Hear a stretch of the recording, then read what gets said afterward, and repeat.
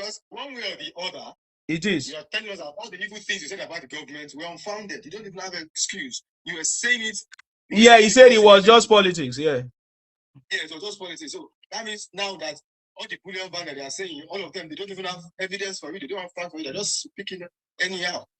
And I hope one day too they'll be able to ask somebody who once called some people structure of criminality, who is now with the structure of criminality.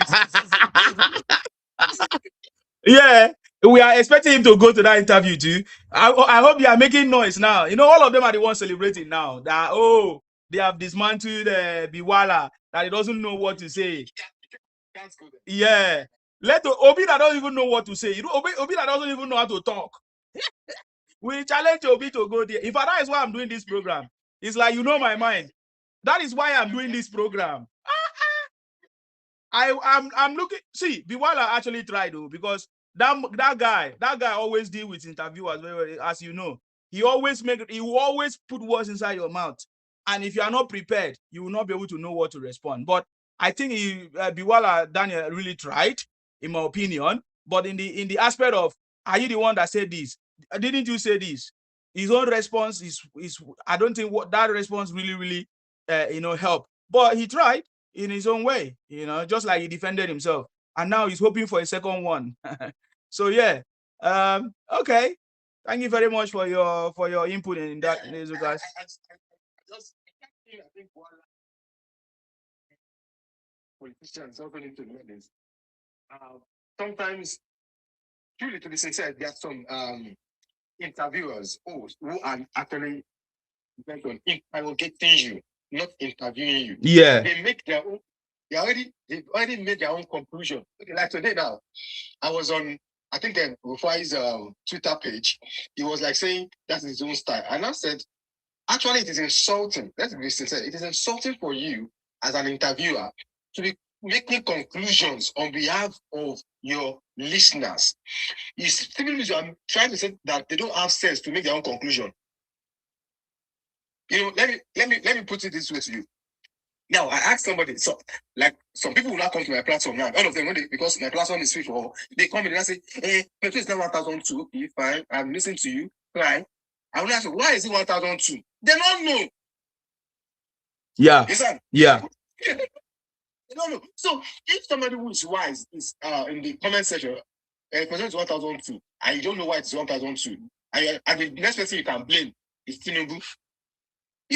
Some of those things is insulting to me to not be explaining, because I know my listener, at least I know over average of my listeners can interpret. But the reason I just take my time to interpret is so for those who can't understand. Another example is this. I watched one video of this guy, very dark man, who was complaining about a local government chairman that asked that a girl be beaten or because the girl did a video of a dilapidated school structure. And immediately he said, Tinubu, I am calling you, go and interview. What has Tinubu got to do with local government chairman that beat somebody now? That kind of stuff. So I begin to ask, sincerely, if I have money, I want to start one reality show, which will be dealing with all these influencers, social media influencers. They don't know shit about government. Let us put them on hot seat and ask them simple questions. They don't know. They are just playing on Nigerians. Man, let me just go. So what I'm trying to say is that Mehdi and Rufai, their style of governance, style of interviewing is not journalistically professional. It is interrogating people, forcing words into people's mouth. You know what I'm saying now? So that is where I'm having issues. But where I have issues with Bwala is those words were your words. About 10 of them, and you can't deny them. No, you don't have to deny. I said those words when I was in the opposition, when I had no knowledge about it, but now I have the knowledge. That alone will crush all other questions relating to that kind of question when you're bringing them. That is where I think he messed up. Yeah, but we also have the kind of people that suit those kind of people, the people that feel that they know too much or ask questions the way they feel or whatever, try to interrogate instead of just asking questions in order to get more information to provide. He was interrupting Daniel. I don't think that is professional on the side of Mehdi. He was interrupting. When you ask questions, you have to give time to respond, but he wasn't allowing him to respond. He was, he tried to belittle him by putting those words immediately, intermittently and all of that. So, and which is a style. For me, I could have just keep quiet and said, when you are done, you let me to speak. You brought me here to speak. You show seriousness. I don't think at any point that happened. He was just flowing. He did not put a stop to it, and then let's go for serious business. You see the point now. So that is the kind of thing that there's a kind of way you deal with those kind of people. I've seen many times people come to on Wise TV and they deal with Rufai by telling him, man, you need to put an end to this nonsense and go straight to the questions. If you want to ask me a question about my past, fine, that's okay. I've said so many things in the past. These are the things I said. These are the things I said because I was in opposition. Now I'm here. I know better. I've moved close to the government. I know the reason why they do some of the things they do and all of that. So that could have been my response. Just like me, I don't run away from people asking me, Nsima, were you not part of Biafra? This and that. Were you not supporting Nnamdi Kanu? All those things. But just like I said, it was just an ambush anyways. Everybody can see it was just an ambush against Daniel. But above all, I think everybody know about President Tinubu now. Yes, everybody will know now that Tinubu didn't do all the things Bwala said. Yes. That's my joy. That's my joy in the interview. And again, I think what Bwala or anybody should do is that guy has been doing that interview for the past 10 years. So if such a person should invite you, go and watch previous videos, know how he attacks people, then be prepared for him back up. Okay. Thank you very much, my man. I appreciate you. I hope you had a nice weekend. God bless. Okay. That's okay, OSG. Thank you for coming. This guy. So we are going to be looking at these questions. The interview. What really went on there. I'm going to play some part of it so that we can give our own analysis of what happened. But by the way, ADC is in a very serious crisis. ADC is a very, very serious crisis. As it stands now, there are different factions. There are different factions to ADC right now. We have a Meshi faction. We have Atiku faction. We have Obi's faction. And probably we might have some Erufai's faction. It's just because Erufai is not out right now from is it interrogation or whatever that is going on. So ADC is currently fighting very, very hard, very, very serious. In fact, there's serious allegations among themselves. They are in a river or ocean of confusion right now. They are firing themselves, accusing themselves. They are accusing themselves of so many things among themselves. This is so wonderful. This is why we say that President Tinubu is a master strategist. Anybody that gather against our God-sent President Tinubu, they will always be misunderstanding among them. There will always be confusion among them.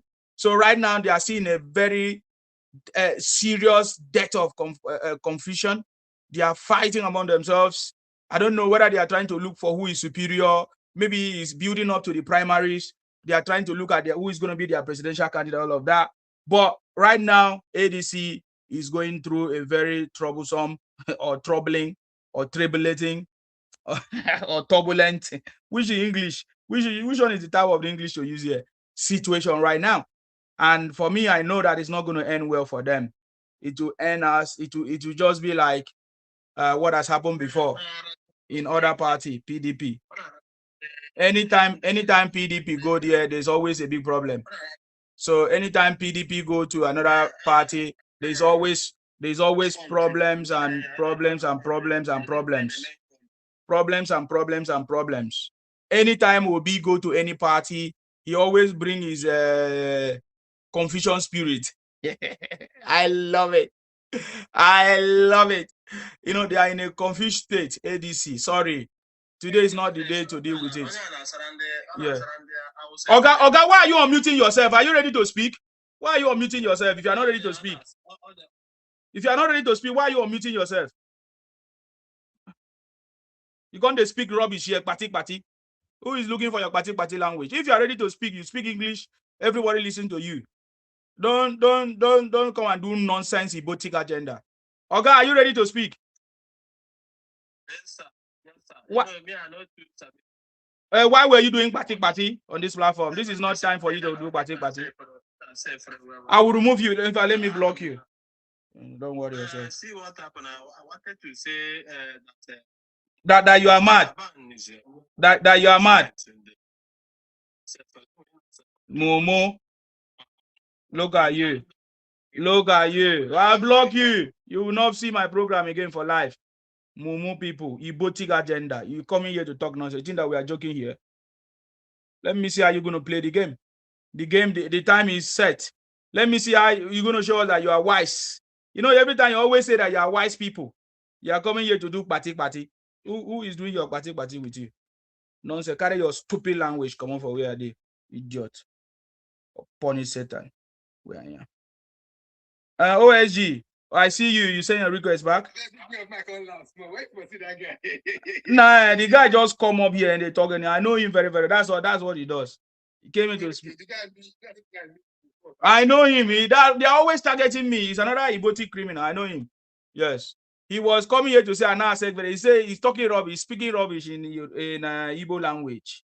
He knows what he's doing. Yes. Okay.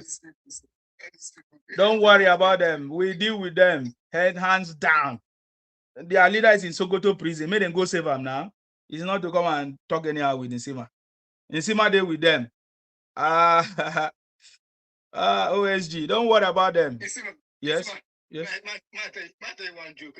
Tell me. Me and you will be normal Nigerians. Yes. We did our own. Before us. Sure, you remember say that 2023, some people win election under Labour Party, have you? Yes. Vote for Senate, for House of Reps. Yeah, where then they? Yes. They're not going to APC. Exactly. Me and you will be ordinary human being, ordinary Nigerians. Yes. Where are they support? Yes. Not sure they vote for us before we can't leave them. I wonder. Now we can't be their problem. I see now we cause their problem. They're going to tackle their Yes, now those people use that platform because they know that they are desperate to win election. Yes, that's what they did. Now they are no more there. All of them, they are no more there. They have joined APC because they know the truth. You getting the point? Even their guy with the Labour said, come on for Labour, go APC. Exactly. No, be juju be that.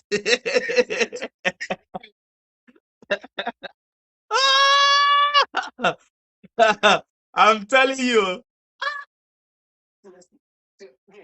I'm not trying to brag, but I feel I'm too intelligent to be supporting Obi. After you have watched at least 5 to 10 of the yes, and you can see body support Obi. It's there are two things. Whether you are so pro or you hate Nigeria. Because I can't imagine myself handing a whole Nigeria to somebody like that. The way it's logically zero. He doesn't answer questions. He doesn't even know what he wants to do. You want to be president, you don't know how you become president, you don't even know how you do the things you do to get there. Well, sometimes I just say, that's why most times just they lose at them the way they talk. One of them came to one lifestyle. The guy was talking confidence. People will step down for Obi. Look at me. I'm see my people right now. I wonder. How do you think tall like this? Say I think will step down for Obi.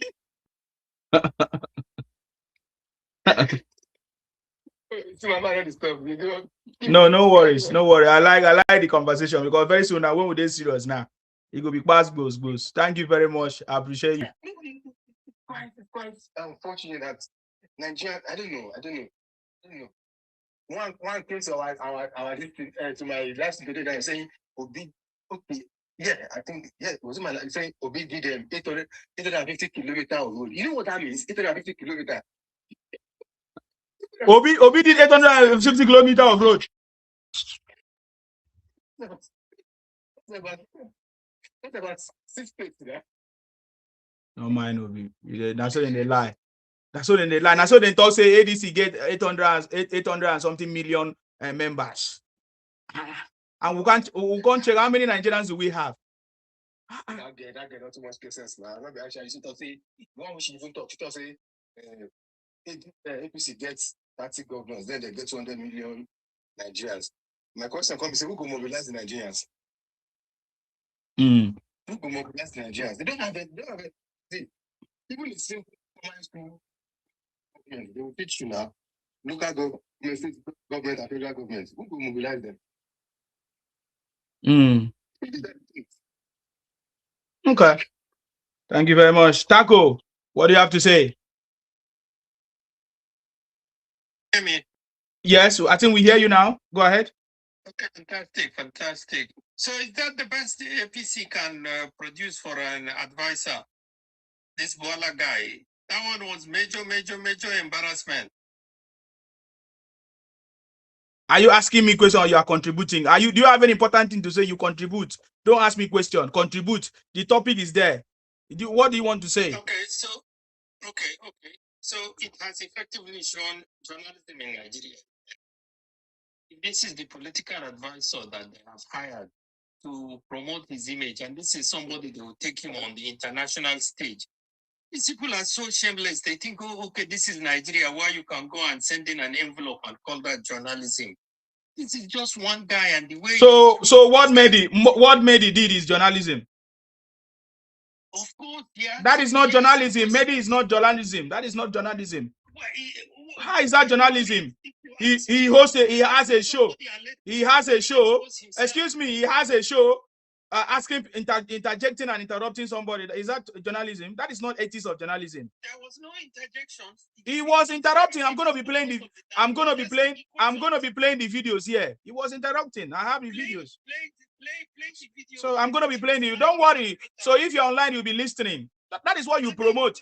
I know basically you are not from Nigeria anyway, so you are not going to promote anybody from Nigeria.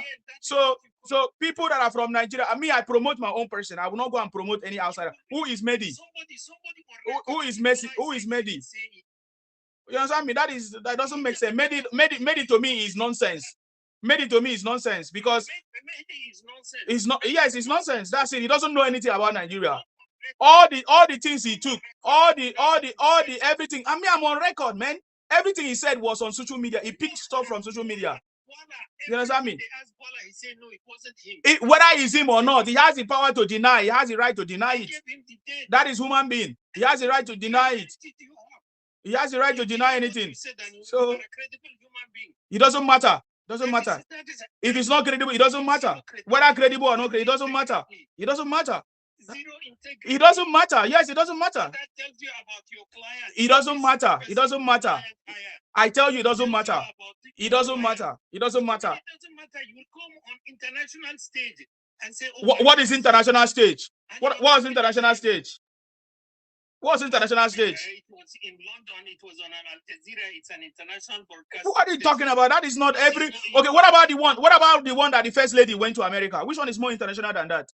Did you talk about that one? Where did she go? Where did she go? So you don't know. You don't know anything, man. You don't know anything. You are just talking about the one that is making you to be sweet. That is not credibility of Al Jazeera. There is no credibility in Al Jazeera if you don't know. There is no credibility in Al Jazeera. I can tell you, nobody listen to them. For maybe okay for which people? For which people? For religious people. It's not really. It's not number one anywhere. It's not number one. It's for religious people from that side. So one small journalist there. The whole Nigeria has never wiped the floor like that with any presidential aid. It doesn't matter. That's what I'm saying. Again, you are so backward. I live international world. I live in the UK. I live in the UK. Al Jazeera is not anything international. It's not any credible. So I don't know what you're talking about. Listen, it's the cream of the cream. I beg, carry your backwardness. Come on for here.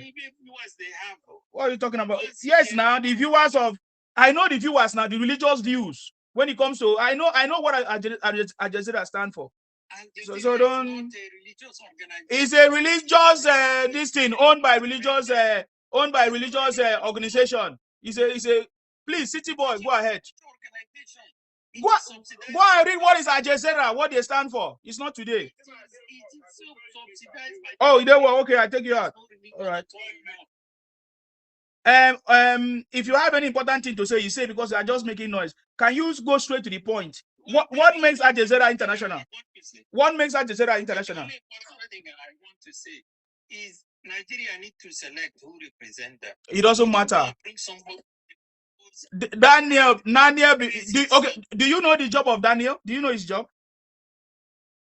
He's a presidential advisor, presidential aide. He's supposed to advise president and defend the president. All he has done is embarrass himself and totally embarrass the Nigerian government. This is who they will send to that defend them. again. I don't know what you call. First of all, Again, I don't know what you call. Again, I don't know what you call embarrassment. Was answered effectively. Again, I don't know what you call embarrassment. I didn't say this. I didn't say this. Now, do you want to? And all of it is on record. Sorry.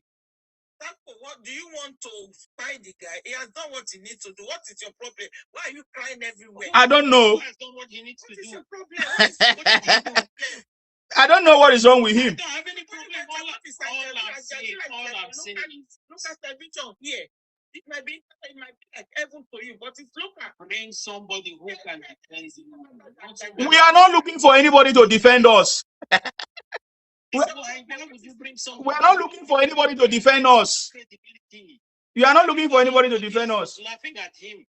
You have to support the foreigner against your own people. I'm not you support truth and credibility and integrity. What is truth about Mahdi? What is truth about the interviewer? If your brother is lying, you have to take him out. To take their he went there to embarrass himself. He ended up embarrassing himself. To the best of his ability. Honestly, as a Nigerian, I was totally embarrassed. This is what they said. That is good for you. This is what they will send to go and represent the country. Somewhere there. Don't eat breakfast before you embarrass. Don't eat. No. Me, I'll eat every day, I'll eat every day, but I will laugh at this. I don't eat. Don't eat. Since you are embarrassed, go on that strike. Go on that strike. So we can see that you are embarrassed. Go on that strike. Don't have your back. It's not that I know that you are embarrassed. Don't go on that strike for Al Jazeera. So that we can know that you are embarrassed. You go on a national place. You people have your own problem. You will not talk about it. You like your other people's. What's wrong with you? When he went there to talk about our problems now. Taco, have you watched Mehdi's other interviews? The way he interview people.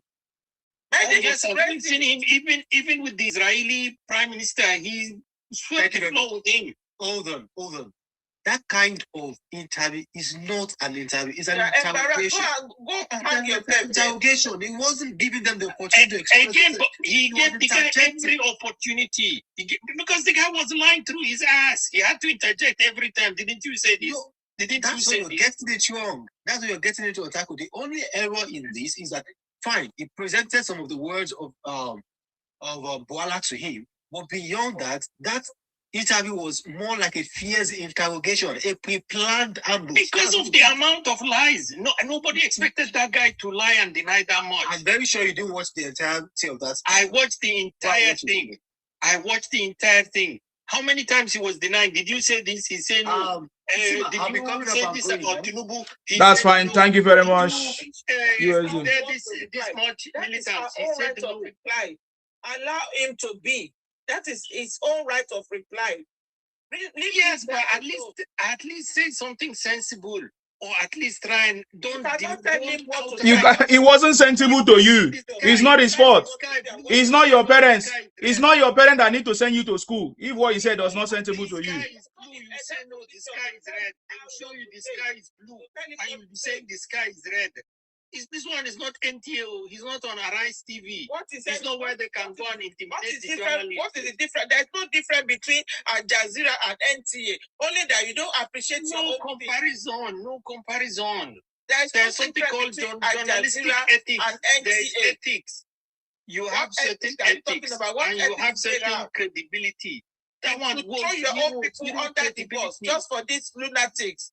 Slaves. You're acting like on a slave. 7 occasions. The guy lied about it. You're acting like a slave. Which slave again? A lie, waiting concern lie and slave. I said you are acting like a slave. He talks, say everything he said. He denied everything that he said. So what? He denied it. So what? So it means you have zero credibility. You are talking about somebody with zero credibility. Did he go there to steal their stuff? What credibility are you talking about? He went there to defend the government. So why didn't he ask him about the government? Why was he not? Why was he not going personal? Why was he not going personal? Did he ask anything about government? He went personal. The man is mad. Mehdi is mad. Why is not about his wife or his relationship? He asked him about his own statements, what he was making. Yes, he has the right to say, no, I didn't say it. I said it, or it was political. That's it. Is he on trial? What is that? Which he responded. He responded. All the arguments. Hold on. Unless I remove you since you don't want to listen. Don't mind them. These are the people. This guy.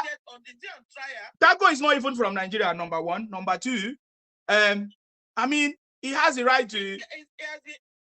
Acting like that since they gone Sokoto. No. I know him. I know him very, very well. I know him very, very well. He knows. That's why he has not been coming to my platform. Lately, he started coming because he knows. I know him very, very well. So let me tell you something. Tago is not from Nigeria. Number two, whatever question that they asked Bwala in the past, it shows that it was not, he has no foundation. Everything he said before against Tinubu did not have any foundation. He was just talking based on politics. And that is how Nigerian politics is. People will just come out and say something against you, especially when they don't like you. And that is what Daniel did when he was in opposition. They were just saying unfounded things against President Tinubu. They were just trying to cook up story just to make Tinubu look bad. So now that he was confronted with that question, because there was no foundation to that question or to what he said, he don't have any proof to respond to that or anything. He quickly said, he tried to ignore it, but he kept bringing it. He said it was politics. I only said it because it was political. And that's it. There is nothing wrong there because all the things he said against Tinubu, there's nothing there. So there was any substance in it. And I know that Mehdi knows. Mehdi knows that what he said before there was no. So that's why he tried to put it to his face. You understand me? So there's nothing there. We understand that part. They should stop patronizing all this international journalism. Yeah, that's why it's not even on trial. That's why I don't understand what they hope to achieve with going to Mehdi or Jazeera. What is Jazeera? What did they go to achieve there? Man, we need a lot of. That is not different from terrorism. The communication that we need from this government is to educate Nigerians. There's a communication bridge between the government and the Nigerians and what they are doing. That is the true government. We need to have a government that the people are informed. But we don't have it. Let's not use them to make money. Now look at the number of people that is watching them. Of course. They're just using this Bwala guy to make money. That is something I don't like about this government. I've been very, very, very vocal about it. This government is failing in the area of communicating to Nigerians. Communication is lacking. Instead of them to communicate to Nigerians, they are going international. I don't know what they are doing.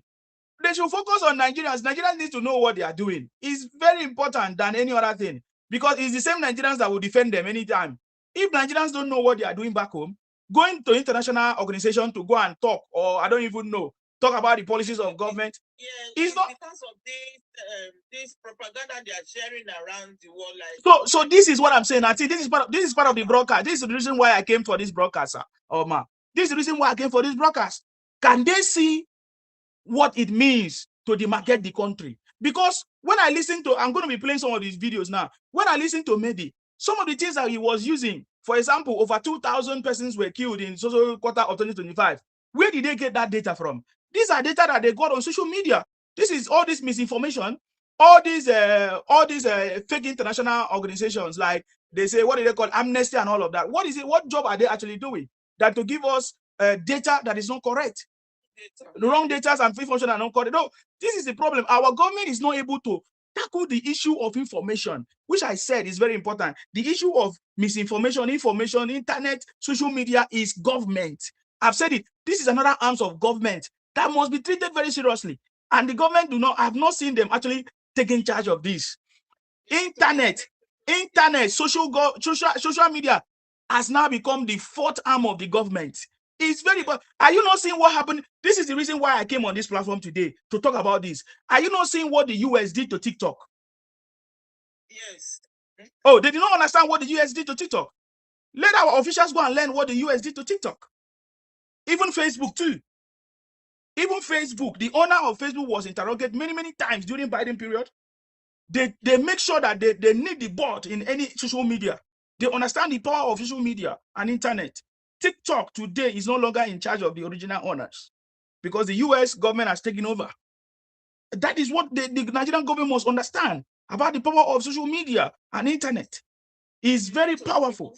It's just breeding a lot of so mad people. But since they feel they can say whatever they want online, they go outside as well to act like that. Our society is destroying the society, the fabric of the society. Morality is being destroyed on a daily basis. Government need to do something about this social media. No matter how you hate the country, how you hate the people, you are supporting the foreign media over your own people. What level of madness is this? Okay, I see.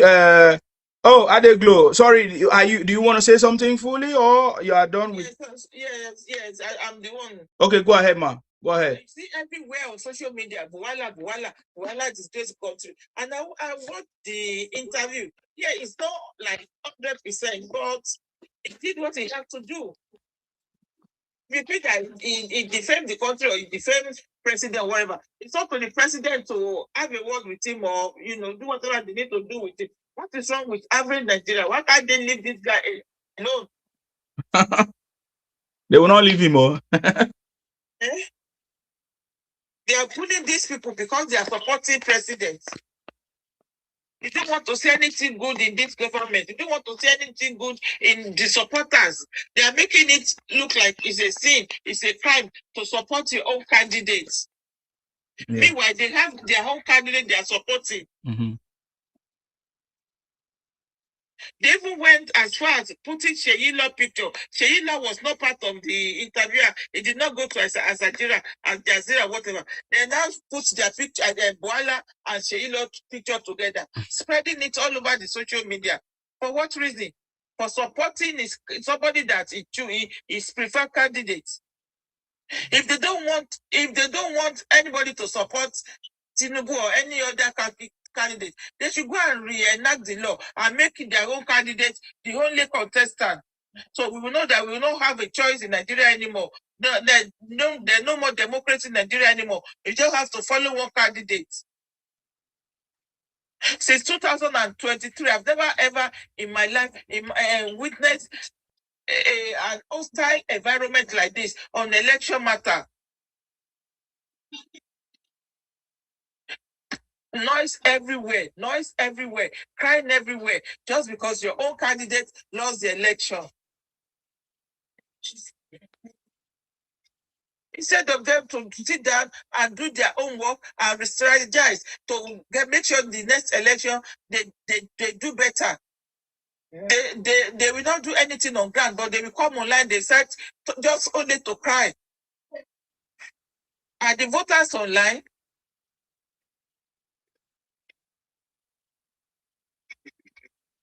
Honestly, they need to regulate the social media because this thing is, I don't know how it's going to end. It's becoming scary now. And we are saying the communication minister are not talking. They are not talking. Maybe they are afraid of being bullied. These people have family. The moment they say something you don't like or wanted to say something positive about president, you come for them. You come for everything around them. They say, yeah, but why will the communication minister come from the north? I don't understand. Why would they come from the north? What are they come? Oh, maybe we should have two then, because I don't understand. We have 2 or 3. We have to. Although they are not doing that's what I'm saying. I'm not seeing them. Them doing anything.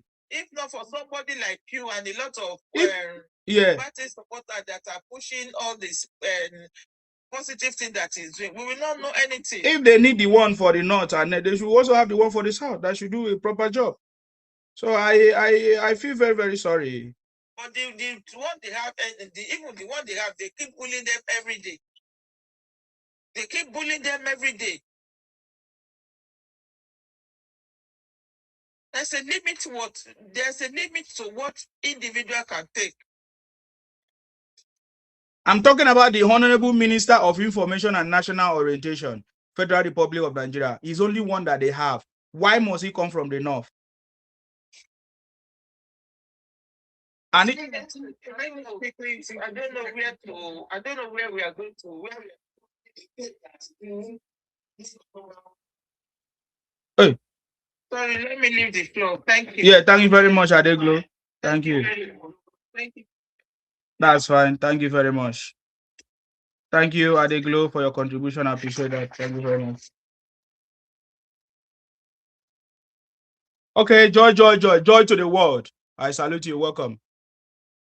Sima, good evening. How are you? I'm okay. Thank you. Yourself? Yeah, I'm good. I just want to quickly ask a question because I don't want to misconstrue anybody. Where is Taco from, please? Sorry. Taco is not from Nigeria now. Where is he from? Sorry, Sima. Is That, it Fulani? yes. Okay.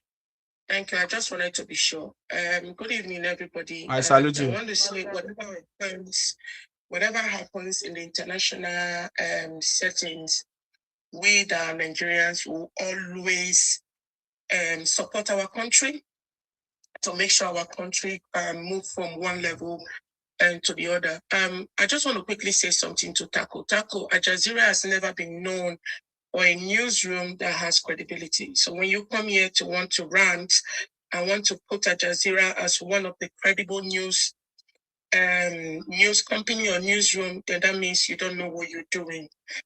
And you said something that Bwala went abroad and disgraced Nigeria and all of that. But you should be ashamed of yourself that your people, Sima, please, let me just quote this for reference. There is a book that was written by Leke Oke. I think it's a journal. It's an educational journal. It's academics. And Leke Oke and Ojo Olawale, it actually says the menace of Fulani herdsmen and the challenges of insecurity in Nigeria. And I can quote that. It's a European Journal of Education and Social Sciences, Volume 4, Issue 2, October 2019. And the ISSN number is 26546621. Go and read that and you will come back to me. Now, let's just quickly go to the menace the Fulani has actually caused in Nigeria. I think between 2015 and 2020, there has been fatalities of dying to over 7,000 dying caused by Fulani herdsmen in Nigeria. Fatalities, according to report, Fulani militants were responsible for over 1,229 deaths, dying in 2014, making them a significant factor in regional insecurity caused by the Fulani. In the first 6 months of 2020, approximately 812 Christians were died by suspected Fulani herdsmen. Abductions as of early 2024, there has been an upsurge in kidnappings with at least 230 incidents occurring within the first 2 weeks of January 2024. This has actually caused displacement and destruction. Conflict have led to mass displacement with over 3.4 million people internally displaced in Nigeria as of the end of 2024, partly due to herdsmen violence. Hundreds of churches have been also destroyed and state like Benue and Taraba since 2011. And I think, Taco, you should be ashamed of yourself coming to this place to tell us that if that's what the APC has got to produce. And I was even wondering, listening to you, that even as you're giving your submission, you are going to give us an alternative that is actually better than the president, Ahmed Tinubu, that we have right now. So I was thinking that you're going to give us an alternative that's going to be better than him. But unfortunately, you kept on ranting and ranting and ranting. At the end of the day, you go around talking rubbish about Nigeria. But Sima, if you look at that interview, that wasn't an interview. That was just like based on what they see on the internet and what they've been briefed on, and they don't have statistics. I don't even know where he got his numbers from, what he got statistics. And what made me to be like, this one was actually sent. He never spoke about the progress the president has done. He never talked about our deficit that the president has fixed. What the president has done in Nigeria, he never said about. He was talking about bullion and no bullion.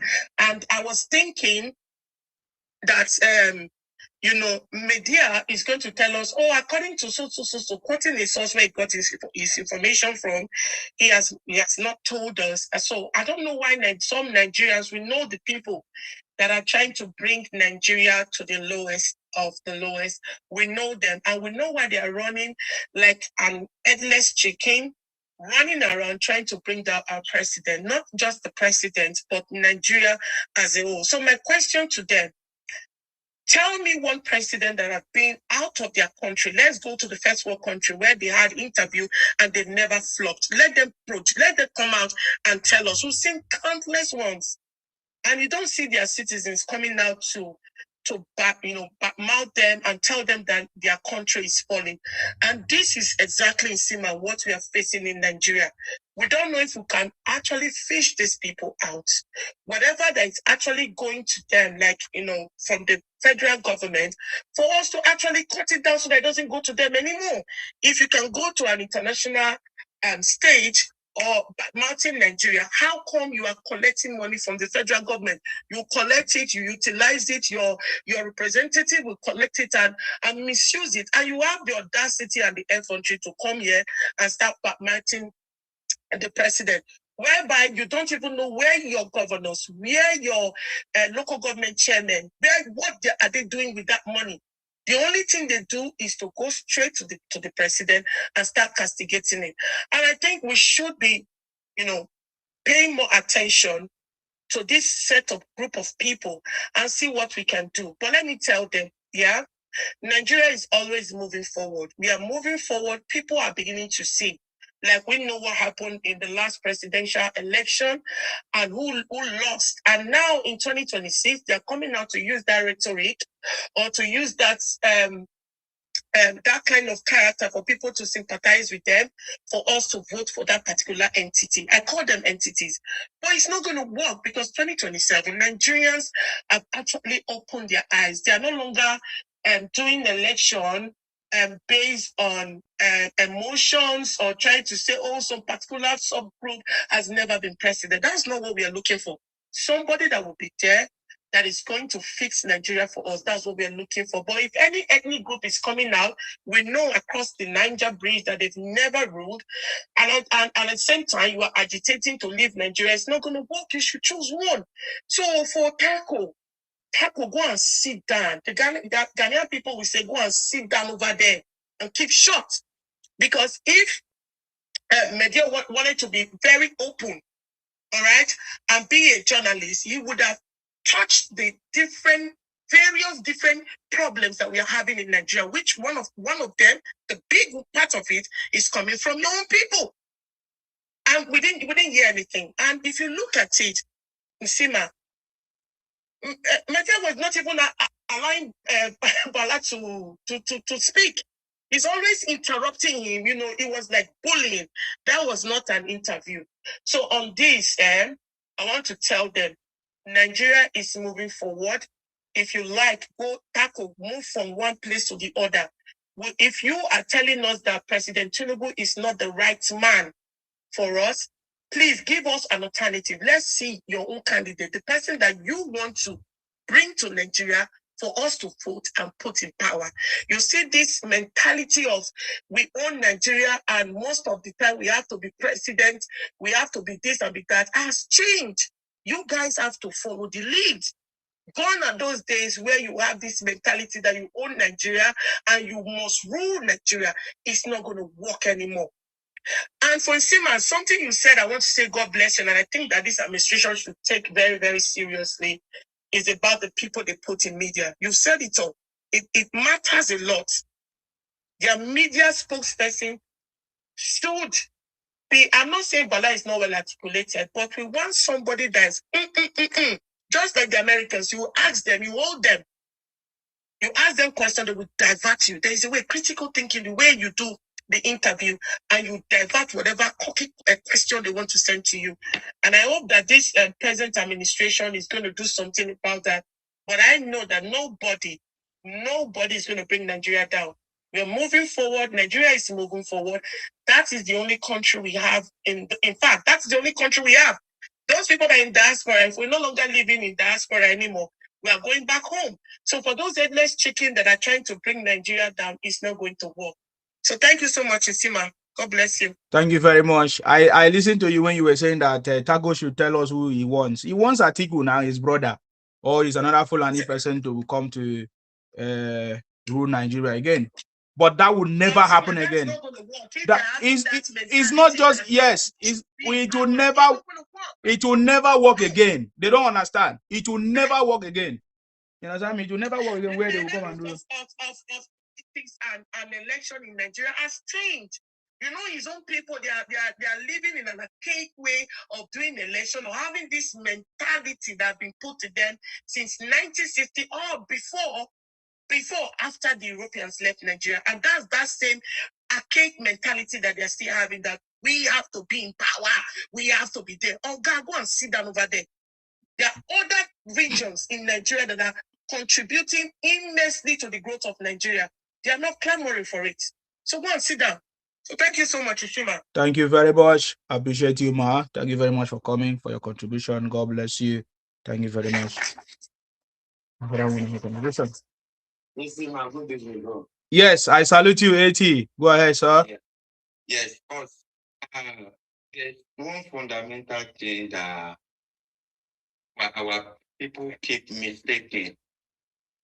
What makes Labour Party fail in 2023? These people are still repeating it. Most people hate Bwala, most people hate Reno. But there are some substantial things about these people that people are not noticing. Like that guy, Taco. I wish I met him here. What do we call what do we call accountability? What do we call statesmanship? To be able to account for any mistake you have done and come back and say, look, I was wrong, but now I found out the truth. It takes a very responsible man to be able to do that. Some will be shy to come back to say, hey, I was wrong. They will never come back. But these people, because they love their country, they love it so much. They want to see their country working.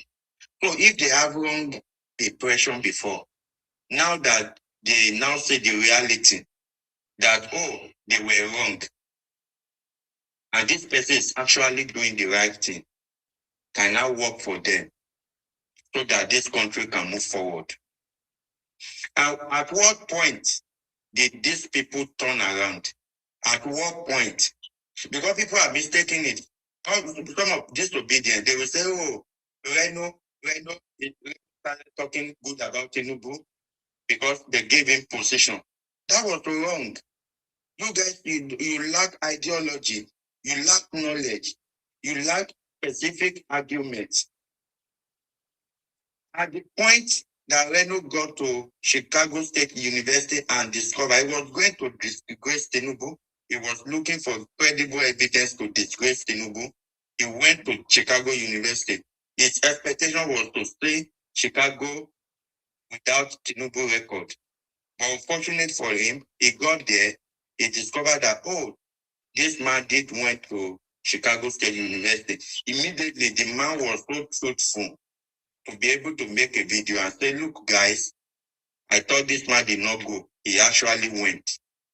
From there, Tinubu started making good policy. Now, so, oh, look, we were wrong. This man actually mean well for Nigeria. Then what are we looking for? The Jesus Christ we thought was in Obi is actually in Tinubu. Bwala thought, oh, when Tinubu come in, they are going to turn Nigeria to a Muslim state because he picked Shetima. Everybody frustrated him to leave Shetima and pick a Christian. But Tinubu insisted that he would pick Shetima. So everybody was angry just to sit Tinubu down, not to turn Nigeria to a one-party Muslim state. And at the end of the day, Tinubu started making policy. Tinubu started overseeing Nigeria. 1 year, 2 years, we didn't see any incident of, oh, this is what we are saying. They have started turning Nigeria to a Muslim state. Then these people were so accountable to say, oh, we were wrong. We thought Tinubu want to turn Nigeria to Muslim state. Now we were wrong. And this man is making a good policy. Let's work for him. We are talking about two people here. We have a Tinubu, a very committed, responsible, strategic, and accommodative man that can forgive and forget, which none of these opposition leaders have. They don't have the quality. Tinubu, on the other hand, can forget and bring people back to the table. All this Bwala, Reno, they are people that are ready to work with anybody that want to see Nigeria moving. So we have two different types of people here. If you don't understand these people, you will continue to make mistakes. You argue from here forever. To us, Bwala, Reno, they are best thing that has happened to Nigeria. Talk about fact about Nigeria today. You cannot shy away from Reno. Talk about fact about but the only thing, the reflection I wish to take from this is that it should be a lesson to our opposition now. Now, what kind of opposition are we playing? Because all the arguments to bring Tinubu down were personal arguments that they don't have fact about. During 2023, they were arguments around, oh, he's a drug lord, oh, is this, he doesn't have certificate, we don't know his mom, we don't know his date of birth. How does that make somebody a president of Nigeria? How does it affect it? And when you see people like that, people like Tinubu, they will keep quiet because they know people don't really know the truth about them. So instead of you to look for credible evidence to nail Tinubu, you are just after a fallacy argument. So it's a lesson for the present opposition. You will still see an Indigo now, you will still see all this Biafra saying Tinubu is a drug lord. Something you said from 2021, 2022, 2023, Tinubu still win election. You are still coming to use it in 2027. You are not looking for reasonable argument. You are not looking for reasonable evidence. So what I want us to bring out from this Bwala issue, Bwala is a perfect thing. He has corrected his mistake. There's nothing you can do. It's above all of you. All of you talking about it. You can't even, wherever he stands, you can't even get to him. He's making wave. If you thought he disgraced Nigeria, that's your opinion. To us, he has defended Nigeria. He let those guys know, apart from what he said. And most of all those things, he quoted them and said, when did I say it? Who are the people that reported it? How did they report it? The way people reported what I said, they might have changed my opinion when they want to report my communication. And all the fact that he said he admit he was wrong because he was in opposition. And he has said that, oh, this man is tired. So it should be a work for the opposition now, that when you want to argue, when you want to oppose, look for credible evidence rather than, like me, I've never supported all this argument that Obi has never built school, Obi have never done this. I'm looking for credible evidence, like all those panorama, all those pine incidents, all the tax that he increased. Those are the credible evidence to fight somebody. Those are how to fight somebody. Like the 13-month strike that Obi can never deny. Like the money Obi put in his family, in the bank where he has a shareholder. Those are credible evidence that I cannot deny. It's not for me to be saying, oh, Obi, oh, your wife, where's your wife? Where's this? Those are fallacy arguments. It's a lesson for any opposition now. We have to learn about this thing so that in the future we can create a very responsible environment for politics. We should stop useless propaganda when we want to fight somebody in the opposition. It's for everybody, even for the APC now, to fight ADC, to fight anybody in the opposition. We should learn. Now, Google is very, very close to us, even than our wife and our children. Before you say something about somebody, pass check, get your credible evidence before you make a fallacy argument. So you see people repeating the same mistake, and we want our country to go forward.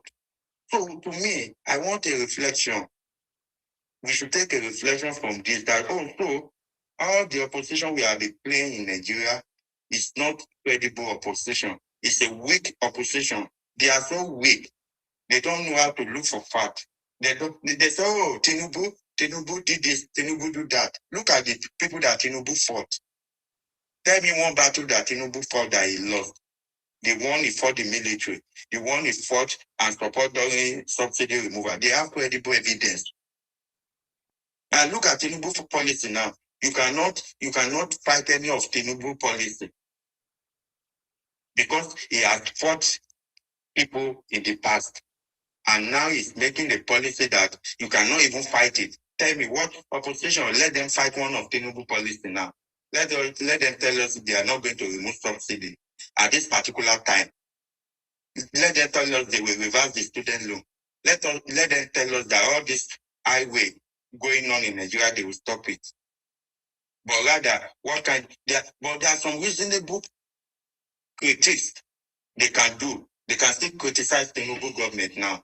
Just like what you said, the media center of Tinubu government is not really working. What's the opposition doing about it? What fact are they bringing out about it? But you will still see them talking about Tinubu want to enrich his family. Tinubu want to make Chicheye Tinubu the governor of Lagos. Useless argument. They are not coming with facts. So to all parties in Nigeria, to every one of us, we should learn. We should learn because when they wanted to interview Reno in the Senate, I was expecting the Senate to ask Reno a question and say, when you said Tinubu was drug lord, what information were you using? If he said it's a lie, that means we did not trust you. If he said it's good, bring your evidence. So it's something we should now learn from before we make any argument. We should learn to fact check very well because Nigeria is advancing and all of us should advance together. People should not see these people as enemy of Nigeria. You can't compare them to Showore. Showore did not want to say it. Showore had believed that nobody can ever make Nigeria work. He thought it's only him that can make Nigeria work. But you see people like Reno, they are ready to work with anybody that want to make Nigeria work. That's why you see Reno work with this one today, work with that one tomorrow. You will not say any belle face, anywhere belle face. It's not anywhere belle face. They are not hungry. There are people that, like me, if Obi got in today and I see that, oh, Obi is trying, I will support him. Your country comes first. To see your country working, come first. I won't because say I don't like Obi. I won't because I don't want him to become president. If he eventually become president, it's my responsibility to work with him. If eventually Atiku become president, it's my responsibility to now look at any good thing that he's doing. My right to say what I hate Atiku. They now become president. They are doing some reasonable thing, just like some stupid people will be condemning Coastal Highway now because you hate Tinubu. You cannot come out and say, oh, wow, this Coastal Highway is good, but I don't like what Tinubu is doing on insecurity. That's how you criticize. It's not just there's nothing Tinubu has ever done.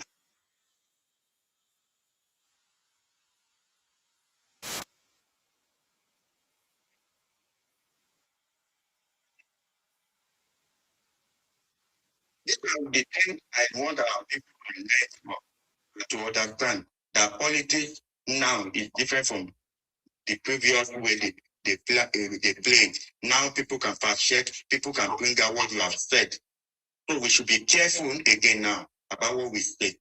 We should fact check and get credible information before we push any information out. Thank you, bro. Thank you very much for coming. I appreciate you. Thank you very much. God bless you. Okay. Yes, Ade, go ahead. What is your contribution here?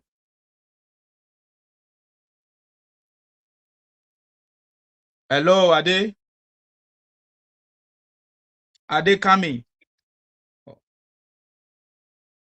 do you say? Great in Sima. Great in Sima. Yes, I don't know. I'm okay. Yes, there's something I even wanted to say. Kudos to the last speaker that just spoke.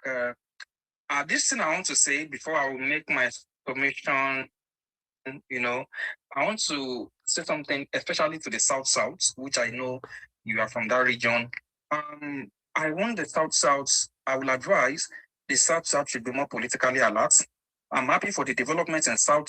The South is gradually taking their position, but I want the South to look at something, right? I came on your live yesterday. I said I wanted to make an advice for the South because you don't know who is who. I don't know who might be watching your platform. I don't know who you are connected to that this information might get to one way or the other. You see, over time, the South honestly has been marginalized. Despite that the mainstay of our economy is coming from the South, that is crude, largely coming from the South. You understand them? You see, over time, as I said, the South has been marginalized, especially the Cross River, Akwa Ibom, the Rivers, Bayelsa area that was under the older Eastern region. Now, why do I say this? Congratulations now, there's South. Even if we are to go back to regionalism, it will not be the old regions we have, never. Because I'm very sure the current Akwa Ibom Rivers, Cross River, and Bayelsa will never want to be in that old Eastern region, right? Now, the Igbos do not want to lose 2027 election. When I'm saying the Igbos do not want to lose 2027 election, I'm not saying an Igbo man does not want to lose the election. No, that's not what I'm saying. Igbos do not want to lose 2027. They do not want to lose their positioning. That positioning they have through fraudulent means, they are about to, in fact, they've lost it already, in my own opinion. And South has taken back their real position. I can say very well for a fact that South, what the Southeast has been enjoying over time is what the South ought to be enjoying. And when I'm talking of positioning, you get what I'm trying to say now. You see, look at it very well. Now, in the whole of South in 2023 election, South didn't vote towards one direction. Akwa Ibom, I think, voted for PDP. In presidential election now, Edo, Labour, Rivers State, APC, like that. But now South is towards APC now, and they've aligned with the center, right? Now, these guys they are not happy with that development. Now, why do I say this? Look at Peter Obi. In Sima, you are a man and you are the head of a home. If you have wife and you have children, right? Assuming I don't know your personal life, right? Will you leave your house where you are the head, and you can always tell your wife to cook any food for you want anytime, any day, right? Will you now leave your house that you are the king there and go to another man's house or go to other people's house where they are fighting for seniority to tell who is the head, who is the oga, who is the... Will you do that? Never. You will never do that because you are the number one in your own house. I ask the question, why will Obi leave Labour Party and say he wants to go to ADC, where in Labour Party, nobody will drag the ticket with him in Labour Party. He is always the boss in Labour Party. What am I trying to say in a nutshell? In Sima, watch what I'm about to say. Obi is not going to be on the ballot in 2027. Forget those shenanigans, those nonsense saying that the federal government does not want to. I don't understand who doesn't. Was it the federal government that told him to leave Labour Party in the first place? And whereas the structure of Labour Party is in Ezenzo, the court judgment favored Peter Obi, right? Now, why will he leave Labour Party and go to ADC where he's not even sure? These are gains for him not to be on the ballots. It is a well-calculated and well-orchestrated plan by the Igbos because they don't have the lever to go back to their children and tell them to vote Asiwaju and not to vote Peter Obi. Why are they doing like that? Because they know that if Peter Obi is on the box, their children, all of them will vote for Peter Obi. And they don't want to lose that. Because right now, I tell you for 2031, the South has something to negotiate with. I don't know if you can hear what I'm saying. The South can negotiate better in 2031. Because in 2031, I tell you, when Vice President slot is to come to the South and President is going to the North, the South is well positioned. Because the immediate past Vice President is from Southwest, the current President is from Southwest. Obviously, the next South slot will not, the next Vice President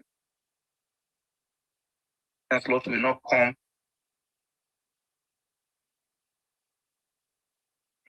to the Southwest, right? So it's most likely to go to the South, of course, always now. And by the time the president, of course, the South is also well positioned for it, right? And they know that the only thing they can use in negotiating in 2031 is by making sure they vote for Bwala, Tinubu, is by making sure they vote for APC. Look at it very well. In 2023 general election, right? In 2023 election, they didn't vote APC. APC had nothing in their region, but still they had Deputy Speaker, House of Reps, right? They had Deputy Speaker, House of Reps. And by 2031, these are things they might use in negotiating. So the way they feel they can regain that their positioning that they've lost is by making sure that they vote massively for APC in 2027 by an Igbo man not being up. Because if an Igbo man is on the ballot, they vote like goats, all of them. They will vote in one direction, right? So my advice is that the South should take their position well, and they should retain their support for the president, and then let the South remain focused, because honestly, the South is a very good region to liaise with politically, right? Look at the First Republic, the East liaise with the Eastern region liaise with the North, even though the dividend of their alliance didn't, the South, the Rivers, Cross River, Bayelsa and Akwa Ibom didn't enjoy that alliance. It was the Igbos that enjoyed it, right? Now the South, now they've well positioned themselves. You can look at this administration. The South has the president of the Senate from your states, the minister of FCT, the minister of regional development, and what have you, right? So the South is well positioned. I would really love to see the South take their position politically in this country. Now, let me talk a little bit. You see, in this country, people in Sima, anybody who does not like you, if people don't really like you, if you do any occasion, now cow you kill, maybe say people chop, then go talk to na lie, na lizard. Then sit in a cow because they don't like you. Nothing where you want to, even if you give them your head, they're not going to appreciate them, right? They're not going to appreciate them. I've seen the governor of Akwa Ibom come out times without number to talk and appreciate the president, the governor of Edo, the governor of Delta, and all like that. Let's look at the Lagos Calabar Coastal Highway. It's a great development for the Southwest. It's a great development for the South.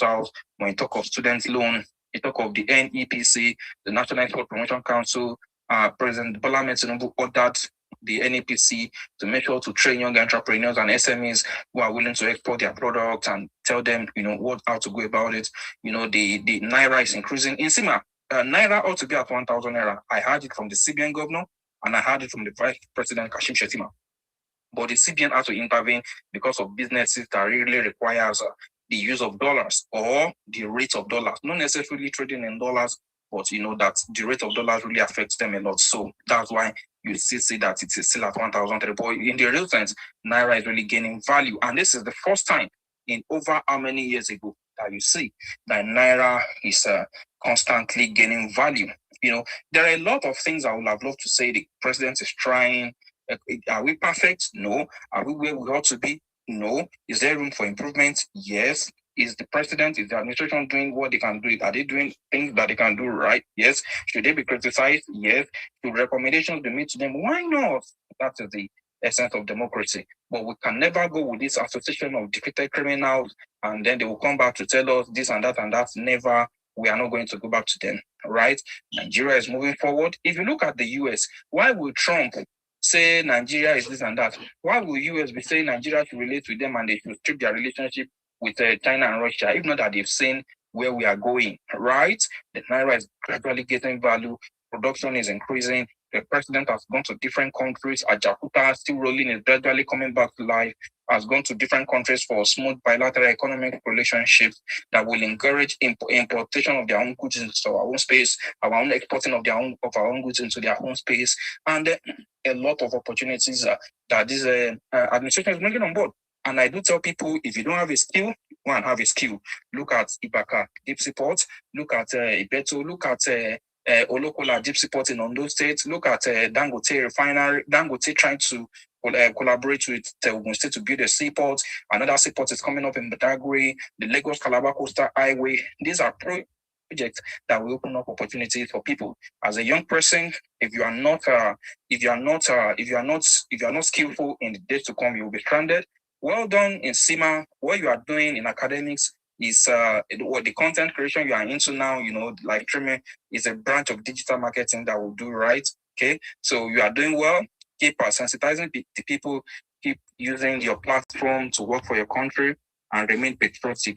God bless you. God bless Nigeria. Thank you. All right, thank you very much. Thank you very much for your contribution. I appreciate you, Ade. Thank you very much for coming. God bless you as well. Thank you very much. Okay, guys, let us dig deep into this. Oh, this thing has disconnected. Dig into this video of head to head, because I want us to listen to it and I want us to make our own contribution there. Thank you very much. I salute you. I see all of you on my X and YouTube and Facebook. Thank you very much, Olatunji. Thank you very much. Akpan, I see you on Facebook. Olatunji said, Argentina's economy in a very bad shape. Nigeria economy is more better. Olatunji, Western government already respect the current administration in Nigeria. Serious reforms going on in Nigeria, and the international community knew what is going on in Nigeria. Akute, bro, you are doing well. Thank you very much, Akute. I salute you on Facebook there. Thank you very much, guys. Thank you, all of you. Please, if you are joining us, if you are just joining us, if you have not followed this page, follow this page. As you can see, this page has been under attack for some time now. You like, share, so that other people will know that we are live on this page. Thank you very much for coming. God bless you. Okay. Then I would like us to go into this conversation properly. Let me see. I don't know what has happened to this stuff here.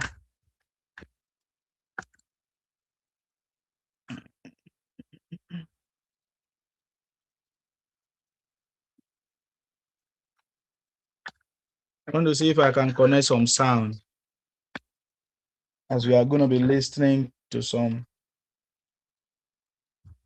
part of their interview, because I want us to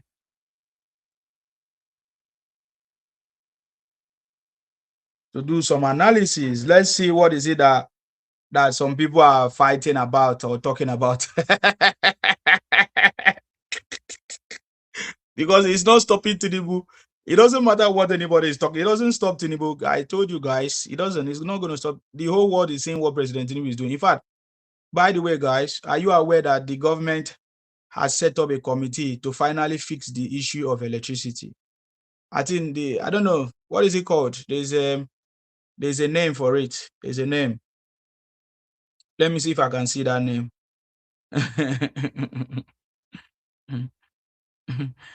Let me, and by the way, Daniel is already what's it called? Bwala. Daniel Bwala is already sending a very strong message to all those on Wise TV and other journalists in Nigeria, that if they want to come and challenge him, they should come.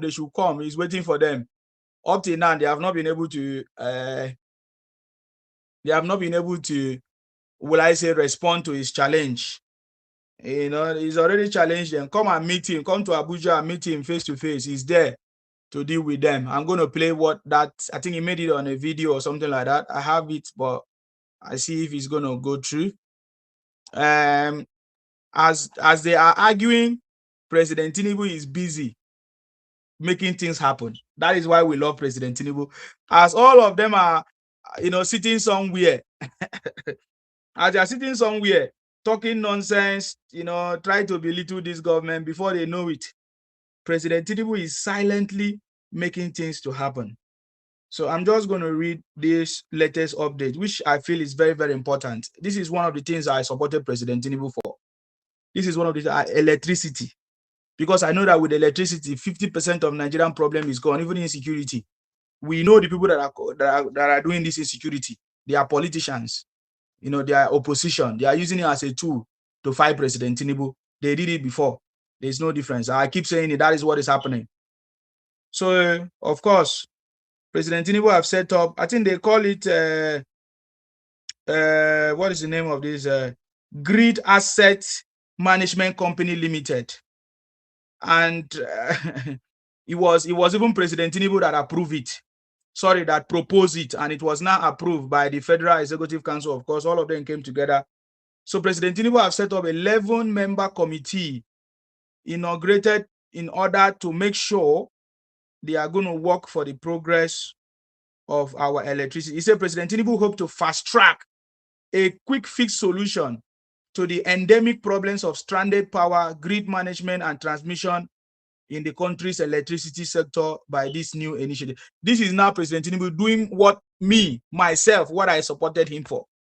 I only supported President Tinubu just for one thing, because having listened to the story of what happened in Lagos when President Tinubu wanted to solve the issue of electricity, it was people like Obasanjo that stopped him and all of that. So I knew that President Tinubu have capacity to fix the electricity problem in this country, Nigeria. And of course, they have already solved part of the problem. Now, the state can conduct electricity. But you should be wondering, how come the state government is not talking about electricity? How come those people that were shouting before, they are no longer talking about electricity? So President Tinubu has now finally set up a committee that is going to look into all this issue and put a final barrier. Anything that President Tinubu has set out to do, he will always do it, and he will do it effectively. Rudolph, I salute you. Sorry, go ahead. No wahala, I give you time. Go ahead. I salute you. What's going on, boss? The great Sima himself. I salute you. What's going on?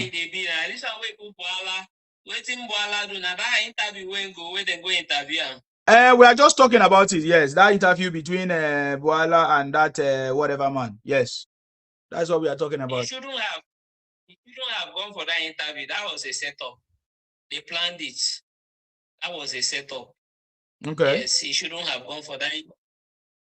So I know people. I've been seeing IPOB now. They don't spread the interview. It's in the sweet them. But meanwhile, when Obi was doing his interview, when they talk, they ask him another thing. They talk, they wash toilet. They no spread that one. They no spread that one. Now Bwala on the day busy, they spread. You understand? The Tinubu's administration is doing great. There is no two ways about it. And there is no how Obi will be on that ballot. But you understand? We have been able to show them what our capacity. With what happened in Abuja, we have been able to show them our capacity. You understand? That we are not joking this period. You understand? So make them cry, make them spread. If they like, make them invite Bwala fuck up. Bwala shouldn't have. What was the need of honoring such an interview, sir? What was the need? Shouldn't have honored that interview. You understand? Now they don't use it. Now they mock them. So a lot of this is their gimmicks. You understand? And US, say these people then get lobbyists where they pay. That man could probably be one of the person they are paying $66,000. They say IPOB Igbo criminals are paying $66,000 dollars monthly for propaganda. So that guy, they don't set him up. They don't pay. They pay that white guy $66,000 and sent him to invite this man. And the man fell for the trap. He fell for the trap. He shouldn't have fallen for that trap. You understand? These white people, let's not assume that they are not buying. You can buy them. They are buyable. They are people you can buy with money. You understand? They are also like Africans. You understand? No, Africans, they are worse than Africans, sir. They are worse than us. Yes. Yes. Even worse than Africans. Yes, exactly. So once you pay them, they can come up to do all sorts of rubbish. That was what happened. Only God knows how much IPOB paid the guy to do that thing he did. And if you check, the whole thing was orchestrated. Now, if you watch, the whole question he was asking was question that Bwala actually probably the things he said before in the past. Yes. Yes, that was the setup. And him now, you see, say if you don't do interview like let's say 5 years ago or 4 years ago, everything you go remember where they talk. Yes. Some things, even you see, some things where you don't verse talk in the past. Everything you go remember. No. Come now. If they don't come now, I should say, because they do interview, they don't pay one useless white man, maybe $50,000. They call it Sima. Hey, Sima, did you want to say that they should unalive all the Igbos? He said, no. I never said such a thing, but you don't know, say, you get one day where you verse. Where if you don't talk that thing, no. You understand? If you get one day, maybe, then they don't notice, say, maybe we'll go take one of your old videos 4 years ago where you talk, say, Omo, I love to chop bread. I love to chop bread. And now they go call you now. And you don't forget, say, 4 years ago, they told you, you love to chop bread. They go ask you, say, they go say, you love to chop bread. You say, no, I never said such a thing. But you talked 4 years ago. You understand? So that is what played out. It is not everything. And most of the questions they are asking him is in regards to what he said out of anger. Because if you notice that time he was on the opposing side. Yes. Right? So most of the things he was saying it out of anger. Not be everything where he talk out of anger where he go remember. And that is what happened. He couldn't remember everything he said out of anger. Everything he go carry for head now. Even myself, even they go far. Since what I talk 1 year ago, not everything I go remember what I talk 1 year ago. I can't remember. If you come in and ask me, I go say I no talk that kind of thing. You understand? No, it's not like he forgot. It's not like Bwala is sorry. It's not like Bwala is trying to deny, but he forgot. He forgot.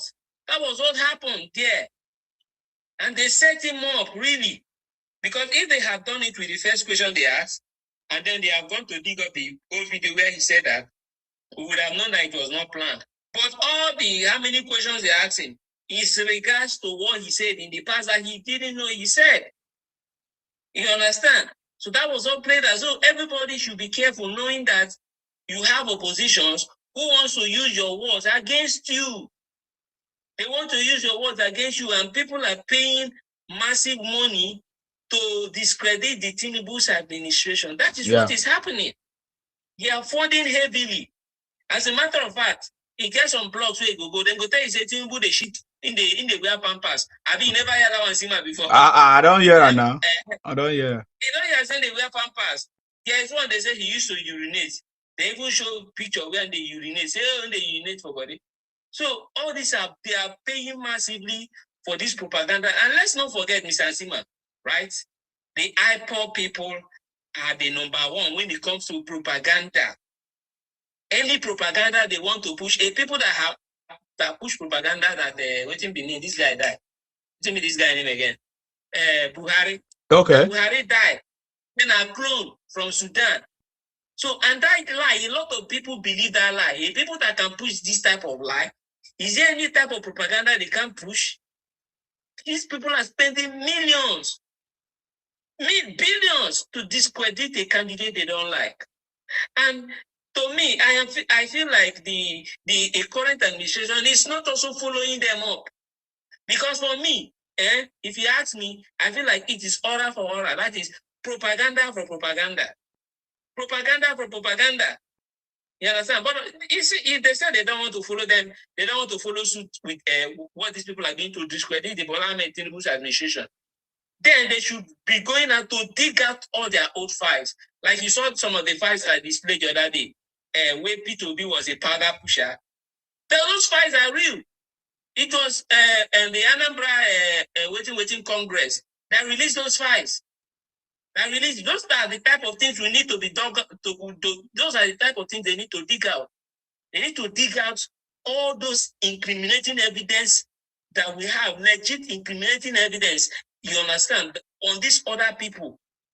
Dig it out. All the incriminating evidence against Obi. You understand? So you will also be giving them.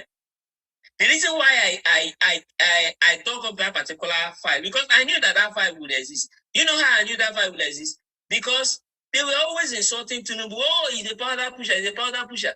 And unfortunately, I was digging, and I found out that P2B was also a powder pusher when he was in UNN. When he was in his university days. I was so shocked and surprised. You understand? Really? So we should know the challenges. We should know the people we are facing. They are not the people you just follow and just laugh with and joke with and see, man. You understand? The people you follow aura for aura. Dig out all incriminating evidence against what's his name? Obi. Obi is a criminal now. Obi is a gay. We know that one. Dig out all this. If possible, dig out these gay files.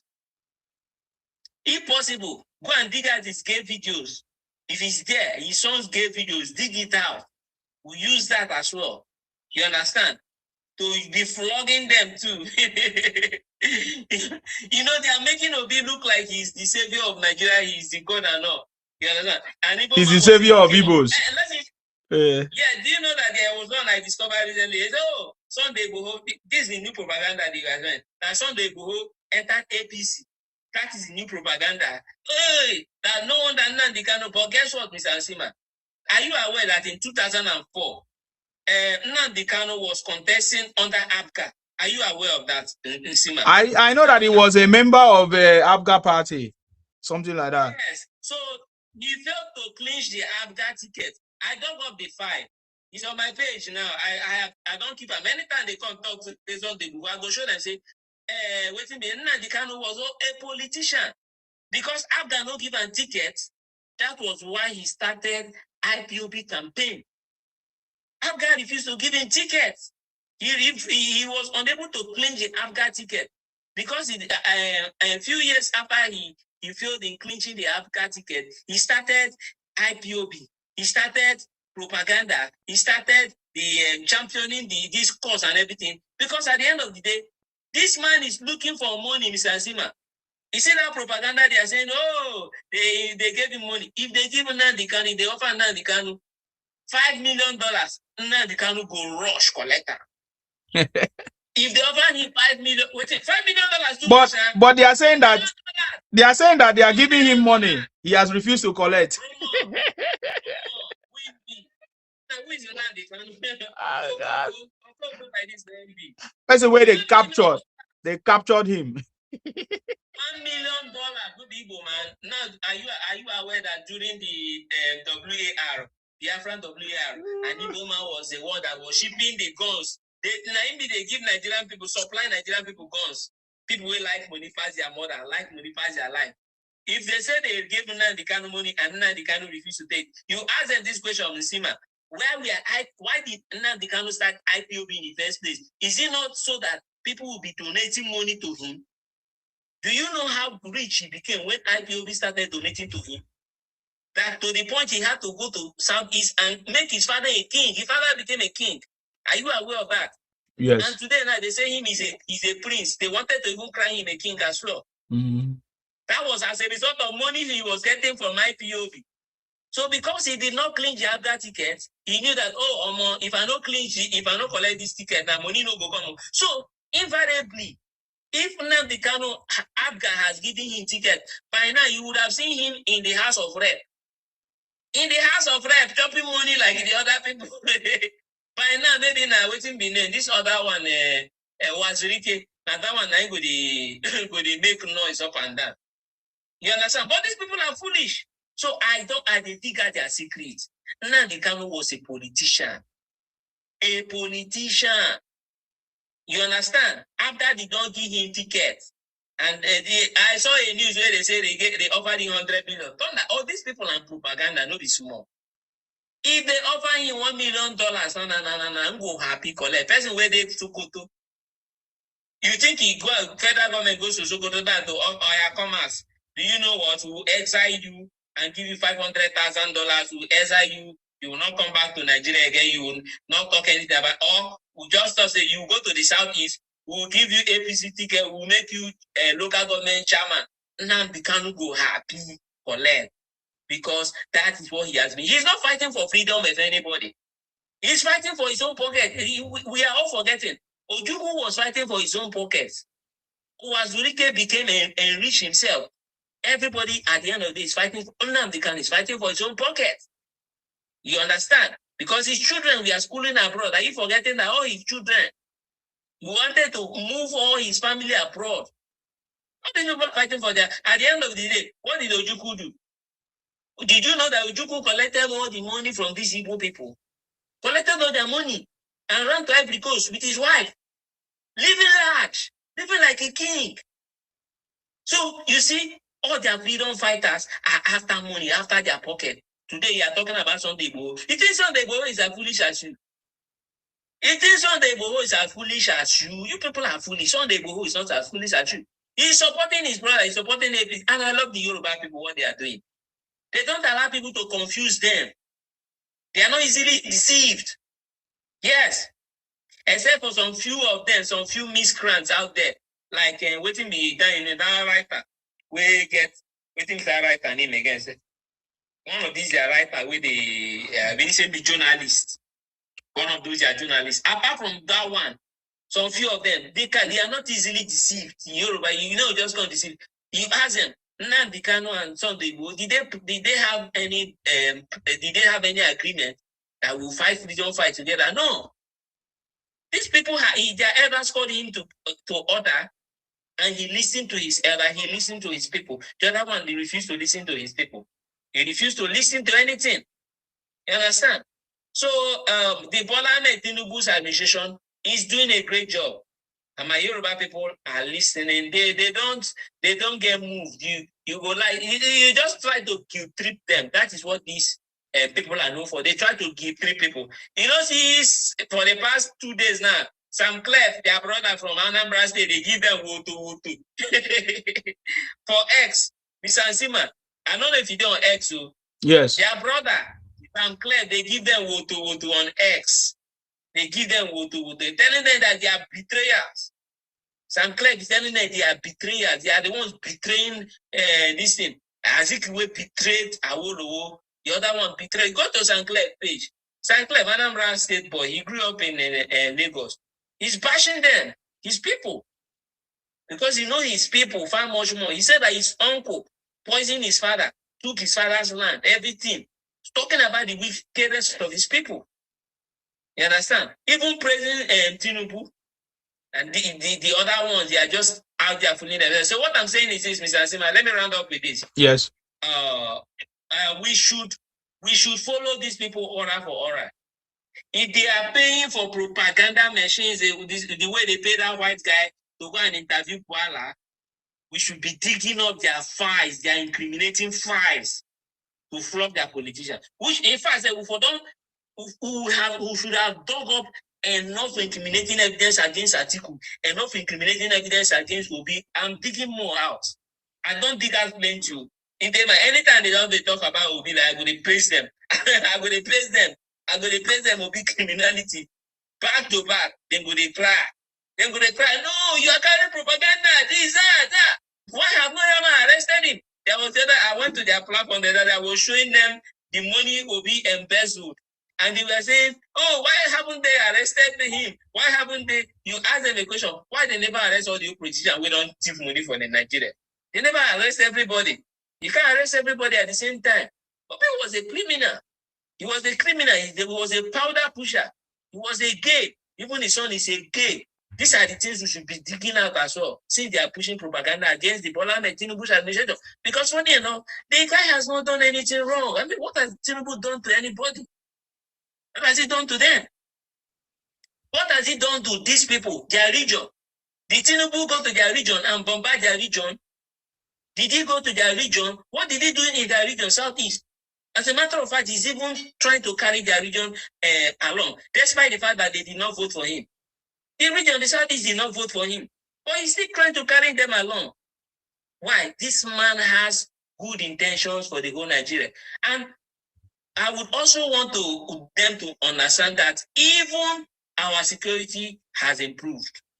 It's not as worse as it used to be in the past. You know that these people are not going out and digging up this thing. 10 years ago, videos of things that happened. I saw one that was 5 days ago. They say they unalive 50 soldiers in the north. That was a lie. We were digging and I saw on X that was about that thing happened. Did it happen in Nigeria? Yes, it happened in Nigeria. But it didn't happen during the Tinubu's administration. It happened 5 years ago. 5 years ago picture, 5 years ago news. These people are digging it out. And you see, most of the news you are seeing, that's why I say the media, I don't believe the media. Most of the news you are seeing now is things that happened 2, 3 years, 5 years ago before Tinubu even entered power. Of course. What these people are doing, they are going to bring out those news to be making it look like fresh news, like fresh thing, so that now the UN and the US will start seeing this thing and they'll be like, oh, there's a lot of insecurity in Nigeria. Are there insecurity in Nigeria? Yes. But most of the news out there are propaganda. And these are the things people are consuming. These are the news sources people are consuming. And they are assuming that Tinubu's administration is not doing well. They are doing well. You understand? So thank you, Mr. Nsima. Let me just stop here for now. I'll still stay here. Thank you very much, Rudolph, our Ikwere brother from Rivers. Rivers is South, right? And we are all rooting for President Tinubu. Thank you very much for that, your wise conversation and contribution. Yes, we have a lot of things that we have dig out. We are waiting for the time for the campaign. We will use it. You know, we always do our own strategically. If you look at the Yorubas, I have not seen Yorubas being part of people that make noise. Yeah, I don't see them make noise like the Ibotic people. They are very strategic people. They are very calculative and educative. And when they will take action, they will remember the years of the canker worm. I'm talking about the years and all the misinformation that Igbos have been spreading. They will make sure that they give a very good response. So don't worry, it's okay. You know, for me, I love the Ibotic people to continue doing what they are doing so that other people will learn and understand what is going on. And even our people from the South Side will wake up, because I know that there are some people from the South Side that are not still waking up. They have not woken up. They are still supporting some of the criminality of these Ibotic people. You know, if you look at lately, most of the social media rhetorics and propaganda are being led by the Igbo Biafra. They are the one championing all of them. Look at all what they are saying. In fact, they are the one even explaining to us how even the Iran issue that is going on now. If you check on social media, you need to see the way they are explaining and then they are pushing the narrative, like all kinds of narrative, even the Bwala stuff. All they are just pushing negative things. They always like to push negative things, so we know them. And just like as I was trying to explain, all this thing is going on. President Tinubu is doing things. He's resolving things quietly. That is one thing I love about President Tinubu. He's not making noise. Two things have happened this weekend that some of us may miss. Two important ones. There are a lot of stuff, but two important ones. President Tinubu have also tried to resolve the issue of a long decades of litigation in the area of OPL 245. Is it 245 or thereabout? The long-standing dispute between some oil, whatever that has been going on, oil wells, which means it's going to boost our and we may have extra production added to our daily production. So because of this dispute that President Tinubu have resolved, I've seen President Tinubu resolving many issues, which we believe this is going to boost a lot of our economy more and more.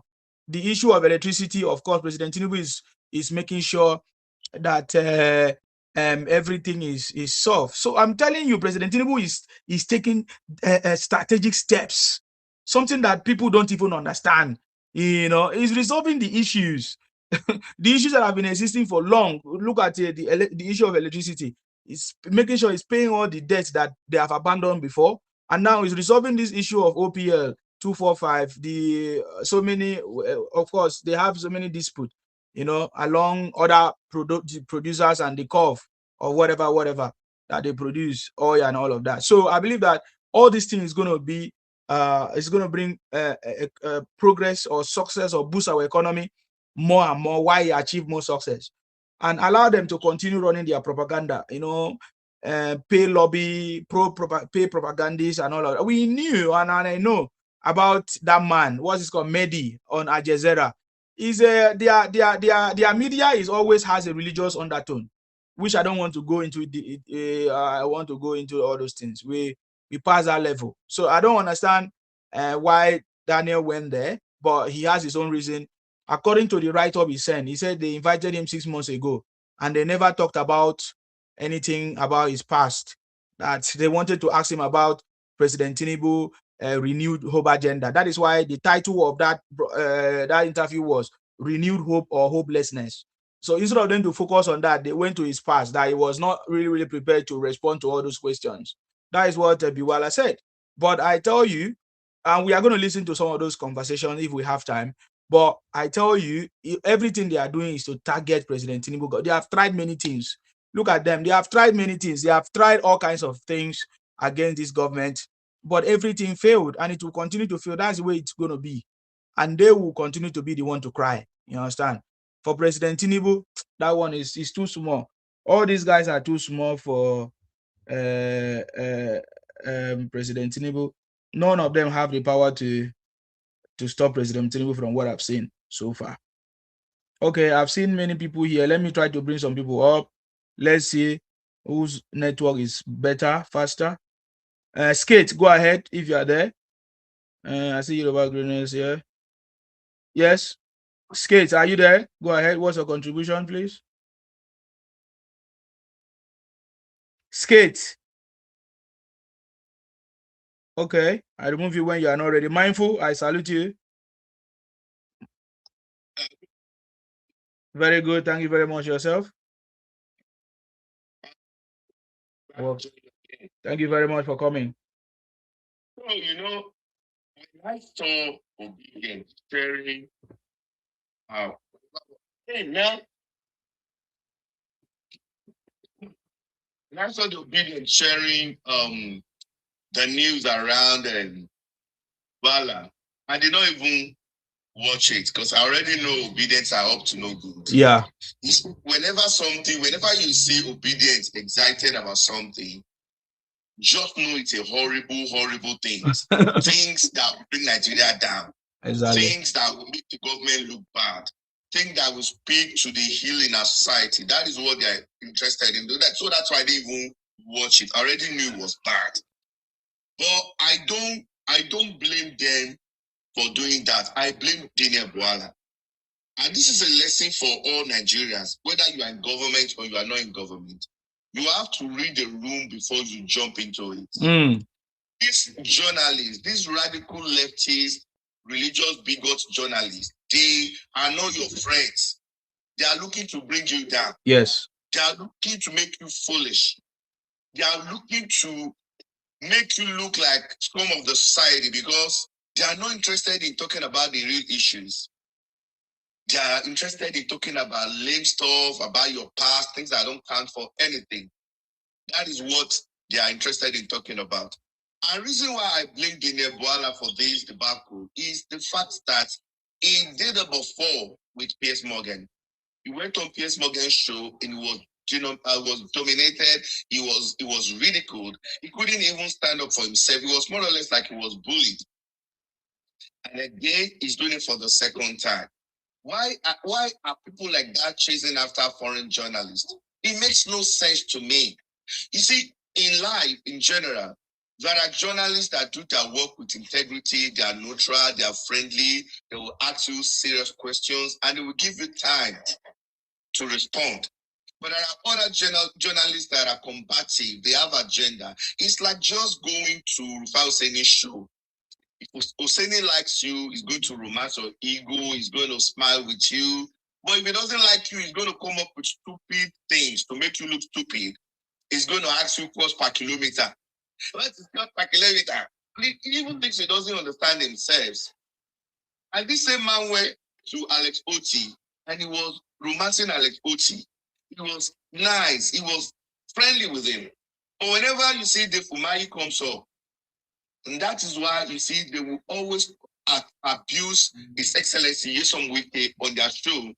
And the next minute, they will not send invitation to Mr. Wike to come and appear on their show. But Mr. Wike knows that he doesn't have time for stupid figures, journalists like that. He will say that he's a media aide. He set up his own. Yes. He's above them. You see, there are people in life that you don't deal with because they are beneath you. So all he does is, I'm not going to ridicule myself and bring myself to Arise TV. He sends Larry to go and talk to them. Larry is the media aide. So that is wisdom. It's not everywhere you just jump into. And then these people that you are going and chasing after foreign journalists, they are not your friends. They are not looking out for you. They want to destroy and ridicule. Not just to him, Bwala, the rest of them in government in Nigeria. Stop chasing after these foreign journalists. They are not your friends. They are not looking out for you. They are not looking to make you look good or to support you. They want to degrade you. They want to destroy you. So you shouldn't chase after them anymore. Because like this Mahdi of a guy that is talking about is a combating journalist. He doesn't like Africans. He doesn't believe in anything that is good. And he does that for anything he doesn't believe in. That's why he was fired from MSNBC. That's why he was fired. So, journalists like that are lunatics, don't waste your time engaging them. Look for journalists that are more matured, that are more neutral. Those are the ones who can deal with, because those ones, they are not looking to win the bid. What is the essence of bringing people on board just for you to be combative? You will cut them off. You will not allow them ample time to defend themselves. You bring things that are immaterial are the things you want to talk about on the show. So people should learn from that. And that's why honestly, I think Wike understands Nigerian media much more than all these other politicians in Nigeria. You will never see Wike go to Arise TV, not because he's afraid of them or that he couldn't debate issues with them, but he knows they are not realistic people. They are people that are caught up on nonsense. They are people that are caught up on nonsense. It's like you engaging Rufai Hosseini. Look at what Rufai Hosseini did to the Israeli ambassador the other day. Just look at it. Does it make sense to that? But that is what Nigerians love. They love when they bring down people. That is when they are most excited. We were telling Israeli ambassador, hey, don't cut me up. Hey, don't cut me up. I'm like, guy, relax. This is not how to treat your guest. The other day he told a minister to shut up on the live TV. And Nigerians were applauding him because many of them, they have their head in the clouds. And these are the type of journalists you have. And when they do nonsense, and you see, the reason why, as somebody in the society, you shouldn't engage these people is because when a dog bites human, there's no news about it. But when a man bites a dog, it becomes a news. When a lunatic journalist attack you, it's no big deal. But when honorable minister or government official attack a journalist, then it becomes the news. You see the imbalance right there. So that is why you have to be careful. It's no news when Rufai Hosseini is stupid on his shows. But the moment you attack him, they say he's attacking a journalist. Oh, he's only doing his job. No, but you were there when these other journalists were attacking government officials and you did not say anything. So for me, it should be a lesson to Bwala and his likes, who are always running from everywhere, broadcast to podcast, chasing after foreign journalists. Let me round up with this. Did you know that when the First Lady was in the United States for the White House Christian breakfast meeting they did, she was trying to get on CNN. One of these radical leftist journalists brought her. Why? I'm like, why are our people always chasing after these foreign journalists and foreign media? Why? They are not looking out for you. They are not interested in your welfare. They will disrespect you and degrade you and ridicule you. Stop chasing after them. You will never see Wike engaging them. Honestly, I just look at Wike as one of the finest politicians in Nigeria. He knows his place. You will never see him jumping all over the place looking for podcasts or all of this nonsense. that other politicians are looking for. So this man called Anthony Perkins on CNN blocked the first lady. It's not that she blocked the first lady that I find very unacceptable. It's the fact that he went bragging about it. He went bragging about it that, oh, the first lady wanted to come and talk about Christian genocide on my show. I blocked that, and the bingos were clapping. But I don't blame them when they do that. I blame the first lady for even looking to get on CNN. So you see, it's high time we stop all this nonsense. Let us believe in our own thing. Let us build our own brand. Arise TV should have been our own brand, but they have turned that thing to the house of propaganda. If Nigeria elites can also build a platform acceptable to all Africans where people will be respected, that's okay. But all this chasing after foreign media and journalists, I think we should put an end to it. That's my take on that. We should put an end to it. And Bwala, I think by now, because this is the second time it's happening.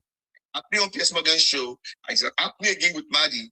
Maybe tomorrow we go and jump on another radical leftist journalist. They will still destroy and ridicule him. So what's the point of it?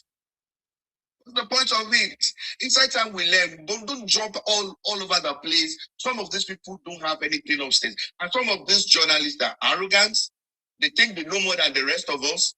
Even they don't believe in your views, they will make you look stupid. Because they're not even going to speak to issues. You got someone to come and talk about what is going on in Nigeria. You started bringing up his past. When in America, we see Rubio. Did you hear things Rubio said about Trump? Or did you hear what J.D. Vance said about Trump? There's no issue. People can change their mind.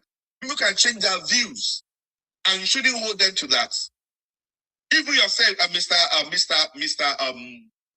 Sima, there was a time you were friendly with all these Igbo people when you thought they were doing the right thing. But when you found out, you back off it. I'm not going to hold you to that because you change your mind. And we're all allowed to change our minds. But when you engage people that are not reasonable, they will hold your past over your head. And that is not the way to move forward. Because if they don't have any issue to hold you on, they go back to your past. But you were against the government in the past, now you are with the government. People are allowed to change their mind. We've seen it all over the world.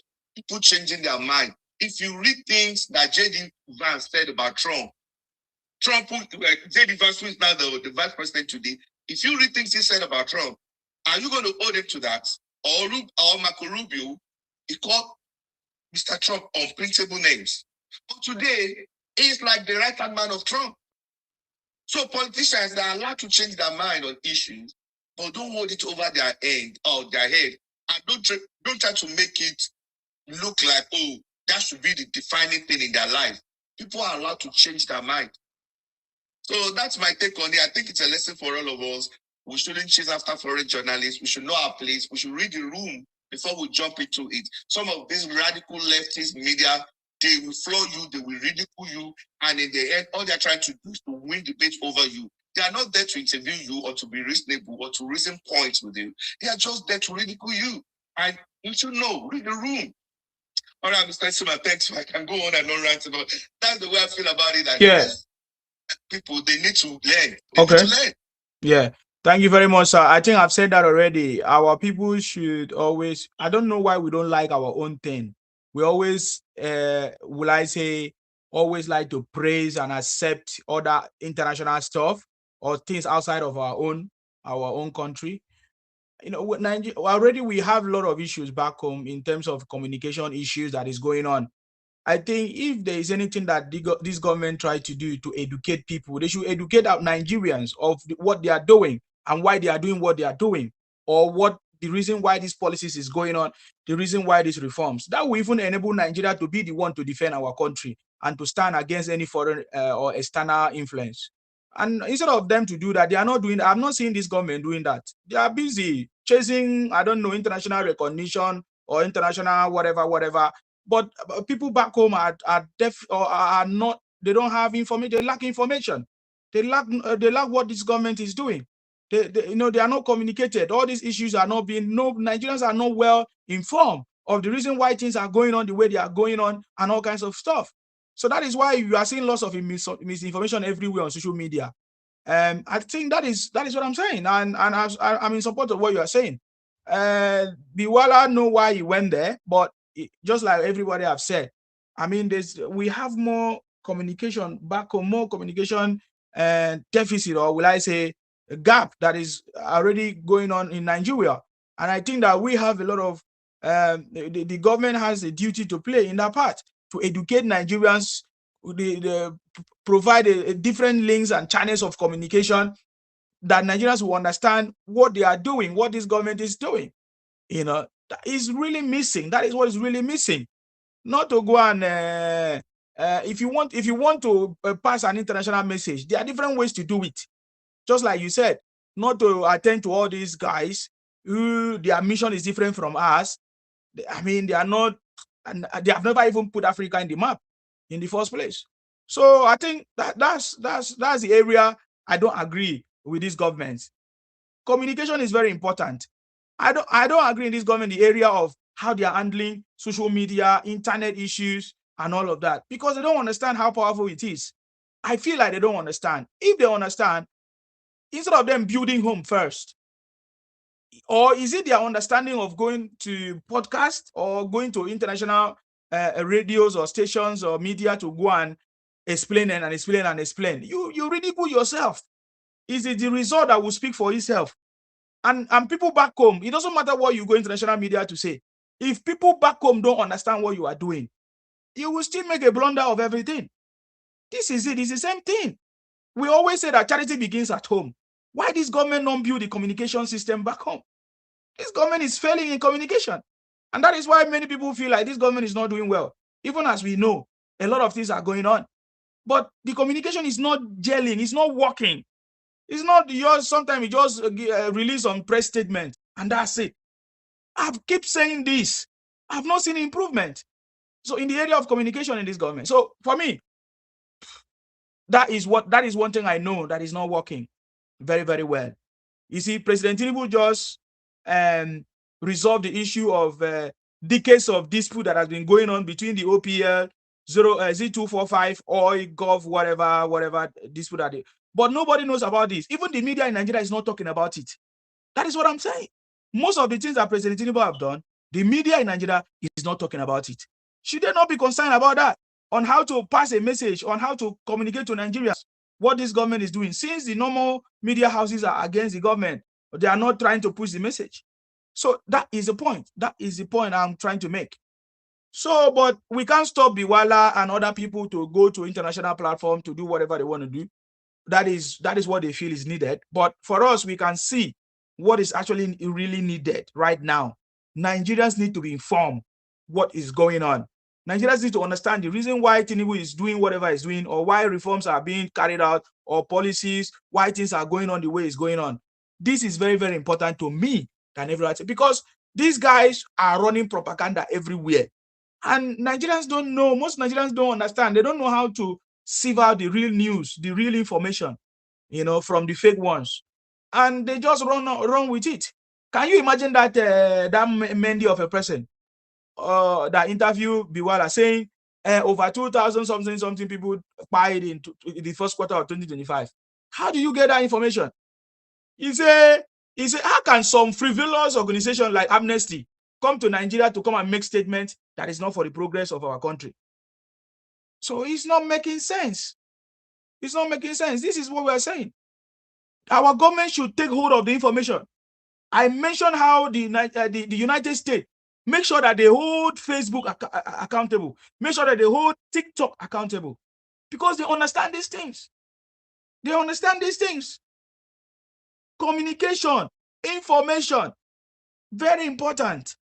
We need to do this one. Oh, look at President Tinubu has set up a committee to resolve the issue of electricity.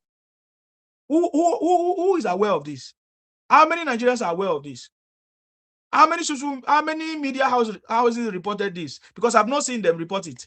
I've checked their channels, I've not seen them report it. This is the problem. Let us communicate. Let's fix our home. Our national orientation ministry is not working. Our communication ministry is not working. Are they working? If they are working, Nigerians should be abreast of all the information of what this government is doing. This is very important. So, yes, I just said that to concur to your message, sir. But I believe that Bwala is a mature person. He knows what he did. I think he can see the results as well. And I know that he must have cautioned himself, maybe for future. Yoruba greatness, I salute you, man. Please go ahead.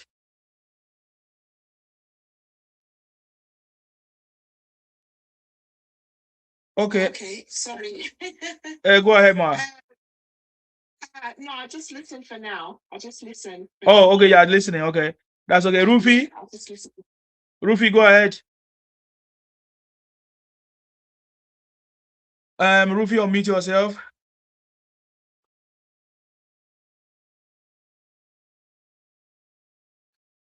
Fruit, go ahead. Rufi, you are not there. I need to take you out. If you are not ready to speak.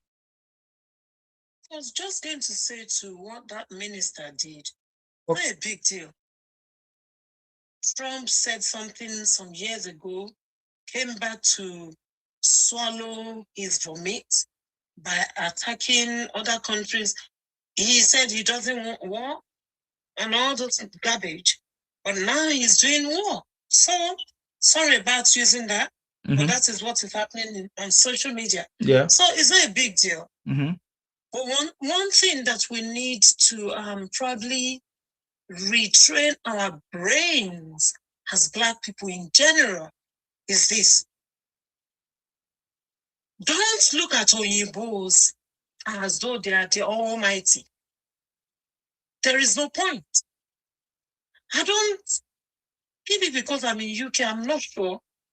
I don't see them as anything than human like me. Why must a whole first lady trying to get attention of what? Of some person that is not even up to her own standard? But because now we go. Needs to really, really pride ourselves as Black people. We need to put some sort of dignity on ourselves. These people, they don't send us. And we are the ones giving them the liberty.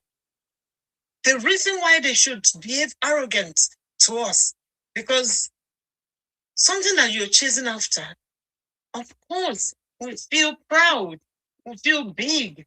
But when you look less, it's not that you're rubbishing the person, you just don't care as well. You don't care for me, I don't care for you. And that's how we're supposed to do it. You don't give a toss about me, babe. I don't give a monkey about your ass. It's as simple as. Maybe Simone had to chase after some people when they say naturally, educationally, monetarily, financially, whicheverly, they are not up to your standard even. But because I'm Oyinbo, I hope he learns, and I hope he learns fast, because you can't do it twice. If you've done it with peers, what are you doing with this one again? Let them look stupid. Don't you go there and look stupid. Let them look stupid. Even if whatever they are playing to you, they are showing you, you said this before, and now you're changing it. So what? I'm entitled to change my mind. And this and that, so what? There was a time that, is it Harry and Meghan went to Nigeria, and they said, oh, they never been to Nigeria. Wow. They brought when Charles went, they brought it out that your ass. So who is this Egbon Charles? Brother Charles was sitting there. So this is no biggie. It's no biggie at all.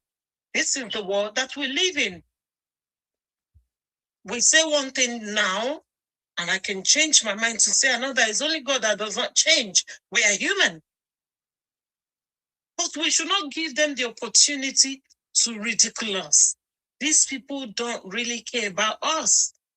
And especially when you now dance into their trap, they are looking to demoralize you or to put you down in the first place, and you just gloriously present yourself to them.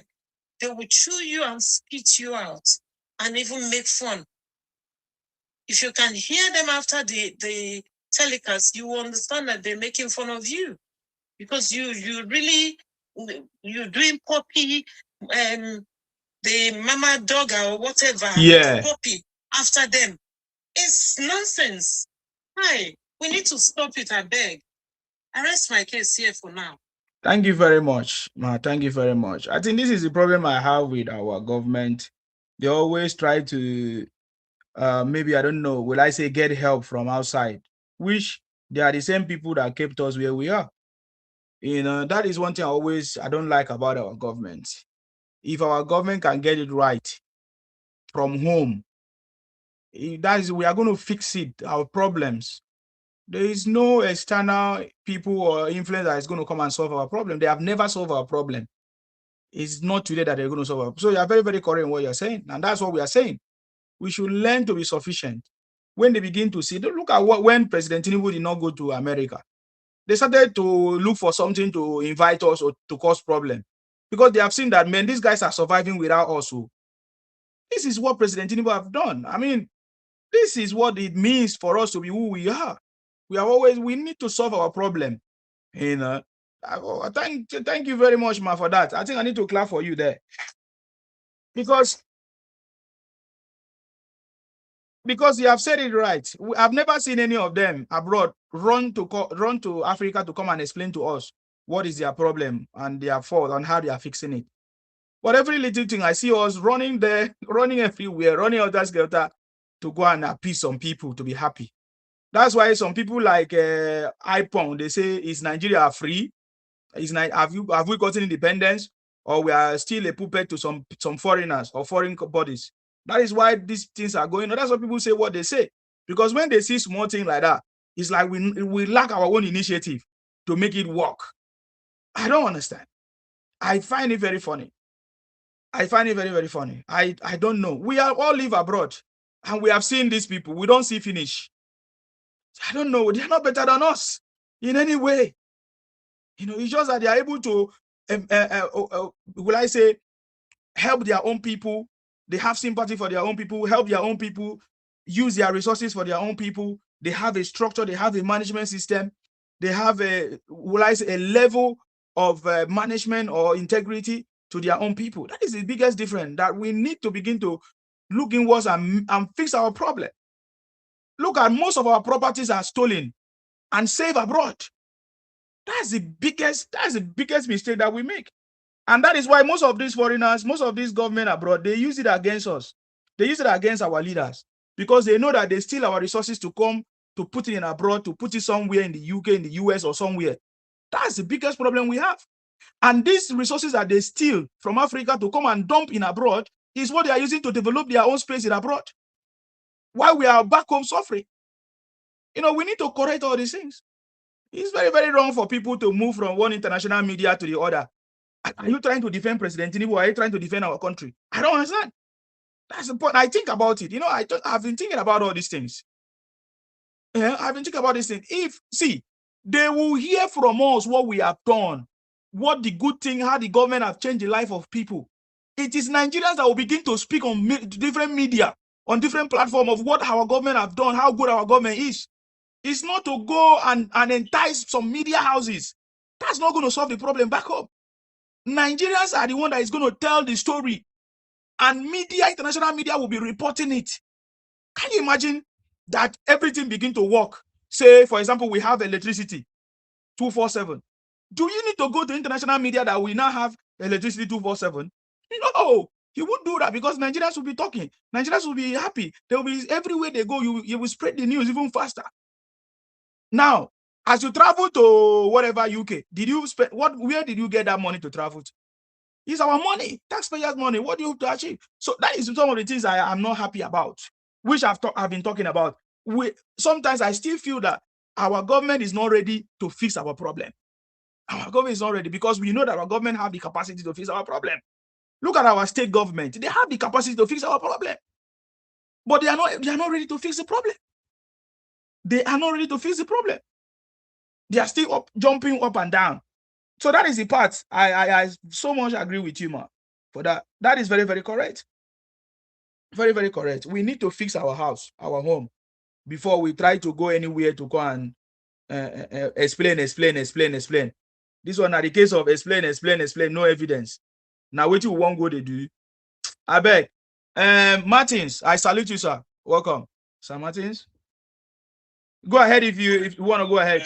Good evening. Thank you very much. Yes. You said it all. Everybody have said it all.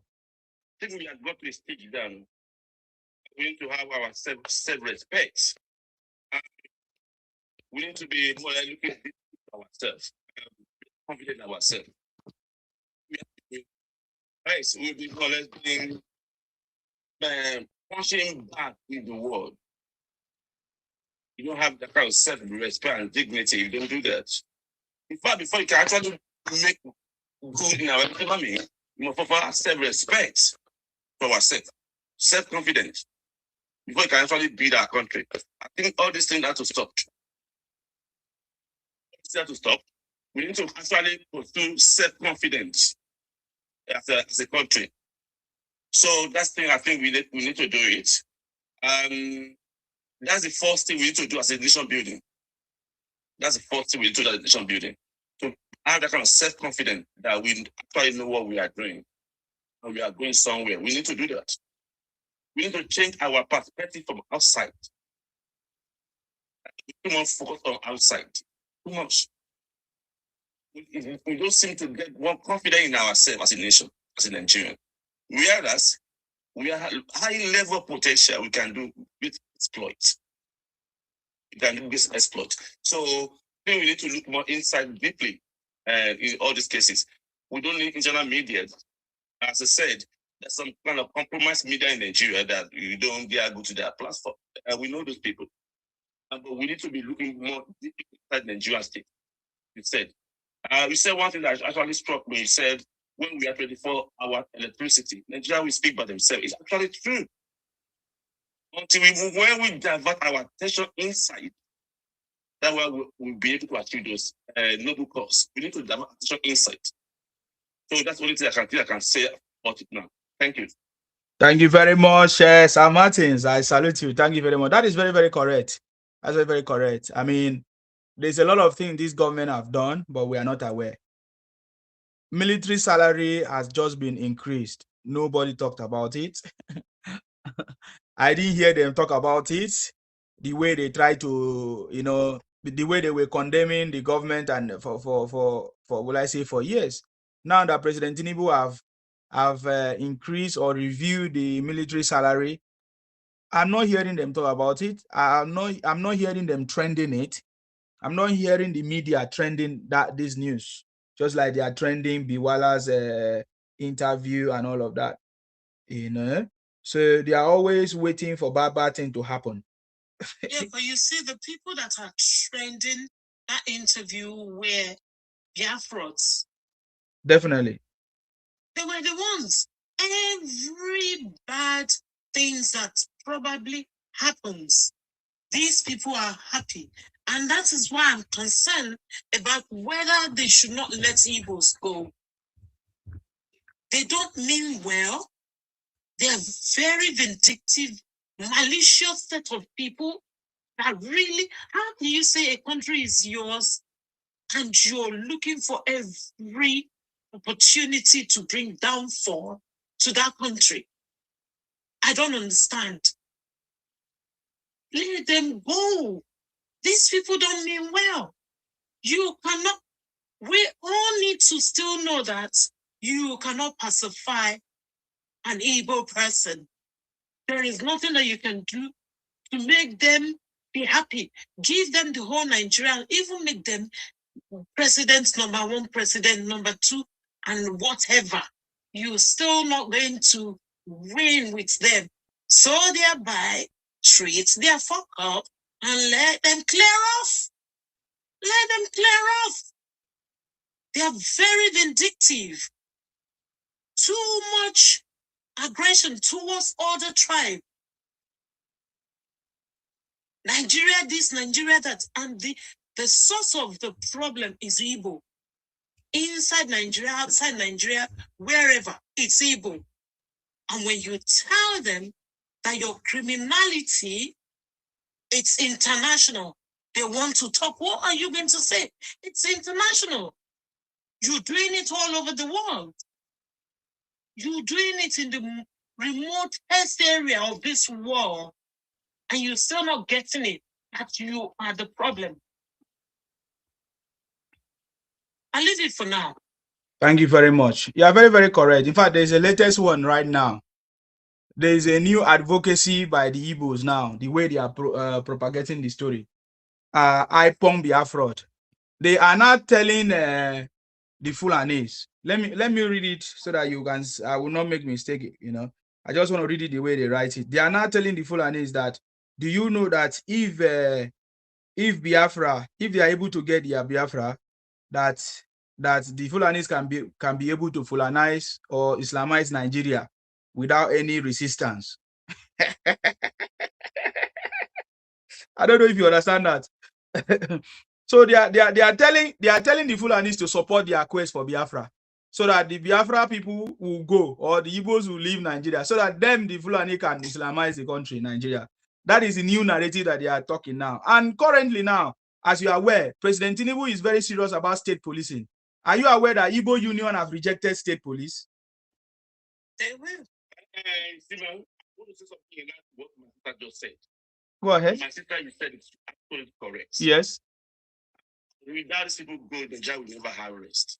I know that. They were insatiable. When British were leaving Nigeria, they handed over Nigeria to Igbos out. Everywhere was Igbos. They were in charge of absolute everything. But in their greediness to have more than what they're having, that's it. They lost everything. They plotted coup. They want to have everything for Igbo alone. That was their downfall. So you cannot satisfy them. You see, in as small they couldn't able to have that kind of agenda. That's what that brought the idea of Biafra. They were scared that you cannot hold Nigeria. It's not possible. That was the nature agenda of Igbo. And that extremely greed. Extremely greed. They don't believe in partnership. They believe in putting it all. Being bully you to take care of you. Don't believe in giving people. So I ultimately, and fortunately for them, they don't know that Nigeria was the saving grace for them. Saving grace for them. It just was a kind of blessing for them in this guy. So that behavior that they're having, if they are behaving just for themselves, they're not living with nobody. They are more equal alone. No volatile. But with Nigeria able to carry that load with them. That's who these people are. Without let them going, Nigeria will never be happy. People will never like Nigeria. Until Nigeria did the build of people. And Nigeria will never do the build of Igbos. Every Nigerian authority are confident and said nobody's more superior than others. We are into business partnership, no business of domineering and conquering each other. Igbo be able to conquer people, want to suppress you down. Look at their territory, the way they are doing people among themselves down there. There's class system that they that dominate community. They want to bring that into Nigeria state, particularly this work on Anambra people. That's the most aggressive set of kind of Igbos. And very arrogant, bully in that kind of territory. They want to see any kind of propaganda of any aggression against Nigeria state. Believe you me? 7 out of 10 is Anambra people. 7 out of 10. Before you can say I'm going there, probably 1 or 2. But Anambra is still hugely, they're very extreme. And they want to bully everybody for themselves. Not even for the rights of Igbos, for only themselves. They're so greedy. They're so greedy. You know why they're flogging around Obi? Because Anambra man. That's why they're flogging around Obi. I think Obi was for going. They won't be doing what they are doing around. Shiniganting, Galagalanting. They be from They won't be doing this from Shinanigan they are doing. This kind of people that's corporate Nigeria. You're watching them for quite a long. So until Nigeria let these people go, I'm telling you honestly, there will be peace. That, or maybe I've been looking at it. I said, because if they go, we are still going to be a neighbor. They are not going to leave that kind of territory. No, be neighbor to Nigeria. No, I we want to say fence that. them. We fence them state by state. Who fence them? Fence them. Put barbed wire with electricity. When they try to escape, and then you fall die. So I just want to go to that extreme there. I was saying that maybe if you go by regional, because like this going to depend on not one way or the other. So face the reality. It will depend on Nigeria, Nigeria port, Nigeria airspace. It will depend on us. So this problem I think their own. Let them create theirs, sir. Let them create theirs. My thing is that these people have to irritate me. These people have to. I'm tired. You know what they are doing now? And that's one thing. They'll be creating one fake profile on Facebook. They will use APC logo. They will say anybody that votes for APC is a fool. And they be commenting there. These people. Anyway, in essence, these people will need to handle their case. That case needs to be addressed to for everybody good. I'm so tired. I love my country. I'm so tired. I'm tired of having negative narrative from some people. When we are trying to build things, people are trying to pull it down. I'm so tired. We need to address that area as well as a country. If you actually want to progress, nobody can be deflating our energy like that. We are being diverted, being introduced to an unnecessary problem that is not necessary for the country. Like all this kind of shenanigans they are talking about on the outside. So we need to handle that areas. Particularly, we want to make a progress. We need to answer the question of Igbos. I repeat, we need to dodge it. We need to answer the question of Igbos. I'm tired. Thank you. Thank you very much, Sir Martins. I think it's not just about the Igbos, the Fulanis as well, especially those ones causing problems, and making people to be afraid of their communities and all of that. Fulanis are going to get what is coming to them soon. Exactly. Igbo has been, endorsed. They will get what is coming to them soon. Their papa don't land. It don't set for them. Okay. Exactly. So it's the same thing. So these are the two people that are causing problem in this country, and they always compare themselves. For example, the state policing we are talking about, the two people that are fighting against it are the people from the Fulanis and the Igbos. Those are the two people that are fighting against the state policing. Why are they fighting against state policing? Because they are the one committing the crimes. I've said it many, many times. Because when you now have your police in your place, everybody have their own. Where will you say the problem is coming from? So they don't want it. They don't want it to be solved. But we know President Tinubu now. That's why we put President Tinubu there. He's going to solve these problems. See, that is where everyone's supposed to know that all these atrocities everywhere. Because, okay, Fulani, I know, but it's majorly caused by Igbos. Why don't you want to have state police or policing? Why don't anyone want to have it? You've not even left Nigeria. You're now frightened over that, just that one. You're frightened. So now when you now leave, what will be happening to you? Because these people cannot survive without being criminals that they are. Igbos are proper criminal, and Deadly. it's only God that I'm wondering in my baby mind that did God create evils or Satan did? Because we might just be living with some fallen angels mixed with satanic blood. Okay. I'm just saying, because it's unreal. Their behaviors are just unreal. Is nobody noticing that their behaviors are unreal? Igbos are unreal. They cannot reason with you. Even when you're showing them proof that this is what you fuckers are doing. Pardon my French. You are nasty. This is what you've done. This is what you've done. This is what they've caught your men doing. Whether it's kidnap or whatever, I don't want to pronounce it. Whether it's any crime, you've got proof. You're showing it to them. They're telling you, it's AI. Are you bloody joking? Are you seriously? Now you smoke weed, and this weed smoke you. Which one? This proof here is showing your people's face, the dialect, the language, and you still, you know, this. So Igbos are unreal to the maximum. Those people don't enter madness, past madness, go into some psychiatric case. They are not case, man. Hi. No, one of the another area that they have problem. That have problem. They cannot be partnership. They cannot. They want to have it all, sir. They want to dominate here, and they want to dictate to you. They just beat your land, beat their land.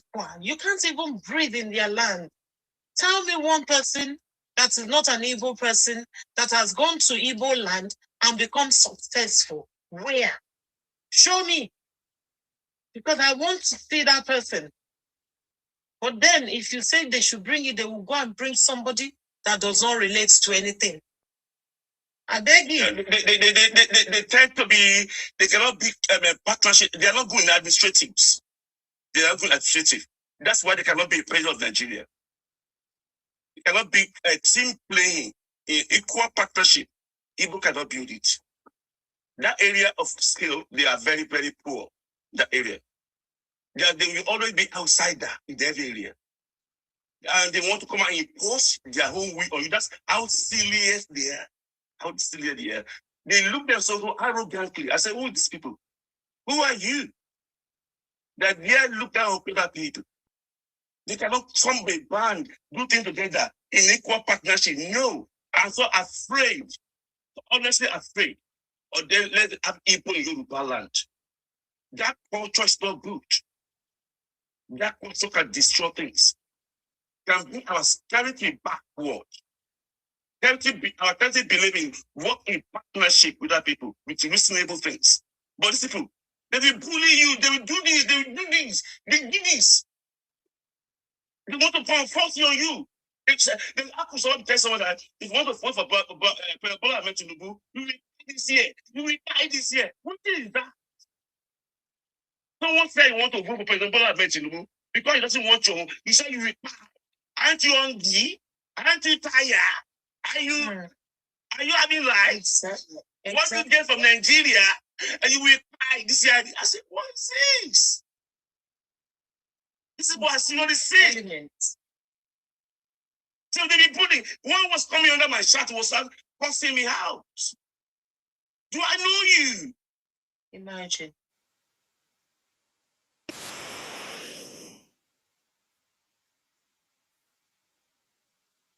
This is the freedom of calling, for goodness sake.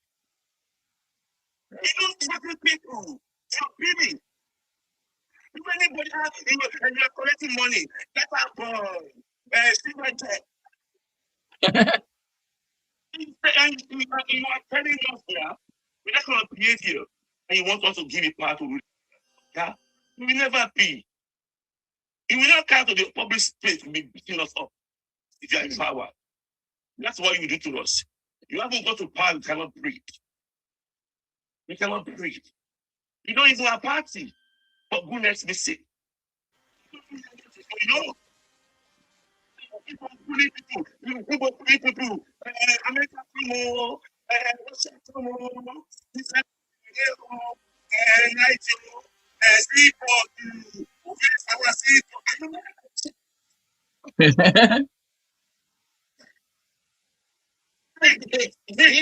Anyhow, man. Nigerian people we need to handle these things because it's giving give some people headache. So, but they don't want to be mad like them. They are mad. They want to destroy anybody's brain. If they're not handling it, in a few years, Nigeria calculating money million people are mad. Because this behavior is contagious. So we won't be tolerant, we'll be aggressive, we'll be bully people. Let it be so off. We have to handle these people for goodness sake. And you not Igbo. If you're not Igbo, why are you bearing this one name? What is that? So because they couldn't achieve the objective of conquering Nigeria, they want to go and achieve in Biafra by partnering people and go and conquer and take their territory and their resources. What you fail to achieve in Nigeria? Your illusion. You want to go and create in Biafra. And we're going to carry all rich area in Nigeria. We carry to Biafra. See the silly people. Every oil patent.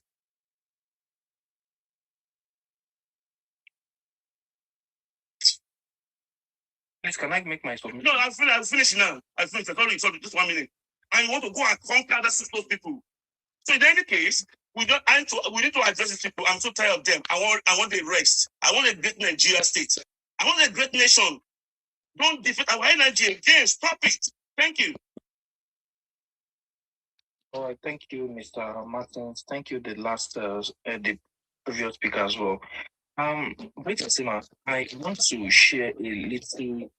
It's not like my opinion is different from others, but I just want us to also see something from another light as well.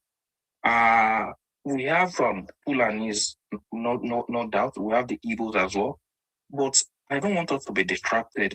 These guys are doing their thing, they are perpetuating their thing, but I feel the Igbos are more. Now, get me right. You see, for the Fulanis, what we are going to use for them is more of policies. Policies, we handle them like complete. Why do I say this? My opinion. When I weigh this thing on different scales, and I discovered that in my own little observation, the Igbos constitute nothing less than 70 to 80% of our problem. Yeah, it is the Igbos that would say Cross River, Ijo, they will even pick some part of Ondo State, Kogi, Benue, that is Biafra, right? You hardly see the Fulanis do that. These guys have demonic agenda of marriage. They use marriage as strategy. The Fulanis, I lived with them, some time ago. Their women hardly marry outside and outsider. Rather, they will allow their men marry. They can still allow their men marry a woman from another place, but their daughters hardly marry anyone who is not Fulani. So, in other words, they have their own agenda, fine, expansionists. All we need to do is to tighten our security and put policies in place, conservative-driven policies to preserve our land. But you see these guys, these other people. Number one, you need to campaign against fake drugs. Number two, campaign against fake baby food. Number three, always tell history, make people know that Oga, me, I'm not Igbo. I'm from someone like me, I'm even from Ondo State. I'm pure Yoruba. From my name, you will see it. Any Yoruba man that you see that has Ade in his name is even from a royal family or has a lineage with royalty. Mr. Martin can attest to what I'm saying, right? And I'm not Igbo, and I will never be Igbo, right? So there are a lot of things we need to do against these people. They tell wrong histories. They tell wrong narratives, right? If you partner into an Igbo man, just like Mr. Martin and the other previous speakers said, if you go into partnership with them, that partnership will turn to hijacking at the end of the day, right? They would like to dominate, to take everything. They would like to do everything. So these guys are more of deadly. They are more of what's this relationship called? I forgot. There's nothing with the commensalism. Exploitative. They are more parasitic. Exactly. Yeah. They are more parasitic. Yeah. Exactly. They are more parasitic. I can even tell you that the Fulanis have one or two things that are contributing to our economy, but these ones are not contributing anything. They are training. They are training. Use policies. Exactly. We will use policies for them. Policies will tackle them. See, in our land, if we want to do, in Sima now, are you telling me you don't have people from South or from Akwa Ibom that studied animal science? Can't you have cattle ranching in Akwa Ibom? Moti be Fulani. You can pass a law in your state or a policy that it must our people, you can give them a space in your state that, okay, be doing cattle rearing, giving us dairy milk and all, and they will still be indigenous to South, they will still be indigenous to your state, right? So policy will take good care of them. So I'm not saying we shouldn't focus on the two, but let's be beware of some other people, right? Are you getting what I'm saying? So these ones, they maybe because I'm a Yoruba man, maybe that's why I'm talking like this, because we Yorubas have tried when we are talking of religious inclusivity in our land, it's in Yoruba land, you will see the eldest, maybe you have 3 children.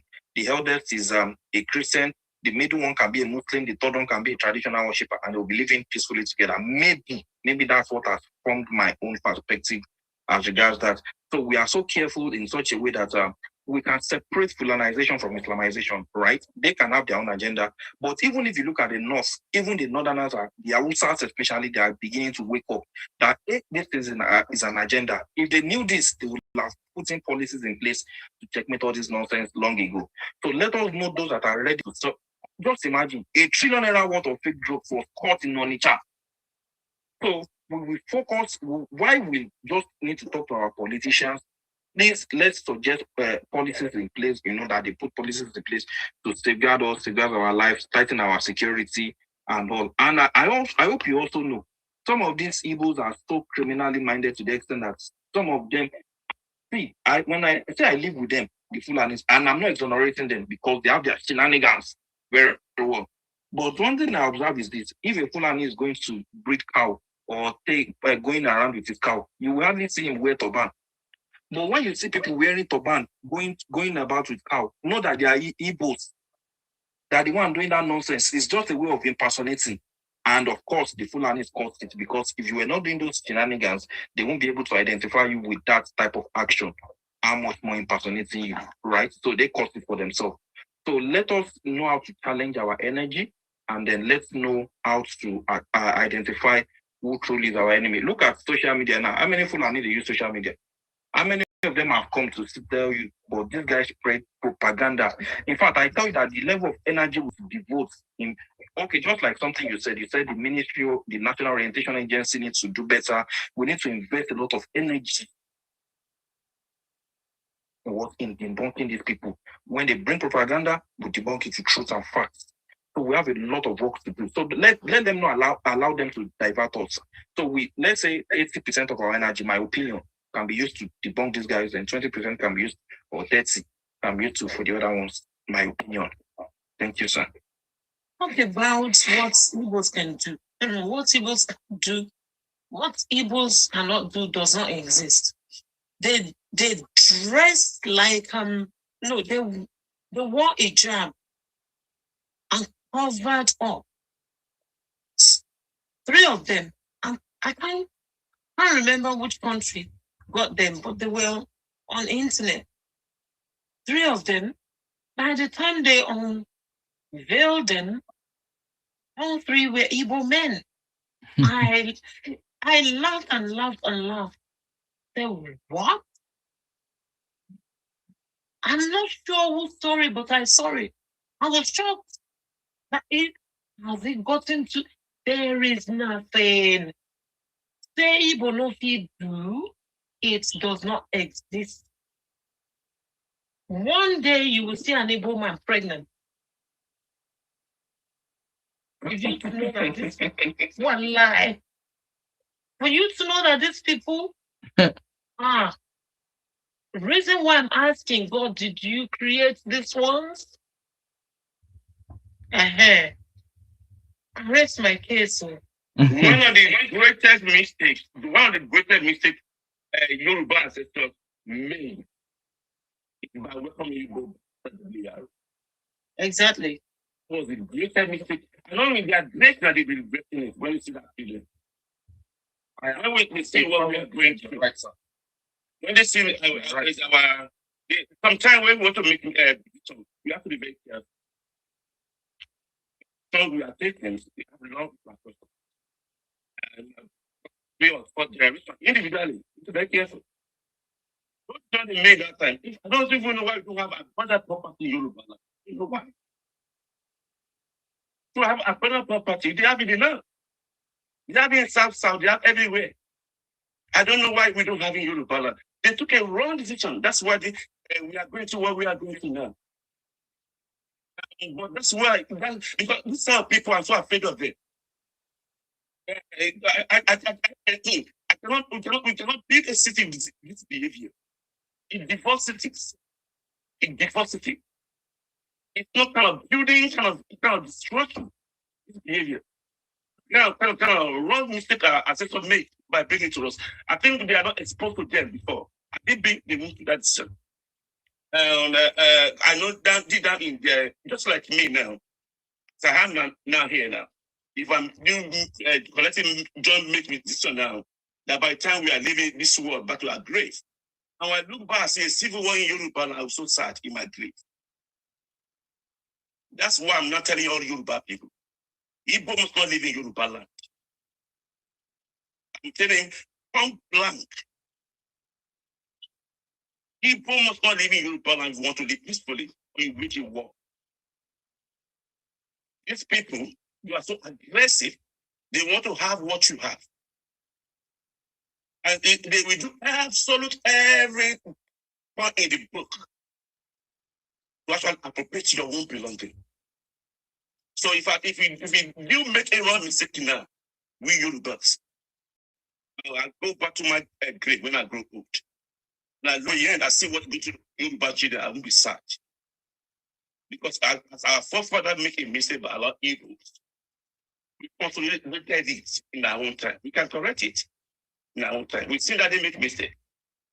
It's our duty to correct to complicate the mistakes. If you make mistakes, allow this kind of bandit in our land, this is what I'm saying. They don't respect law, they break law. People cannot be governed, they are anarchists in Yoruba land. It's one of the most regrettable things that we have done for our generation, the coming generation. Now, I wouldn't want us to do it for them. But we brought them to this world for good lives. Look for both evil things for them in their future. We have to be very careful in our decision. So I call upon all Yoruba people to be taken. We cannot question these people. There's too much. There's too much. There's too much. I saw that they said they posted one house from the panel. Maybe kind of photo. Media. Igbo say that that's the Igbo house. Then that house belongs to the Hausa men. So must everything be for Igbos? So the bad people have to be see, I'm saying it now. It's very, very urgent. I'm not saying we should put it there. We don't use our policies. Policies. I see no reason why we cannot have kind of minister of medication in every state in Yoruba land. I see no reason. Well, we know that these people are bringing up fake medication to our land. And that they are affecting Yoruba children. I see no reason why I can create that kind of problem to solve it. Have a ministry of medication, commissioner of medication in Yoruba land. Then put people there. And then make registration for the land cessing. If you want to make said drug, come and get license for that ministry. And you screen there. Say something. You have to pass law to make sure you share these bandits. Once they will eat you, die. They will do everything to make you die. So we need to die. They will everything in the book. So we need to address that. Why we need to address that? Because it takes with medication, healthcare. Healthcare is very, very important. If your public is very weak, your economic power will go down. Your public will be healthy to be able to be more productive. So that area needs to be addressed. So if you keep on affecting people, different sickness, all the money go to sickness, and they are getting weak, starting getting poorer. That area needs to be addressed. And we have to put policy in places and cut all the loopholes. Thank you, everybody. Anybody that I've offended to my submission, I'm so sorry. I'll just be honest. So, but be honest, I will not make, I don't care anybody I've offended. I don't care. Thank you, everybody. Thank you very much.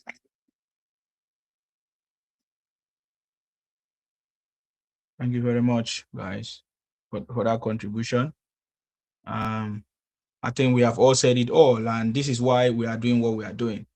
You see, some people will say, "Oh, why do you generalize and put all the ethnic group, all the whole race, all all of them always they always try to play that game. They say, why do you generalize? It's not all of us. We are some of us. We are not in support of it. This and that. They always play that game. That's what they always used to like. Maybe cover up the atrocities. Yeah, it's not all of us. So if you want to hold the hype on people, hold the hype on people, leave the ordinary person out. No, this is the point. This is what we are talking about. 99.9%. These problems are caused by your people. 99.9% of your people are all over. If you give opportunity for, okay, maybe you are just trying to say, okay, fine, let me give this person benefit of doubt. If this person is different from others, you find out that they are even worse than all of them. So because I know when you talk like this now, the next thing they will come and they will say, it's not all of us, it's few of us, this and that. It is people that don't know these people. You are making a very big mistake if you don't know these people. And just like what every other person is saying, you are just joking with fire. They will just poison you. I was telling somebody the other day, he's coming to defend this. I said, forget it, you are stupid. You are not the first person. You are not the first man that has been poisoned and nothing happened. They will move on. They will just poison you. They have different tactics. This is what they have been doing. I get me now. Every time the country want to move forward, they are always the one trying to drag us backward. Resource control, they don't want resource control. Now, state police, they don't want state police. What do you want? They say they want Biafra. Oh, yeah, leave our territory. Why people don't allow us to leave? Okay, leave. They're not saying, are we not Nigerian? You don't have the right to pursue us. They just keep talking. So this time around, I don't think we should allow that to happen. And I love the submission that Sam Martins made. He said, how come the Yoruba land, they don't have a ministry of something to checkmate all these fake drugs, fake drains that is going on? It's the same question I will ask my governor. Is it that you don't have a system in place in this state? Ministry of Medication. Ministry of Medication. Why is it that we don't have it in my own state? Because I'm not aware. I only hear of EFCC every time. But these guys continue to bring fake product and they are selling and they are poisoning our people with fake drinks, fake poison. Even organ harvesting is going on, kidnapping is everything is just going on in this country, and there's no system to checkmate it. So yes, I concur to that. Ministry of Medication. It might not be federal thing, it might be regional thing or state stuff. To make sure that we stop all these guys selling fake drugs, fake drinks, and and running their propaganda in our state. This is very, very important. This is very, very important. I love it. Thank you very much, guys, for that contribution on that topic. Because I want to begin to play this Bwala's interview now. There's a reason why I want to play it. I want to talk about the issue of insecurity. Because every time I hear people talk about insecurity, everybody call on the president. Everybody, if there's any problem, they always, why? Why is it that everybody, anything that happens in your state, you call on the president? Every little thing you call on the president. What happened? What happened? Are you afraid to call your governor? Are you afraid to speak to your local government first? Why is it that you are not always addressing the issue to the person that is responsible? Every day I hear people, especially all these Ibotic people. Now I'm hearing Kwara. Every day now I went to a platform today. They were saying, hey, Kwara, how can a Yoruba man be there? And now Kwara, this and that, and that they are using a virgin or whatever to ask for negotiation, this and that and that. Kwara people say, look at your president not do anything. I listened to one guy mention some issues in Edo. He now say, it's the federal government that is a problem. He says it's from Esan man. He says, how can the federal be the problem of your state? How can federal government be the problem of your state? You are calling the president to come and fix your problem. So how many problems can the president fix? He said, look, that's why President Tinubu is talking about state policing. And why are they rejecting state policing? So these are I think one of the things that that was kind of mentioned in this interview, where the guy was questioning Bwala about insecurity issues, how he said that they even, of course, threatened him with whatever. So I think it's something we should talk about it, because me, I After I finish this, last state police, I was wondering that why don't they want state police? I don't get it. Yeah, Fulani didn't want to invade our town. Fulani call me. Fulani ganja will. You don't want state police. Aren't you the one telling us Fulani want to come and buy everyone in your village? Fulani ganja will. But what goes stop Fulani ganja is not by having your own personal police to safeguard the citizens. I don't get it. So all these people, they always push anti-collective interest. Anti-collective interest. And unfortunately, they don't have solution. Don't have solution. Okay, you were talking about Fulani buying. Okay, so you were going to allow all those kind of general moves, what do you call it? All those militants, general in Igbo land to be taken. What do you call it? General Butuzo, is it? Mutuso, all those generals to be handling security flat out. Fake generals. Fake general. Instead of an organized system, our police to be coordinated and be responsible for some authority. He said you don't want it. I don't know where these people are coming from. And at the same time, this is people tell you, give all the presidency with your brain. With that kind of mentality, your mindset. We give it presidency. What do you call us to Nigeria for to start with? You think we are daft and crazy? So with that kind of mindset, when we want to ask the police to figure every area, these people have been going for more than a year, 2 years. You came out, we don't want state police. Okay, you want General Mantu, Yahoo boy, General, what's called Yahoo? Gentle the Yahoo. Is that the people who want to be taking security authority for?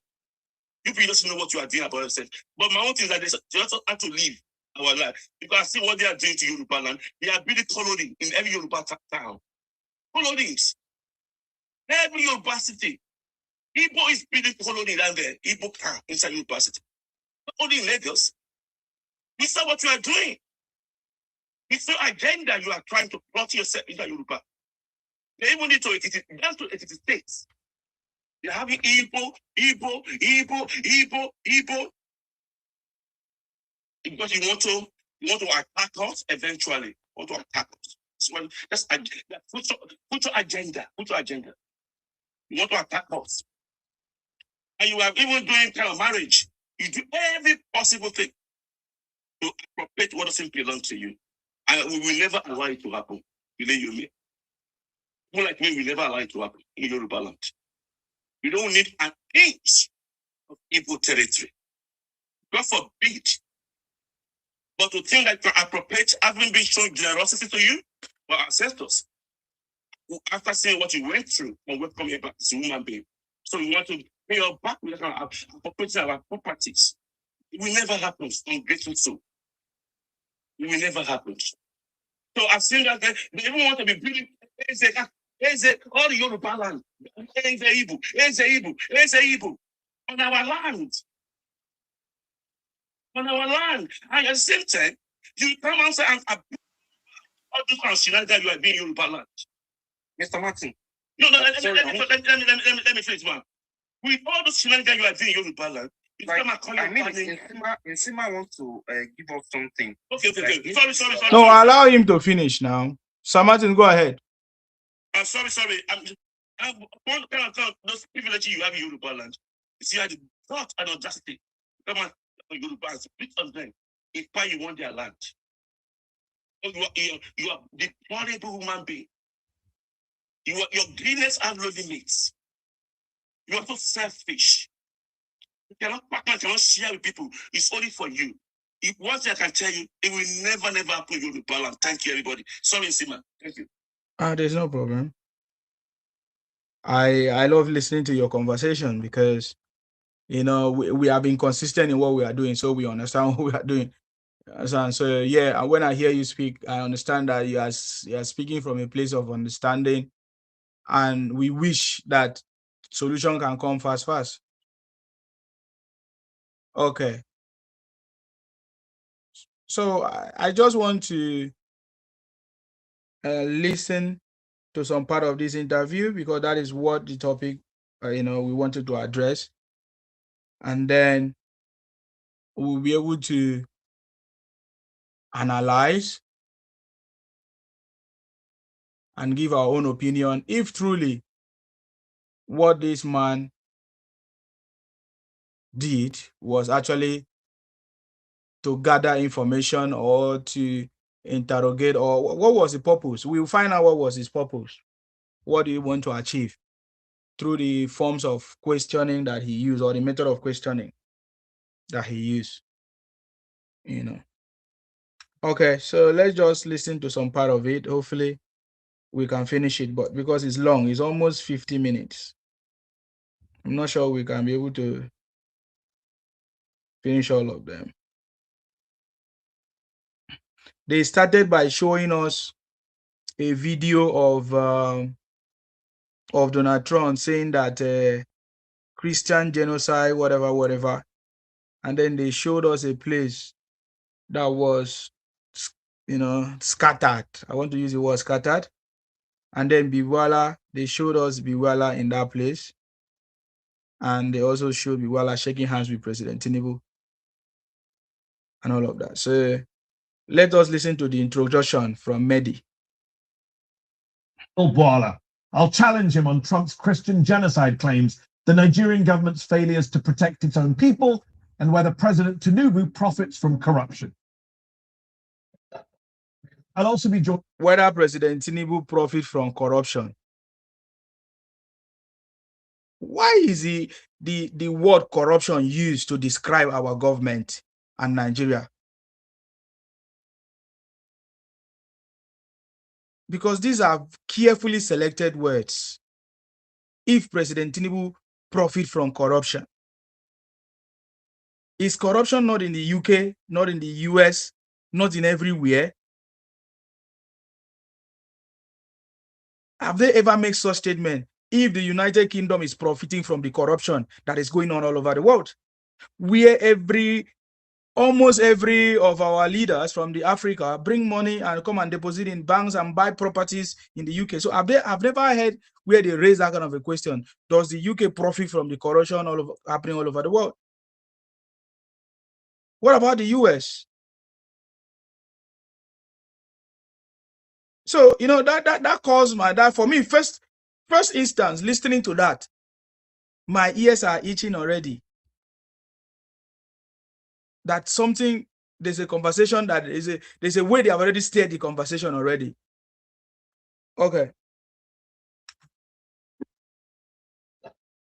I'll also be joined by a panel of experts. Anu Adeoye, a journalist with the Financial Times, Aisha Osori, a lawyer and development expert with Open Society Foundations, and Tunde Doherty, chairman of the APC ruling party's UK chapter.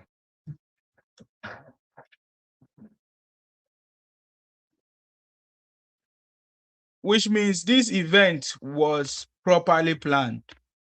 It's not just an event that just happened maybe suddenly. It's something that was properly planned. And I strongly believe that Bwala was aware, which means he's supposed to have prepared on all ramifications to respond or to, of course, do his own part, a very perfect job. So it's not something that just happened. It was a well-prepared meeting. Rufi, what do you want to say? Thank you, my brother. Thank you. Yes. Yeah, I was sorry for that. I was busy that time, so I couldn't join. So, okay. Yeah, thank God I watched this interview.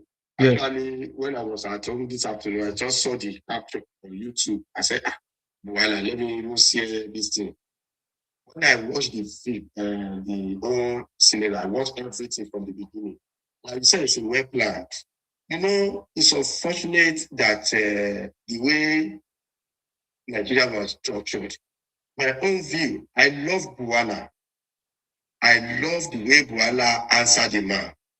In all those things, all the critics, and the guy that wear Ashiwaju's cap like yours. That is the chairman, of APC. Yeah, I love that man. You see, there's a lady in between, and that young guy with and that Toro lady. This is an edo of the lady. If you look at something, if you want the critics Ashiwaju for content, when they went to US, they said they support. Because those questions that the Mehdir, whatever they call the name, not fact. And I love Bwala was telling him that not fact. We should report. Now, I remember when Buhari was in government, Arise TV and all the critics were saying that Buhari of statistics take this. Now, those statistics that you use, those Western world statistics you use as a to make Buhari government that is not good, that capital poverty of the world. No, that statistic now turned around to be good. And I loved at the end of the interview when Bwala asked him out. Now, if you say something, it's wrong. Based on your information, based on what you are hearing, but you are not having the fact. But when you don't see this fact, that what I said is wrong, is it a time for me to change my mind? He said no. Said no. Because you, at the interview, you work in a different station before where you are now. So they now shoot her. My own take is this, that I thank that Ashwadu guy when he spoke, that chairman you are talking of, because when they asked him, they put the question to him and all the audience that were asking question. That shows that even the audience and the interviewer, they don't really have, based on what they have been saying, because when they went to America, I love President Tinubu. I've not seen such much about that American forfeited fund that you were saying, you understand? Because some Gen Z or the new generation people believe that because the guy was saying that this government, and Bwala told him, these are what is in domain, and no court has ever convicted this man, and nobody has ever proved that this man was actually forfeited. But it's as an opposition, like you said, that which country in the world, who said the genocide you are saying, nobody can associate to a particular faith. It is everybody. It is everybody. It is across, either you are a Muslim, you are a Christian, you are traditional, this thing. Everywhere is littered with all this kind of nonsense. But my own take is that I salute the courage of Bwala. Yes, I criticized this man when I was in opposition. And once when he was asking Bwala that shows that we won't trust, he said, no. If I said, based on what I'm hearing, I will not support this man. And when this man came there, what we are seeing now is different from our thoughts. Then we have to build our nation. And which I believe that if every sincere Nigeria will see the way this man was doing, whether he said that the policy are wrong, we can't continue in the kind of policy of the subsidy we are doing. And tonight, before I left home, he said the NNPC, this before this new Ojulari, is the MD they call them, from 2017 to 2023, they are looking for 210 trillion. They were treating that one now. And this is it not because this man was Abakiyari. When he was there, you see a lot of things. This Abakiyari now went to join AGC. He went to join all these people, and people are supporting these people. Then why are you not against President Bwala Ahmed Tinubu? What have they done? Is this a personal hatred? Or is it a hatred of your nation? Or is it a hatred that Obi did not win the election in 2023? Because I sat down and tried to look at this thing. But I really want to thank you once again that people like you that give, that you are not, let me use the word, you are not biased. If I thought you will send them away, bring your destiny. This government is doing what we expected. Is it a student loan? Which Bwala said it, that you said out of students, 8 million students out of school, that they close school. He said, no, it's not that Tinubu closed school, not. It's because of the adoption of children in the school. And there's no security presence in that place. They moved them from that location into the capital, where they can see covered, where they can see presence of government before this thing. Now, you want Ashwadu to secure the land within a few 3 years. And that guy was putting it to them. Now, people said the Americans were calling a power weapon, power this. Are we not seeing how children will carry gun in school and be doing all these things? Which government has ever said that, okay, let's eradicate this thing from the school in America that you are now saying. And Bwala put it to him that when he mentioned one country that who called that one genocide, the man was looking. So my own, in nutshell, there are some people that are pushing this agenda, like a lady asked, that he said that in the lady war one Ashoki, that if Ashwaju did not say in 6 months or 4 months that he did not get electricity done, that he should not vote for him. So I don't. It's just some group of people, maybe NGO, I will call them. They are the ones sponsoring all this thing, gather money together within themselves to go and get view of the international people, so that they can use that one to support their evil agenda against the president. But by the grace of God, thank God that people like you that are giving people like us voice, because if not because like your platform now, we will not be sharing our thoughts. We will be limited with the critics of these people that are outside there in internet, all over the world, that they say that because they want either Obi or nothing. And if you even say this is Obi you are calling, are you telling me that when Obi get here, he'll be able to do things because of the question we are asking, he will not even answer. He will be telling us stories about country, the story that does not match whatever. So I love Bwala, and I still say that word, because he was able, if Bwala has been a non-entity, he could have used those words of Bwala against Bwala in that place. And Bwala said, I said it, but when I don't know, but now I know. And there's no crime in changing view. Thank you. Thank you very much. That is very correct. I mean, yeah, of course, definitely. We can have a opinion today, tomorrow our opinion can change. That's correct.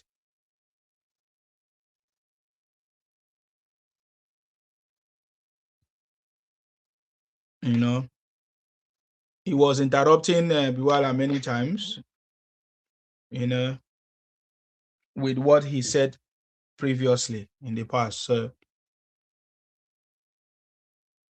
okay, let's go ahead, because I need to analyze this thing so that we can move forward. Thank you very much, sir. Appreciate you. Okay. So these are normal shenanigans or whatever. Head-to-head interview. Okay, let's listen. Daniel Bwala, thank you so much for joining me on Head to Head. Nigeria is a proud, sovereign, independent nation, a powerhouse in Africa.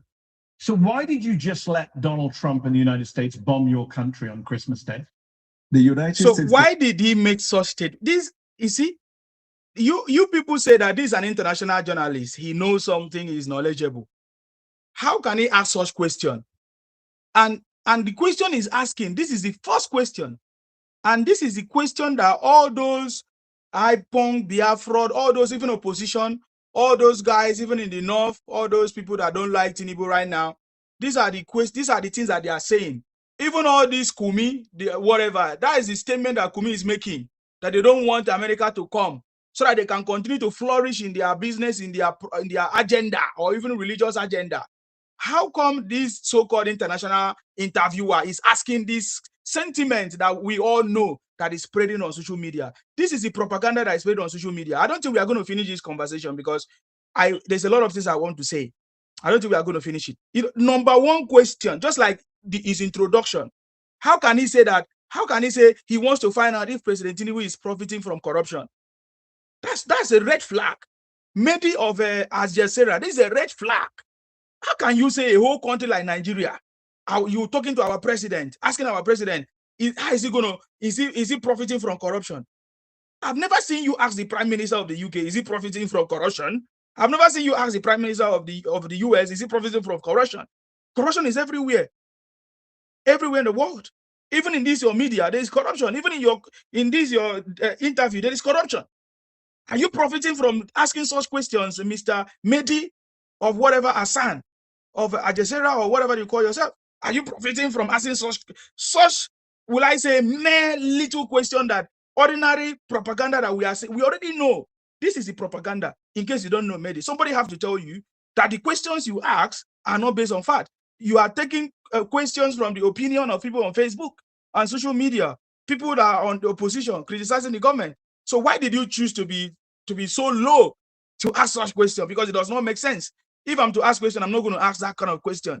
How can you say why did so you know that Nigeria have a sovereignty? How do you not say why did you allow President Trump to do that to your country? What are you talking about?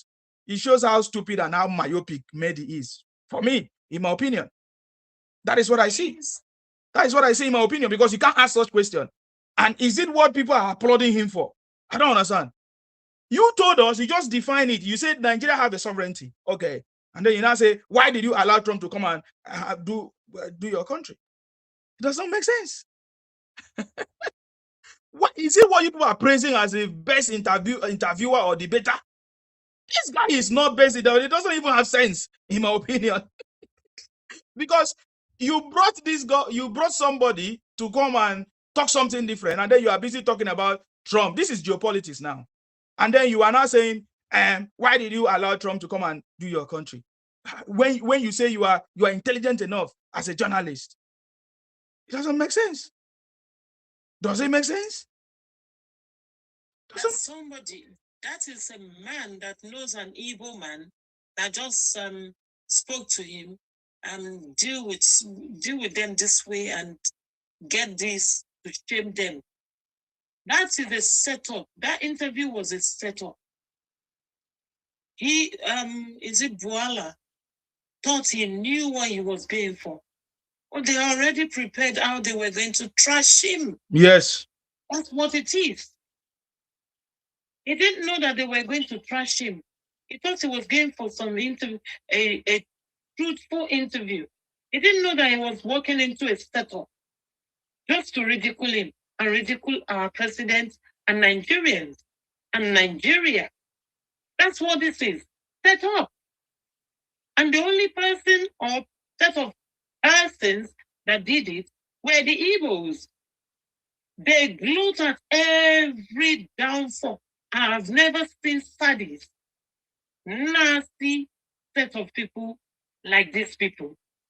How you can set your own country up for failure, your own minister for failure, and you're clapping and you are happy.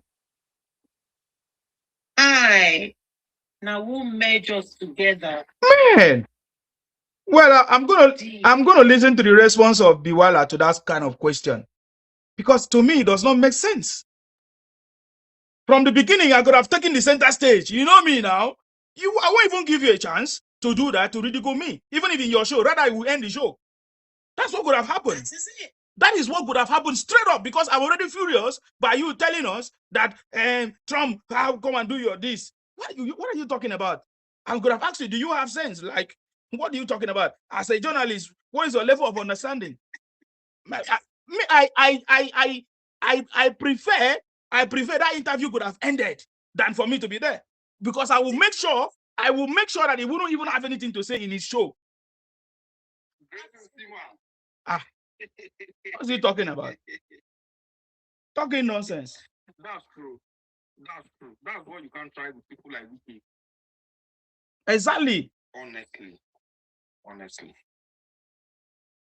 People from the north cannot be spokesperson. Where is this Bwala from? God knows. From Borno State, it's from People from the north people from the north they are not soft. Yes. Yes, they don't understand what is happening. That's the problem. I know what I'm telling you. People might say, oh, why are you trying to do? No, people from the north cannot be spokesperson for Nigeria. It's not. They cannot be in that place. That place is not for them. Communication is not for the north. They can be spokesperson for their own people, like to speak in their language and everything. Even upon that, they are not doing their job. Upon that, they are not doing their job. They should repeat it again. They should not. No, never repeat we need to correct this problem, because I'm telling you, from the first time I'm hearing this kind of question, I know that there's something wrong. They need somebody that is sassy, cheeky, That is as equally rude, if not more. But he Bwala was is a lawyer that got his whatever practice. You know what? Yes. You just said it in cinema. You said people from that area cannot end this kind of interview. Which, yeah, that is what it is. We need a rugged person, a very That's rugged it, person exactly. in such interview. And aside that, you see, Bwala is this eloquent. In fact, I would have preferred someone like what's this guy? This guy from Delta, Reno. Reno would have done a perfect job. Reno would have done a perfect job. You ask them their own too. And that was all. Done a very perfect job. Yes, Bwala try. We are not saying he doesn't try, but that is not what we are saying. He did. But no, he should not do it again. Yes. It was a trap. It's a setup. It was a trap. It's a setup. It's a setup. Proper setup. You know what they do for Bwala. It's not that Bwala didn't know, like my sister said. He didn't know that is what he's going to say. You see why we said, if you watch it, you know Bwala, they want to use Bwala. Everybody that is in opposition before and is not working with Asiwaju now, Mr. President, and is doing a good job, they want to bring that person down. Look at the video now. People are not looking at the angle. Now, they said, if you look at what they were doing, look at Wiki, because that is my own opinion and the way I'm looking at it. Bwala, they set him up that you said, because the question was sent to him directly. If they bring Reno now, during Asiwaju was coming, Reno organized rally against Asiwaju in London, which everybody saw. But Reno today is an ambassador. If exactly. People are seeing the way Reno is in doing well in his portfolio now, because he has not started the job now. If he has started and doing well in that job, people will now bring the Reno critics, past critics against this man. Then Reno will be able to defend. You know, because Bwala is eloquent in English and he's a lawyer. You understand? And he said, that's why I said he tried. When he said, yeah, I said it, but I withdraw it. Because when I don't know, even said Jesus Christ, he said, when you commit sin, and he said, you ask for forgiveness, you shall be forgiven. Sarufi, we understand that part. That's not what we are talking about. We understand that, yes, you have said something in the past. That's not what we are talking about. But it's like me walking into a room where they have already set me up. And he did not see that charge. He did not see you sit up and then you know that, man. Okay, at what point did he know that this was a setup? Because for me, just mere listening from the... So when they start clapping for the interviewer, then he must have realized that, okay. Because he was still relaxed. I saw him still relaxed. Yes. I saw Bwala still relaxed. To my own understanding, you know, this is an international view. And this if we did a lot of people. No, sir, you are not paying attention. Go and watch the video. The interviewer is not relaxing. The interviewer is sitting down like this. He's just like me. I'm talking of people in that place that if you walk out or you didn't answer question, they can take it up. They can take it against. What are you saying? Are you representing your country or you are representing? Yes. It wouldn't have mattered, sir. Exactly. There was a time Joseph Mourinho of Chelsea, former Chelsea boss, was being interviewed, and the question wasn't sitting with him. He walked out. That's it. I wasn't even asking him to walk out. He has the power to respond. I don't know if you understand me. His countenance. Go and watch the way the interviewer was. The interviewer was ready to devour him. He was ready to devour him. Okay, fine. I understand that he's relaxing as not to maybe under pressure, to show that he's not under pressure. But there's a point that as you are talking, you were sitting down like this, and you are talking. You stand like this. You respond. You set the pace. The way you set the pace will correct his brain. What are you talking about? Are we not Nigerians? Don't let me change it for you that we're using in Nigeria is for real. That is the point that you change it for him. So I'm not sure, but I've seen him in some other interviews, in some Nigerian interviews, the way he tried to raise his voice and make his firm responses. Are you getting me now? I think that is for me. He did very. I've never condemned him, but I'm saying. But if it's somebody like me or other person like Reno and every other person, there's a way we could have balanced that conversation like this to the point that we understand what he's trying to do. Because how can you belittle our country? First of all, the question was so belittling our country. Very belittling. Yes, you are like telling us that, okay, you have sovereignty, but now you allow another person to come and destroy your country. What kind of question is that one? So I saw some, okay, network. I want to listen to Bwala's response to that first question.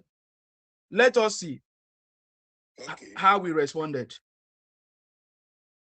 Sorry. Not bomb our country. The decision by the US government was anchored on the intelligence sharing between Nigeria and the United States and the agreement on the operation. So Donald Trump just didn't bomb Nigeria on his own whim? No. The US Secretary of State, Marco Rubio, called our own foreign affairs minister when the decision was made that was the time to strike. And the foreign affairs minister got in touch with the president. So this was a joint operation, you're saying? Yes, it was a joint operation. On the Nigerian... What I don't understand is, how can it be a joint operation? When Donald Trump says that there is a genocide going on against Christians carried out by Muslims with your government turning a blind eye, and you've called that narrative a hoax. You said it creates discord in Nigeria. Right. So when Donald Trump says he's bombing Nigeria to protect Christians from a genocide, is he lying? We both disagree as to whether the so-called genocide in Nigeria was against Christians. We believe that it is a targeted killing by insurgents, Boko Haram bandits, and all of these criminal elements against the people of Nigeria, Christians, Muslims, and those who have not identified with any religion. Donald Trump believed it is Christians. We now felt, rather than arguing about whether it is against Christians or not, there is one area we both agree, that we have a joint interest in the fight against terrorism. But you're fine with the fact that his motivation is something you disagree with. You think it's a hoax? Yes, because... So when Donald Trump says there is a genocide against Christians in Nigeria, is he telling the truth? It is a half-truth, in the sense that, yes, Christians have been affected. But the whole truth is that both Christians, Muslims, and those who have not identified. I said the narrative of Christian genocide was a hoax. That's his opinion. Everybody's entitled to it. Is he right or wrong? We believe there is a targeted killing of all Nigerians. Evidence has shown. And that is where we are focused on fighting terrorism. So let's talk about the terrorism. Right. Trump claimed he targeted... Okay. So now, even when Bwala was talking, he was very calm. He was responding, which I like so much. Correct. Which I like that part, because I saw him, he stood, he was talking, and he was responding. But I noticed that the interviewer was interjecting, interrupting, and those kind of... Because he was focused on pushing the agenda. That is what he kept prompting him to to say something that will make him to fall into the trap. You see the point now. You see, but and even the interviewer now commented and said, "Oh, you're a little bit more polite today." You see now, he noticed his countenance that is a little bit kind of it's not hitting it. It's not hitting it. It's not hitting it. Because this is something, if it's me, you see that this is something that they want to use to condemn your country, or this is the narrative, this opportunity for you to hit it. And that is why the interviewer said, "Oh, you're a little bit polite today." So that is what I noticed. I don't know. Yeah. That's also an insult. Yes. What do you mean by you are a little bit polite today? It's also an insult. No, it's an insult. Nobody would have held him responsible for it, given that the whole place were cheering him on. Anyways, the people who ate Tinubu were cheering him on. Now, well done. You're doing... But with the same token, he did his best at the interview. Yeah. I know if you look at the interview, like we say, it's a setup. That guy, that lady that sat between the man that wear Shibaju cap and that guy that wear white long sleeve shirt, they knew about that question. If you see the content of that boy, if I look at the age of that boy, it's a small boy. That boy will not be up to 40. If I look at the way I look at that guy. So the narrative of that guy and that lady, or Soro or Ciro, that lady, they are the people behind the interview. That's what I said. I said they are the beginning. I said this is... If you look at the question, when the interviewer, when he has exhausted all the question he has, he now said, "Let me take these two guys on." When he started asking them, the way Bwala was answering them, yes, You know, at times, not everybody has the brave mind to do like what we are expected that they want to bring your country down. But he was able to comport himself. That's where I look at it. Because if you look at that question, it's a real critical question from the people that Obi side. Yeah, very critical one. Yeah. It's people from Obi and it's being championed by the Southeast people. Let me use that one, either Igbo or whatever. Because this is a critical question. And you know Bwala, because they want to use Bwala to nail it, because Bwala, they use Bwala's voice to judge him. That you said this thing, and Bwala was already, this question you are asking, give me the source. He will not give the source. He said, no, I didn't say it. He was debunking it. The one he said yes. And the one he cannot debunk, I said it, but whether I don't know, it's not that I don't know, I follow what you are saying as an opposition. He now told Bwala, can I believe in your what you are saying now? That is why I now throw the question back to him. But in no share, we know that a lot of people are outside there against this government. And like I said, thank God for you that made this platform that we are sharing our view now. It is a lesson for the next person now. It is a lesson for like Ireno now. It is a lesson for like Fanika Yode. It is a lesson like Minister of Airport, Keyamu, because and David Umahi. This is a lesson for them now because they want. Those people you are mentioning, they have done interview. They could have spotted this thing. They could have people like Reno have done interview many times. People, did you see the way what's his name? Dave Umahi respond to questions. You can, if you notice that your question is crooked, he will throw it back to you. That is how to do it. That's how to do it. Why are you explaining? You fall. If you explain it, you are falling to the victim. That is how it works. You don't explain. Oh my God! You don't explain. You don't explain. Are you lecturing them? Are you explaining? Nasima, you know about left-hand media. You understand what I mean. What people don't understand, this is the job of this, I would call them mother effort. You understand? Like left-hand media, it's just like the same as Pierre Morgan. You understand? Yes. When you go to their show, they're going to interrogate you. So the best thing for the president media team, if we're going to send somebody to represent the president, it shouldn't be Bwala to go on that media stage. You understand? Because he was once criticizing the president. You understand what I mean, right? And in order for them to get into his skin, right, they will go personal with Bwala. Exactly. Yeah, so that is what the left-hand media does. They don't talk about anything serious. You understand? They're just a joker. You can see now they put the crowd that's clapping, laughing. Those are not the things. If you're bringing somebody that wants to talk about a country, you don't have an audience that will be clapping or laughing. You understand? This is a serious matter. We're talking about the security that's going, insecurity as the insurgency that's going on in Nigeria. You're asking the president media team to come and explain. Number one, this is a lesson to Nigerians in general, even Africa in general. There's no reason for you to be entertaining the Western media because they don't do the same thing to their own people. You understand? The way they will question their own people, they take care of their own people, they block everything about their own country. But when it comes to Africa, they will push. Remember one time when they tried to interview Obasanjo, you see what Obasanjo did to that interviewer? Yes. Yes. So, but for Bwala is in this odd seat because he used to criticize the president, right?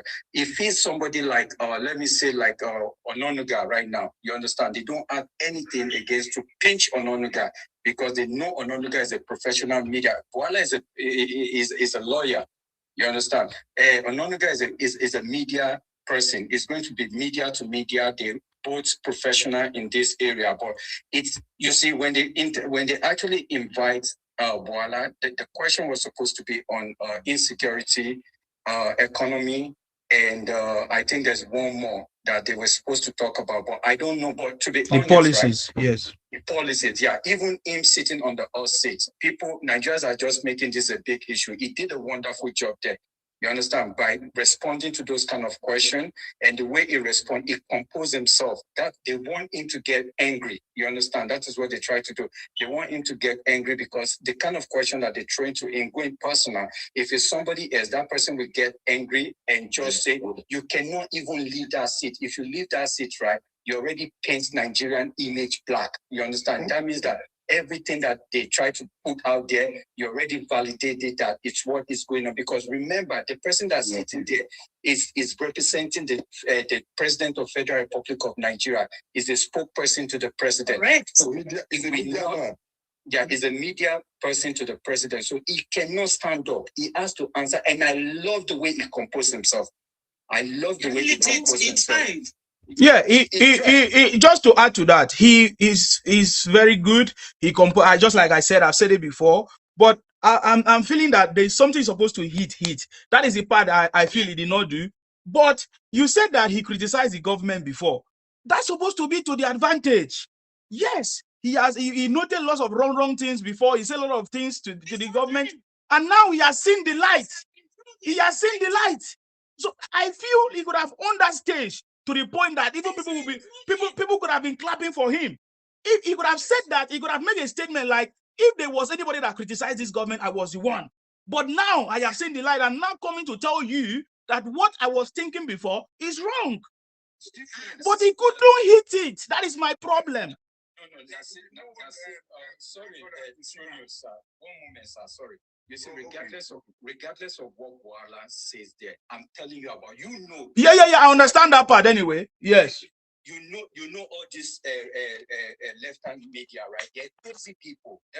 Even Piers Morgan is worse than this yes. guy that was interviewing. So yes. we know. Look at what he did to the Piers Morgan did to the Minister of Foreign Affairs in Nigeria.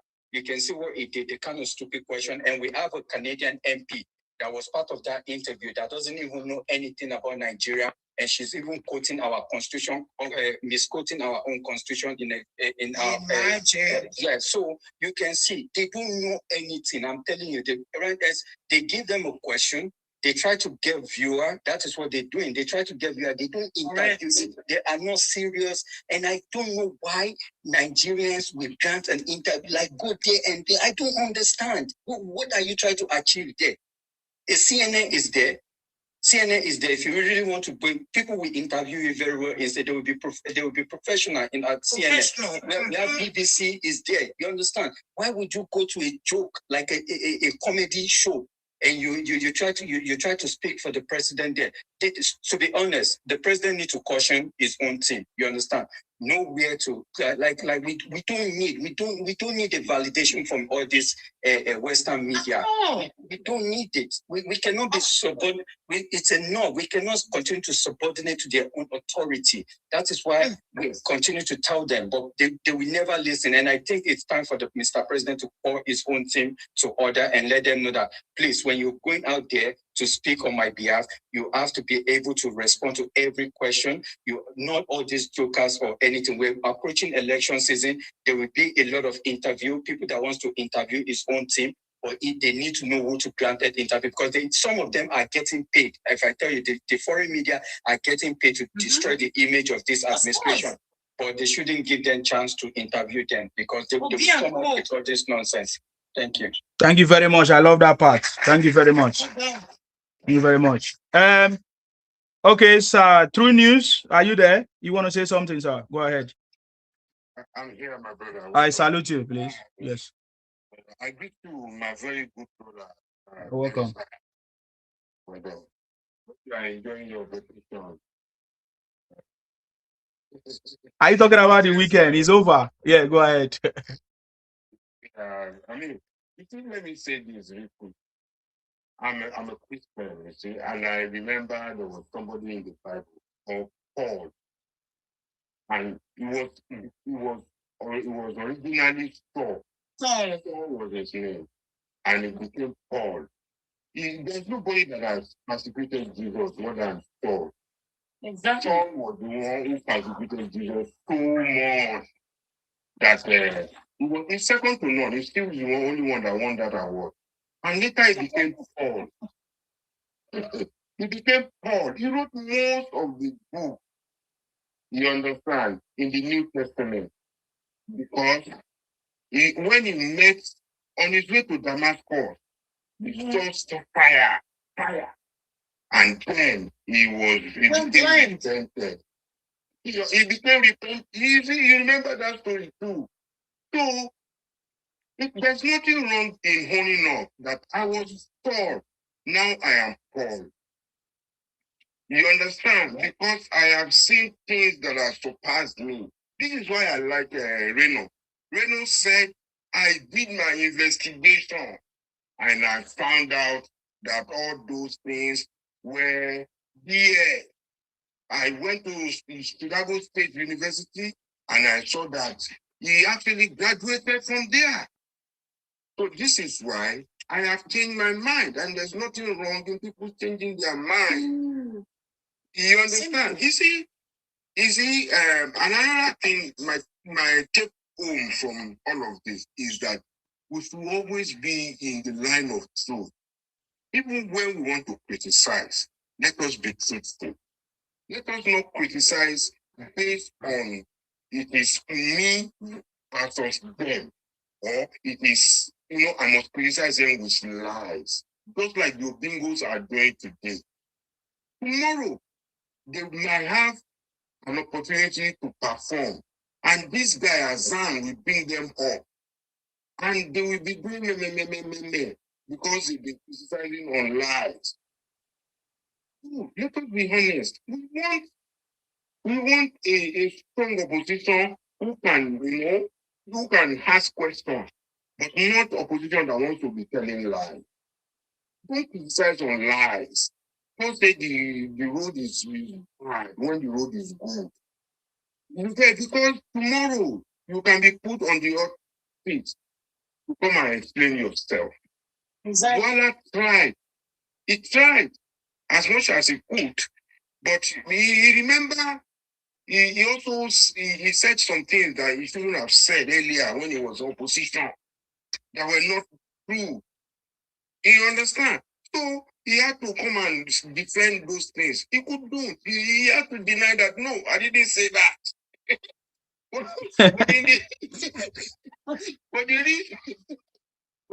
you said it. But that is it. You said it that time. The city boy is on the throne. You remember what he said? He said, saw thoughts in Paul. That time, saw. So it's not him that said it. Now it's Paul. It's not. Yes, he could have told us he's changed his name. This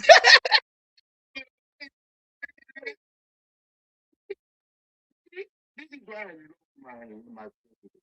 I love my president because it will make you eat your word. That is what I want to say. I didn't want to go that level. Yeah, but He cannot do. He will put you on the stage. yes, of course. It is the president. This is the kind of president we have been. Now he's no longer in our dream, exactly in our lifetime. You understand? Give everybody the opportunity to come and prove themselves. And prove yourself. It's not even the president who is asking you those things you said before. Were they lies or you see, you are coming on the hot seat, come and tell us. And you have to say, deny it, that I didn't say that. I didn't say that.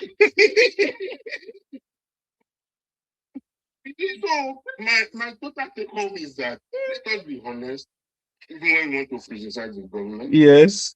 Let us have fact. It's important for us to have fact. You understand? So that we are criticizing constructively. It's important. If we should not do it based on lies, on sentiment, or because of political affiliations. You understand that we might belong to. Let us be factual. Let us look for the truth and let the truth set us free. So that any day, you see, when you lie, you will have various versions. But if you are saying the truth, you will say it a million times and you will use the same words. It changes, yeah? Without having to change it or paint it or make it look better or it's only when you are saying telling lies that you have to do all of those things. It's important for us to be factual, be honest, be truthful.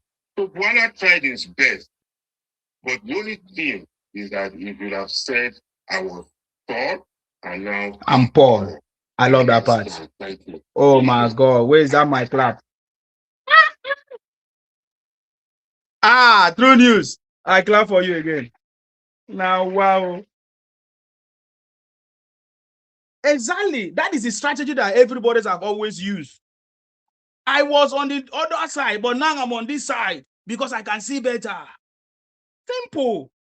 Don't say I didn't say it. I've said many things because I was blind, but now I can see. You get the point? That way, there's nothing that anybody can say. But when you say he didn't see or he didn't say he didn't day, now wow, now big problem in the cause. Nwachuku, let's hear from you. Everyone. I salute you. Yes, you're welcome. Yeah, I've been listening to everyone. Are you happy? Are you happy? Are you happy? Happy about what? That you guys are sharing the interview, everywhere. Are you happy? No, it's on the internet now, not only in Nigeria, all over the world. All over the world. Okay. Yeah.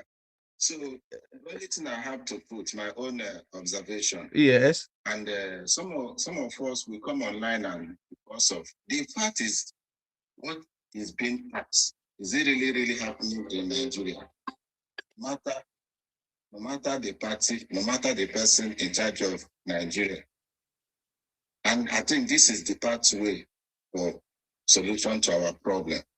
But if we decide to cover up because my person is there, I don't know when we solve the problem we're having in Nigeria. If you watch the man, he was asking a question, the condition of Nigeria, and what is the government doing, or what has the government done to resolve it.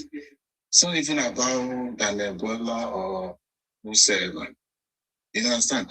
And the girl was asking him question that all over everybody are saying it. A blind man can see it by listening to news here and there, So it's not about to defend or lie. You don't lie. People are saying it. What do you want him to say? To cover this is not. Nobody asked him to lie. Oh God, what are you even saying? Do you know what is happening in the UK? Has Mehdi go to the Prime Minister to ask the question? Has he gone to ask the questions? Are you not seeing what is happening in the US and Israel and others? Has he gone to ask the question? So why is Nigeria different? Why is Nigeria different? I don't understand.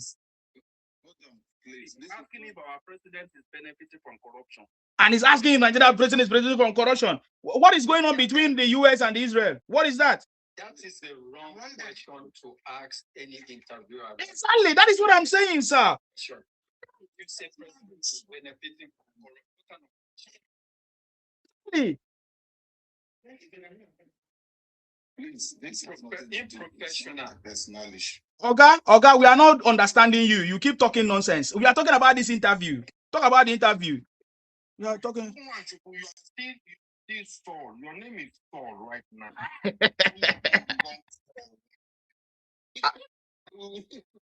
When you become Paul, we will remind you. We will put you on the hot seat as well. We'll put you on the hot seat. Nasima, he said he was asking the right question, right? Yes. What is the right question? If so, no, Mr. Wanchuku, me and you, we know each other. To be honest, right?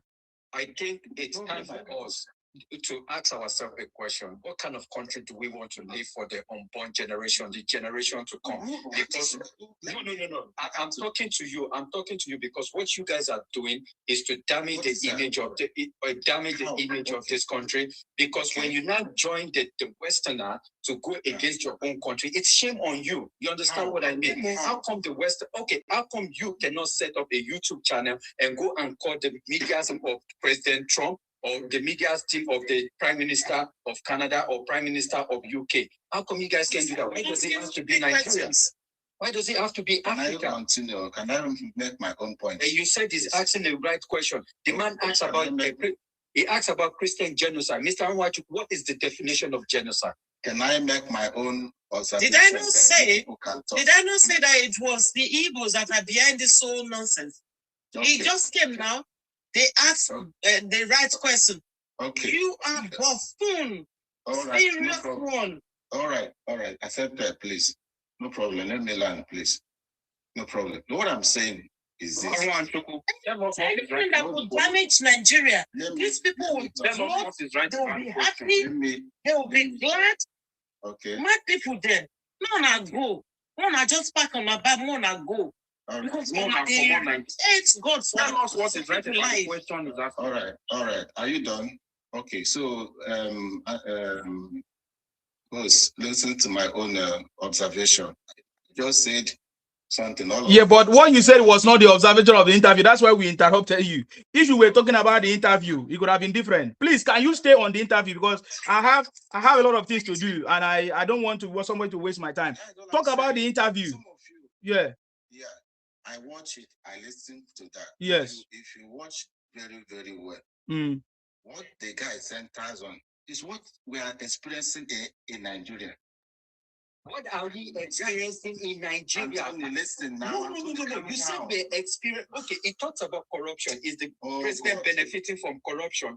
What kind of question is that? Mr. That's even a question that you should be asking somebody. Yeah, if you don't have something behind it talks about Christian genocide. Mr. White, I'm asking you right now, is there any mistake? Because you said it's the right question that I was asking him.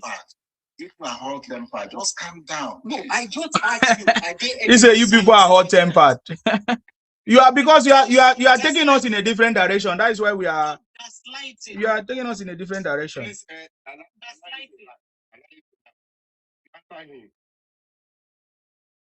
Okay, they say you should land. Remember, everything the guy was asking, the statistics is from Nigeria. It's not from anyone. People hungry here. Which statistics? Okay, you know Sabi talk. Good night to you. Good night. He doesn't know what to say. He doesn't know what to say. He doesn't know what to say. Don't worry, we have dealt with his brain. I go talk and we reset his brain. We reset his brain or something like that. He knows that man, this is not a place to come and do rubbish. What are you talking about? Yes. That's what we are trying to say. That in our own view, some of us, so that if Bwala has turned that interview into chaos or argument or fighting, losing face, people like this man, this is what they will be saying. That we are out there like that we are out there defending what is indefensible. No problem. He could have done it. He could have done it. He could have done it. Nasima, you see, this is the problem that we have. Every Nigerian will go on social media and say that the country is corrupt. Okay, now if an interviewer wants to ask you a question, okay, he has to lead that question to something. Okay, there's so things, there's so embezzlement or something. There's nothing. You just said, oh, the president is benefiting from corruption. You understand what I mean? What corruption are you talking about? What corruption? Yeah, I should just say that United States right now, what is going on? Trump is benefiting from the corruption that's going on in United States. If I don't have evidence as a media person, I cannot bring that kind of question. I have to lead my question to something. It's just to embarrass and paint the country black. And these people are supporting them. This is what they always do. They want everything that will bring Nigerians down. And we will not allow them to do that. We will continue to shut their voice down. Okay, look at this scenario. Trump came out in December, Nigeria is a particular country of concern.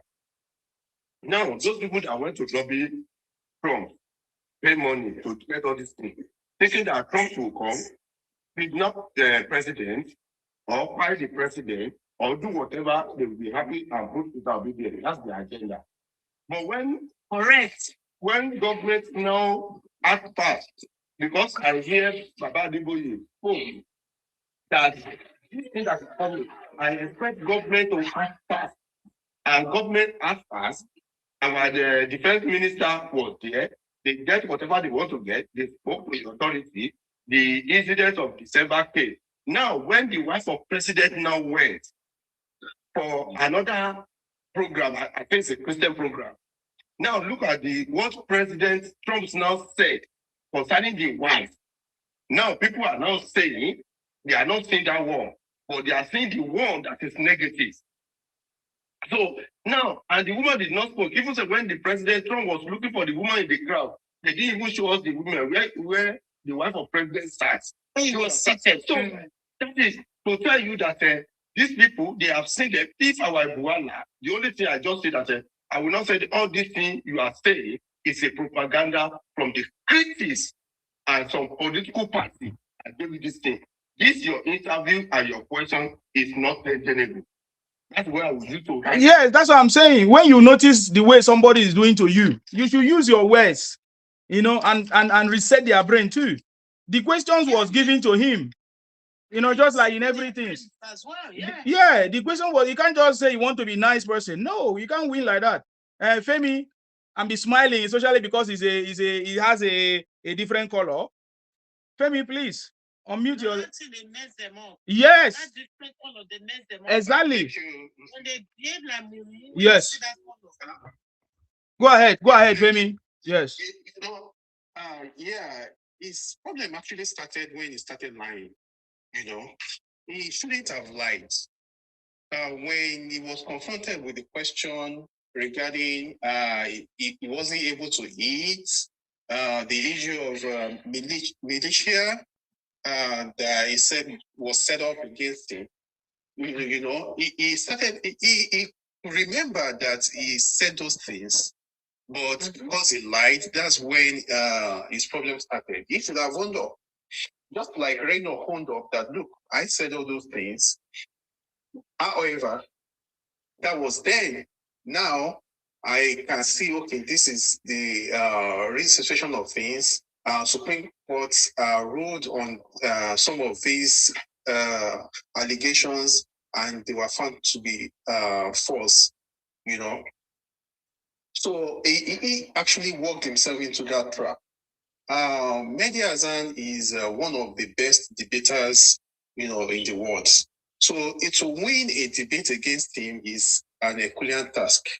He shouldn't have worked himself into that. And I could see in my opinion, I don't agree to that. He's not one of the best, in my opinion. How can you ask questions like, is our president benefiting from corruption? How is that the best? The thing is, one of the things that happened was he didn't prepare for that interview. Because Bwala prepared for the interview. He wrote it on his X platform. He prepared for the interview. Don't say he did not prepare. He prepared for the interview. When he was asked the question about when the president said there was no corruption in Nigeria again, he didn't handle that question very well. The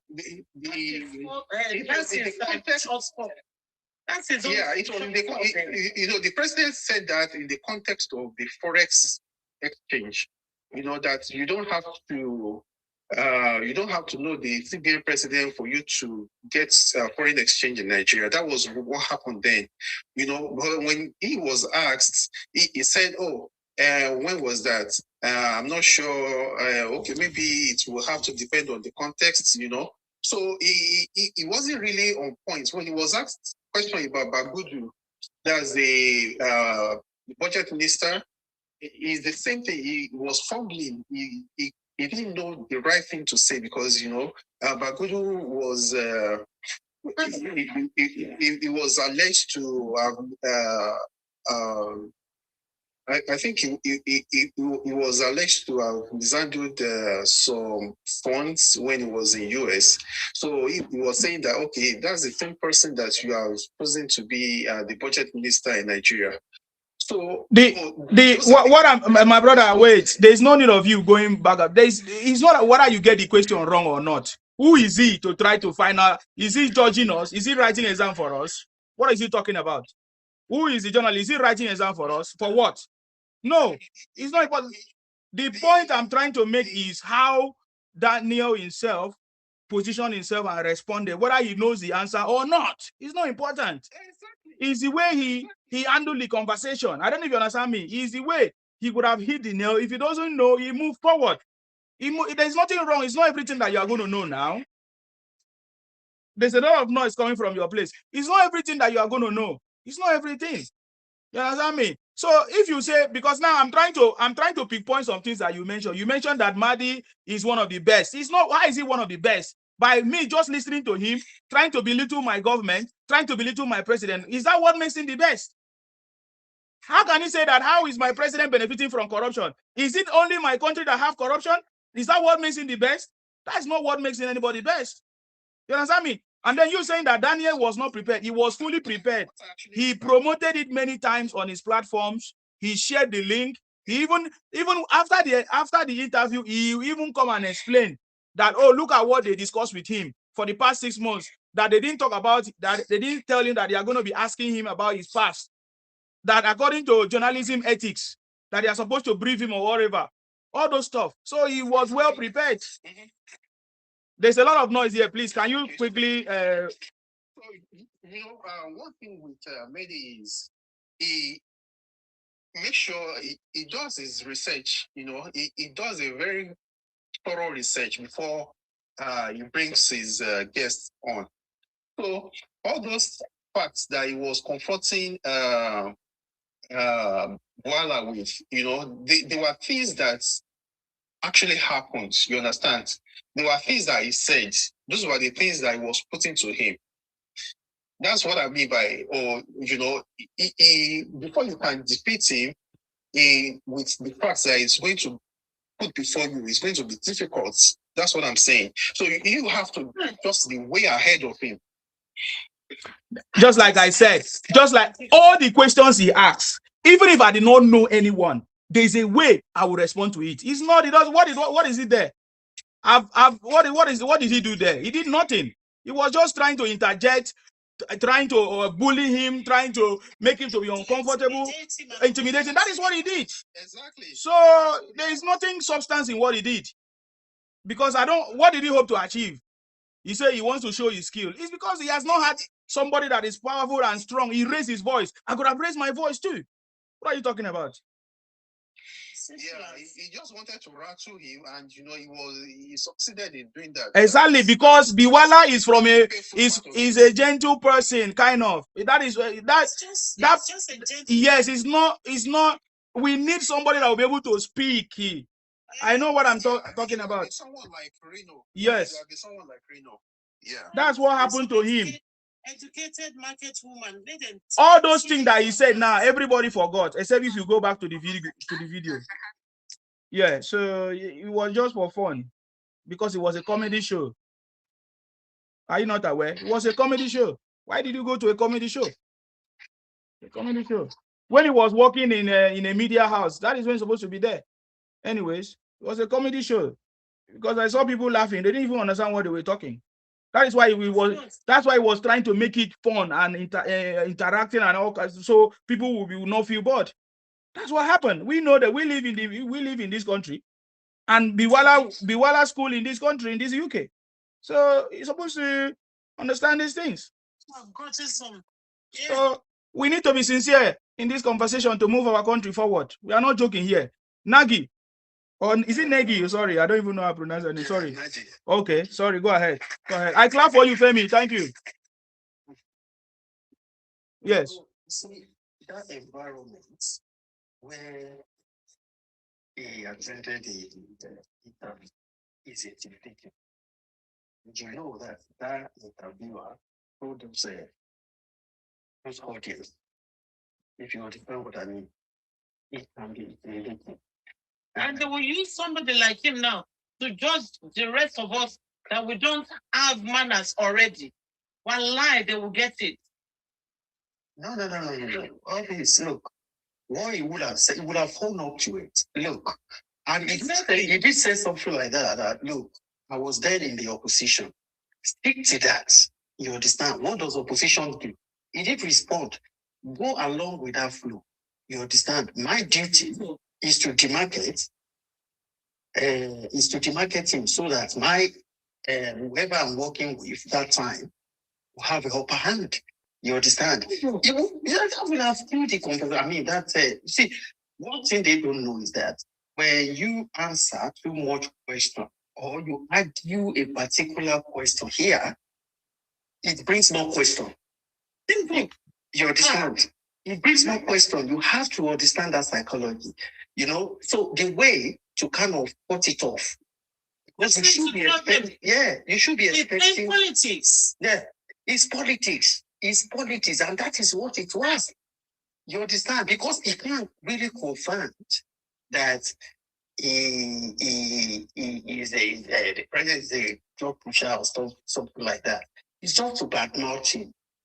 You understand? But that is what he would have held up to. But he's trying to kind of make himself like, look, I'm not a liar. You understand? Because because the follow-up question that the is it question or I forgot what they call it now. That the interviewer said was that, okay, so is that the way you play your politics in Nigeria? You understand? To shatter the image. I trust Reno. He should have said Reno will have handled that properly. And again, advertising that kind of a thing on your website. Advertising a comedy show. Let's be sincere. A comedy show. Is insane. You understand? This is what it was a comedy show.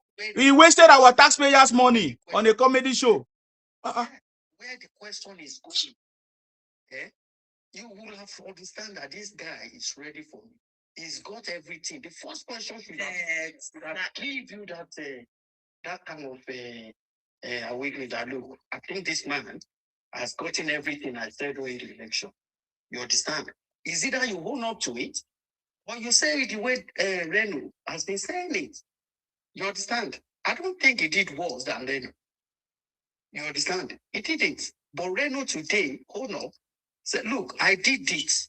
That was when I don't know. But when I investigated for that, don't forget, I went to the school that he claimed that he went to, and I discovered that his name was there. In fact, the picture as the best student was there. You know, these are the things you have to. He's supposed to have worked on that because they do ask him similar question here in Nigeria. By now, he's supposed to have known the best answer to provide. To me, I just think is honestly, I don't want to say intentional act. You understand? But he makes the whole thing. Well, that is his own this thing. You understand? That doesn't change anything. We can see what the president is doing.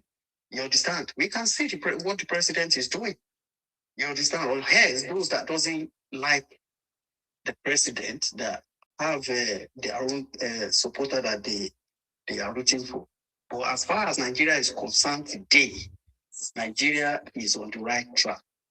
And it's being, it's being driven by somebody that have capacity to do it. So I don't, I know another interview will still come up. They have to do their homework. They should choose who is going to go there. And you see, you can't say so. Bwala doesn't live here. He doesn't understand this. You understand? You need to. You will get intimidated, even with the. Answer. We should stop going to those international. But it was a comedy show. Come for us here. Thank you. No, let Reno. Somebody like Reno will have go there. Even this guy, what's his name? This other guy. So are you saying instead of us to do something back home, we should be going to comedy show? Honestly. I don't know.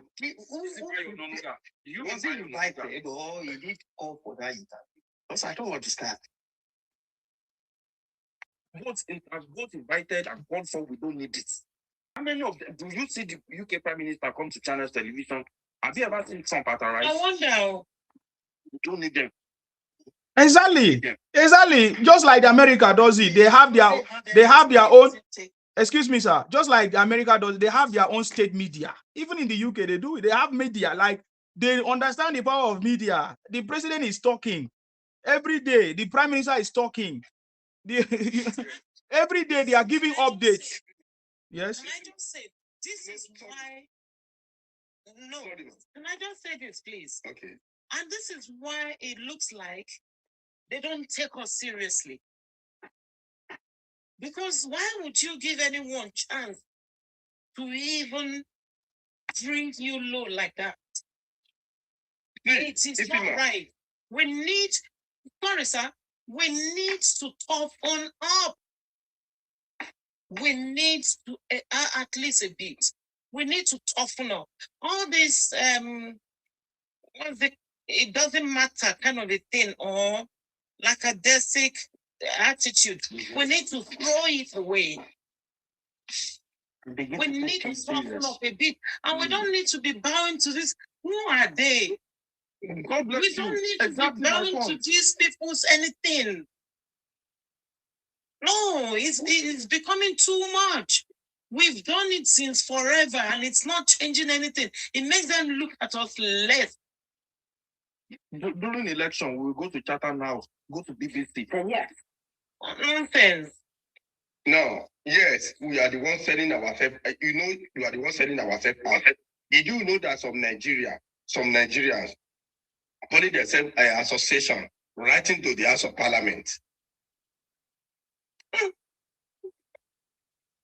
When they are writing to internal, see, Nigeria, because we didn't believe in ourselves, we bring ourselves low.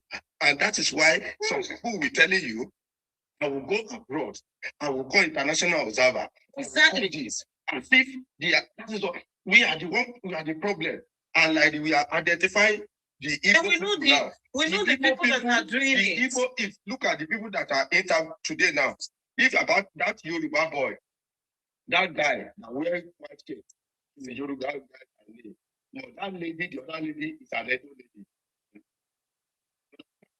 You can see them that they are talking from their nose. Why they are talking from their nose? Because they don't have the proof to substantiate the question they are asking Bwala. Yes. I agree that Bwala has faced a lot of challenges in Nigeria. You should have understood now. I'm not a politician. They are not talking from their nose. They are talking from their nose. They are us. Because if the guy is asking about that young boy, is asking about the interviewer is asking about Tinubu when Tinubu was in Chicago, when that boy was not born. And Bwala told this interviewer, I'm not there. I had this and I dwell on it. And when I saw that it's a lie, I threw it away. But for that boy to be asking, because that boy, when Tinubu was in Chicago, that boy was not born.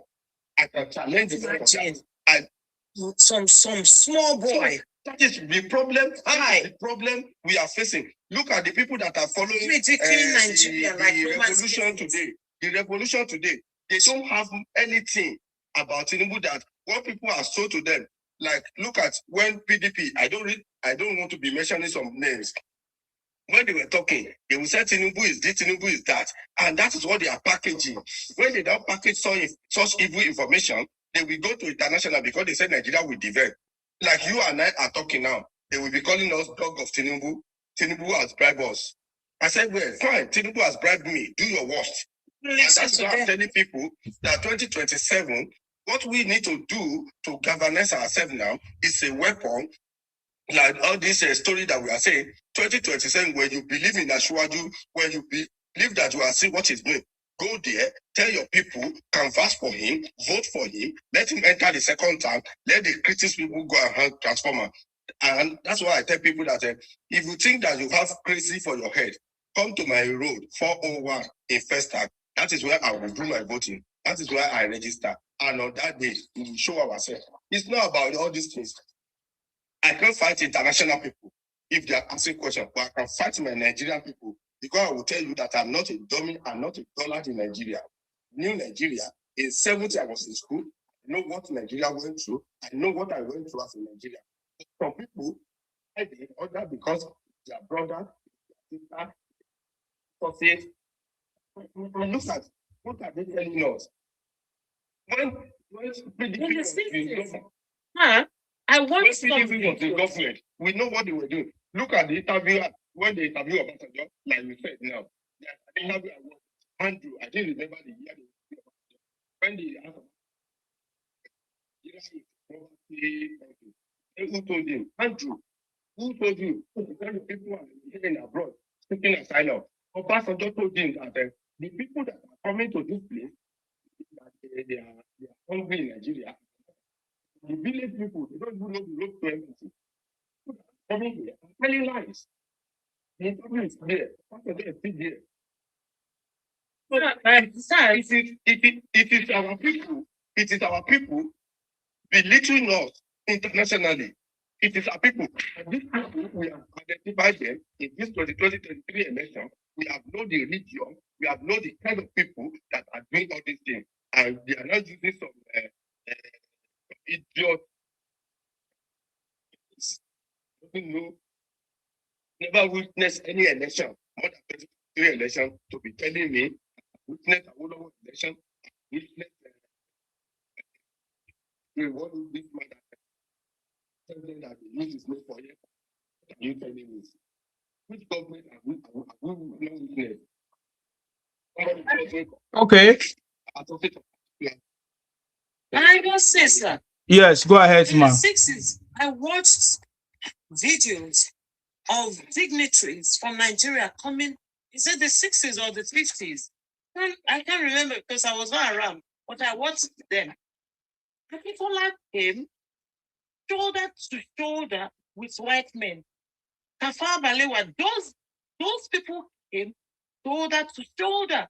And now things have turned around to the point where they are making caricature of Nigeria because Igbos has brought Nigeria down. The reputation of Nigeria, Igbos are dented it to the point where people are just making caricature of Nigeria. I beg, want to restore our country.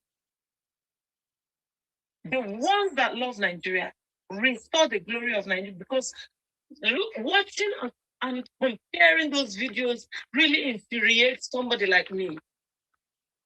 How did we get here? That we are now sitting down, listening and watching somebody, some small boys, whether they're even small, doesn't matter.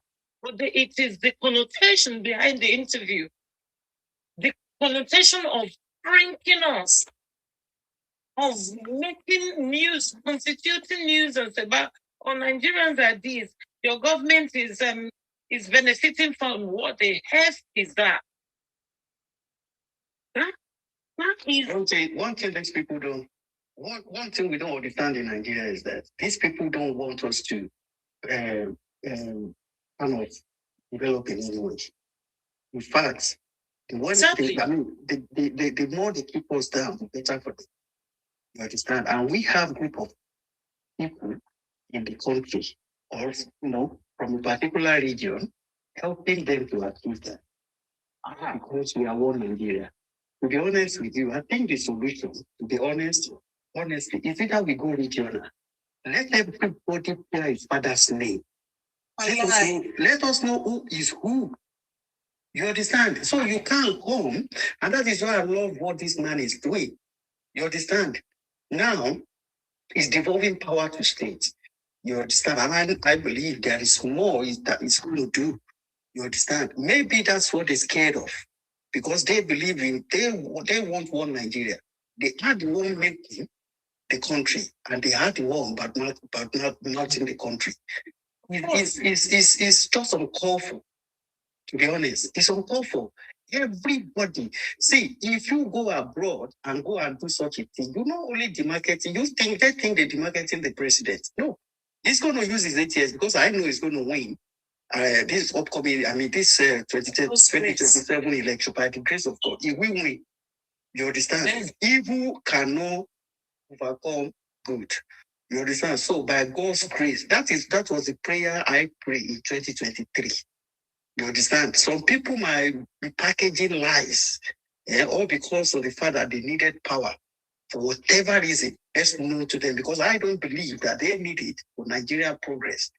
It's for their selfish end that they are seeking for it. And Nigeria should open their eyes very well.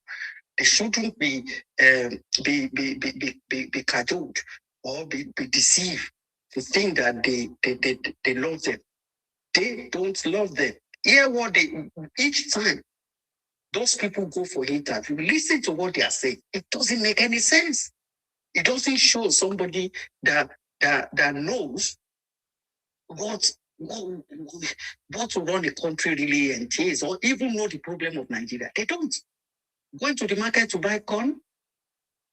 Going to the market to buy peanuts? What's that? Eating with Alumanjeri? What's that? When you become a president, are you still going to be doing that? You're not going to do it. You have the opportunity to do it. What sets you apart is your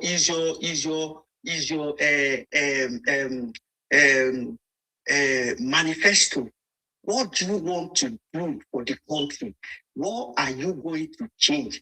What is not working at the moment, and what is the alternative? Those are things that we are expecting from them. We go beyond all this being power kind of a thing.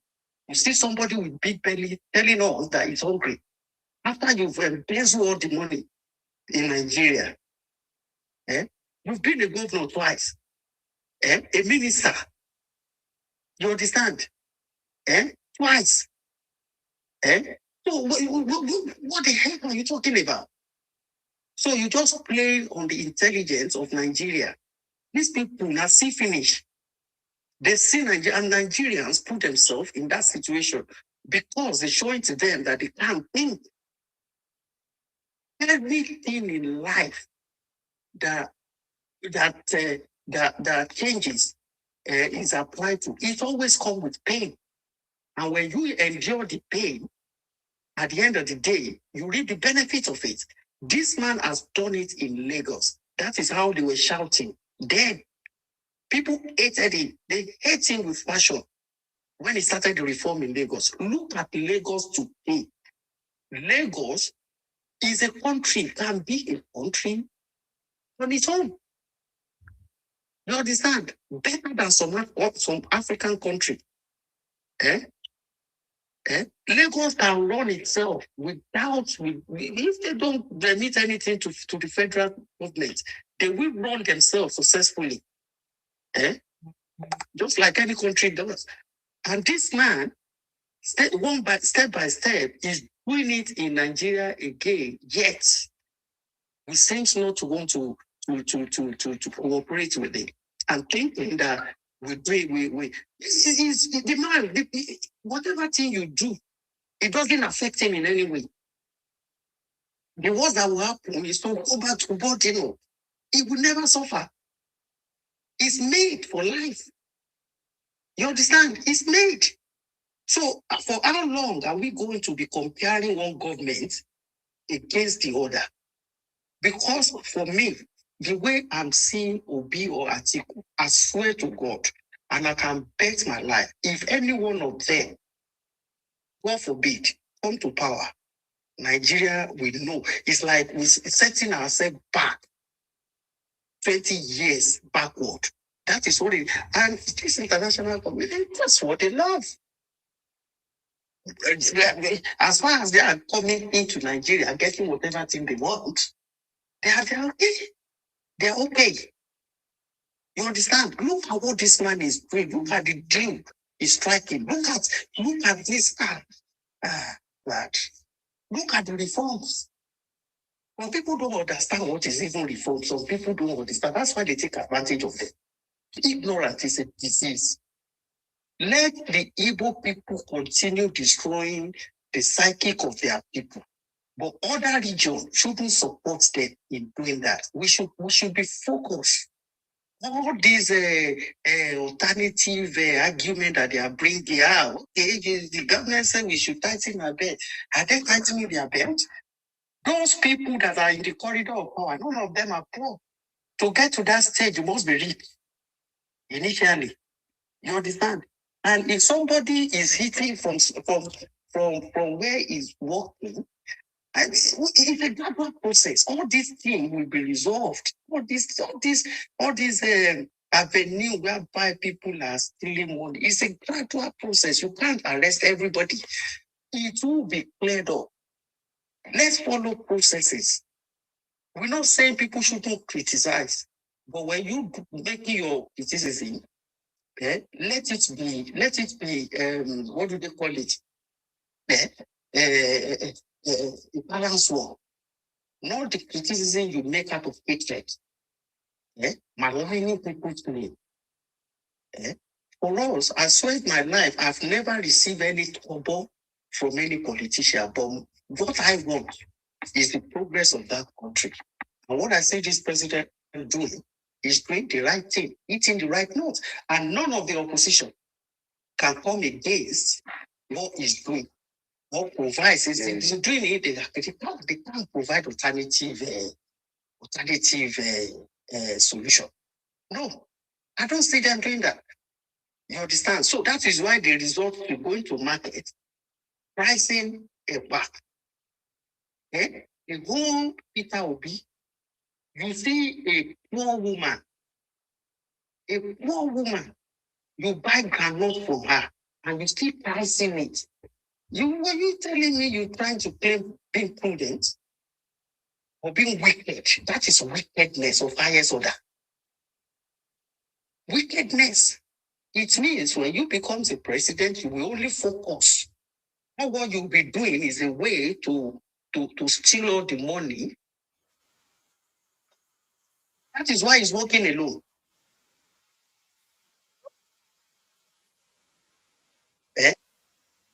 When he steals and nobody can attest to the fact that he stole something, because he didn't do it with anybody.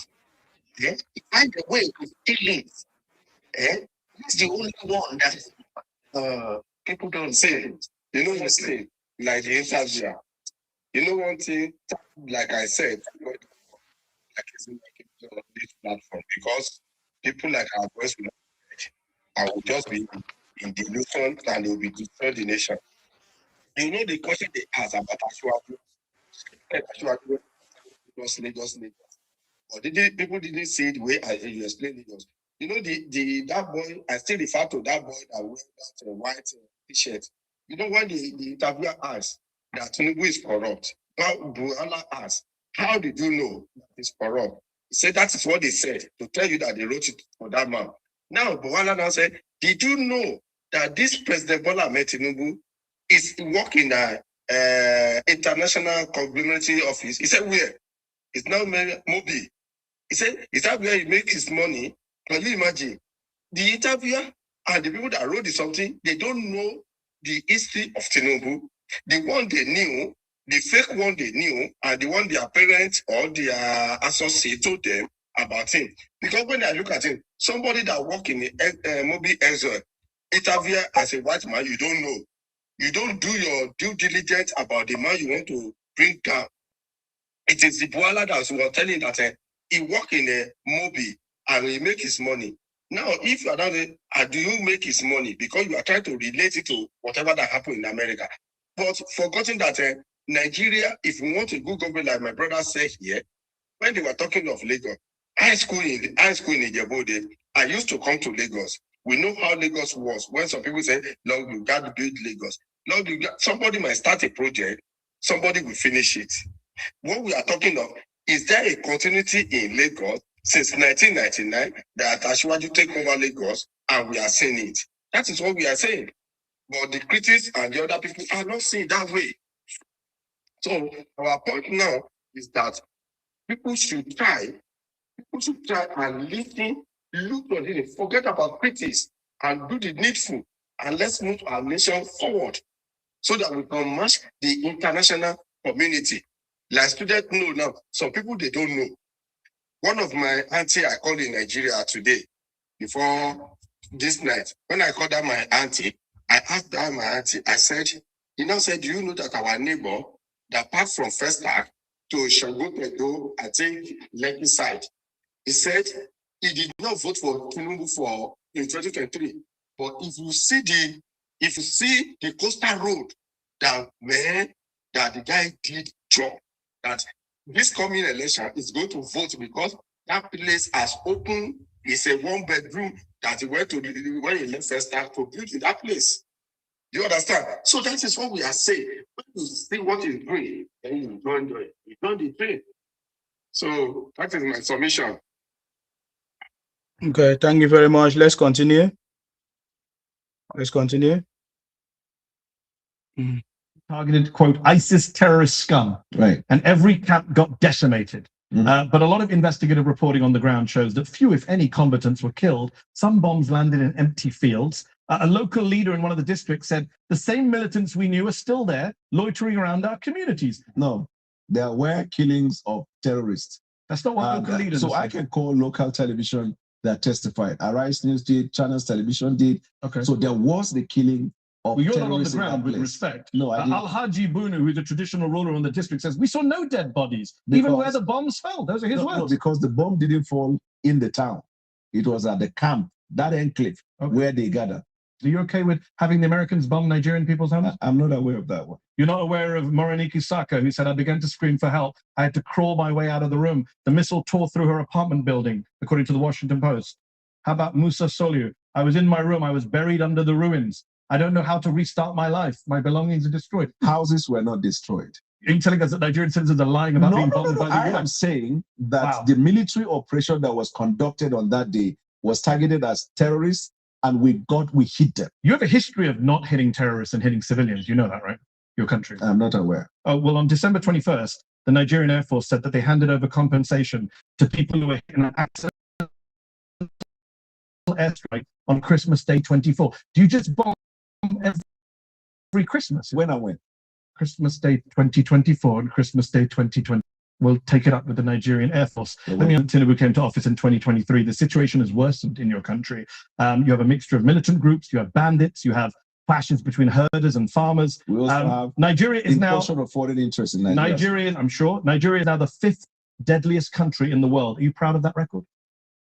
I acknowledge the fact that we have insecurity in Nigeria, and until the hoax narrative of the Christian genocide, then we began to see back-to-back attack in Nigeria. We had for the first 2 years of the president's administration a substantial peace in Nigeria. Actually, the number of deaths went up on the president's watch after this incident of a Christian genocide. And by the way, when did that begin? There is no country of the world today that is free from insecurity. No, there I are agree. parts of London That's why you can't go in the evening. Okay, but we're not bombing London to root out militant training camps. But you have had so many of the bombing on behalf of the United Kingdom by the United States. Since you're making rather spurious comparisons. No, the context 11,000 people were killed in conflict in Nigeria in 2025. That is up from 8,700 in 2023. That is a 26% increase in the number of Nigerians killed since your party and your president came to office. That's a pretty awful record. It's awful. And we're fighting hard day and night. But that's one of the reasons why the president traveled to Turkey, where we had bilateral agreement to deal with insecurity. That's why we're cooperating with the United States of America. That's why we're cooperating with any country of the world. The reason is because since 9/11, terrorism is a global phenomenon. Agreed. And so every country is involved in it. But it's getting worse in Nigeria. That's the problem. I can't say it is getting worse. You just agreed with me when I gave you the numbers. No, I 8,700 killed in 2023, Right. 11,000 killed in 2025. That's getting worse. How many people were killed in the United States last year? In conflict-related violence, probably. So this is not a conflict. This is an act of terrorism. Okay. So how many people were killed in the United States in terrorism? This is part of what Donald Trump many years ago in his first time classified the Western media as fake news. The reason is because context matter. This is not Western media. You right? are well this aware. Is not Western media. Yes, I understand. But this is the Armed Conflict Location and Event Data, ACLED, the most respected group that counts conflict-related violence around the world. Let me ask you, where there is a terrorist I could also give you another source. Conflict? I mean, National Human Rights Commission. This is a Nigerian group. 2,266 people were killed by bandits or insurgents in the first half of 2025. That's more than were killed in all of 2024. You are failing. Amnesty International says you are failing at security. The numbers don't lie. It's unfortunate, and as a government, and it's getting worse. We're working day and night, and it's getting worse. Situation. I don't agree to the fact that it's getting worse. How can it not get worse if more people die? Look at where we are sitting down. What is it getting worse? That's the point. How can we? Oh, excuse me, sir. How can we sit? How can he sit down? How can he sit down and listen to this kind of horrible date numbers and everything? And he was just so calm. That's my problem with him. I like the fact that he tried to tell him that, okay, what about what is going on in the UK? What about what is going on in the US? But he was not firm and passed his message very well. That's my problem. So he just listed and somebody just giving him statistics, fake statistics. Where is these statistics coming from? How true is the statistic? Because from me, from what I was hearing, and you can see that it shows when Bwala is trying to make a point. He counter it. He brings something else. He interrupt it. What he would have done? Please let me land one thing at a time. Let me respond. God. Otherwise, I'm not gonna answer whatever thing you ask me. Be in control. Take control. Yes, that is what I'm trying to say. I did not say that. He was so relaxed. Wasn't in charge. Yeah, he was so relaxed. How can you be bombarding you with all these things? Ah, man. What do you mean? You could have not allowed him to do all these things. He's telling you numbers don't lie, as if the numbers are verified.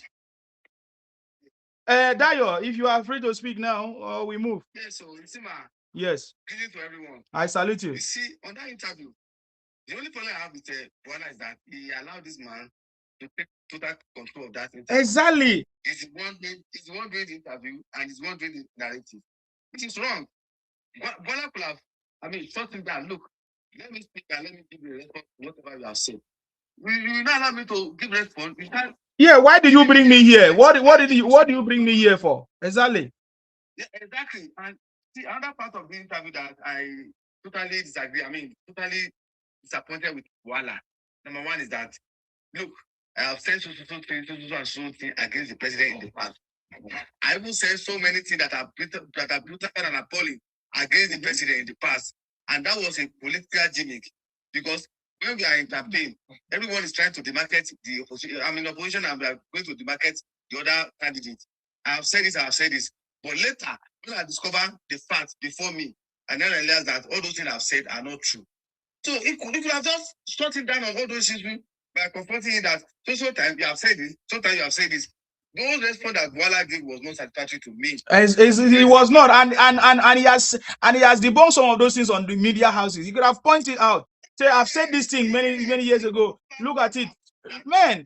Instead of saying I'm not aware, no. How can you say you're not? They are quoting numbers against your country, and you are just keeping quiet.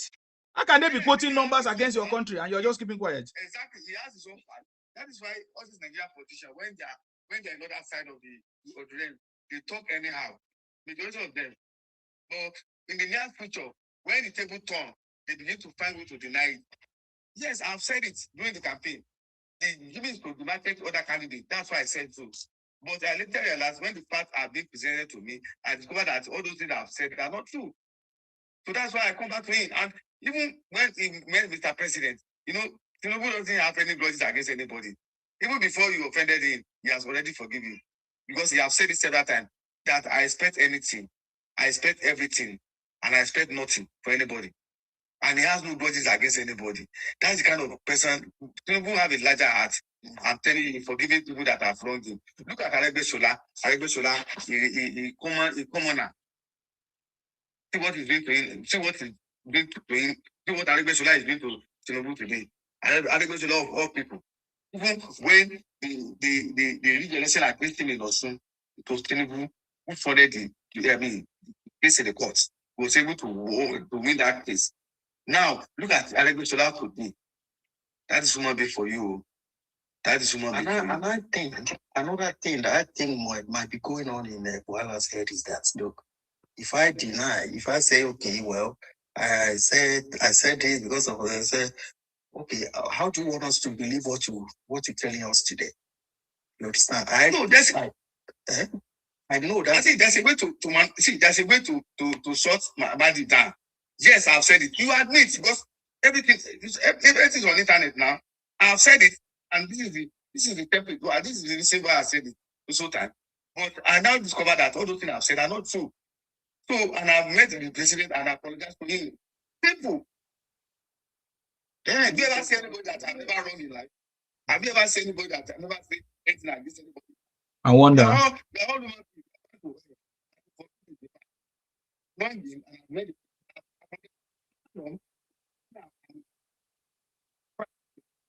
What made me do that? But later, after the government came on board, I thought a lot of those in the family. But when you look at Tinubu, the minister are Christian. Who made him a judge over us? Who made him a judge? Who made Mad a judge over us? Who made him a judge over us? No, exactly. You cannot even just the performance of Bwala on that day. No, he tried to, but I feel like he didn't hit it like he didn't, the way he's supposed to handle it. You are already seeing somebody being arrogant to you, bullying you, interjecting you or interrupting you, and you are still like, no. That's why he took advantage of whenever they see your weak point. That is they take advantage of it. There was a time he tried to play that one with that Rwanda president. I trust that man, Rwanda president. Yes. See how he wash him down. Exactly. You wash it down and give it an example. You don't joke. He gives the guy so many examples. That is it. How can you quote that kind of numbers? I'm not even aware of that kind of thing. That kind of numbers he's quoting. Where did he get it from? He said it's from a national whatever statistics. Really? I don't know. Where is that statistics? The last time we received report from yes, they just be putting rubbish against our country, and that is the opportunity for him to have scattered it and discredit all those things. Man, it means he's admitted to it, and that is why the interviewer said, "You just admitted to what I said now." Oh no.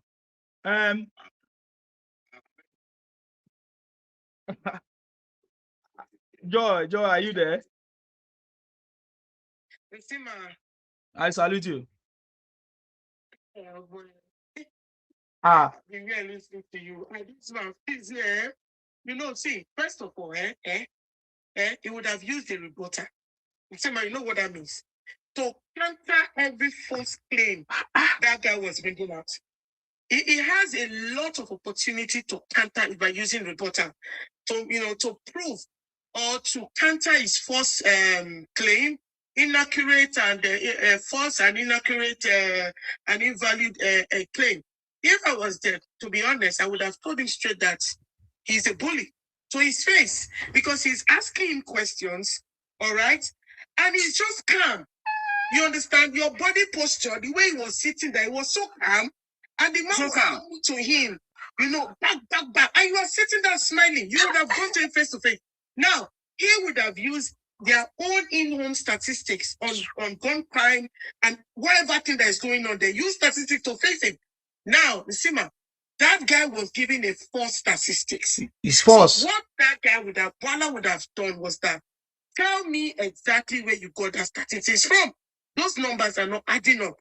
And he was just sitting down claiming what kind of a jabota and all of that. And somebody was coming. I'm not aware. Back. How can he be aware when the guy just sleep for one better hotel? Just say, oh God. That's spend government money. Even if he's aware, there's a way you pass through that. Exactly. By giving him, there's a way. Because you see now, when you're looking at this, their news in America and all those analysis, they don't give proper data. They don't. I'm telling you, they know that this thing is against them, but there's a way they will go to it, and that question will not be answered. Look at what is going on in Iran and US now. They say it's only 4 people that buy. It's a lie. They say they are soldiers, only 4. It's a lie. How can you sit down and that guy mentioning that kind of number in thousands and he did not say it? Exactly. Joy, continue. Sorry, you just invest me sometimes. What I would have asked him, or what I would have asked media, was to give the statistics of what is going on. For example, when it comes to crime, gun crime, and the rest of, and people that have been, buying themselves in the US, he should give us statistics and let's see which numbers is higher. Is it that of the American or that of Nigeria? And for him to quote his source, unreliable source, you understand, in that kind of platform, and Bwala was just there smiling. Listen, when you are going to this kind of interview, there are so many things that is at stake. You should be there, not because you are going to America to enjoy yourself. Just know that you're going to be on a hot seat, and you are there also to defend your country. Whether you are aware or you are not aware. And Sima, I am not aware is not a question in that kind of context. Exactly. There is a way. So I am not aware is not even a word for him to use at all. So I'm not aware is that in logically, it happened, but I wasn't informed. Exactly. Or it has happened, I was not aware. Kai. So Sima, and the guy, if you see this Mehdir, his eyes were just gorging out. Because he's sitting down like this, he's ready to devour you. Yes. Yes. And you are there relaxing as a big man from Nigeria. And you are there, you are relaxing with your I don't know what was it a suit or a coat? You were just feeling, comfortable. Hold on, Joy, are you done? Hold on. Yeah? Yeah. I'm just saying that this present administration should just, anything that they should know that media is a very strong tool to either to push propaganda or to take your country to the next level. Like I said, in quotes, I heard that now in Israel, you are not allowed to use your phone to take any Yes, you can't take any photo or video or report anything that is going on right now. Can't report anything. They say 5 years imprisonment or something? 7 years. Oh. 7 years. I've been shouting this thing. The government is not understanding. So for Bwala to go there and sit down, somebody is facing you, you understand, aggressively with his eyes gorging out of his socket. Instead of your eye to be popping out, you understand, there is a way you sit there, he knows that you mean business. And even though you are not aware of one particular claim, you are not supposed to be going there to tell people that, I'm not aware. That means it happens. You were not briefed, you were not given a debrief, you were not briefed, or you don't know about it. So I think this administration and the man said, so you has failed. You have failed. He was giving judgment straight up. You know what the man said? I debunked that guy. Hold on. Why that guy was saying this thing? I could debunk him. He said in 2023 it was 8,007. In 2025 it was 10,000 or something. He said 11,000. He now said that's 26% increase. When I even calculated it, it was not even up to 26% increase to start with. And I don't know where he got his figures from. Like, these were things Bwala should have taken charge. You should have questioned him. The authentic body in charge of statistics in Nigeria is the National Bureau of Statistics. Where are you getting your stuff? Things like that. The way Bwala was relaxed and all, he tried actually, but you need to apply some element of conservatism, Jerry. It was too liberal with that dude, man. You see, when it comes to Nigeria, a lot of things at stake. We've got the oil, we've got those people that are trying to bring down Nigeria. Then he should have known that going to that kind of platform and know who Mehdir is not. In fact, the country did not send him there to whatever who sent him. They're not sending them to go and relax. They're sending you there as a spokesperson. It's a job. So you should have taken it serious to know that this one is the image of Nigeria that we are talking about. You were so relaxed and you were laughing at some point. This is a place where you're not even supposed to smile. Zima. No be joke. You are not supposed. Yeah, it's a job. First of all, did you not hear what I said? It's a job. The guy is working. It's a job. It's a job. Go ahead. But I think if you are called for an interview, they do give give you a brief of what they are going to discuss. Or what they're going to discuss. He claimed that he was not given, that they told him that they're going to be discussing about President Tinubu government policies and reforms and everything. That's what he said. He wrote. Yes. If that is true, because that guy doesn't like a situation where it's going to seem as if you fail in any, in an interview. You understand? And that is why he switched. I'm just thinking aloud. Maybe that's why he switched to personal attack. I mean, going by what Daniel Bwala, Daniel Bwala said in the past. You understand? Just to hold him by his word. You understand? And all these things has been said in the media here. They ask you similar questions here in Nigeria. So again, you hear what the man said at the point. He said, look, when Bwala said, I'm not aware, he said, okay, when I called you about this interview, the interview would have been heard earlier. You said you are researching. So what have you been researching then? This is, this kind of lack of seriousness. It's telling you that you're not serious or you don't know what you are doing. You've been researching. So, okay, what have you been researching? Do you need to research? Even myself, do I need to research for these things?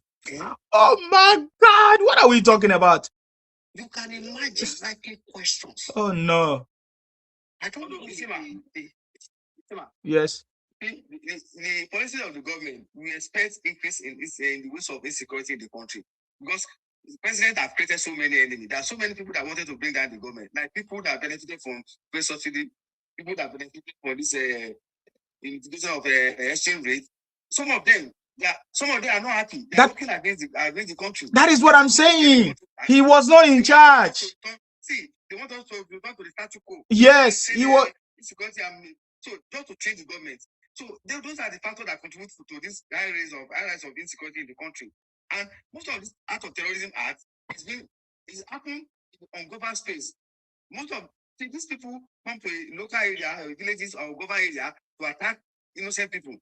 So Bwala could have prepared himself and explained all these things to me. And again, the only thing, another thing I discovered is that you see, Nigeria, we have a lot of Nigerian people who pretend to be patriots. They are enemy of the country.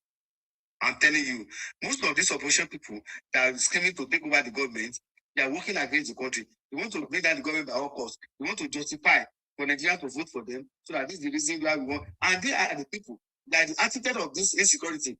They are the architect of this problem that is happening in Nigeria. Imagine a candidate of somebody who wants to govern the country. Ones who have claimed that you complain about high rise of food price, but when the food price has dropped, you are not angry. So these people are just, if you allow them to gaslight you and you don't read along the line that these people are criminal, they are evil, they are homegrown terrorists against the country. They are the homegrown terrorists that we have in that Nigeria. So a lot of them, those who are claimed to be patriots, they are not patriots actually. They are criminal. They are evil. They are the homegrown terrorists working against. So those are the things that is working against in the country. We expect the insecurity to rise in the country. We expect all this out of terrorism because the present government are taking a drastic action. Despite that, they have abrogated capital punishment. But the president has bring back the capital punishment that whoever involved in act of terrorism, armed robbery, and all these things is capital punishment. Those are the measures the government is taking to make sure that we control this insecurity in the country. So what do you think Bwala could have explained that the government is not sleeping? They are working day and night to make sure that we bring that insecurity. After all, this insecurity does not start with this present government. It started about 20 or 30 years ago. That's my own. Yeah, that's the point. That's the point. That's what we are saying. Femi, you want to say something? Or Joy, you want to say something? Sorry, Joy. Yes, Nsima, I just wanted to say, if you're giving a post or you're giving a job, I think that's one of the things we want to start telling Nigerians to take very, very seriously. Are you understanding me, Sima? Yes. We cannot all be at different places at the same time. Yeah, Bwala was given that job. I would have done justice to it. They did not give you that job for you to be traveling around the world. They did not give you that job to sit down comfortably. We're giving you that job because you are our mouthpiece. So whatever job that is being given to you by this present administration is not just for you to earn a living or to take your family places. This is a job that you've been appointed to do. And let me tell you something, when you are going to that kind of interview, which is not an interview anyway, it was just like a banter, you should know that, listen, I'm going there for something. I'm going there for a job. I'm going there to portray Nigeria in a different way, irrespective of what other people have been going around the world trying to bring Nigeria down. You know that you're going there. It's not to relax. And this is what we are trying to see, like in FEMA, nonchalant attitude towards a job that was given to you. And this is what it has caused. So I think that I'm hoping that they're going to move to, this present situation that we are right now. This present situation that we are now to take us to the next, whatever job that you've been given. If you were Bwala was not given that job, I think it would have been yapping. But they've given you that job, you would have done justice to it. And I'll have to tell you, I'm not happy. Aura for aura. I don't know if it's because of the color of the skin of the person that was talking to him. I don't know. You understand that boldness, that aura, and making sure that, okay, this is business. That is what we are looking for. This is no longer a cake way of doing things, but this is a digital world. At least for Christ's sake, people are going to be watching all over the world. And for those people that are actually celebrating and happy, sorry for that. So, Sima, they should just take their job very, very serious. That's just what I just want to say. To be honest, because you are getting paid for it. Take it serious. That interview is lopsided. The environment alone can be intimidating. So, I beg. Oh, guy, don't do it. Femi, go ahead. You keep telling us about intimidating. What is intimidating? You see those people that allow Femi to talk, please, because it's like you keep repeating the same thing. Please, Femi, go ahead. Yes, I'm happy that you replayed this interview. What I can say is I align with some of your panelists that said we sell ourselves cheap. We have no business going there. Just the way they don't go to Nigeria for interviews, then we don't have any business going to such places to defend government policies, So, and, he tried to save his face. He didn't want to be portrayed as a liar, on international stage. Because all those things, most of those questions have been hacked on local TV, and he was able to handle the questions properly.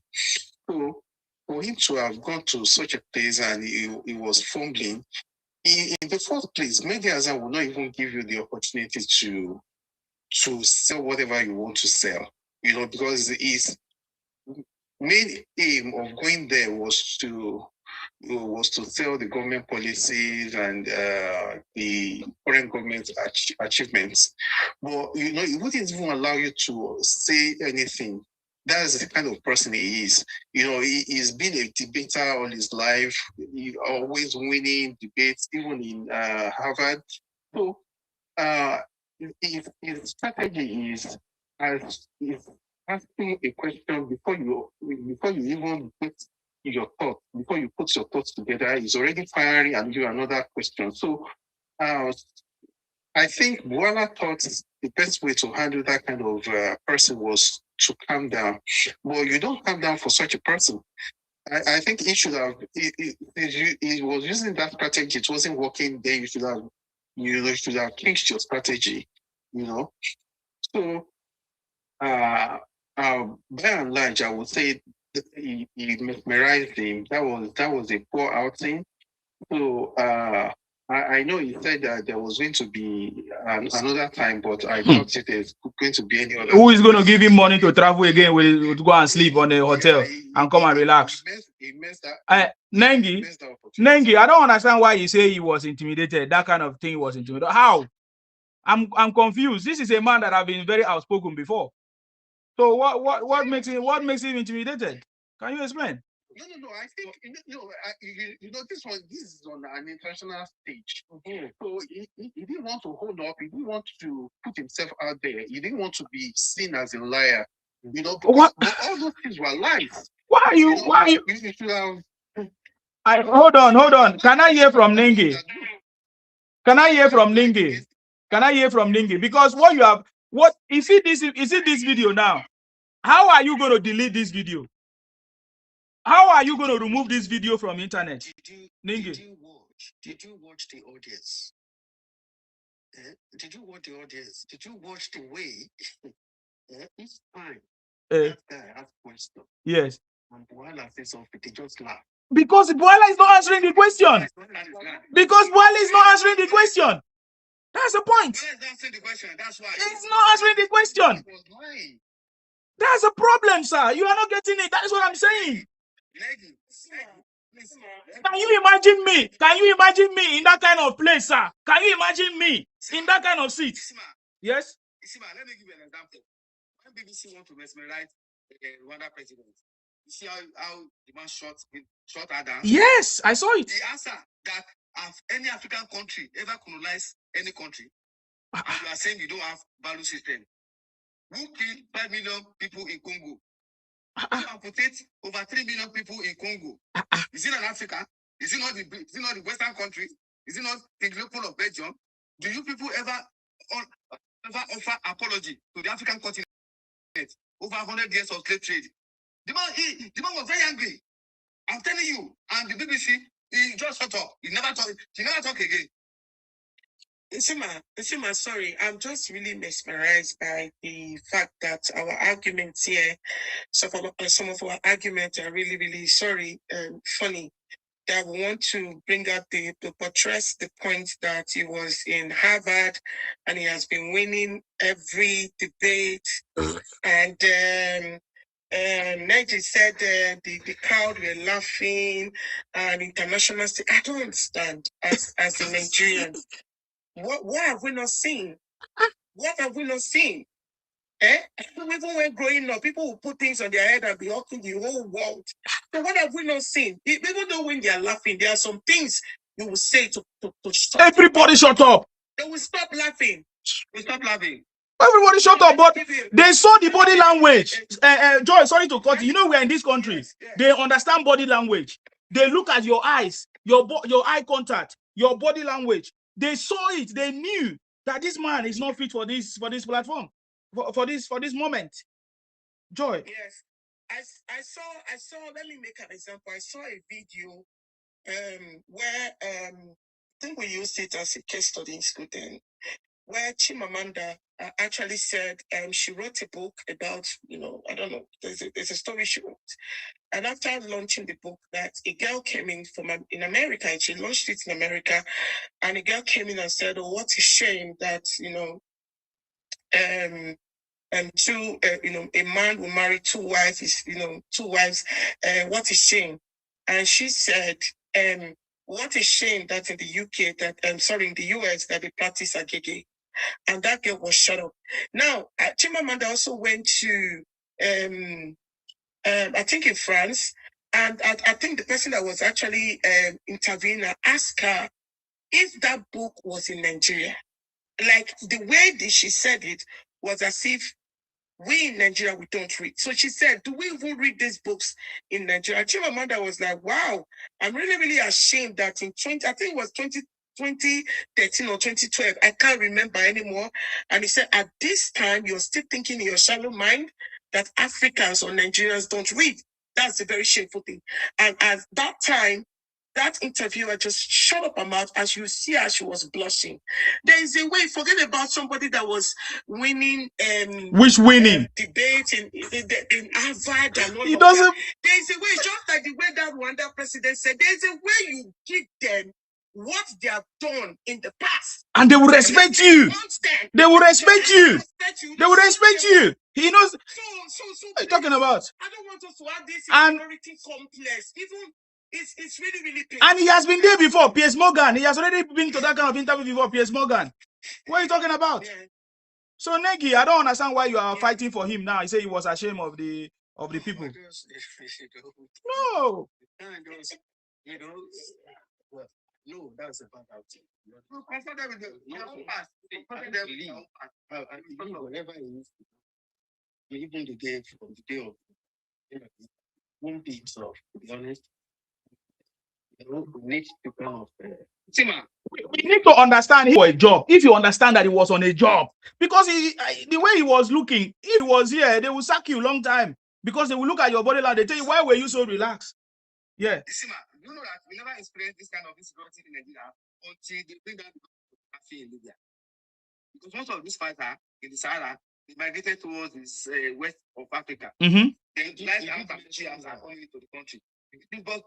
He tried to mention foreign influence, but it was not firm. That's a problem. It was not fair. Yeah. That's why he should have been very hard. Nenji, let me just quickly give you this example. I think I was in class and one of our tutor was a British man and he was complaining about that the Western world wants to look at, China, that China has been borrowing money to Africans without proper procedure. And that I think the Western world is going to look into it, and so that they don't just give loans like that. It was just really, really annoying. So I asked him a question. I said, China giving loans to Africa, isn't it? He said, yeah. I said, at least it's better than you guys that came into Africa without invites. You took every natural resources you got and cut away with it and went back to your country. And we never got anything back. It wasn't as if you guys borrowed our natural resources. So this one is a particular loan that was given by China. They are not coming into our zone to take our natural resources by force. So at this time, I don't think you have any moral justification to be talking in class or telling us that China is actually borrowing money to Africa. And he kept quiet. So I said, which one is better? People come into our space and taking what does not belong to them for free. And somebody that is borrowing us money that we're going to return back. I said, which one? Let's put it on a scale and see which one is better. And he said, let's continue with the class. In my mind, imagine. Exactly. That's how they do. When you hold them in their balls, they keep quiet. So when you hold them in their balls, they keep quiet. And some other Africans that was there, he was thinking that we're going to say, oh, this is not good. No. Because now you're telling me that this is what China is doing, but you took our natural resources for free. You've never given us back. So in this context, wherever we are, forget about who is laughing, who is not laughing. They were put there to make him uncomfortable. Even in that hot seat that they are trying to make you uncomfortable, you should use their own past that they have done. All right? What about the bomb they dropped at is it Hiroshima or Yokoshima? What's it called? Who dropped it? How many people were on the live? So, my dear brothers, this is not all about somebody has won various Nagasaki. So this is not all about who have been winning debates. And I can tell you that is how Joy. I can tell you that is how some of them, when they go there to negotiate, they will just go and fumble our hand. I'm telling you, they will just go and fumble. Yes, they will just go and fumble. Yes. The China envoy, I think one of the envoys in the United Nations when he was delivering one address, he said they want every part of the world to develop peacefully without anybody ruling or interfering with internal affairs of any country. China wants every country to grow at their own pace, and they are ready to support any country that needed them. But the Western country doesn't want that. They want continuous exploitation of Africa. They want us to be at the backstage, and that's the problem. So it is now left for Africa to discover themselves that look, it is better you look towards China than you look towards people that will come and exploit you. Yeah. I think let me. Okay. Give you condition. I thought this person is ready. It's not just about that. I also feel like it depends on us. It depends on the person that is. Look at. Can you imagine Bwala going to negotiate for us? My brother. Sometimes when I give, I know one. I didn't say he did not try, but with his countenance and his this thing, it doesn't. I don't think he can handle all these things. These people, well, because we live here, we know these people for a very long time. You see, maybe you should Nigeria official. You know what they did in Mambila Power Plant? You see how they sell out the country. When Mambila Power Plant, how they sell the country out. Exactly. And I think that was the same way Atiku was able to sell out. Yes. I'm telling you, the people negotiating for us and talking is very, very uncalled for. This one was televised. We saw it. What about other conversations we don't know? And this kind of things will not be erased so easily out of the media. It reflects on with the false narrative that was not debunked. And somebody is saying that he was scared or this and that. No. It's very. I think that's a case study. It's a case study already. It's a case study. You need to see the comment. Over 10,000. Nigerians went there. You need to see comments. Oh my God. You need to see comments from some other African countries. One person from Kenya say, it is a disgrace. I'm like, what is going on here? The most brutal comment come from Nigerians. And you know them. Yes, of course. Brutal comment come from Nigeria. And you know the people that did that. Yes. Yeah. It's a shame. Yeah. And when I went to Twitter, it was terrible, Sima. It was really, really terrible. But very soon now we will send Peter Obi there. Sima. That will be a big disaster. Before we finish making one statement. I went to toilet. I washed toilet.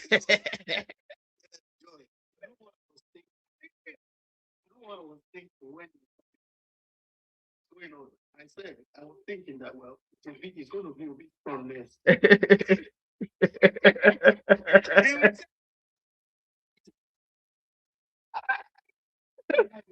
This one, Bwala even try. If Obi on go be the disaster.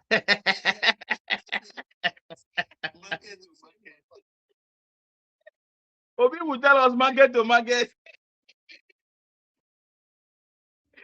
Singapore, Indonesia.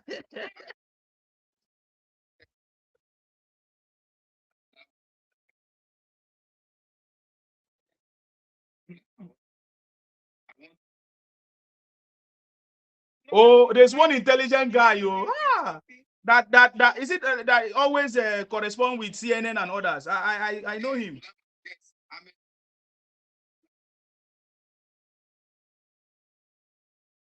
For me, I feel like the North should not handle that position, man. They should give it to somebody else that will be very, very. Since they said they want presidency, we should give them that post now. We should give Peter Obi. President. Peter Obi is not contesting now. So that he's not contesting. See, let me tell you what the Southeast want to do. The Southeast is now aware of Wazo South. The Southeast, they are now aware of Wazo. So they want to see what they can do to bring votes so that they can say maybe they can be relevant again. That's what they are trying to do. I know their plans. I've already busted them long time ago. They know me. So that is what they are trying to do, but it's not going to work. Now let's listen to this another Bwala. This is another Bwala. Oh yeah, go ahead. Yeah, thank you so much. I appreciate what you're doing. Yes. I so much appreciate what you're doing. But I'm still very happy that you are still doing this slave job. And I appreciate that you keep repeating yourself. Yeah. This I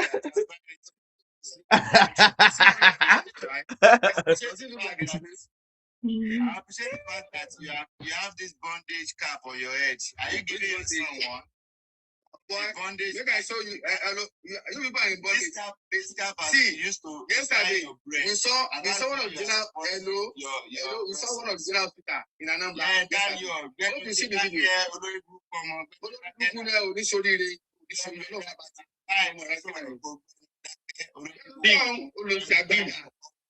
Ṣé wọ́n ṣe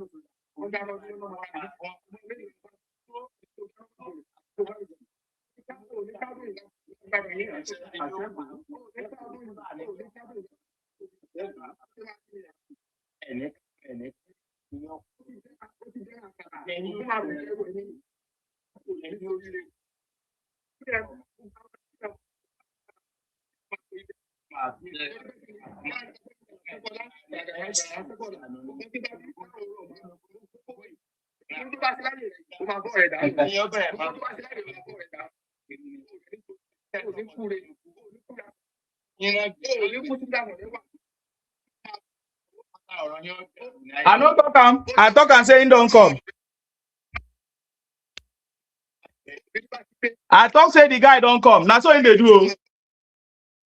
Now so him they do. Now so him they do. That's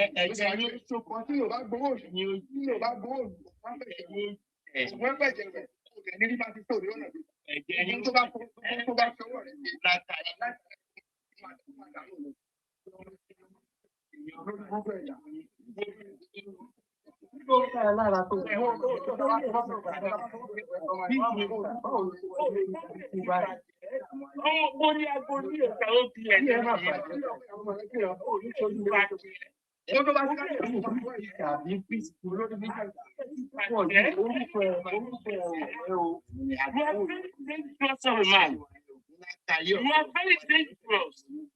This man, this man is very fine. Sorry, let me say something. Sorry.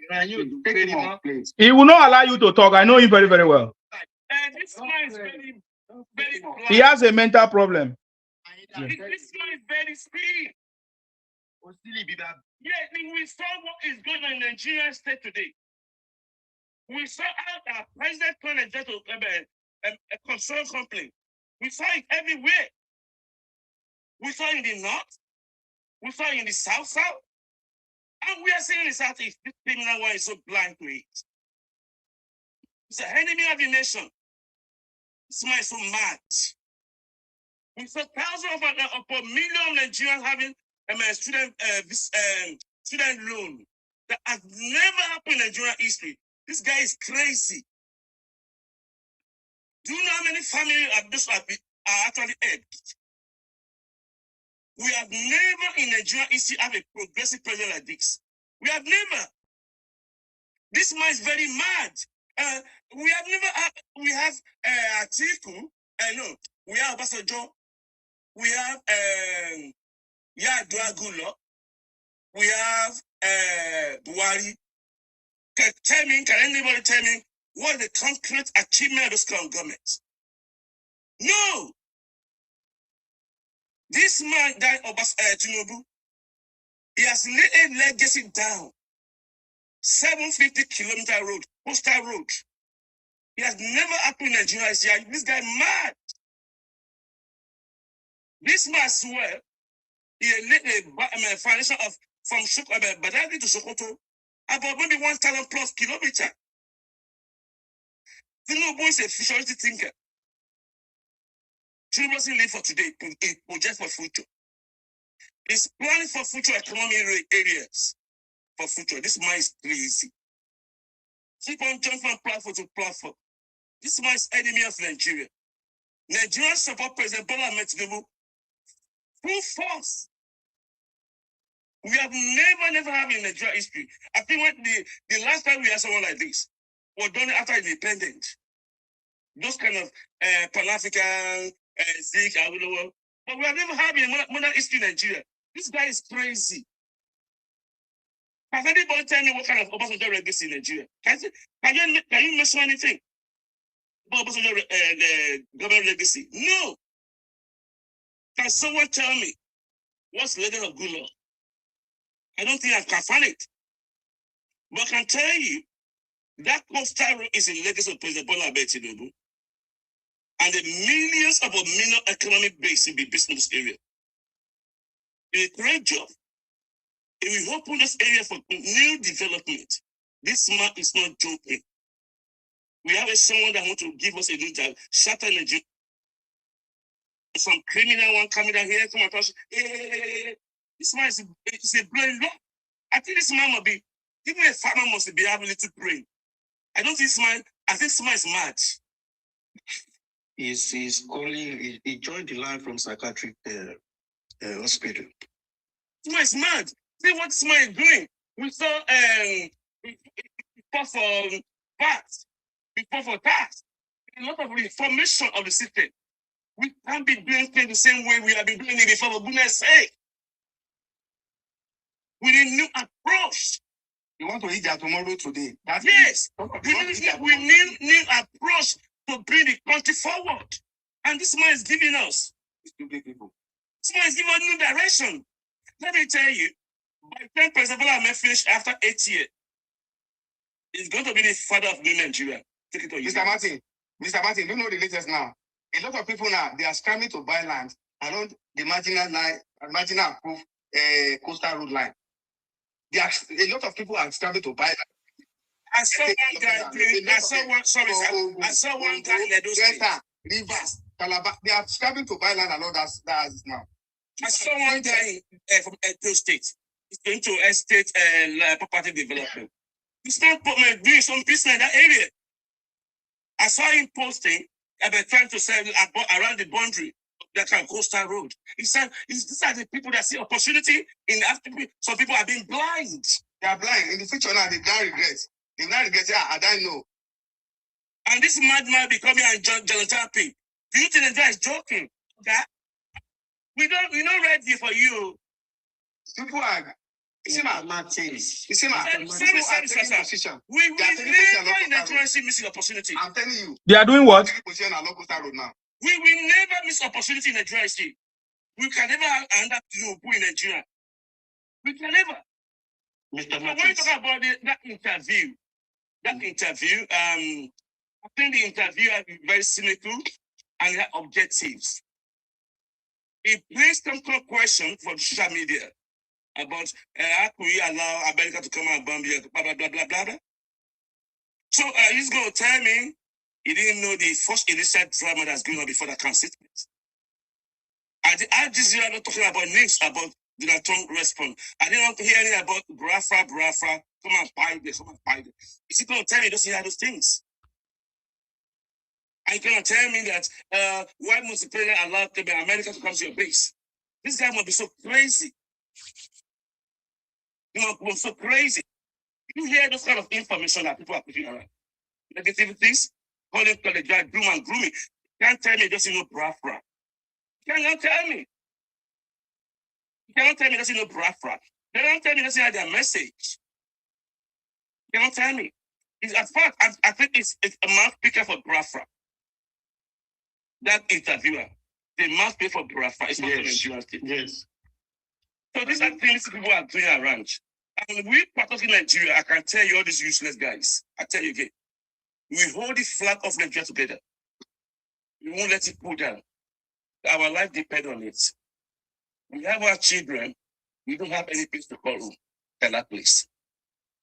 And none of us want to be shed our own blood on our floor. We will never allow to put this floor to that level. We will never allow you to go and bring someone to come and destroy our investment in our land. We will not. We, patriotic Nigeria, will support our president. No matter that transformation that he's doing, with his vision, we follow him. We believe in it. We fully believe in President Bwala Tinubu. But he has shown new dimension that we have never seen in Nigeria. I've never seen it. Even Bwala, I don't give a concrete policy approach during Bwala government. Sorry. But we can see the direction of this man. He's not trying to reform the constitution. He did a lot of things down there. This criminal joking. So you want to also lose this opportunity to keep on trying. And these are the criminals that are campaigning for the death of Nigeria. This criminal that be asking you, what do you get from Nigeria? Why Nigeria not working? And the one that say, kill it, destroy it, mash it, buy it, they don't want to clear that. And they want to say, we don't get job. Nigeria is food. Nigeria is this. But we are telling you, are part of Nigeria. Don't buy to your kind of shenanigans with other country. We don't, and we are not going to shed our blood. You see, ma, I saw the one of the video, the general hospital in Southeast. Look at it. Yeah. I've seen that video. Yeah, let me finish. Yeah, can you round up Sir Martins? Yeah. Okay, sir. We Nigerians, we support 169 people here. Majority of these people down here on the chat today. They stand behind their president, Commander-in-Chief, President Bwala Tinubu. They believe in his vision. They're gonna vote for it. They're gonna make sure the number of people that come and vote for President Bwala Tinubu, they're gonna break history. Amen. We show these people who we are. Thank you. Can I ask this man a question if you don't mind? I have a simple question for this man. Okay. Number one. Hold on. You just came in. That's not question time. Joy, what do you want to say, please? Thank you, Nsima. Because I know you want to come and distract us. Every time you say, add me. Go ahead, Joy. Thank you, Nsima. It's just because of that guy that came here was making too much noise. This is another person. Yeah. Go ahead. I know he's from the southeast, but he was born in Yoruba land. So when he comes here, when you see these people coming here, they are not even actually talking about the achievement of our dear president. And I'm sure they know that Nigeria just recently signing a comprehensive economic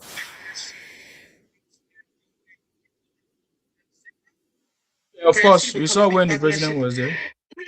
Agreement. And Bwala Tinubu in the framework under his agenda. One, the second marks the historic milestone, unlocking duty-free access for thousands of Nigerians, over 7,000 items, immediately including agricultural goods like fish and industrial products such as pharmaceuticals, chemicals, while facing a more coming years too. It fosters stronger economic ties, attracts quality investment, oil export, supports industrialization, job creation, and positive Nigeria as a gateway to the African market and EFC FTA. Additionally, benefit international business mobility, for example, of United States Nigerian business visitors in the UAE and renewable permit of professionals. Extend access to services across sectors like finance, transport, construction, and tourism. And it enhances opportunities for Nigerian businesses to scale to export globally. This initiative aligned directly with the President Tinubu's renewal agenda, emphasizing on economic diversification, manufacturing growth, infrastructural development, and inclusive prosperity for Nigerians. So when you see this momentum coming out, this is just one criticism. We're not going to worry about it. And people are taking advantage of it. You understand? Not just in the UAE, at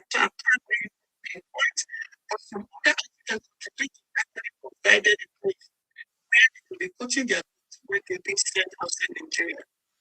So when we have things like this and other past antecedents, past and present antecedents of our president, they just come back and start ranting.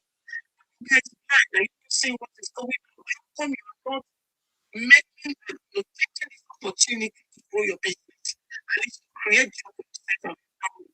The only thing they do is and rant and rant. And when other people take advantage of this opportunity, they find that their own return is lacking behind because they fail to see what is going to happen. And I think it's very, very simple. Come and say the president is working and we're still agitating for him to do more. Take Nigeria to the next level. That's just what I want to do. Thank you. Thank you very much. Joy to the world.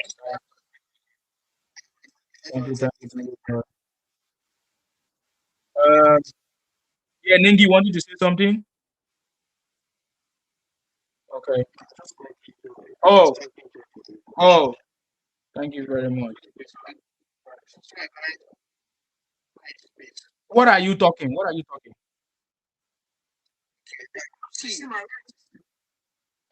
No, we did here now. We go talk. What in the talk?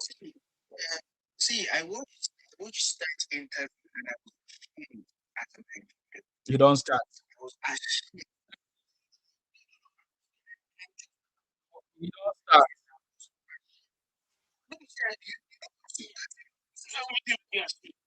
No.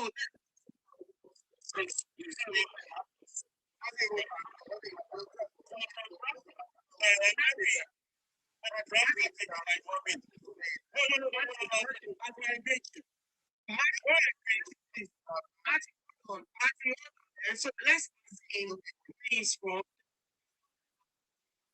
no way.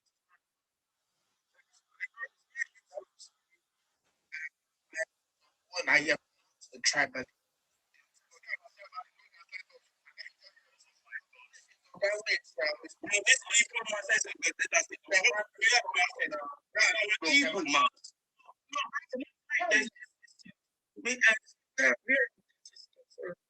For me, Joe, so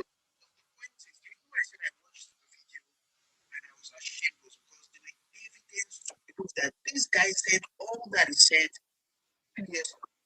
And now because he's in position now, he has come back to eat his words. This person that couldn't stand by his word, how is this person now being placed at the end of affairs? You're very fast to reach. You're very fast.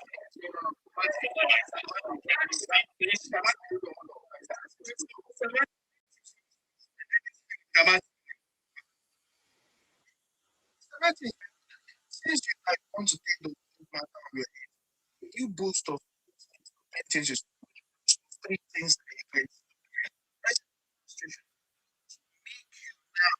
Okay, now you have caught detail. Yeah, let me hear from Wall Smith. Wall Smith, go ahead. You're welcome. Yeah.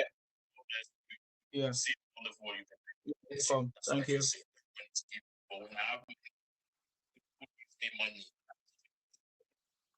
Go ahead.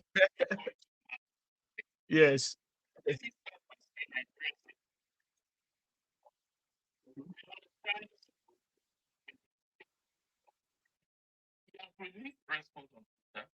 would align with the way Nigerians speak most of the time.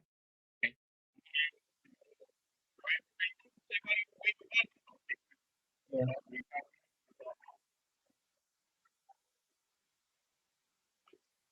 Mhm.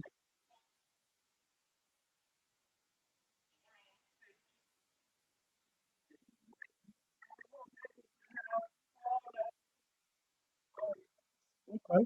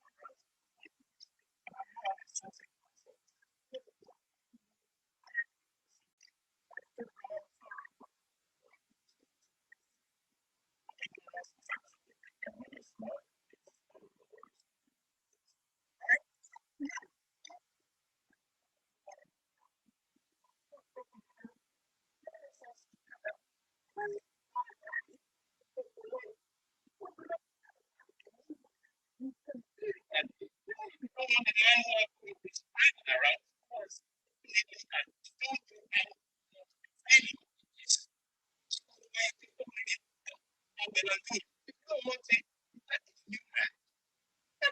you see, when we go to the bigger stages like this, I do not expect Nigerians to expect anything good to come out of it, because they don't see us they don't see us as anything.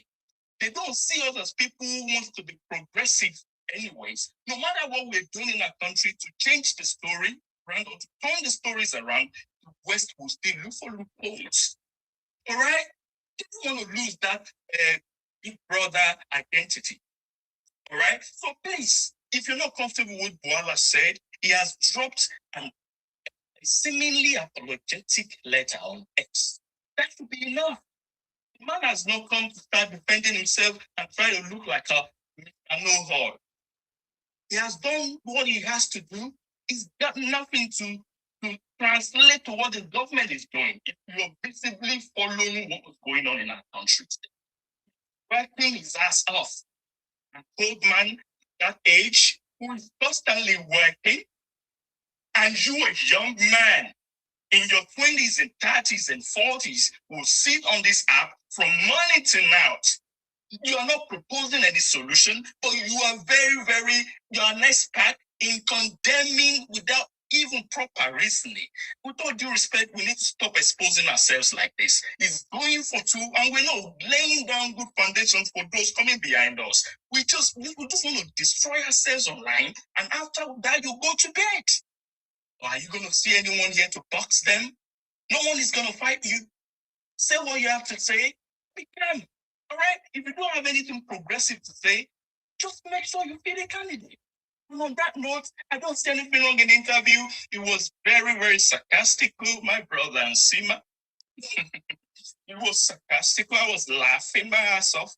And after the interview was over, after watching it, I went to play in peace. So let me finish, please. Let me finish, please. I know the meaning of never. Let me finish, please. With all due respect, I know it will not go down well with a whole lot of people in the room. I have not come here to take an award for the best speaker. But you see, we need to calm ourselves down. As Nigerians, we don't have to be showing this our aggressive nature everywhere we go. All right? People are watching you on FYP, not only Nigerians are watching you. Why are you interrupting now? Why are you interrupting my guest now? Who brought you here? I didn't bring you here to be interrupting my guest, please. I didn't bring you here to be interrupting my guest, please. You wait. When it's your turn, you speak. I gave you opportunity to speak and you started condemning Nigeria. Very good. Thank you very much, Will Smith, for that contribution. Yes, just like we are saying, we are not happy that Bwala allow that man to try to belittle our country. That is our point. He did very well, but he did not. We are not happy that the responses, the kind of things he was saying, he allowed him to just talk like that, and he was taking it gentle with him. That is the part that I don't agree. But it's understandable, Tima. Yeah. You're right to feel like that. Sure. You're right. You remember that guy was just there to do whatever he was. It wasn't even appointment. Yes. Yeah? But at the end of the day, it's flopped. Some Nigerians that is flopped. He's dropped a seemingly apologetic letter. So what else do we want? Are we gonna call for his head? He has gone for an interview and he didn't perform the way you wanted to. Then he didn't say a whole lot of things he should have said. In fact, if I was in that interview, I would constantly be calling out Trump for the wars. Right? Bye. Simba, let me just quickly answer the last speaker. I said, why are we talking about it? We are reflecting. There's something they call reflective peace. So if we don't reflect, probably another Nigeria will go down fumble. Let me quickly answer this guy that said we should name 3 things that Tinubu has actually done. Number 1, SEPA. Number 2, NEL Fund, which is the student loan. And number 3, Lagos Calabar Coastal Road. Hope we are clear now. Thank you, Simon. That was we will talk. That one, you are even what? You only said 3, so let's leave the rest. If you need more, let's ask him where it's come from. Where you come from? Is it which Delta? What part of Delta are you from? He says it's your job.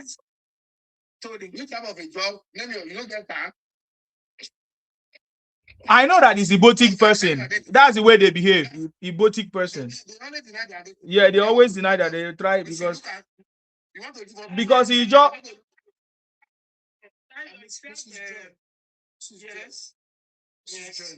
You're talking about a project that is yet to be executed. You just mentioned the question. As President Tinubu finished his first term, as he finished his job. Listen to me. What's his name? Is he stood or stood? He's already been signed. His fake name. There's been an agreement. It's settled. So go and do your research about that. That's number one. Number two, I'm sure some of your cousins, your far relations are actually benefiting from the student loan, which is NEFON, Nigeria Education Loan Fund. They are benefiting from it one way or the other. And of course, we know the Lagos-Calabar Coastal Road is still in progress. We are seeing progress and it's apart working. From that, his government is getting triple allocation now. To answer your government using your money. So, Sima, no, we've answered him now. So the one of the SEPA is already done. So go and do your research. Calabar Coastal Road, we see that it's actually working. There's still construction there. And of course, the student loan has been, and Sima, I think student loan is more than 2 years now. We're going to 2 years. Yes, of course. Yes, it's going to 2 years. So a lot of students have benefited from it. So thank you very much, Wasmi. Yes. I want to ask them. The three people that contested for presidential election, is there any one of them that said we will not remove fuel subsidy? Is there any one of them that will say we will not remove? We even forget to tell him removal of fuel subsidy. That's number one thing that he has done. Yeah. No, not all of them said it now. They all say that everybody.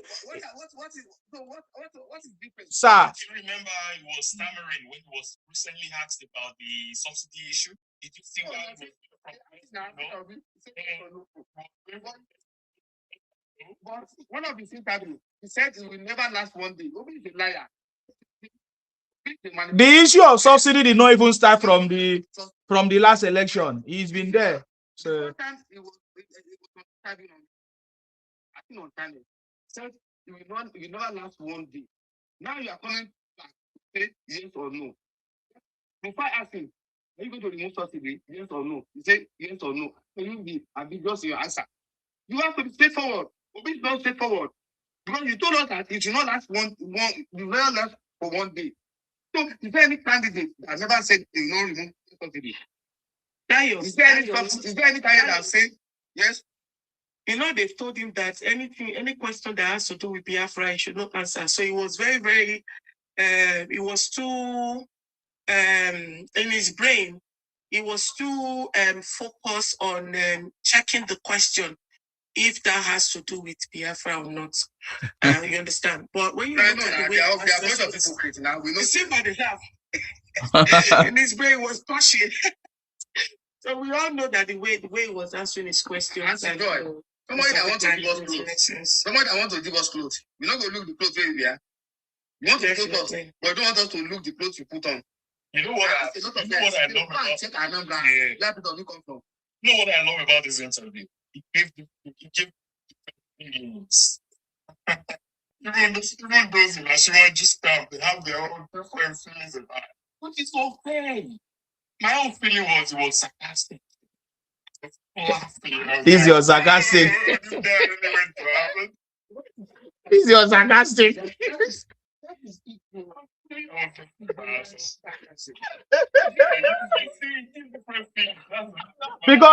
because I think from what you are saying, what you mean by sarcastic is like it doesn't matter what they say, the city boy is on the throne.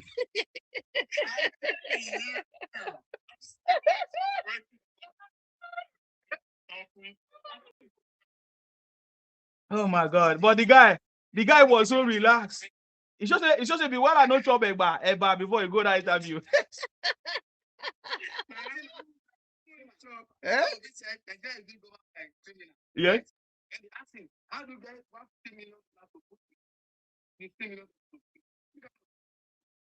are part of the criminal. Because you say Nigeria is being governed by a criminal. But which business do you do? The governor that makes you to save $50 million is also. Yeah, how did he make his money? How do you make that money? He said, I will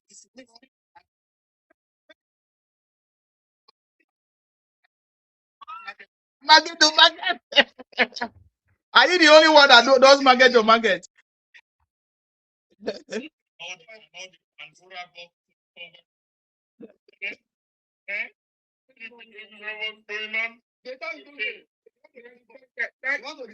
guy is already stressed. He's not even the president yet, which I know is president.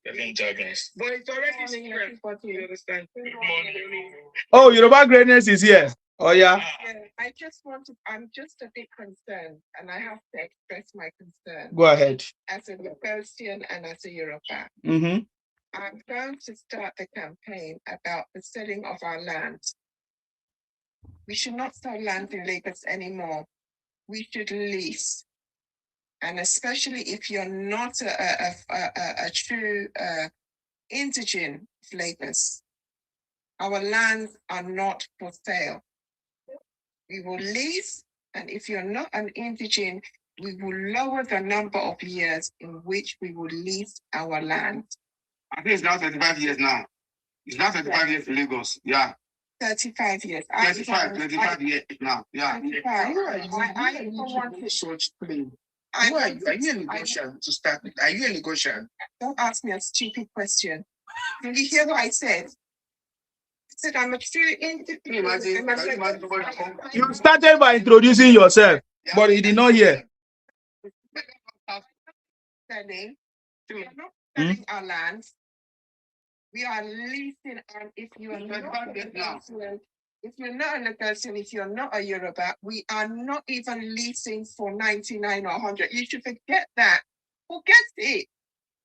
And I personally will make sure. What happened to one Nigeria? What happened in South East?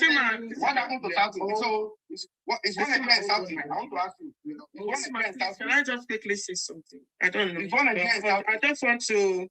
Sorry, Dayo. I just want to quickly say this, and I'll come down. Yoruba greatness.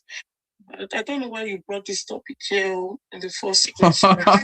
Because I brought it here. Let me just quickly say this. Because, no, I was actually speaking, madam. I was speaking. I'm just saying is that Can I land my plane? Can I land? Because it's not just the Yoruba people that is actually supporting our president that is here. So this whole thing that you're bringing here right now. So I don't know why. I was making the submission, madam. I'm just trying to say that it's not a matter of people that is supporting the president. So whatever you're saying right now regarding that, it is totally your prerogative, but you shouldn't be rubbing it to our face. It is not. It doesn't make sense. I was making a submission. Bring it here. As a Lagosian, I have a right to speak as my state. Then go. You should go on the ground. As my state. Bringing it to this place, it doesn't make sense. I think that's supposed to be a course to as my state. Exactly. Hello. You were talking. I think they have already deliberate on it already. So it's not on this platform that we should be talking about that. I don't already this is the greatness. Yesterday, don't we have something like that on ground already? Bwala. Yes. For that already. It's working. Be on that already. Please be on that already. Please forget about that. It's not matter. I'm not going to forget about it. I'm saying it on here, and I'm not just going to stop here. I'm going to make sure that it happens. Are you not in the UK? What are you doing in the UK? If the British people wanted, madam, what are you doing in the UK? That's the question. Why aren't you in your own state? Who told you that I'm in the UK? I never told you where my location is.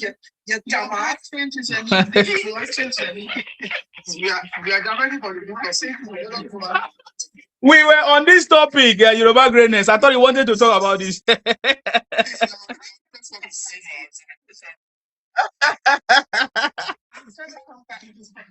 Abemuna, calm down, no, Yoruba greatness. The reason why I brought it up is because you were talking about the Lagos Coastal Road. No, we are not talking about that. We are talking about Bwala and Mehdir Hasan, please. We are talking about Bwala. Stop interjecting me, please. Stop interjecting. Stop being rude. I know the reason why I'm bringing up the topic, Mr. Man. I'm sorry, not meaning to go off your actual topic. Okay. Because someone mentioned the Lagos Coastal Road, and they were selling land around that area, and it okay. of great concern to me.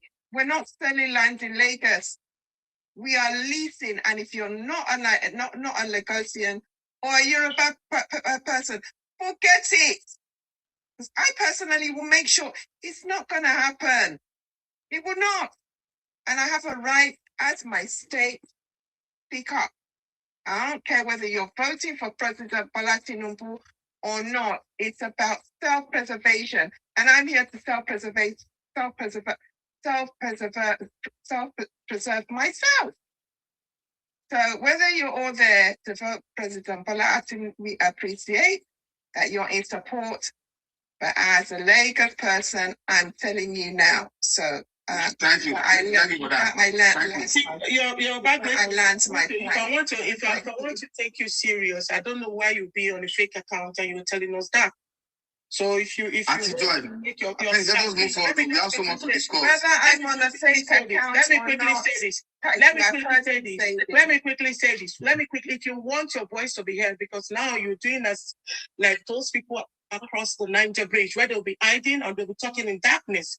But I want to say for your work to be more effective, you come out with your real account and say this to everybody so that we know who is talking. On a fake account or not, my dear, you will be feeling the effect of what I'm saying. Whatever you're saying, it has Okay. And I you can't be putting this word on people. I have just you. Okay. It's okay. It's okay now. You can't gaslight me. It's okay. Una don't talk finish. You are faithless. You are faithless. Listen. You are faithless because whatever you're saying is you will not see my beautiful face, my dear. I mean, show us your beautiful face. Please, it's okay. Let's move on. Joy, it's okay. Let's move on. Oh gosh. Oh my gosh. This beautiful face we'll not go see now. Wow. Yes. See, Nigerian states, we have one thing that is very rampant now. Nigeria as a country have a lot of enemies. I'm telling you. Even the citizens, we have bad citizens. People will go out, you will be on internet ranting, talking down on their own country. Even so, I'm telling you, there's a lot of platform. You see them talking down on their own country, the country that they are benefited for. Some of them go to school in the country, graduated as they went to invest in the same country, graduated in the same country without any stress. But they go outside and start running down on that country. The country that offered them a big opportunity. I don't know what they want. I don't know. I don't know the bitterness and the hate in their hearts towards the country of your birth. No matter, every country has its own issue. There's no country in the world that doesn't have one problem or the other. Our own is not even exceptional. Our own is even minimal compared to other countries. If you know what is happening in Mali, Niger, and the kind of poverty level in that country, it's very appalling. I'm telling you. I have friends, they come from Mali, Niger, Burkina Faso, Cameroon, Chad, Central Africa. Why are you using Mali? Why don't you use America or the UK or Canada or Australia? Why are you using places on earth to compare your country? That's the question. I mean, Nigeria is just 60 years, 60-something years in independence. You want to compare 450 years in the country of existence? America is 450 years. So what are you talking? You're talking trash. And that's the lapses in all these conversations, my brother. You want to compare Nigeria to... The lapses are too much. You want to compare your Nigeria with UK that colonized your own country. What are you talking? You want to compare Nigeria with Europe? The guy won't travel to come UK. And Stoner, you have been so jealous of people that are in the UK or anywhere. Do you want to travel, come the UK? Want to compare Nigeria with UK? Because that colonized your own country. Dayo, allow me. I really need him to answer this question. Many times I've seen you so jealous of us that is in this UK now. You think that we are enjoying this? Do you want to come and join us? Because I don't understand. Every time you think that we enjoy for this country. Do you know how long it takes to get paper to start working? Do you know how long it takes for you to come to school here in this country? Have you checked the school fees to come to be a student in the UK? Do you know how many people sell their land? Do you even know what it takes to be a parent?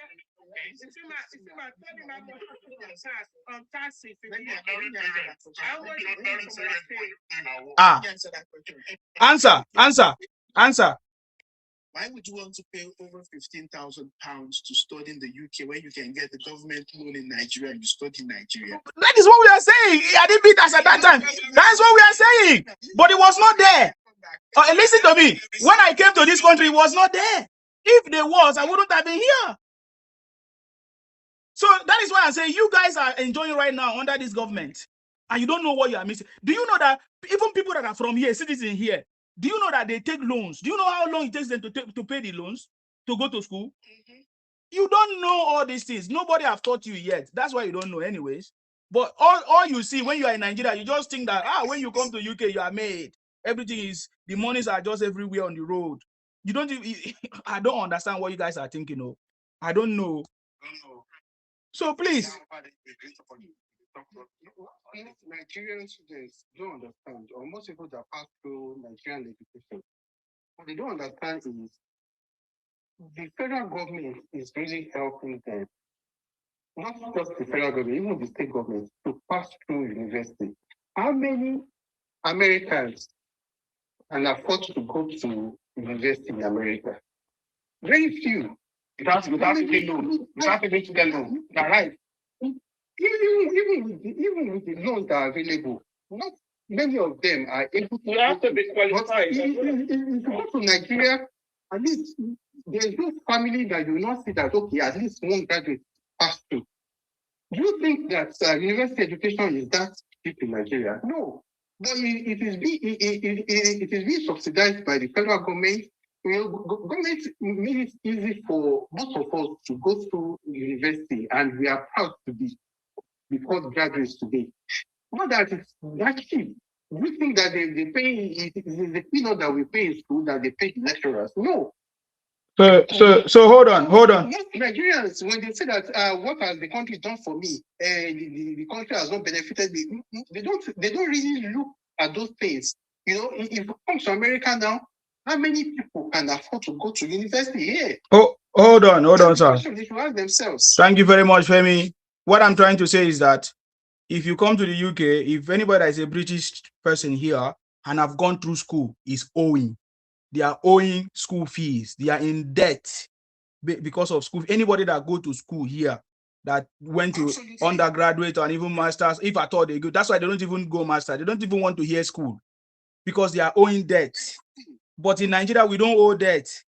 There are so many things to talk about in Nigeria. I think we need to, that's why I said the other day, we need to begin to explain these things and tell them, because I don't know why Africans look at all this Western world as if it's the gold. And then if I talk the way I talk, they say, Sima, come home. I'm already home. That's why I'm talking the way I'm talking. I'm here, but you still see that I'm still talking about things that affect me back home. So I'm already home. Are you getting me now? So please, I just want us to play some part of this interview again so that I can, we can take your responses or reaction to it, please. In 1 year than the previous year. Context matters. What's the context? The context is not getting worse. What? Yes. The context is not getting worse. The context is that it is not getting worse because you see, this is a water, right? Okay. If you have the water half, you could say half glass filled or half empty. Yeah. Isn't it right? Yeah. So the Western media always see Nigeria, Africa, and some of the activities in Africa as half empty. Excuse me. But we see it as half full because when we look at it, and when I say context matter, before the president took the oath of office, we knew the situation in Nigeria. And you made it worse. When he made the decision to take bold step to put Nigeria in better trajectory, we were well aware of the fact that it was going to incense lots of people. Okay. We are also You've aware. made your point. I get the glass half full. I get the context. I also understand basic mathematics. Let me ask you this. President Tinubu only declared a national emergency in November of 2025, brought in a raft of policy changes after Trump declared your country to be a particular country of particular concern for failing to deal with the threat of Christians. Does your government only spring into action when it is internationally shamed into doing so? Unfortunately for you, 6 months before that, we arrested the leaders of La Kurawa and Boko Haram. Some months before that, we killed a certain number of terrorists that the U.S. government, State Department, commended Nigeria. The U.S. Embassy celebrated the fact of the exploit of Nigeria before Donald Trump said that. But again, he shamed you and you declared a national emergency. You didn't do it before he shamed you. We declared the national emergency 6 months before Donald Trump's statement. No, that's not true. The president of November of 2025. No. Much earlier, around, I think, April or May, the president declared national emergency on insecurity. But the actual national emergency was in November. How can it be actual? People can look this up. Let's talk about kidnappings. The world remembers Chibok. So you see what he's trying to do there? Because he was focusing on a particular thing, which is always the narrative of these IPOM Biafra people. So I want to give the opportunity. I think I see 80 years. Stunner, did you not see the obvious agenda of the interviewer? It was not hidden. Did you not see the obvious agenda of the interviewer? Always interrupting, always trying to. Was he gathering information or he was imposing what he has on paper? Fake information that he has gotten, because he's not trying to get fresh information. He's like, he's already got the information, so therefore this one is the truth. So did you not see the agenda of the interviewer on Bwala? Stunner, is you I'm asking? Okay, based on what we just listened to, that was marveled at the other guy's response. It's like you marveled at someone's level of ignorance. Like, how come all the facts is on the table and yet you're still... But there is no fact now. There is no fact. What Bwala actually answered here is correct. President Tinubu have already taken action before all those things, before Trump or issues. I don't understand. So are you not in Nigeria to know this? President Tinubu have already been taking actions against all these terror group now. And wait, Nsima, would you agree with me now that even for the fact that America had said what they said about the insecurity that we had in our country, nobody was even paying attention to insecurity to the level of, unaliving that was going on in our country. Nobody was... You are very, very wrong now. I've just told you, I just said to you, exactly what Bwala said is what happened. Before America, whatever said something, the president was already doing something about the insecurity of the country. In fact, we started talking about state policing a long time ago from the president until when he started, pushing it harder, in the National Assembly, because there were some people already trying to counter it. So I don't understand. This is a reality, man. You are not sincere. Now, besides, we know that the insecurity problem is a very complex one. It's a political, it's business. There's a lot of issues involved in it. And the president has to use his diplomatic strategic sense to deal with it, just like the way he dealt with America to dissolve this propaganda. It's the same thing he's dealing with it. He don't need to. There's no other government that have fought insecurity like this government. There's no other government that have fought insecurity like this. Buhari didn't do anything at all. Are you going to mention Goodluck Jonathan? I don't pay attention to Buhari's government. Buhari was never my president. So this is the government that we have seen that is taking action. In fact, we didn't hear the North shout the way they are shouting right now against Buhari when Buhari was in power. We didn't hear them talk about it. So that is to me that the North are using this insecurity as a tool to try to fight the Southern president or anybody that they don't like in government. That is what I know. So why are you not? I'm not going to object to what you just said. What you just said is 100% correct. This statement you made now, I am 100%. Thank you, Wall Smith. Thank you for coming. Go ahead, Stunner. I give a mic to 80 when you are done. Stunner, what do you have to say? Because I think we haven't given you opportunity to say what you want to say in your heart. Share what you want to pour out your mind. Let us know what is paining you. Tell us how you don't like Nigeria. Tell us, demarcate your country. Go ahead. Let's hear you. I love Nigeria. My first degree was from Nigeria, free of charge. My BSc was from Nigeria, free of charge. I'm a trained mathematician, by the way. So I put logic before emotions. And I want everybody to understand that in a conversation, you can always have an opposing side. Just because somebody is opposing you doesn't mean the person is actually your enemy. At times you have to get information from your enemies for you to be able to strive forward. Now, this is the point. I spoke to family a couple of days ago, and for me, I'm in the diaspora. I left Nigeria a couple of years ago. The skill sets that I have, I feel like I should be giving it back to my people. And I know many of us in the diaspora wants to come back home and invest this knowledge. It's not about the money. The knowledge has to be given back to our next generation to push that country to the next level. But you see, the problem that we have, the problem that I have personally is two things. We have electricity issue and insecurity. Insecurity is even the biggest one for electricity issue. You put those things on check, put those two on check, people will come back home. We have Nigerians that are brainy, they have brains. Me, based on what I do. So can you appreciate, okay, you mentioned insecurity and electricity. Can you appreciate what the president is doing so far now? State policing is already coming in force by the special grace of God, which we believe every insecurity is local. So with state policing, that alone will stop all these issues. That is number one. Number two, you talked about electricity. I know you were not here when I told you about President Tinubu setting up 11-man committee to look at this electricity issue to put an end to it. Are you aware of these things? Yeah, I don't know about the one you just said, the 11-man committee, but if it comes into actualization, yeah. Let me give you details. And it's one thing for it to be executed. It's executed to the latter. I don't have a problem. Is there anything that this president have set in motion that has not been executed?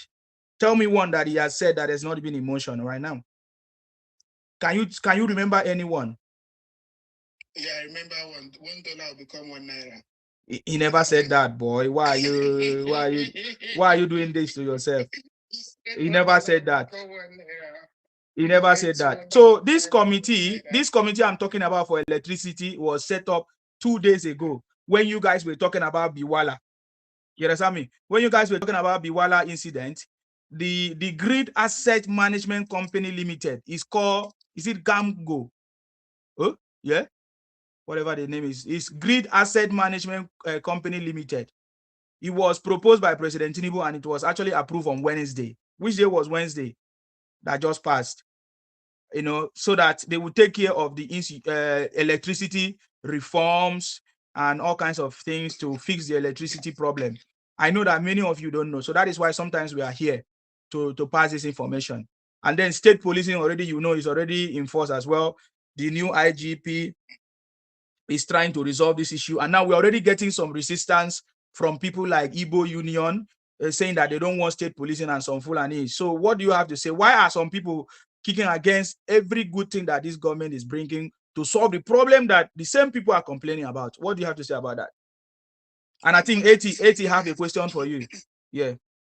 Okay, me personally, I don't have a problem with Baba. See, I don't have a problem with anybody that is actually at the aim of affairs. Most especially with the persons from the southern part of Nigeria.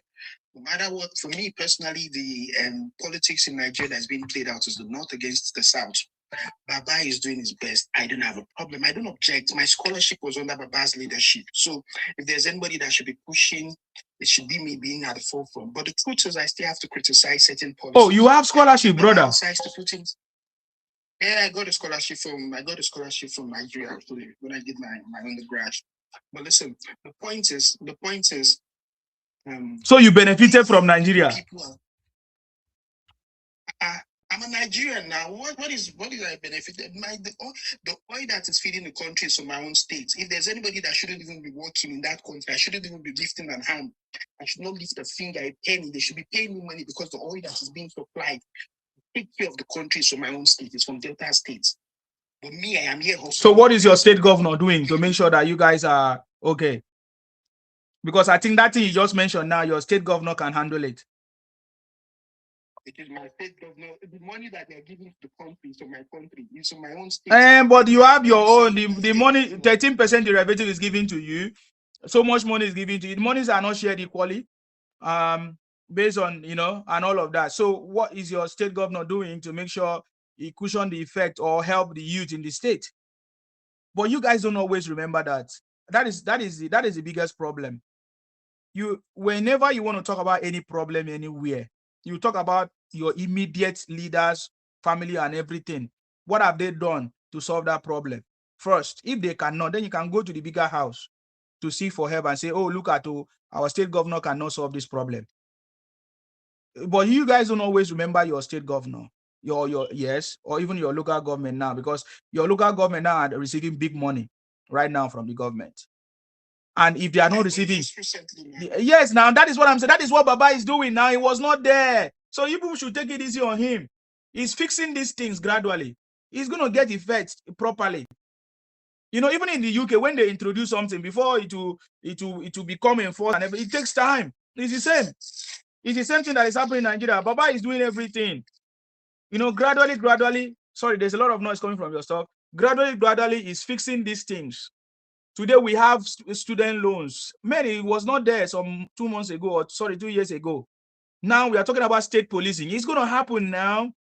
It's already going to happen. You see, some people I told them your problem is your state. It's not the federal government.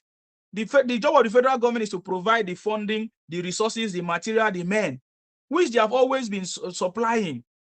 But how come the security vote is not being used by any state governor to solve these problems?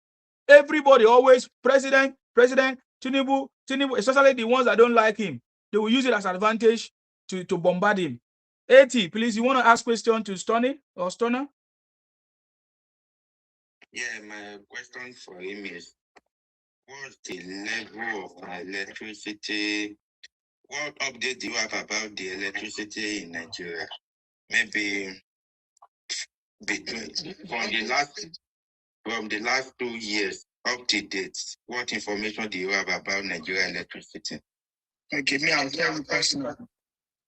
The updates that I have is that when I spoke to family 3 or 4 days ago, they've not had light for the past 3 days of that. For the past No, that's not what I'm talking about, sir. I'm asking about Nigeria as a whole.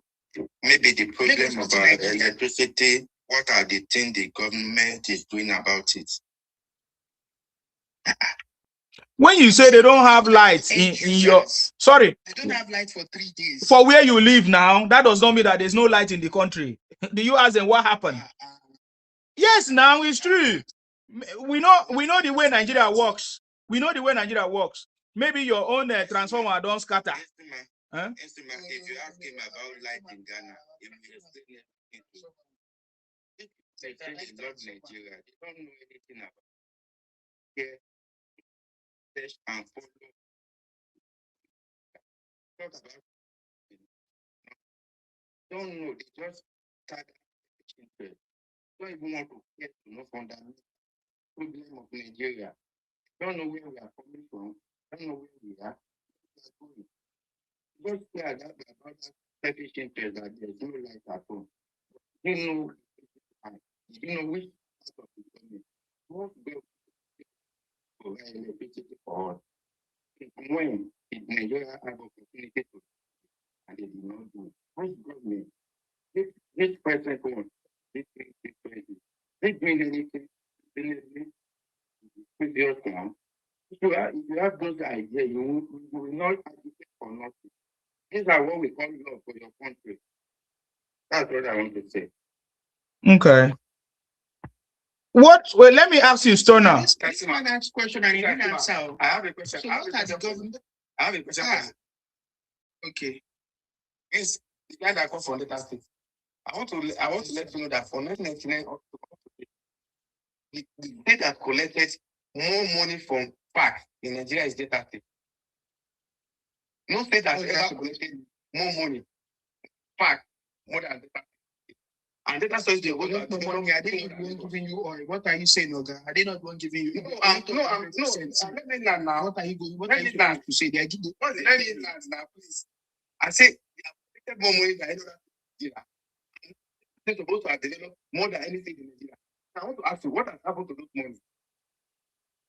How does it concern you? How does it concern you? I did not want giving you. Okay, Oga, if I say you know go suppose they're on this platform again. If you say how does it concern you? So do you understand how Nigeria works? We have different states, and each state has to develop in order for Nigeria to be developed. And they're asking you all the money that your state have collected. What have you used it to do? Are they good roads? Are they good hospitals? Are they good schools? That's what we're asking you, and you say, why were we supposed to ask?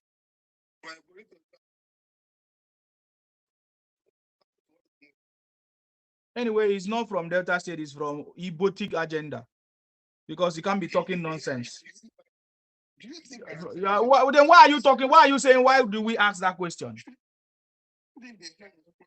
Let me answer the question. How they and they will use part of the money to send all these people abroad. Not come back to the society. They will send them abroad. With our money on them. No. Corruption. The sense of entitlement is, the way he's talking, the sense of entitlement, I can see in his words. In America, Texas produces food for the country, but nobody in Texas will tell you that they are not supposed to lift a finger. Why wouldn't you work? Because your area is producing oil for the country. In Lagos, we generate fat. In other parts of the country, they see mineral resources. It's not just Delta that is giving all the resources in the country. So the entire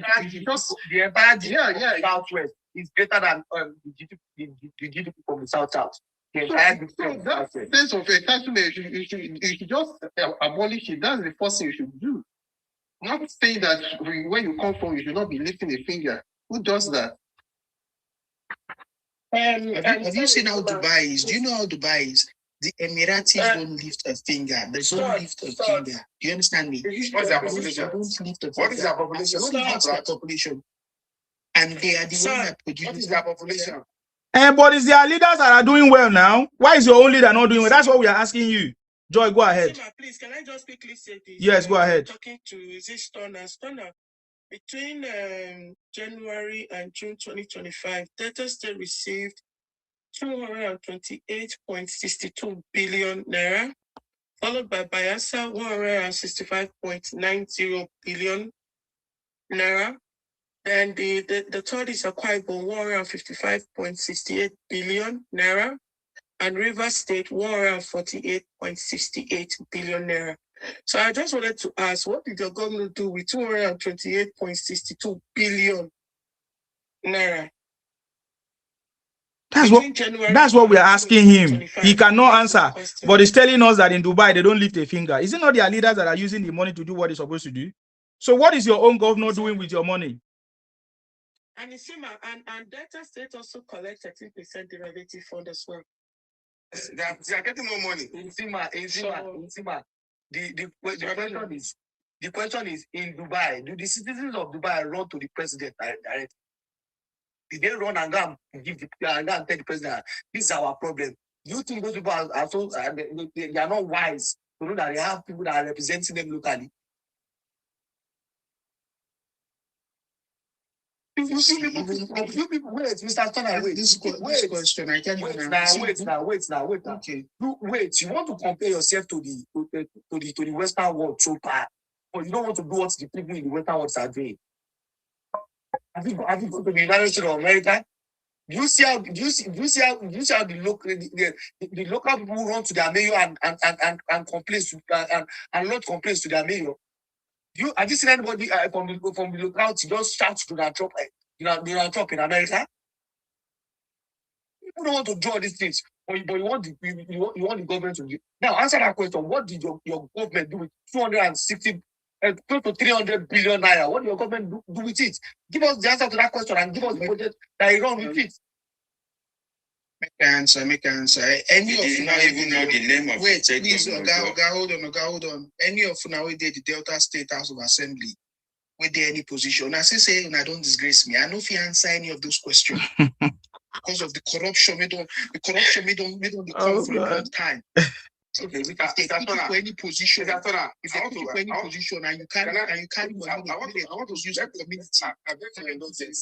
You see the disgrace where they give the whole state. I want to see the disgrace where they give the whole state. When mathematician and they put logic before emotions, and I don't get any answer to this particular question. If you're Ghana, you know get interest. If you have interest, you will find the information. Mr. Man, am I talking to you? I'm not talking to you.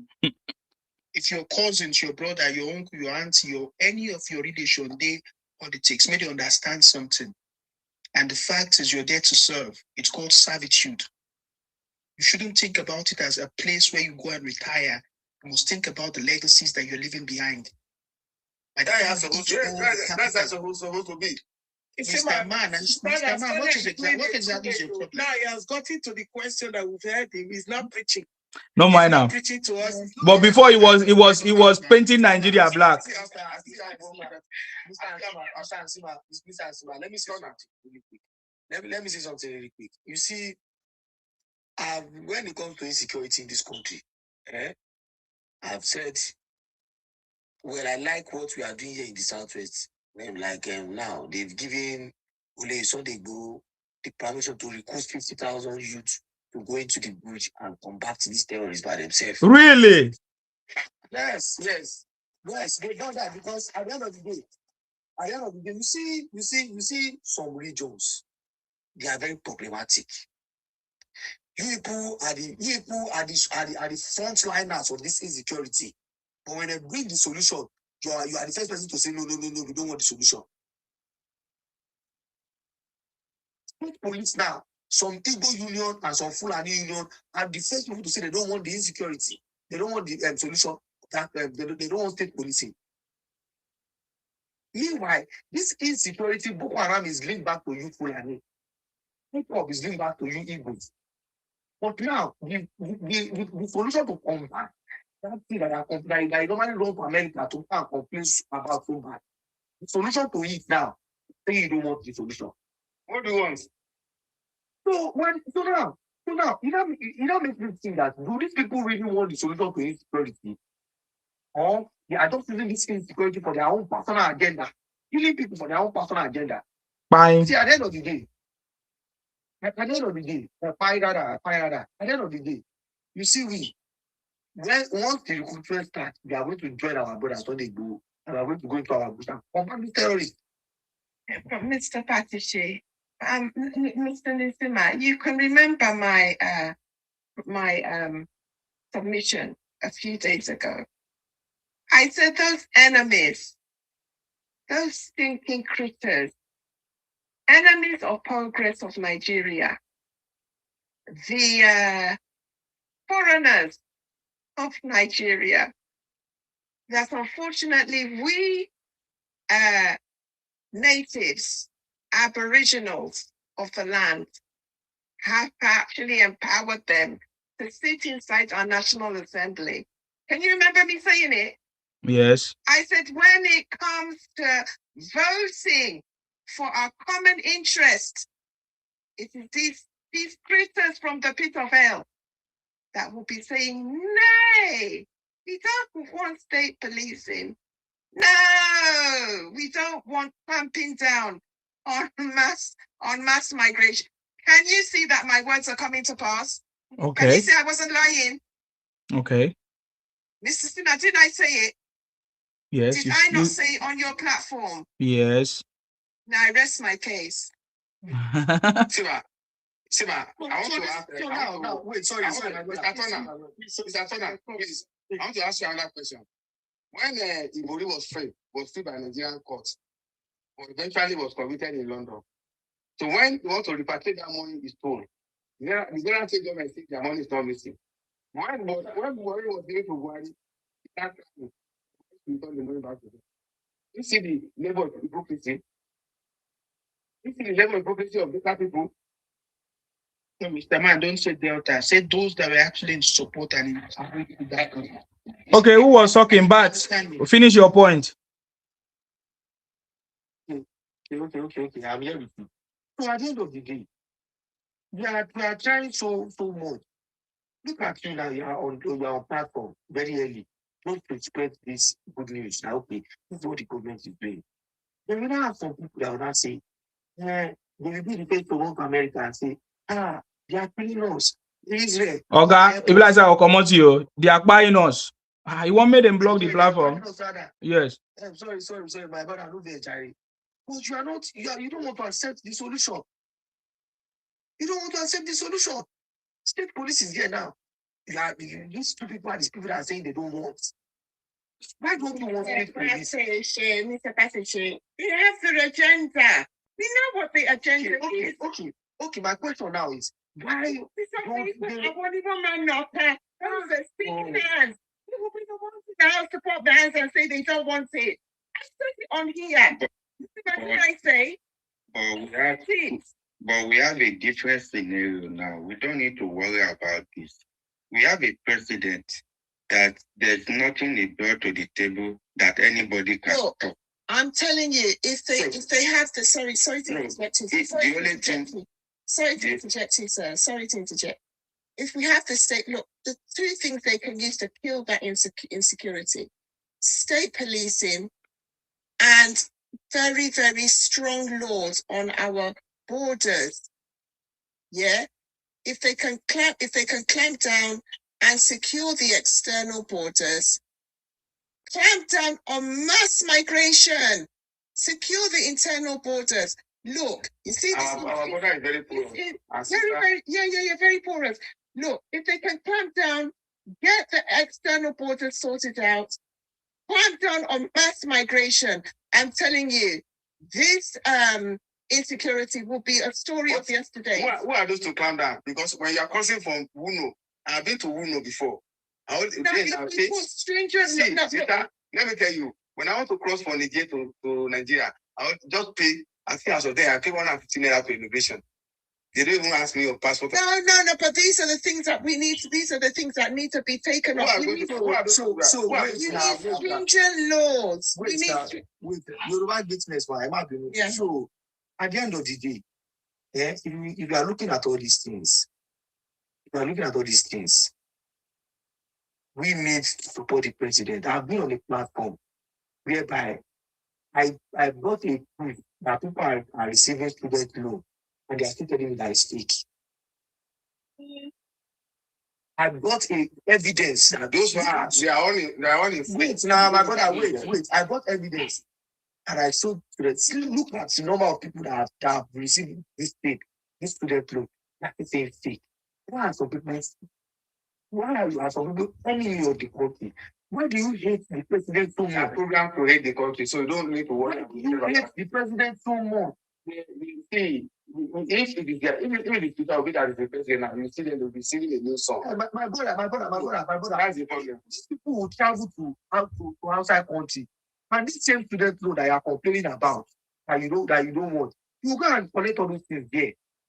Now they're not giving that kind of opportunity in your country. You not be asking the government why are they giving you? Why can't they not just pay your expenses? Who does that?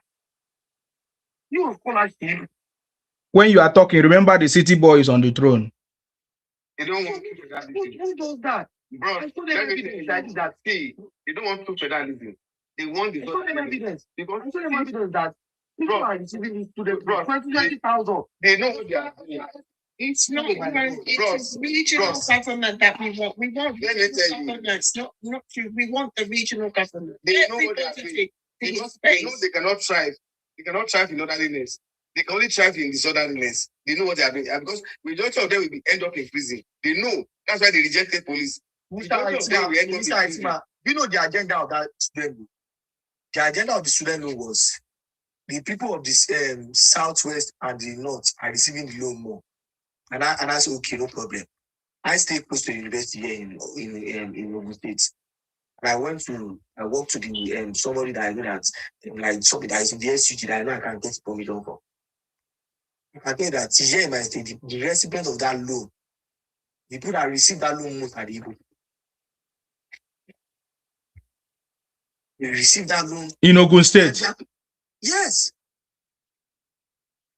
They receive that loan and they keep complaining and swearing for the president. People who come on platform, you're trying to be a beneficiary to that loan, and you still come and swear on the president. What I can't understand is why are they not receiving? Why don't they go back to Ross, they don't need to worry. I said they have a program to hate. They program them to hate all Nigerian tribes. So you don't need to pity them. See, let me tell you, the truth is that the state police will make majority of them to be in prison. Mark my word. They know that they cannot thrive in orderliness. It's only thrive in disorderliness. Wait now, my brother, wait now. Mr. Asima, I've been on the platform. Wait now. I've been on the platform before. When an Igbo person said the coastal road that the president is doing is a waste of money. That what is south that is giving us oil? What are they generating? And why can they not do that coastal road to southeast? And I look at the person and say, more. These people. I've said it all that they are being programmed to please everyone. See, you people, you are just wasting your time. You don't need to worry about them. They are inconsequential in Nigerian state. They are inconsequential in Nigerian state. What they do is to their own detriment, and they should continue with it. They should wind it up. In fact, we're enjoying it. Can we hear from Bona Girl, please? Can we hear from Bona Girl? Bona Girl, I salute you. Sorry, 80. Bona Girl. I salute you too. Please give me some few minutes. Maybe somebody should take over. That's fine. 80. Go ahead. Let me make a quick information, please. Let me just quickly say this. Sorry, sir, because I want to go and sleep. You see, it was just based on that last video you played when Made was telling Bwala that Trump actually stained Nigeria and all of that, attending. And, he just kept quiet. It was really, really painful because I was thinking that he was going to reply Mehdir, with telling everybody that, Trump has been shaming everybody. He should have brought up that scenario where Trump actually shamed a person with deformity, like on a wheelchair. And also Trump also shamed also an interview, I think when he was doing their primaries, during their debate. He was the president. He shamed the South African president too. South Africa and also even Latin American countries. Asking, even Latin American countries. A very strong question because he believed that she was in a period. She also shamed Elizabeth Warren. Do you remember when he called her Pocahontas because she was a Native American? So I was just feeling that he would have, brought those different scenarios and asked Mehdir that who has Trump not shamed, you understand? So he just kept quiet and he was saying, "Oh, okay, go ahead." It's just really crazy. Me, I know that Bwala will not go that angle because Trump did not do him anything. The person that is asking the question is what's his name? Mahdi. So he won't go that angle to talk about Trump, you understand? But I think what he could have done is to face him face to face.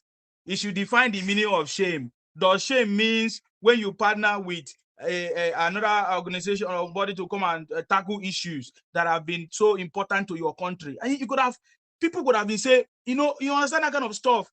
So why did you call that shame? Is it the first time that we are partnering with other countries? UK partner with this? He could have also mentioned countries that are partnering to resolve. He could have even mentioned Iran issue and others that are. Mr. Asima, when we in Nigeria go they help people to solve insecurity for their own country. So when doing partnership becomes shame? So you could have done that so that people can see him for who he is. That's my part. That's what is paining me. It's not that. Good night. Thank you very much. Joy to the world. Thank you. God bless you for coming. It's not easy. Okay, please, sir, go ahead. I'm very sorry for that. Yeah. This is what I wanted to respond to. Oh. Another thing that we don't really understand is that the people that are pushing this propaganda, they miscalculate time. Time is very important in pushing out information. I will give an example. Sometimes I think when the new minister, the minister of defense now, when he was CDS, Tinubu changed him. I think I don't know what he did to him. Within that 4 days, people doesn't know the intent of Tinubu. People started pushing that, oh, the man is capable, the man is good. That's why Tinubu did not have the integrity to use him. That's why they kicked the man out. And they didn't know that, I think a week after, Tinubu appointed him as minister, everybody shut up. There's time to everything when information is being pushed out.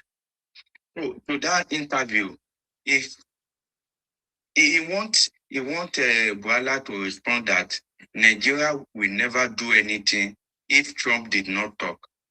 If Trump did not call us out, that we cannot do anything until, and this has been the language of the obedient. This has been the language of obedience to the government. That, oh, if Trump did not come, if they did not call Nigeria a country of particular concern, Tinubu did not respond, Tinubu did not this. That's why the guy was able to give him all the... If obedient are saying that the over 30,000 people find in Southeast by the same Igbo, that was Igbo.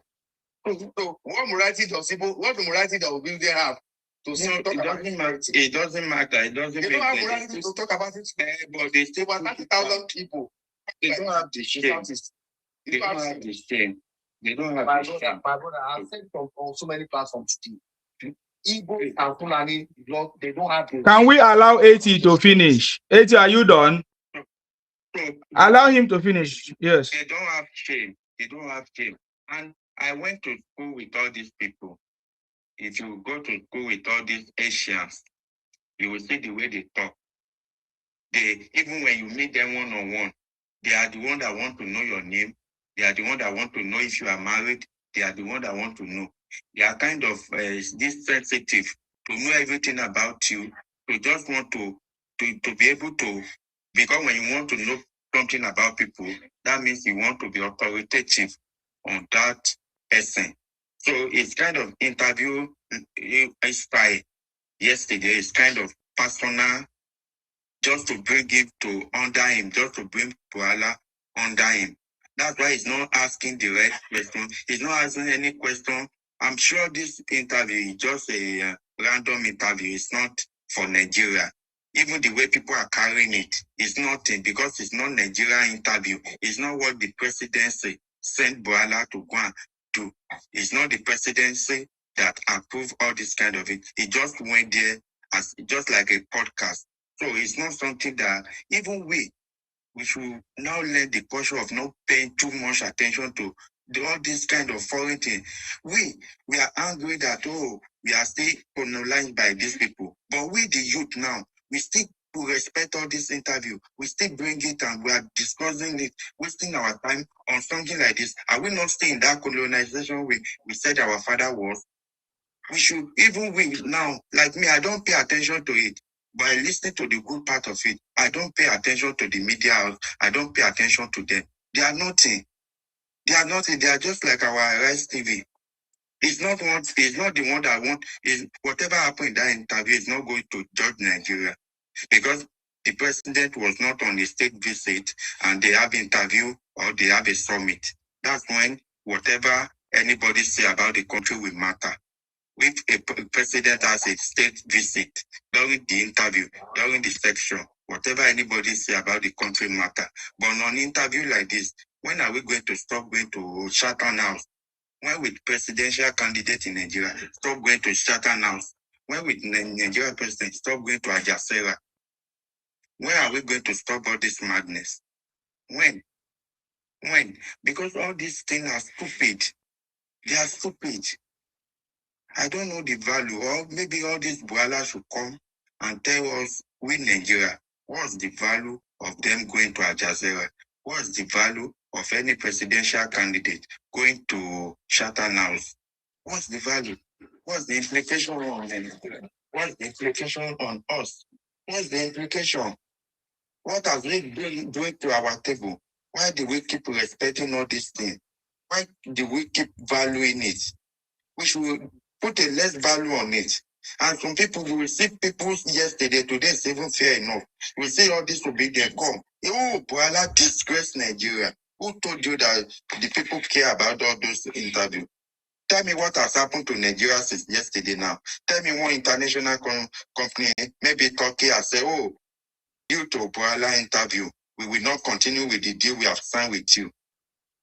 Tell me one country from which maybe the prime minister that booked to say Tinubu on 18 and 19, maybe he has right to Tinubu now and say, oh, due to what Bwala said yesterday, President will say that your country is in shame. We will not approve your coming again. Tell me the advantage, if not for social media, social media lifestyle just to create a scenario to make money. My brother, you see, you don't need the social media validation. Let me tell you, I was in one platform.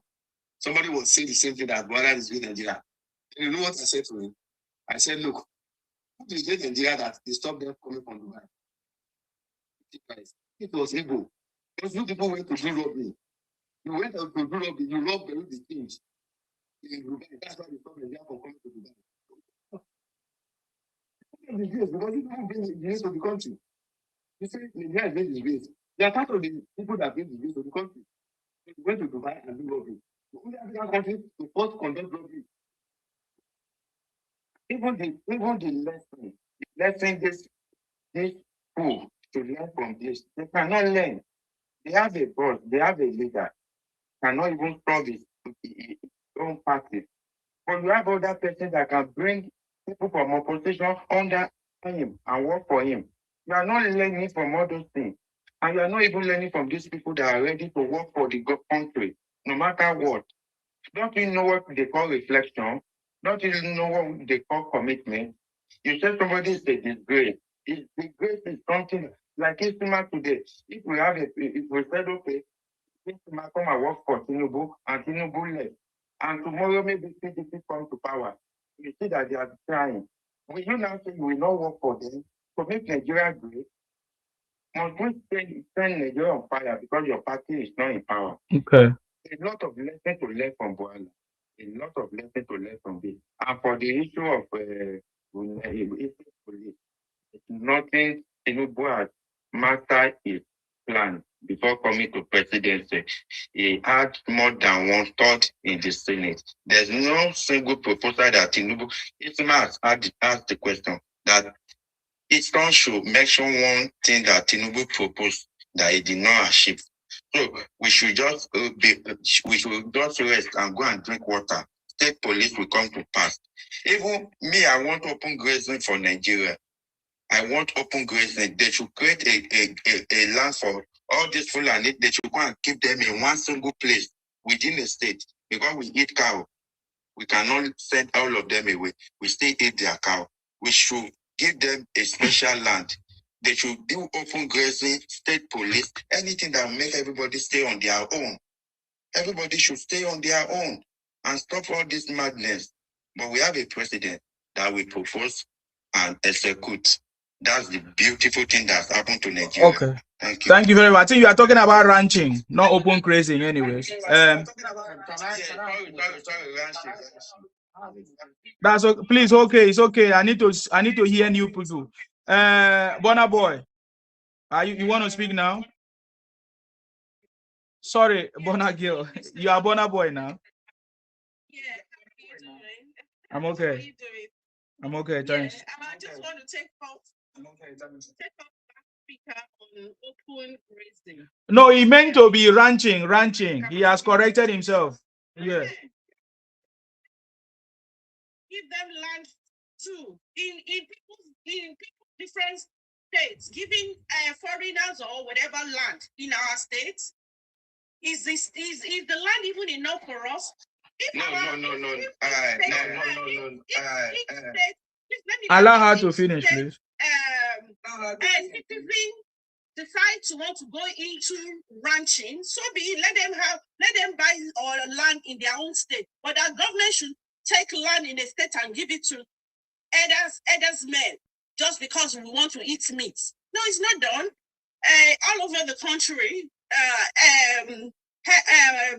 cattle rearing, it's a business. So they need to invest their capital or go get loan to go into ranching, because when the profit comes, they're not going to share it with any individual. So why would government give them land? They should go and purchase land and do their acquisition and do the necessary, the needful.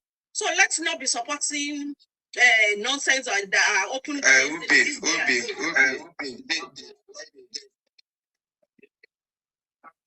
don't know what I'm hearing my voice. I don't know. Yeah, we can hear you. Okay, so the education and awareness which did not happen when the bill was proposed. advantage of things. Let me tell you what this ranching means. It's not that government want to go to any land and take land and give to Fulani. No, it's a business. For example, when Dangote refinery want to come in place, that portion of land belongs to many people. A lot of people were compensated, a lot of people were paid, and the land become Dangote. So if a state is going to take a portion of land, I'm using my state for example.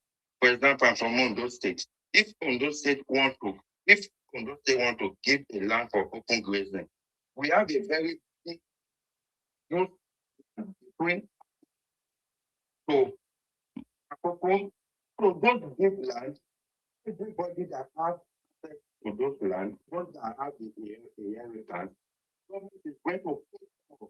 The government pays more. Government is going to pay, to all those people. They will be paying tax, they will be paying their rent, doing everything. And for example, in all over Ondo State, we withdraw every Fulani from any village across all Ondo State to that place. No Fulani to be found outside that place in the whole Ondo State. So it's not that they just want to allocate, give our land to Fulani, no. It's something that, okay. If you look at the proposal, people don't have the education. That's what it is. All right. Not Fulani, from Ondo State. These are critical solutions to our people. We cannot, because we don't have the idea, we not take something that is useful. Instead of a Fulani going to Ondo, going to Gate, why can't you just give them? We have a vast land. No state in Nigeria doesn't. All right, sir. Thank you very much, sir. Thank you very much. Neka, can I give you time to speak? Sorry, you see my he cut me. He didn't let me talk at all. Sorry? All right. He did not really let me my points when it comes to Mayday interview with whatever. Oh, go ahead. Sorry, Neka. Okay, I didn't know that he not finished. Yeah. I'm sorry, Neka. Ogatoyeshe, you need to hear yourself very well. You need to educate yourself too as well. To open grazing is different from ranching. So you need to separate those. I've corrected myself. Why are you repeating it? I said ranching. You were still saying open grazing. You were still saying grazing. That was what you were saying. Okay, let's leave that. On Mayday interview with Bwala, it's known to be an extreme leftist journalist, like the likes of this guy of this TV station. This yeah, so is someone like Rufai too on an international TV. So you should not expect him not to ask such a question. What I expect Bwala to do is to be more prepared. And moreover, this is also should serve as also lessons to all these propagandists who keeps in the name of politics, you keep lying and saying things that are unsubstantiated or true just because you want to defend your candidates. All the mess he was saying during the time he was supporting Atiku, or who was supporting that time, he kept lying and propagating lies that he could not substantiate. Unfortunately, he was not prepared that this guy is going to bring out his word against himself. So now, I thought he was even more intelligent. Unfortunately, he shows that he is also as shallow as other obedience. Well, I want to believe he has learned his lesson and be more prepared. And that's the business or the journalism, when it comes to when you're in government, you will be subjected to journalists who are going to x-ray you, ask you questions, who are going to twist you around.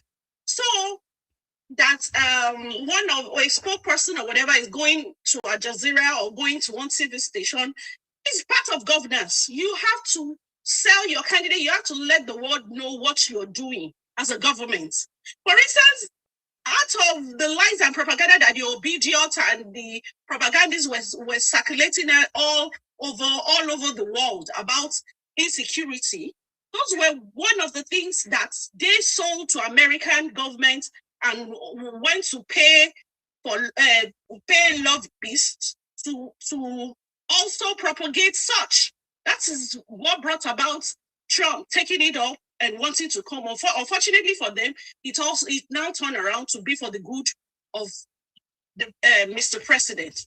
So we should not be scared of being the federal government folk people should not be scared of facing journalists when it's necessary. But we need to also let people know what the president is doing, even when we have challenges, what the government is doing on the ground.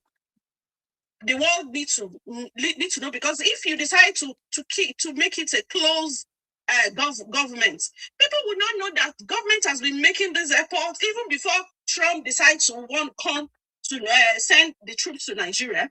Nobody will know. I think they've been sending this message. They've been constantly engaging the public and reeling out all this information and what the military have achieved over time. I'm serious, this propaganda, this wouldn't have gone this far. At the same time, it all came out to be for the good of the president and also for the good of the country at large. So we appreciate them. They're all one only. Sorry, let me make this in Yoruba. Only omoburukulo jotsie. All these obedience, there is something they're also doing to help also project good governance and which opposition is a needful tool in any democracy. Thank you, Mr. Isima. Well done for your unwavering and untiring efforts. I'm serious. I envy your strength. Thank you, ma'am. Thank you. Our Minister of Information is not doing enough. Our Minister of Information is not doing enough. Our Minister of Information is not doing enough. I'm telling you. Yeah, hold on, Dayo. Can you hold that thought, please? Let me bring this lady, Neka. She's been here and she's come and gone. I don't know. Yeah, Neka, do you want to say something now? Or you are gone? Okay. We can't hear you. No, I'm here. I'm still here. What do you want to say? Okay. Yeah. Yeah, you can hear me now. I don't want to shout so much. Yeah, I think Bwala was not expecting that kind of, an interview. He wasn't expecting it to be that brutal. You understand? He wasn't expecting it to be that realistic. But that's by the way. So do you think if we had strict and brutal laws against corrupt political office holders in Nigeria, you think people like Bwala and Tinubu would have glazed really? You think so? Like, you think they won't be held accountable in the judiciary system? They won't be held and arrested, and you know? What about Ekoremadu? What about also Ojikalu? Because you only tell the two people. But we have a lot of criminals roaming about in Nigeria. Even Abaribeda is government for 20 years. Okay, she said all of them. She said all of them. Let's move. Okay, go ahead. Bwala has never held any public office. For your information, he has never held any public office. And we are not aware of any crime he has committed. Anyway, Neka, go ahead. Just make your point. Yes. Yes, and do you think if like they reduce financial benefits in our political system, you think people like Tinubu, considering the fact that he's so old and feeble and incompetent health-wise, you know, think people like that to be invested in politics? I believe it will be small for please, are you sure that I'm just asking you a question because I want to put it to you. You believe that Peter Obi is more competent. He has greater capacity to rule Nigeria with all this blah and blah that he's talking about. The now left the House Supreme Leader He's an 86-year-old man, under sanction and everything. He built railway station, trains, everything like inside his country under sanction. And you are here talking about how your president we are not president, we are just giving comparison. See, we are giving comparison because that was not even Peter Obi himself. Peter Obi himself in Philo. Please allow her to talk. Allow her to talk. Peter Obi himself signed a contract to build a mono train at Onitsha. He cancelled that contract and built Aerovia. Peter Obi used state money and put in a bank that have his interest. In a normal country, Peter Obi is supposed to be in jail. Peter Obi put $50 million in offshore accounts to escape paying the tax to the government. In a normal country, Peter Obi is supposed to be in jail. Dayo, allow her to speak. Finish your point, please. Let us understand where you are going. Because at this point, I don't know where you are going. You are hitting here, hitting here. What are you commenting on? Go ahead. You are trying to play Puritans of your own people. But I'm putting to you that they are even more corrupt than people you are referring to. I want to put it to you that those people you mentioned, your own people are more corrupt than the people you are referring to. Dayo, please, do you know it's my turn to speak? And I've been around for a long time and I know the issue of please allow her to speak. Go ahead. You stepping on me like that. Go ahead. But now you start them now. Now you start them. Now you start them. You can't call Bwala. Say if or no be in government. What do you mean? He has not done any crime. He only talk about Tinubu. He only opposed Tinubu at a time when he was in article when he was so that's why they are trying to ask you different questions and and say what about other people because of what you say is because of the way you started. I'm not even done with my submission. Yeah, I'm not done. Make your submission. I only started with accountabilities and accountabilities for political office holders, like street and brutal law against corrupt political office holders. You always start from your home. Charity begins at home. That is what they are saying. But if you had started by calling out Obi, Abaribe, Ojusoko, all those things, nobody would have. See, I learned how to solve this problem. Start from your home. That's what we are saying. Please go ahead. Yes. They are all in the same. They are all accounts. They are all accounted. See, they are all supposed to be held accountable for mismanagement of public funds. Exactly. They are all supposed to be held responsible. Exactly. They are accountable for what is going on. Yes. This insecurity issue.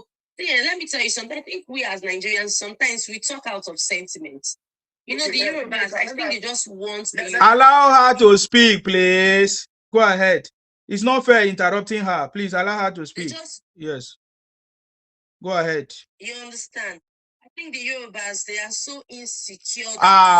Don't go there now. They are more secure. They want even someone that is incompetent and neurotic to be in position instead of another competent fly or another person from a more competent. Let me tell you, Nika. We are more secure because if you people that are hold on. If you people that are not secure because you must migrate to Yoruba land. You never come to your own land. You never come to your land. You never come to your land. Please, You never come to your own land. can we take it easy? Neka, nobody's going to interrupt you again. Can you repeat what you said before? Go ahead. I said, I don't know how many times I will have to lecture the Yorubas because in Nigeria, the Yorubas, they stand this educational figure in Nigeria. We think they are more enlightened than any other tribe in Nigeria, but I don't know why someone from this kind of educational background that I have will be the one always correcting you people on this particular issue. Lagos is a commercial hub. Lagos is a commercial hub. It just does not belong to you people alone. It's a commercial center. Don't you have other villages? Don't you have other states that belong to the Yorubas in Nigeria? Every time you're talking about Lagos, talking about Lagos. Are you done? Nobody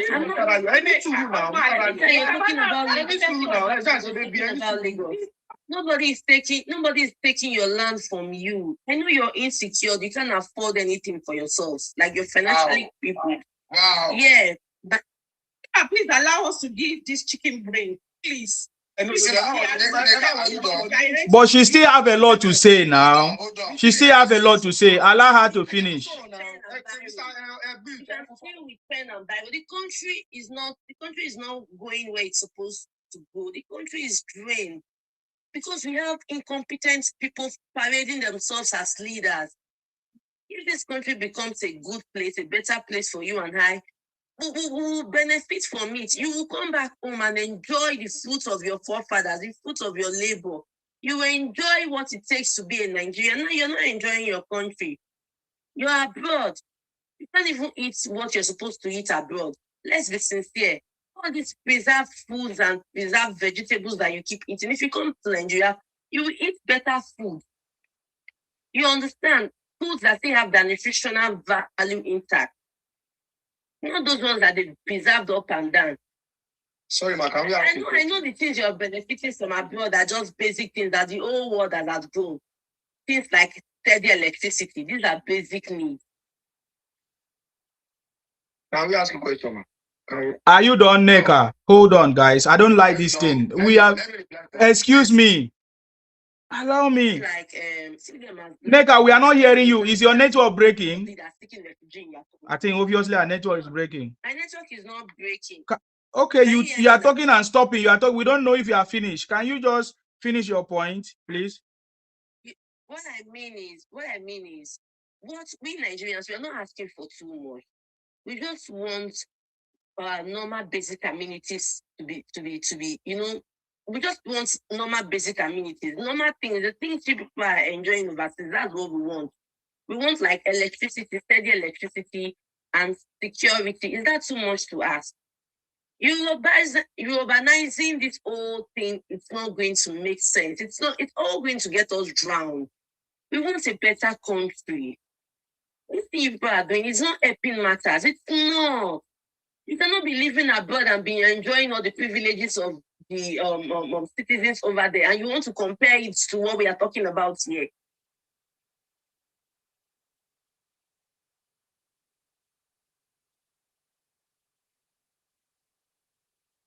Okay, are you done now? I'm done, but we are suffering. Okay, so is it the Yorubas that is your problem? Yeah, please go ahead. Go ahead, guys. Go ahead. I think she said she's done. Please, I want to start from where you say Yoruba are very secure. We are very more secure and we are very contented. You see, as of 1920, there's no population of Igbo in Lagos State. You come from over 800 kilometers away, migrated to Yoruba land. And we have never, ever mass migrated to Southeast, your region. Because we are contented. Even the Western region, hardly you ever see us going to Southeast. It is you people that come to us. So for the issue of saying we are not contented, we are very, very contented. And we did not share the same culture, the same value system with you. We are not even related. It is Nigeria that make us to know each other. And when Nigeria seems not to exist again, everybody will find his own way. I say that one to you, because we did not, and I want to tell you that we did not own Lagos together because Lagos is Southwest. It's a Yoruba land. Use of land does not make you an indigent. If you lease a plot of land, it does not make you an indigent of the place. You will still go back to where you come from. Take it to the bank. So don't ever say we are not secure. We never say Lagos is part of Nigeria. Fine. As a state of Nigeria, you have the right to go to anywhere you want to go to, right? But Nigerians consider or don't grant you citizenship of that state, of that place. That's number 2, Kano is commercial center. Kano is commercial center. People display in Lagos. You ever tried that in Kano? That the law must people. You ever tried other people in Kano as big as Kano people? Kano town. You ever go to Kano and tell other people Kano is no man's land? See, and see what will happen to you people. Last week, they are warning people not to come, not to open shop on Friday because of what happened in Port Harcourt. They are warning you. Other people are warning you people in the north. Can you try that in the north? Because of our own liberalism, we think we are fool, we are stupid. Because we allow you to buy a plot of land, you are not challenging the issue of that land. Lagos belongs to you. How? How? How do we relate? You come from over 800 miles across the Niger, across many states to south of Nigeria. You are telling us that Lagos does not belong to us. It belongs to you, right? The question of saying that we see Yoruba, we are very contested. You any Yoruba you see in South is a misplaced journey. I'm telling you, it's a misplaced journey, but you don't have any reason to be there. It is good people. It is good people that migrated to our own no, let me finish. To our own interior village, we see you there selling chemists. Are you secure? Are you secure more than us? Tell me, are you secure more than us? Going to our villages to even to seek survivor, and you are talking fast that Yoruba are not secure. About what? Are you invited to Southwest? Do we invite you? They have one terrace house in Lekki. That's Sorry. Please, can I come in? Can I come in? Please, Mr. Can I come in? Now, Miss Fineka, please, can you unmute yourself? I have some questions for you, please. I have some questions for you, Miss Fineka. Can you unmute yourself, please? Zineka, are you still there with us? Yeah, ask the question. Go ahead and ask her. Okay, Miss Ineka, my number one question is in terms of track record, you understand? In terms of track record, can you give me a candidate right now in Nigeria that is better than President Bwala Tinubu in terms of track record? None. Okay. And also, please, what are the things you are expecting the federal government, the government of the day, to that you are expecting that they should do and they are not doing? Please.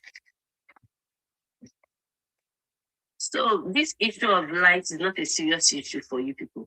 Do you know the law guiding? Wait. You said the things. You did not say one thing.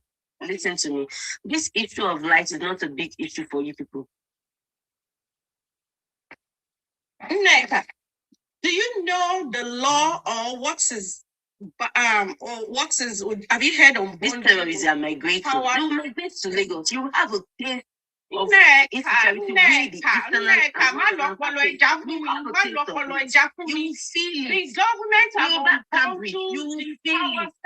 you have a taste of it.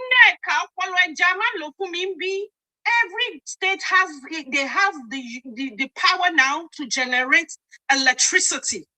So what is your Soludo? What is your own Abia State governor and Enugu and every other southeastern governor? What have they done concerning that power within your state, within the confer? The power generation now is not a unilateral duty of the federal government to provide anymore. So what is your own governor? What are they? Have you channeled that your useless brain? Have you protested to his governor's house? Or have you sent any of your state representative a bill to generate electricity in your region? Or are we come from Lagos, say for instance, are we shouting that we don't have light, electricity? So if you Ruby, I live in Lagos. Sorry. I live in Lagos. Listen. I live in Lagos, and I'm telling you right now, as it stands that there's no light. There's no light. We're using solar. There is no light. There is no light. I'm telling you that there's no light. What are you saying? And go and meet your high pop. You're trying to say because I'm Igbo, that's why I don't have light. They started again because I'm Igbo. Because I'm Igbo. There's no light. There's no light. Then go to Anambra. Go check. Why not in Anambra? Why do you go to Lagos? Yeah, Neka, it depends on where you live. Feel my star shine. Feel my star shine. She said we are using solar. Solar is electricity now. You don't know that solar is power now. Solar is the light. Solar is power now. That's why Oga, stop making noise. I keep repeating it. Maybe that's why you guys are not paying. That's why you are not paying rent. You are not paying for light now. Oga, why are you keep? Which number in Bodilon? You want Sifam? So please, can I? Hold on. Let's hear from Feel My Star. Feel My Star. My boss. She's lying. It's obvious. She's lying. Don't worry. Feel Star. Guys, hold on now. Let's do it now. Most of you have spoken before. Let the new guy speak. Yes, feel my star. What do you want to say? You want to ask her a question? She's already lied. Sorry, just to be clear, please. What she said now is a lie. That's okay. Yes, go ahead. What pains me most is when she wants to talk, she was very tribalistic, and then she really poured her hatred for the Yorubas, of which we don't do anything wrong to them. Basically, because if you look at your Igbo region, which is Southeast, it was Igbo people who are ruling Southeast, not Yoruba, not the Bibu, not the Edo, not the Bini, not the Kwere. It was Igbo who are ruling the Southeast, and they were collecting allocations every month from federal government of Nigeria. Imagine if they have been doing better than the Southwest. Your father who ran from the Southeast to Lagos and born you there, he will have packed his load and go back to the Southeast. But instead, they remain to stay in the Southeast, in the Southwest, and the money given to us in Southwest, you are dragging the same resources with us. Imagine the money they are giving to you people, to your governors, to make that place available for you. Instead, we are using to do any other thing, and you people are not going to hold them accountable. Instead, we come to Bwala to drag our people with us. You body shame us, you call us sort of name, you do a lot of that you can't even do to any people in the world. You can't even do it to the UKs.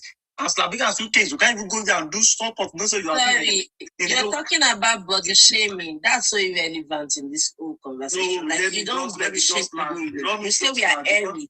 You call us young leg. Is that not body shaming? Let me just land. When people are talking, when you are talking and they talk, you are shouting that don't let you land. You don't even have a shame. If you have a shame, what I'm saying now, supposed to cover your faces, but you don't have a shame. I should be ashamed of being myself. You don't have I should be ashamed for crying out loud. I'm scared of politicians. If you have politicians are supposed to say, let me tell you something. Tinubu is good, Tinubu is the one who's supposed to be there's a Igbo governor. Besides him, you are not looking for any beneficial.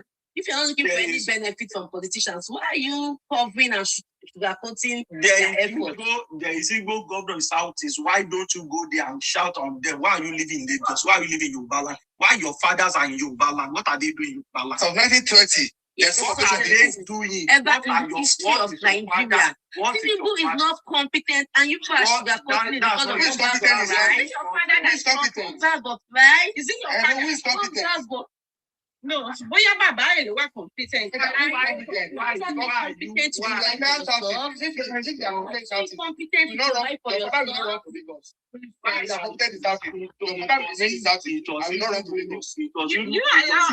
allow us to condescend to this level. Please, let me just come on the night. Instead of you to talk, what Tinubu is doing, so maybe he does what it's not good. Supposed to say, but you are when you go to general criminals. That is what I was saying. What you were not listening. Can we do it one by one so that we hear who is talking? If our country was working, Tinubu and Bwala, they would be serving 25 years imprisonment.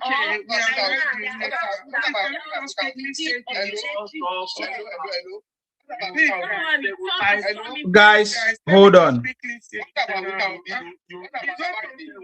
Hold on, guys. Hold on, guys. Hold on, guys. Hold on now. You have made your point, Phil. Have you not made your point? We can't keep repeating the same thing now. Joy, say what you want to say. Thank you so much. You're welcome. Whatever I want to say now is based on data from the Federation Account Allocation Committee, PAC, and the National Bureau of Statistics. Okay, and it's very bad for NECA to come here and be telling us. I don't understand.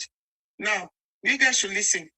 Between January to August 2025, Imo State collected federal allocation 139.25 billion naira.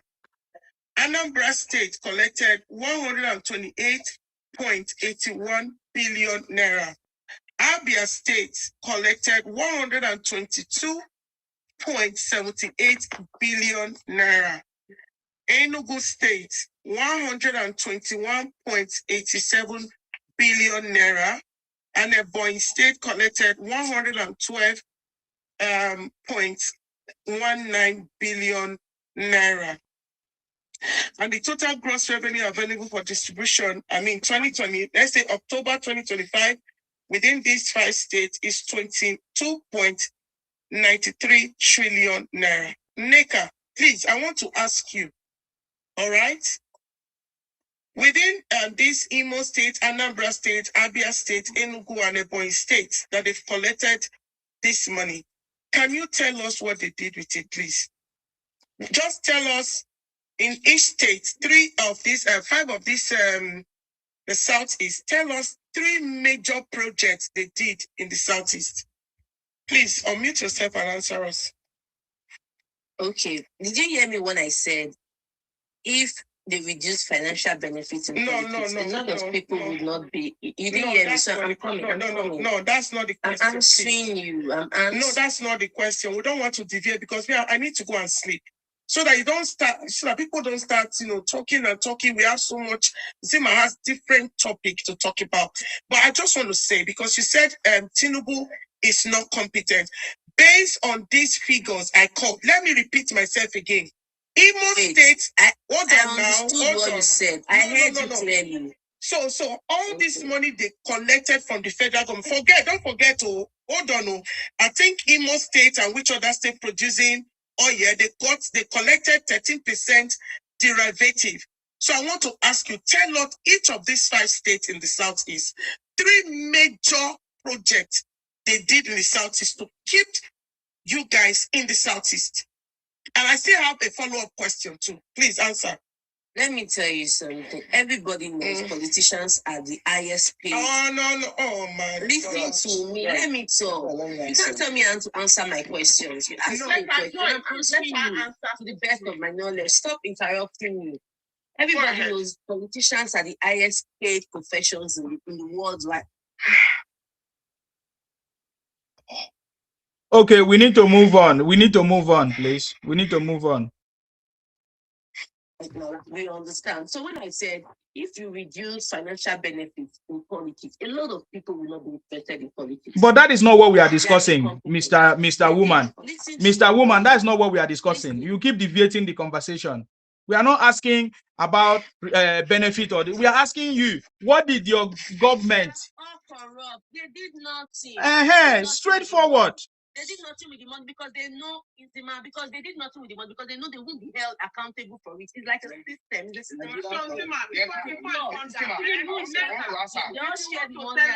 Guys, let Joy finish now. Can we stop making it rowdy? Yeah. Please, I'm sorry. I will need to conduct. Neka, for you to tell us that Tinubu is incompetent, and I think if you want to be sincere, you should also tell us in your Southeast. You will mention the governor's name and tell us that they are incompetent. Their incompetency in the Southeast is number 1. Compare it to other states in Nigeria that are actually collecting this money or collecting allocation from the federal government. You left what is going on in the Southeast, and you even said that the old Igbo people are coming to Lagos for Yoruba people to taste the type of insecurity you are experiencing in the Southeast. So I want you to, these things are not correlating at all. And you should be able to start from your home, which Sima started when you started speaking. Sima said, start from your home. And you failed to tell us how incompetent the governors in the South is, the 5 states in the Southeast are. And it's very, very wrong. And you are here to gaslight to tell us this. Isn't that a regional? Our president. Isn't that a regional? So what would do Nigeria? You lack the moral standing. You lack the moral standing. Entire Southeast is equal to your state. All Southeast is equal to your state in landmass. And the volume of money collected They cannot make any impact. And you people are mass migrating to Yoruba. Hold on, guys. Sorry. I need to move on. I need to move on. Excuse me, guys. Excuse me, guys. Excuse me. Let's not still go back. Neka has told us everything. Are we not paying attention? She said that her own leaders are doing nothing. That is why they are running to Lagos. And when they run to Lagos, nobody's going to hold their leaders in the Southeast accountable. She said that. Why are we not paying attention? Why are we dwelling on this? We are trying to make Neka popular here. Please, there's no need of arguing with her. They are all the same. They all rush to Lagos. And because they have rushed to Lagos, nobody is in the Southeast to hold their leaders accountable. Therefore, as they're in Lagos, they have no other leaders to criticize. They have now Yorubalized themselves. Is it Yoruba nice or Yoruba whatever? They have now taken Yoruba identity. Yes, they have now taken Yoruba identity. So they have now also inherited the Yoruba leaders. That is why they are trying to blame the Yoruba leaders. The thing that they're supposed to blame their own leaders, they fail to blame their own leaders because they have to hold the leaders where they live. All of them live in Yoruba land. They live in South. They live in Kaduna. So there will never be a time for them to hold their own leaders accountable because they've already said that their own leaders is a failure. Nomads. We are commercial nomads. We move from places to places. I love it. I love it. I love it. Yeah. Yes. So what's the difference between you and the Fulanis? What's the difference between you and the Fulanis? They have the same traits.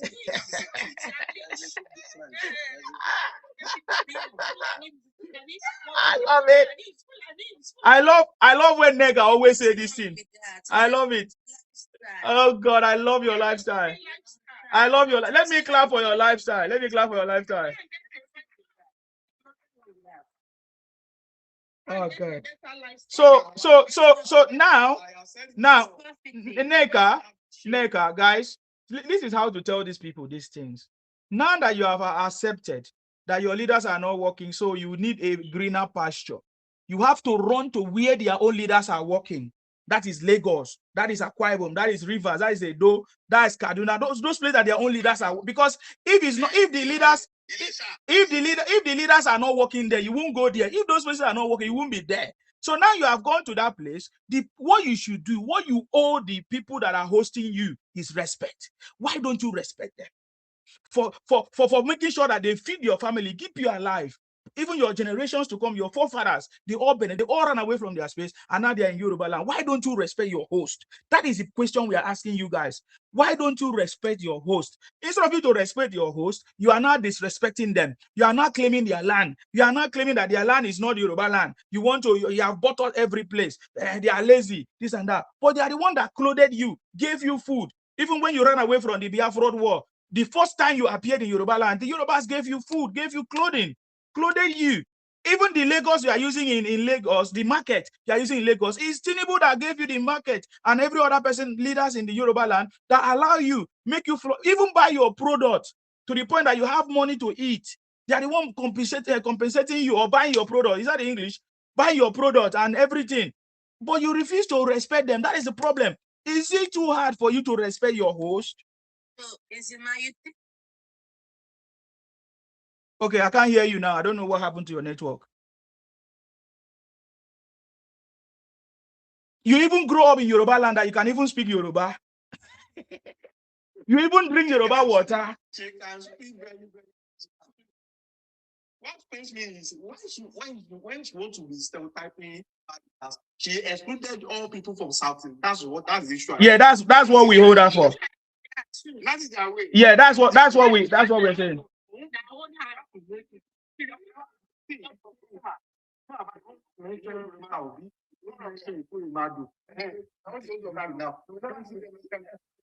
Okay, guys. Hello. Let us hear from book by you. Sorry, I don't know that name. Sorry, if I didn't pronounce it well.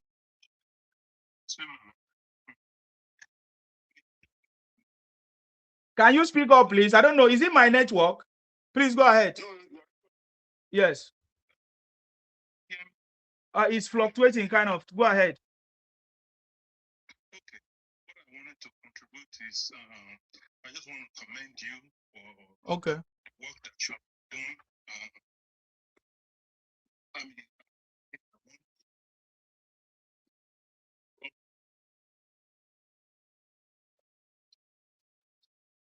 some of these things we spend so much energy on talking bad about one another, especially people from the Southeast. They like to say things that are not true. We all know that.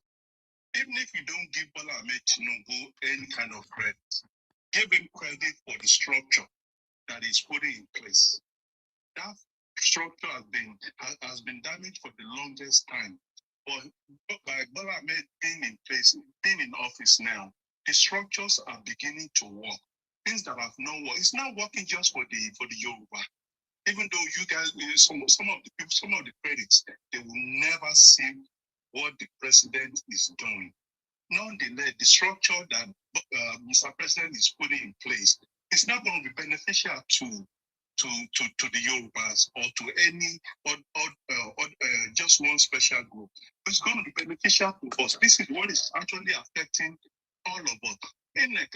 Miss Enek, I don't know how she is.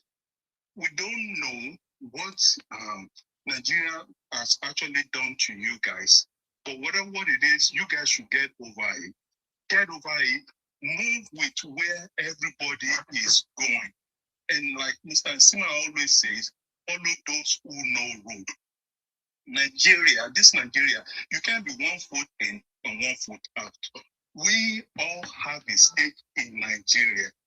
And for one of the things that you say that really hurts the people who accommodate you is that you disrespect them, you insult them. This is not the way to solve the problem.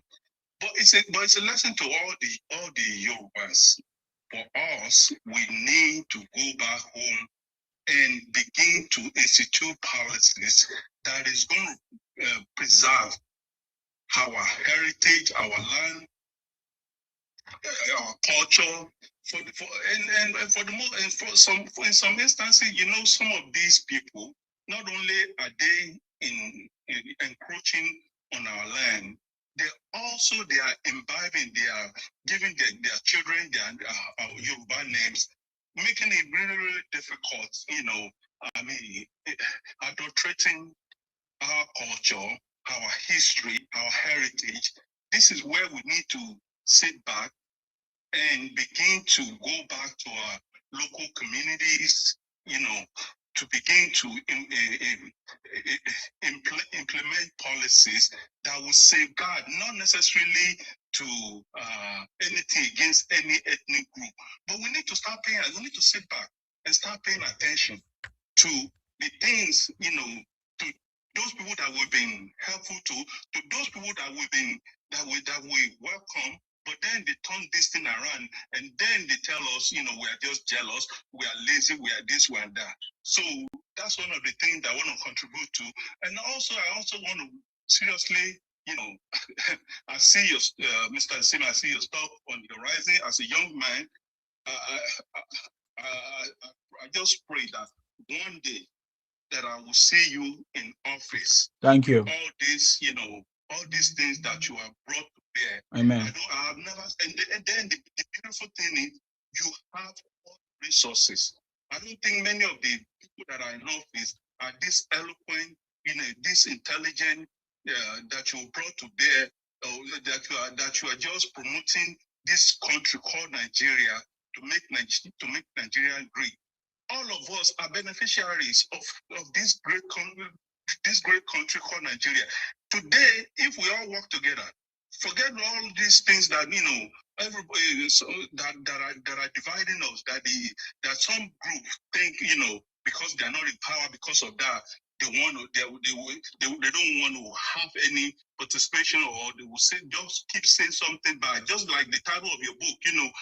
Stop marketing this country. If we all put our tribal, our issues on the side, this is a great time for the other group who are always criticizing Nigeria. This is a great time for them to be involved, because because Mr. President is there now. He will make it easier. He will pave the way for every other group. Only if we realize it.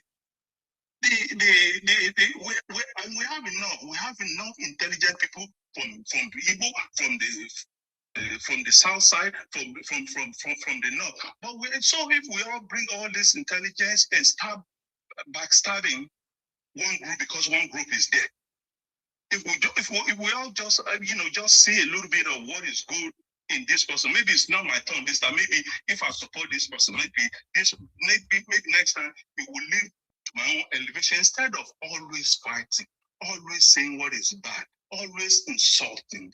Can we all just calm down? And it's all this division. This division, we don't even know. It's all this division that is within Nigeria that is going to pave way to other people to come into Nigeria, to United States or any other group to come into Nigeria. Do you see this kind of things out there in Ghana? No, because Ghana is homogeneous. They don't talk. It's not like they don't have division, but it's not as divisive as it is in Nigeria. Can we just calm down? Even young people, I know some of you may not know the history of Nigeria, but we need to calm down as one nation, as one country. Stop speaking bad. It pains Mr. President so much that, Mr. President is not the kind of person that will say this group, that group, like any other, leaders, loose canon leader, they will talk about certain group. Mr. President will never say, you will never see him talk about any group. But inside him, he knows the group, the critics that will never give him credit, that want to give Nigeria bad name. It pains him so much that one time he said, stop giving your country a bad name. It is out of giving this country a bad name before Mr. President now decided he's going to defend Nigeria. These people have been paying the Christian conservative here in the US. They've been paying them $66,000 every month. Every month. And giving that, then you still also want to be part of that country. It is not the way to go. Before Mr. President now say, you know what, if you can't join them, then Mr. President also joined the big boys on the K Street. But that kind of money that Mr. President is paying just to defend Nigeria against other Nigeria who don't want to be part of Nigeria, that money could be spent, better spent, improving Nigeria. But part of what Mr. President did was, we're not just going to sit back. We've sat back enough. And the awareness is now on. Before, when you talk about the 2023, you never see so many groups, even people like myself, never came to social media to talk, to participate. But now the awareness is on. Even to our community, the awareness is up. Everybody is beginning to be aware and beginning to tackle some of these, ingrates, some of the people who do not value the country, but they still want to be beneficiary of this country. The awareness is up, and nobody's going to sit back. And we all need to take, some of us that are here that are taking this insult, what we need to do is go to our local government, the communities, and begin to talk to our local officials. Because as we speak now, they're still selling land. You need to know who you are selling your land to, and on what condition you are selling them. You are selling this property to them. Mr. Asima, that's all I want to say. There's no selling of land. Thank you. When you check Lagos law, anybody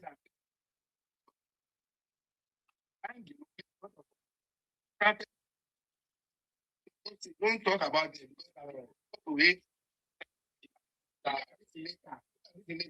Who said my mate is for a video? Can be proud that even that goatee, it's born in Africa. He never one day pride about his wealth. But it is the only empty vessel, this noise maker. All this roadside shop, they are claiming they are the richest. Now, the richest born in Africa, people may thought I'm wrong. People may thought I'm wrong. You have outside here, you have Yoruba there. The richest born in Africa, people may thought I'm wrong. But they are the people that make noise. The loudest, loud mouth. They're telling us that my housemate is a video. And so what? The richest man in Nigeria, Dangote, he never, Yoruba doesn't pride about wealth. You don't talk about wealth because we know that wealth belongs to God. It's not in our value system. You people have a good value system. Your value system is insult to African tribe. Can we hear from Arinze? Arinze Gas. After I didn't say it's going to be you, please. Or yield. Yes. Mm-hmm. Good morning. Morning. You are welcome. What I want to say is that let's not be tribalistic. You understand? I believe that this Nigeria, every tribe have their good and bad side. As I'm from Igbo, I know our bad side. The Yorubas, I know their bad side, and the good side is what we should focus on, because there's nobody is perfect. There's no tribe perfect. Even the Fulanis that we are complaining, the bandit, the cause of their problem is hunger. You get it? Most of them, they are not educated. That's their bad side. But we have the good ones in government that are ready to make this country work. The same thing goes to other tribe. So let's just focus on our good side. For Yorubas, I want to talk one of the good side of the Yoruba is that in the whole Nigeria, Yorubas are the #1 most humble tribe. No matter how much you have to bow to your elder. Are you getting me? But it's not the same too. I don't know about other tribe, but for my own tribe as Igbo, once you have money, your age has increased, no matter the age you have. So that's our own bad side. The Nigerian problem is beyond tribalism. Because if you check now, you see that even in the midst of the corruption, there's no tribalism in the midst of the corruption. The group of the people that don't want this country to work, they are midst of, it's not one tribe. There is no tribe that come out and say Nigeria will not work. Nigeria is a group. They know themselves. The ones that want Nigeria to work, they know themselves. There's nothing like tribalism, Yoruba, also this. Then when it comes to the work of the president, my brother, to be sincere with you, there's one thing I noticed in this country. When a president from the south come to power, they like this tribalism always come up. I don't know why. Because I remember the time of Goodluck Jonathan, when he was in power. This the same issue, the same criticism and everything. But one day the power goes back to the north. Everywhere remains silent. We should come together as people from the south. If you understand the politics in Nigeria now, you know that it's beyond what we are dragging here now. It's all about the North believing that they own Nigeria and they believe that they control who is who, or who they will give the power to. Then the policy that the president have made, my brother Tinubu has, in terms of allocation, that's why there's a question they threw to my sister Yannick. If you are talking about corruption, the country is not working. At least the allocation in each region have increased. Like if you come for the 5 states in the southeast, the only governor I can tell you that he's using his allocation very well is the governor of Abia State. That's the only governor I can tell you. Like I can say that despite everything, this one is trying. The rest are criminal. They are packing money. Are you getting me? This has nothing to do with Jagaban. At least if you are complaining of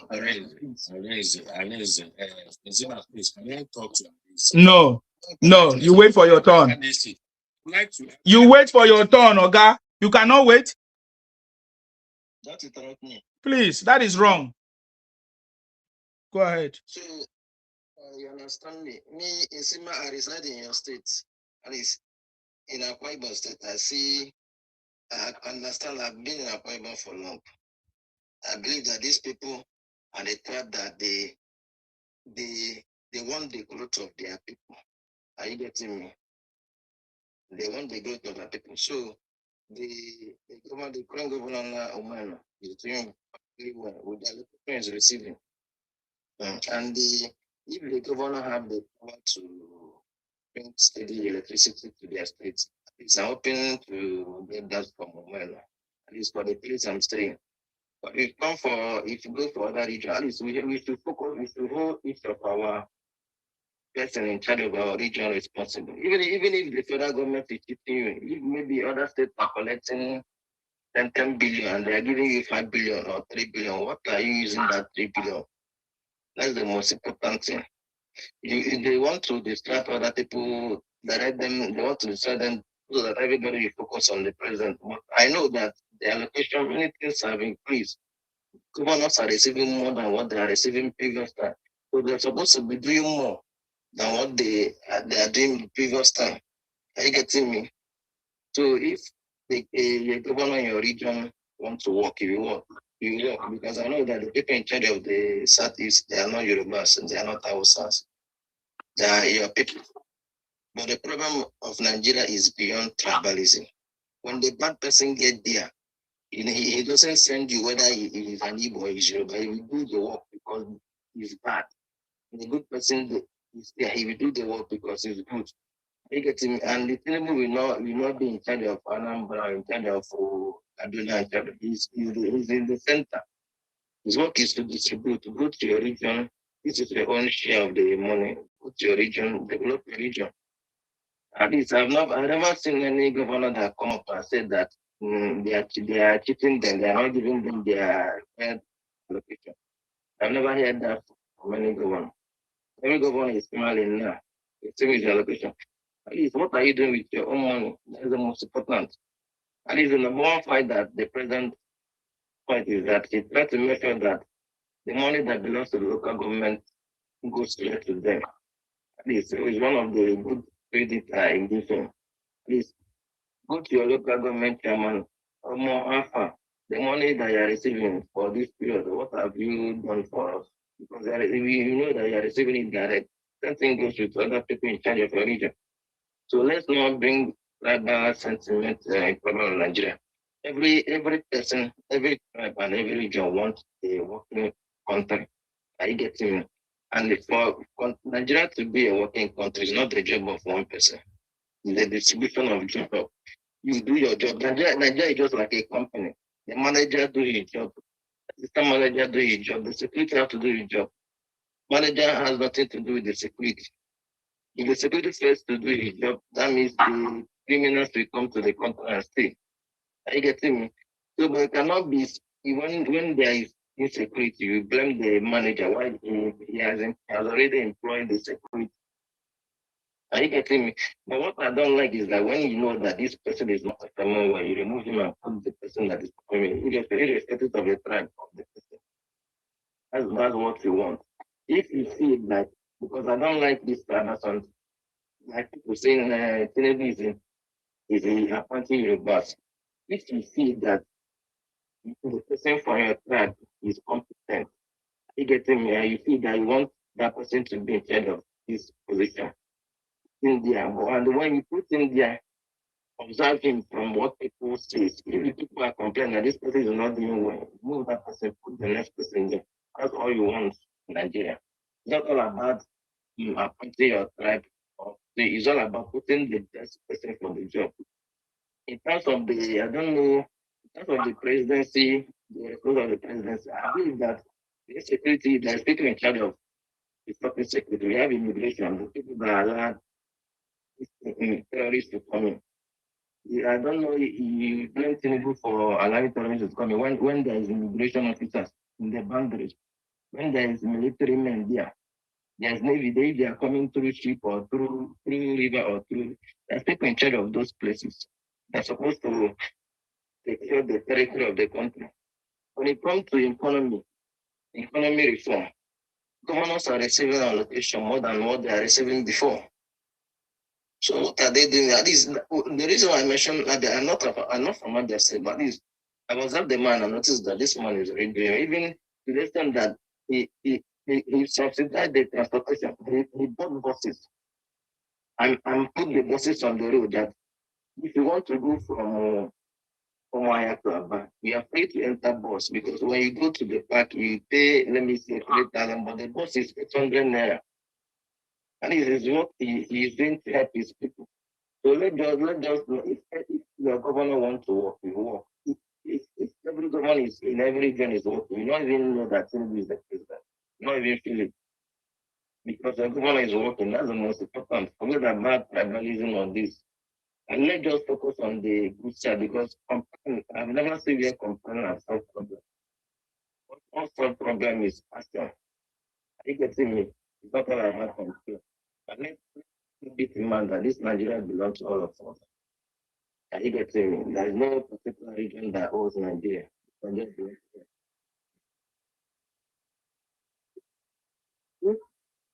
If maybe since I was born now, I've noticed that maybe the ruling of this country is one particular region or this thing.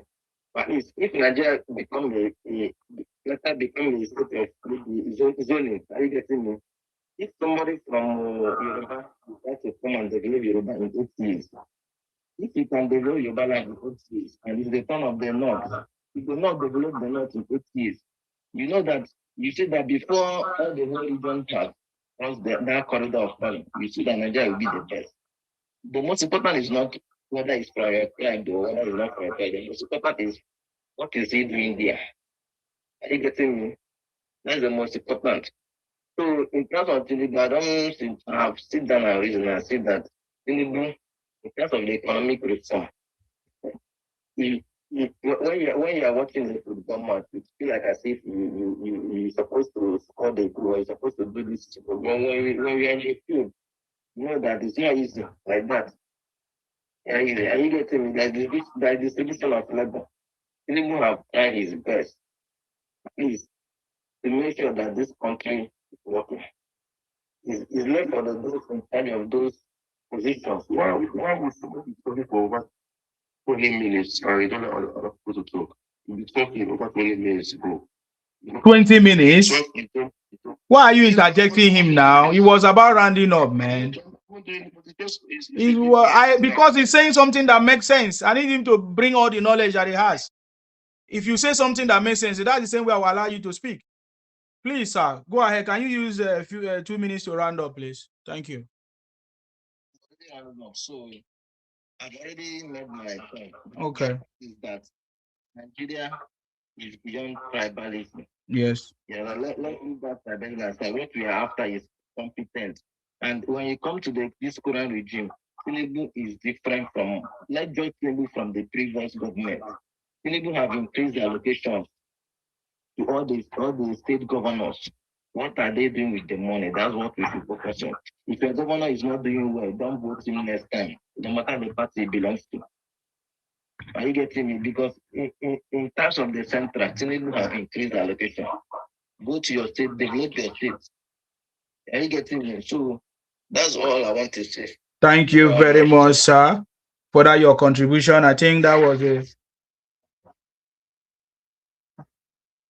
I think that was a very good one. You balance the conversation, and that is what we are trying to. That's what we are trying to say. Thank you very much, Arinze, for that. Uyi, is it Uyi? It's your turn, please. Sima, good morning. Good morning, everybody. I salute you. I greet you. Colin, I just popped into your show. I like your energy. I like the way you stand up for what you believe on. I believe that everybody as well believe that's within themselves as well. My own personal observation, or maybe my own bit of suggestion is that, I rather said my contribution is that, first of all, I want to correct the narrative that when I came in before, they were saying that Lagos State. As a Benin person, I don't believe that Lagos is owned by the Yorubas. Lagos is owned by the Good night. Lagos. Thank you very much, Joy. I salute you. Lagos is owned by the Benin. You understand? This one. The other one is, we can continue with this discussion. I'm here to continue. That is not the discussion, Oga. That's not the topic. That is one. And second is that the discussion, let me go to the discussion, that my own personal observation is that the Yorubas, the Igbos, and the Hausas, they are the major problem in Nigeria. So tribal sentiment has always been part of Nigeria, and will continue to be part of Nigeria until this tribe come together and have sense into their ear. Nigeria will become a better place. The Yorubas are so tribalist, you understand? So would the Igbos as well. The Hausas is doing their own thing, by the insecurity of terrorism and stuff like that, by the Islam and stuff. That is the factor that's affecting Nigeria. As a Benin man, yeah, until Nigeria give what is belong to Nigeria to the Beninese, Nigeria will become the way it is today.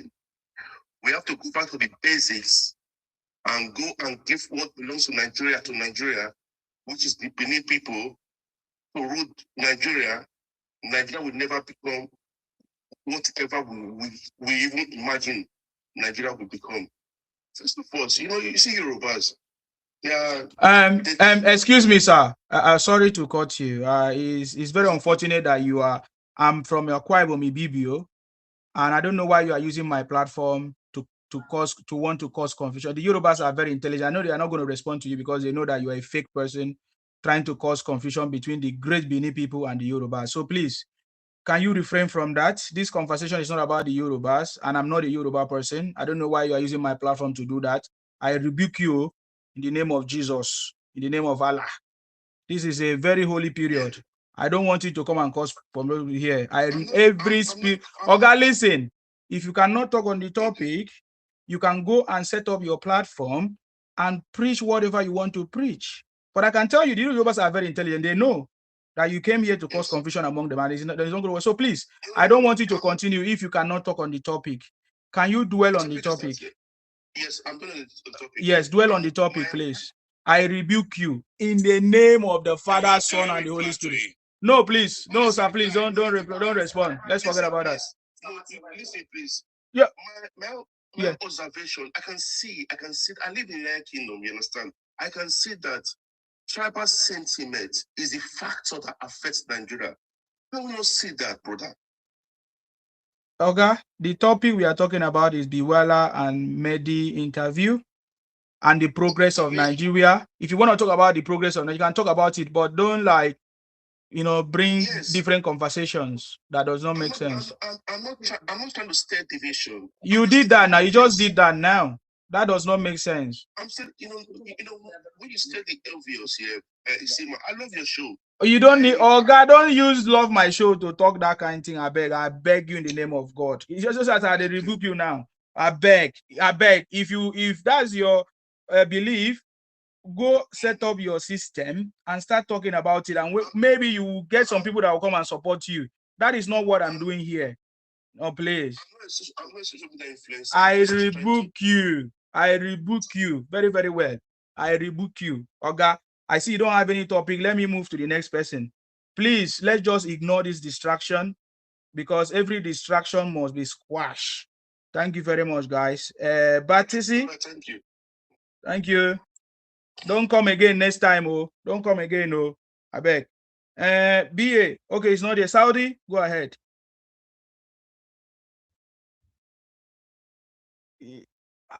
I know that the Benin people can never support that conversation anyway. So, okay, Mr. Obio, Mr. Bio, go ahead. That's your time, please. Yeah. I salute you. God bless you for coming. Express your energy. Thank you very much, Isima. You see, there's sorry, Bio. Yes. People like that will always be coming on this platform just to cause more Bwala for us. You see, I never blame Daniel Bwala. Daniel Bwala tried very well for the interview. Mm-hmm. If you go and listen to the interview from beginning to the end, you know that Daniel Bwala is a very smart man. Okay. You see, the only mistake sometimes when you go for interview, what you don't expect, when they throw that question at you, you first of all look like, what kind of question is this? Yes. That was what that man did. Okay. And if I was Daniel Bwala, I would have told him that if I would ask that man, the interviewer, like, yes. Okay, because if I was not opposition before, yes, you will not have any question to ask me here. You see, because I was opposition before, that was why you asked question Mhm. to ask me. What kind of program is that? Yes. You don't have your own, you don't have question to ask because it was an opposition before. That was the only thing he was emphasizing on. You see, some these packy people, they are so stupid when they talk sometimes. You understand? And they think they are the wisest one on this kind of planet. They are full of themselves everywhere. We live with them now here, and we know their attitude. You see, like that nigga that came the other time that was talking nonsense. You see, he said President Tinubu is not he doesn't have capacity. I want to ask her if you can tell me who has capacity to be the president of Nigeria. If you can just answer that, tell me it's Peter Obi that has capacity. Peter Obi that doesn't have brain. He doesn't. Peter Obi, when you ask Peter Obi, have you shopped today? Have you eaten anything today? We say, when I eat his food, before he will answer you, just one question will merry-go-round everywhere. Peter Obi doesn't have brain at all. That one is that he has capacity. And when they talk, they say, it's only light we want, 24-hour light. Is it today? Not today? Not today? These people, why are you people like this? You are enemy of Nigeria. These people, there's no difference in both women and men. You are all like POB criminal. The way you talk, you hate Nigeria so much, and you talk everywhere. And he even said, if you listen to that woman, that Eneka, he said, Trump is coming for Tinubu. Can you imagine these people? These people are enemy of Nigeria. And now we are telling you, say, let me tell you, Eneka, if you are still listening, you are the minority in Nigeria. If you don't know, now I will tell you. You are just 30 million in Nigeria. You are 30 million. All the South people that you are saying, Agbo is Igbo, Calabar is South. All of them are saying they are no more Igbo now. So you leave them alone. You are the minority in Nigeria, and you can see now, they put you in your space. You're going to be the last people in Nigeria. When the Hausa, Yoruba, and the South people, they will put you to the last. You understand? All of you or your people are joining APC now. You think Yoruba doesn't have brain. We know any party you people go, you scatter the party at the end of the day. Very soon we will push you out. We will push you out of the party because 2039, when the South man come to be president, we will vote for South and we will campaign for them. Not you, Yibo. Yibo, don't stop wasting your time. Don't come to APC. Just stay and be demarketing Nigeria. Nigeria will be moving forward. Because you always come and want people to talk, and then we will talk. If you want us to talk, we will talk to you. And you call it Yoruba tribalistic. And what about you? What are you talking? You are the one that brought that tribal. When my sister Yoruba Greatness come and started talking about Lagos, they told her that's not the topic. And she kept quiet. And you now came and started telling us that Yoruba to Lagos is you are the, and you people, you live in Lagos, you can't live in your place. You only have leader who is criminal. It's only in Nadikano, another savior. It's in Sokoto. You always, I don't know why you people, you never talk about yourself. You are the worst in Nigeria. If you don't know, you are worse than Fulani. The Fulani people are talking about, you are worse than them. Because the Fulani, when you see Fulani coming like this, you know it's a clean, you run away. But when you see even you pretend to be a human being, but you are more dangerous than the Fulani. You are more dangerous than them because you are the one that you do fake baby food. You do all criminality in this Nigeria. You are spoiling Nigeria name everywhere you go. And now you come here and you say, Yoruba are too tribalistic. After we accommodated you for a very long time. And now we now know you that, you people are so you are bad and we don't want you again. We are telling you to go back. You said you want to go to Biafra. We are telling you to go back. Bye-bye to Biafra. You stay. You don't want to go. I don't know what you are doing in every nook and corner of Yoruba land. You Yibo criminal. I don't, because you people should just stop this your tribal. I don't care what you think anyway. It's you people that put your hand in my mouth and I have to bite you. I'm a Yoruba man and I'm a proud Yoruba man. And I have to tell you, you Yibo, we don't want you. We don't want you anywhere in Yoruba land. Anywhere in Yoruba land. Pack your things and go. And you, at the end of the day, say, if Yibo leave, Yoruba will suffer. How? Before you people came to Yoruba land, are we suffering? Before you people came to Yoruba land, are we suffering? When you came to Yoruba land, you meet us suffering. We've been doing our 5G before you came. When you come, when you saw us enjoying doing everything, and we embrace you people like human beings. We didn't know that you are animal. Thank you, my brother Isima. May Almighty God bless you. Amen. Because Amen. of this job you are doing. God bless Nigeria. God bless our people. Amen. Thank you very much, sir, for that your wonderful submission there. I appreciate you. Thank you very much. Yes, thank you. Please, can we hear from Mr. Bayo now? It's your turn, Mr. Bayo. Go ahead. Yeah, Ziba, thank you so much for giving me the platform. You're welcome. Yeah, I go greet all ahead. my comrades, all the Yoruba on this platform. Beside you, Mr. Martin Saudi, well done, sirs. You see, the interview of Bwala with this guy, I can't really blame the guy, to be honest with you. I can't really blame the guy. Who are the people that be finishing Nigeria image? Who are the people that have been giving Nigeria name, letting Nigeria all kind of derogatory color? Who are they?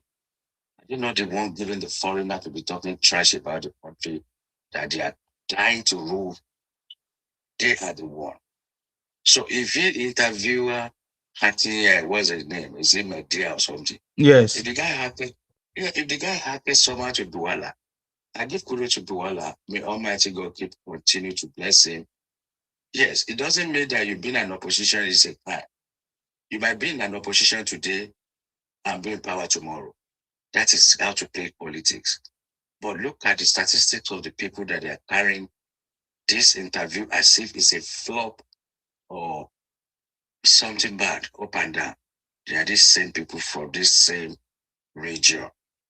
And now, if any one of you are on this platform, I would like you in the comment section to ask Fabi, how do you want to gain from a market that you are not marketing very well?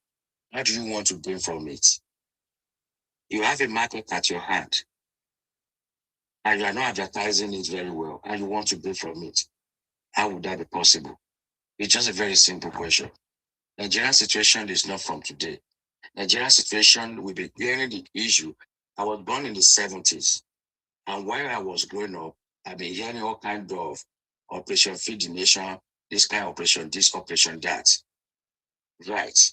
Now we have a new man on the table in the realms of power.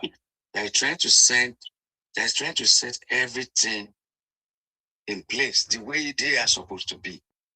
But there are some bent evil people looking around the corner, keep saying everything this man is doing as nothing.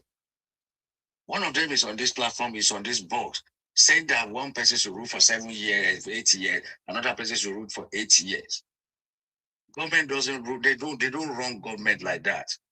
And I appreciate you for saying the truth that the present administration are doing well in the central. That is the work of federal government. Maybe some of you need to go back to school and know the duty of federal, the duty of federal government in Nigeria. Anything federal is all about central. And they do what? They should put power to each state. I really appreciate you. I appreciate you guys for confirming that president is doing well in terms of distributing allocation every month to each state. It then left to you guys, go and hold your governor responsible for anything that is not happening in your state. Because you are not expecting federal government to be an hospital in all 36 states. It's impossible. Let's face the reality. Part of what your government is receiving, they can use part of it to give you an hospital. In my little community here that I live within Oyo State here, I have community health care, well equipped with all the modern things that we needed. Like you said the earlier time, you said one hospital does not have a what do you call it? Anti-venom or whatever. You still correct me now.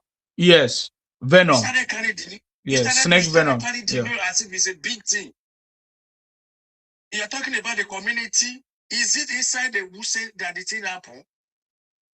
I don't understand why we in Nigeria, not even Nigeria, I don't understand why some certain people in Nigeria, anything bad about this country like this, any tiny thing that happen, they amplify it. As if it's happening all over the world, all over the country. I would advise you guys to change your way. If you like. I'm not advising you to do better, to do the best. I will advise you to change your way because with the way you guys are going, believe you me, everybody know you that you are not supposed to be trusted. If your own region love it, you can convert to APC. Believe you me. We don't really need your vote. I'm saying it categorically. The entire South, we don't need your vote because you are not supposed to be trusted in any way. They say if you can't join them, if you can't beat them, you join them. Even if you can't beat us, you join us, we won't still recognize you. Because you guys are evil. You are very, very evil in your nature. For how long are you going to do this?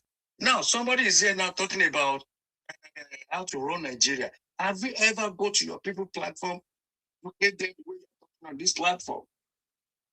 We don't need your crocodile tears advice on this platform. Go to your platform and go and educate your people. The way they are conducting themselves on social media is not good enough. Igbos are not the only tribes in Nigeria. Igbos are not the only tribes in Nigeria that are suffering concerning the new policy that is going to set Nigeria free at the end of the day. So why are they the loudest in the market? Why are they the loudest on the social media? Why are they the loudest in the street? These are the things you need to ask yourself. You are complaining that, okay, and Nigeria is this, Nigeria is... Have you ever seen any BBO man complaining bitterly like this? Have you ever seen any ethnic man complaining bitterly the way Igbos are doing it? Have you ever seen any Yoruba man complaining bitterly the way you guys are doing it? You need to ask your question and you need to do better. All this nonsense needs to come to an end. If you don't stop, you are not doing anybody any evil thing. You are doing yourself, your region, the most evilest. You see, I block that bomb. Block that bomb. Sorry. Go ahead. I will. You understand what I'm saying? If you don't, you are not doing anybody any evil thing. You are doing yourself. Believe you me, you are doing yourself. Enough of all this your uzobu attitude. You need to change. Look around you. Look at what is happening. Let's go back to regional system of government. Did you develop like Yorubas? You did not. You didn't develop like Yorubas. We create job, we create everything in our own region. What did you create in your own region? Do we use the money in the eastern part to develop the east western Nigeria? Is it the Igbo money that we use to create Nigeria first radio station and TV station? What nonsense is what? If you want to talk, we in Yoruba, we don't do all this nonsense. We don't come on social media to be doing all this rubbish. They are the one that push us to this state that we find ourselves today. Okay. Let's call it spade, and the truth must be told to them that enough of this their nonsense. You can't be demarketing Nigeria as big primary that want to rule that same nation. What has Nigeria done for the Igbos? What are those values that Nigeria has ever done to the Igbo and make them hate Nigeria with passion? You need to back here, my dear brother, because I don't want to go into an argument that will scatter this platform this time. Okay, bro. Thank you. Okay, bro, Mr. I don't know your name. It's my turn, Ojoro. You did jump queue, no jump queue. It's my turn. Good evening, everyone. Go ahead. Thank you very much, Mr. Bayo. I appreciate you. Go ahead, Temi. Don't mind Naga, you won't join queue. Good evening, everyone. Mr. Isima, well done. Yeah, welcome. God bless you. Thank you very much. May God reward you in Amen, Jesus' amen, name. amen. Nothing shall happen to Ashiwaju. Our Ashiwaju, Tinubu will live long. Amen. Long. In fact, he will spend 250 years on earth in Jesus' Amen, name. amen, amen. And Tinubu will lead us to the promised land. You say, any way he say he go buy and then go buy before you Ashiwaju. say, All those ones that they wish and buy and then go buy before Ashiwaju. you say, amen. So I want to talk about Bwala. Well, for me, I will not blame him. Those days when he talk all those stuffs, now when he be opposition, yes, and expect those questions where that Oyibo ask him. That Oyibo gonna lot that Oyibo he's not a real journalist. Nah, opposition this that Oyibo. They don't bribe him. Because it's so. Now then see give him all those questions, all those things when go ask that man. But that man no prepare. Then make a fumble, but me say I feel do that mistake because what I'm not prepared for, I feel fumble. But anybody who feel say the man no do well, if not then say they feel even do worse past the man. Exactly. So me will not to blame the man. I will not blame you too much because the man they on that on seat. Although he's being paid for it, but say the question where you prepare for. Now he go do well, so prepare for those questions. Say they go ask him about your past. If not, I sure that man said get lamba for mouth. You forgive them lamba, but anything prepare for now. So I don't go blame her. Now that when you go be olori buku, now opposition use that when you go and then give her those questions. Those questions, all those stuff, because when you both know about us, they not to know all those things now. If doesn't not be person they feed down on you both. And God go cash down your book. God go cash out. He don't reach in final bus stop. He don't reach in final bus stop.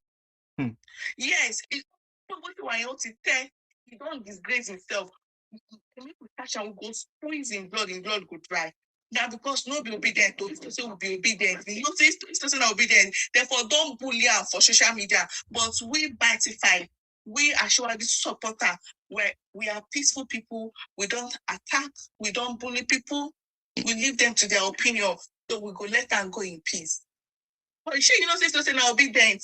This man do this thing. So they go don't squeeze in life for social media. In fact, they don't report in accounts. I have to pull on social media. But we leave them for God. May God help us deal with that. So, thank you very much. That's very, very correct. If it was disobedient children, they don't go attacking this thing in social media account and everything. They don't go abuse them, but because we know that we are winners, we will always win and defeat all defeatables. That is why we are here. Thank you very much, Temi, for that submission. God bless you. Are you a responder? It's not your turn. You wait for your turn, Oga. You are not a responder. Wait for your turn. Wait for your turn. Let's hear from Asi. Asi is telling us that there will be no election. Oh yeah, tell us your story. What's going on? Asi, unmute yourself.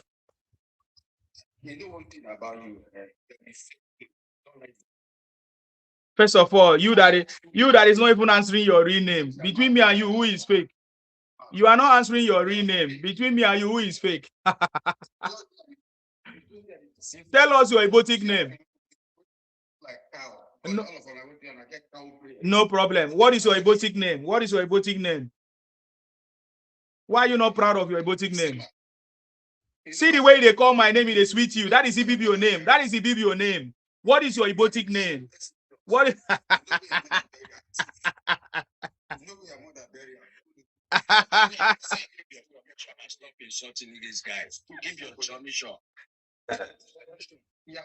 He doesn't have anything to say. I know him. I just wanted to have a short break. That's why I brought him. He doesn't know. I just want to have a short break. That's why I'm bringing him on board to make us laugh some more. And I think that all those innocent governors, there will be election. Open your eyes and see. There will be election. Election or no election, Tinubu will see the election will not take place. So It will not be. The country will divide. Which country will divide? Is it your father that want to divide this? If they reason like cow. If they reason like king.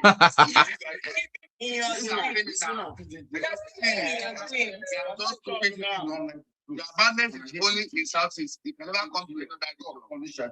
If they try in the north, outside will find. And that your madness only happen in your Southeast. Can never come to it. Let us be decent. Let's talk and understand each other. Let's be decent. I want to respond to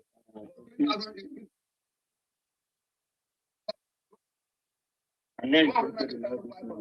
Can be looking at madman.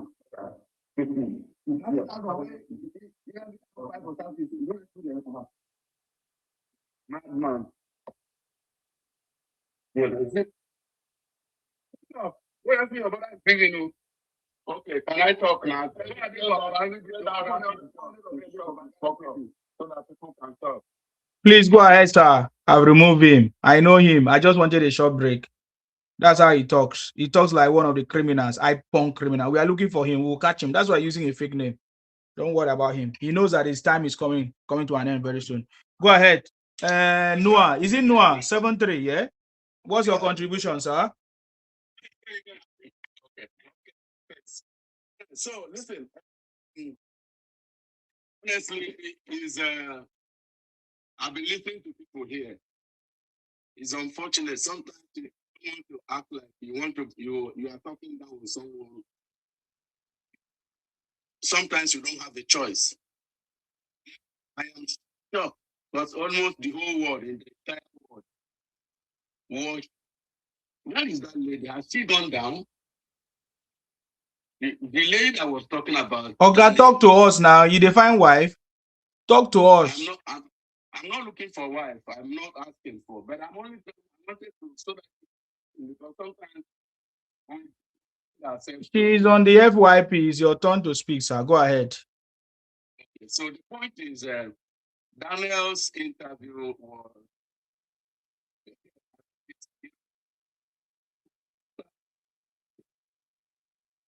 because you can't make it easy for people who are dishonest. See, some of what you guys are doing today, clapping, even when people will clap and say nothing happened. You think it is the right way to do things. That's okay. People are being slaughtered almost every day. Oga. Yeah, but maybe because Oga. You cannot tell me hold on. No, you can't do that on my platform, please. Stop using that word, slaughter. If you don't have any other word, then you get out, please. When you are talking, give us specifics.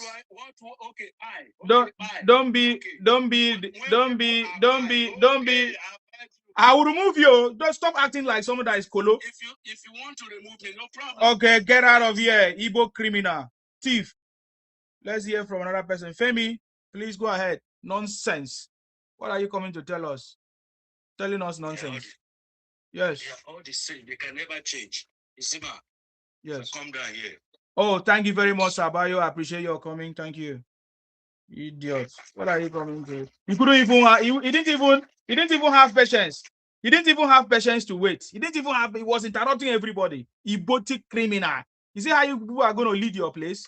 You can't follow protocols. Please go ahead, Safemi. I salute you. Safemi, are you there? Okay. You're not there. Can I hear from Sam Martins? Huh? How are you? I'm okay. Sorry, I think Femi is back. Go ahead. You're welcome. Thank you. Amen. Yes. Thank you, sir.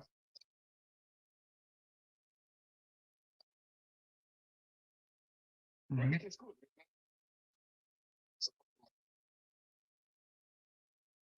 I'm supporting Nigeria. Oh. Yes.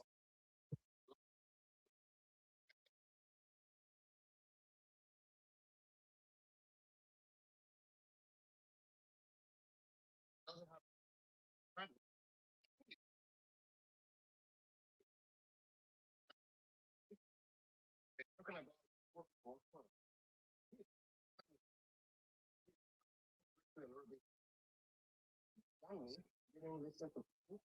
Don't want me. I didn't listen to people. I was standing in my company. Oh, you see what one little guy did to me?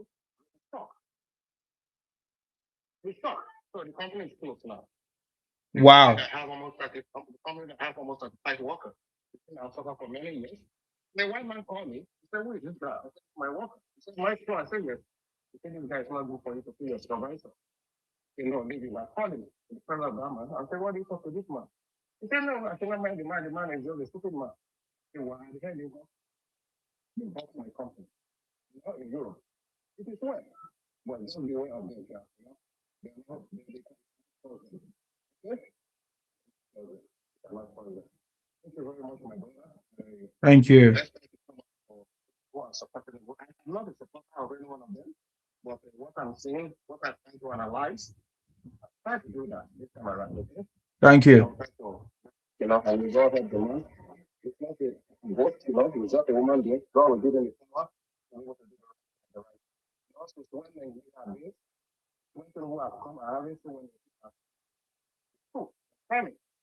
Went back to all this, and when it is well. It is well. Thank you, my brother. Thank you very much, sir. I appreciate you. Thank you very much for coming. Okay. Dayo, I think Dayo say you want to say something. How many minutes, Dayo? Because Sam Martins is here. Okay, let's hear from Sam Martins then. Sam Martins, it's your turn to speak, please. Go ahead, sir. Let's do it. Thank you, everybody. You're welcome.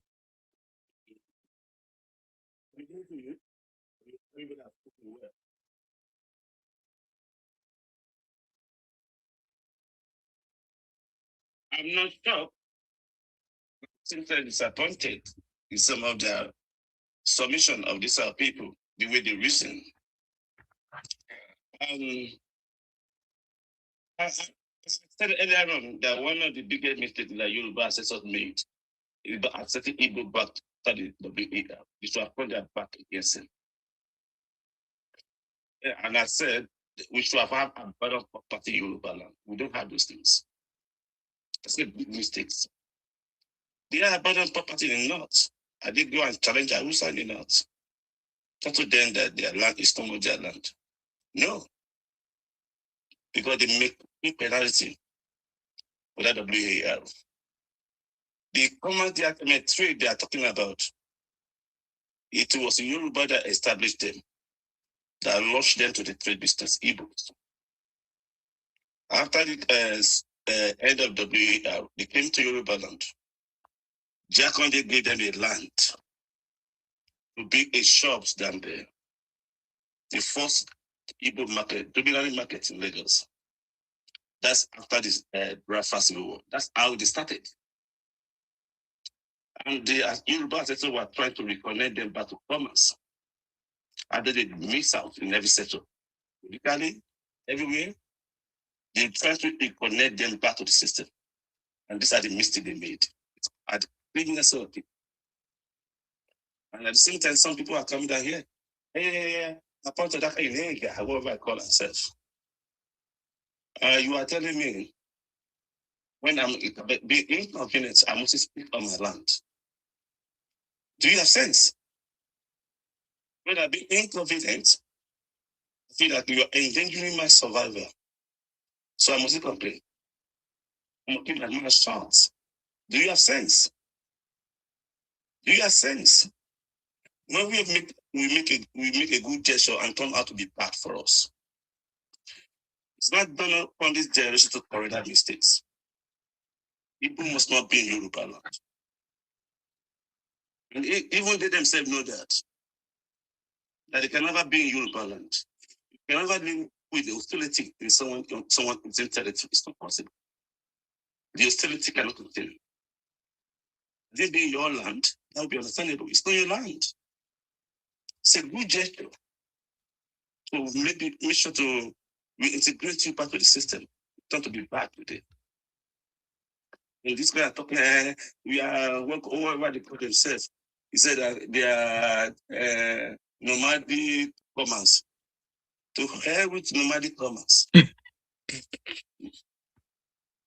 your nomadic behavior, it's endangering to my own survival. I have the right to defend myself. Do you have sense? Do you have sense? So there's no way we can keep on going on like that. And I've seen them, what they are doing. These criminal set of people. They are building colony in Yoruba land. Every university, they are building Igbo colony, every university. It's criminals. They went as far as 80 states. So then what are you doing in the state? It's the state as seaport. What kind of large number of people are you doing there? Even me, myself, Yoruba person. I've only been in the state 2 times in my life. It's of Igbos. Why are you doing there? So our generosity are turned to be evil to you. And you see, the funny part of it, they say want to live in Yoruba land. So, oh my God, these people are praying. I don't know, they don't have sense. Can you live among your enemy? You are declaring you're about to be your enemy. I still want to live there. We want to do business. We want to do business. We are commerce. You think they are daft? They consider their interest first on their land before any other person. Facts. The safety, the survival, and the well-being of those people in the land, they consider it first. You are not priority. You are not priority. For at the further that you are one, that criminal of one Nigeria agenda, that you are so confused. So confused. So, and at the same time, these are the criminals that be going out to demarket Nigeria's names outside the country. These are the criminals. And you see, they want to come and live in Yoruba land. We are commerce, we are business, you are mad. You are not promoting the Nigerian state, you are just kind of exploitative, taking advantage of people. Advantage. And at the same time, calling for destruction, carnage. What you are calling for? You're not contributing, you are more like deflaying the energy of people. At the same time, you want advantage to be put to you. These people are telling us that we must vote for them. How? How is it going to happen? So you think you can bully us to submission? You think you can bully Nigeria to submission? It's not going to happen. You cannot go live under duress under you. You are threatening people. You are threatening people. And you want to rule them. You must be mad. But at the same time, if you say you want to live in Yoruba land, you are more or less stupid. That will never happen. I'm telling you authoritatively, Igbo will never live in Yoruba land. You are too smart. We correct our mistakes. Definitely correct our mistakes. We won't let this pass over to our children because it will be extremely dangerous for them. If you can be behaving mad like that, like this in our present year, generation, how much more when we are no more here? You can be behaving like this when we are still here with you, behaving like as you are being stupid. Trying to kind of put your mouth where you put your mouth. That illegal is to complain about it still in Lagos State. Is that your land? But Lagos is responsible to you as Igbo. Lagos government is responsible to Yoruba people in Yoruba land. You are kind of hand baggage. We want to consider concern about Igbo land. That's why I salute Ijele. Ijele is a great Igbo guy. He was more concerned about Igbo land. He went there to the front line. So that's innate that should go to it. You should go to the front line in Igbo land. Ineka, go to the front line. Go and copy Ijele. Go to the front line. Go and defend your Igbo land. Really, you are stupid. That kind of insult will stop. I'm so happy that Sima is bringing them up. And they are saying their mind to everybody down here. Everybody's hearing how stupid these people are. They are extremely mad. I repeat, you are extremely mad. Have you seen about coming to your land, come and disturb people in Igbo land? You see you about coming and come and talk shenanigans on Igbo land. But me, I'm talking. I've never set my feet on Igbo land in my life. Not a bit. The highest I've gone to that area, it's River State. What is heck? I'm not going to pick in Igbo land. I might stop it. What can be chasing you away? They make me to come down there. That you good will be chasing you away. So and people accommodating you and you are disrespecting them. Talking like a being, you are mad. The funny part of it is that they think they can live within the Yorubas. People want to be stupid. That kind of brain, I don't think where it's coming from. I don't think I can live amongst my enemy. You are arguing to be your enemy. And you still want to stupidly, and I want to be, and these stupid placing people, they are going to go and look for land. It's Zima. They are going to Ogun State to go and look for land. Definitely. In spite of this, you are spilling on them, spotting them in shameful set of tribe. They don't have dignity. What a shame. If I'm that kind of I will run away from Yoruba land. People have self-dignity and respect. I won't even put my mouth in Yoruba thing. But these policies have a shame. So it's bad to tell people.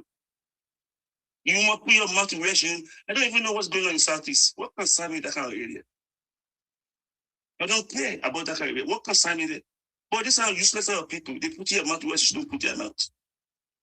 They will put their mouth in their own state, think that that's their land. This ignorant of people. They won't talk about what's going on in Southeast. So. And Southeast is bleeding.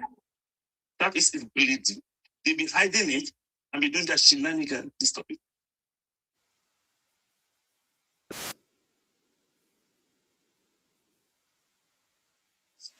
You don't buy land where you are rental. You can make policy as an important. Everything rules. You think we are joking? Self-defense and self-protection is allowed. We protect ourselves. Are you mad? Even that kind of medicine we are having in the market, we can make policies. To make sure we tie up market. So you are not doing it all like rubbish to us like we don't come. I mean, it's their name. I just say, what say I Soludo. You are fine. I don't know their name. I don't know their name. It's my business. But I don't want to know them. But they're not responsible for me. If you don't have to for me, I people will go to Bwala. For my own survival. So that's not who I must know. So you people 100 kilometers away to you. It's rubbish. Everybody in place. Your manifesto. I don't have to make it useless. God is putting it out and we are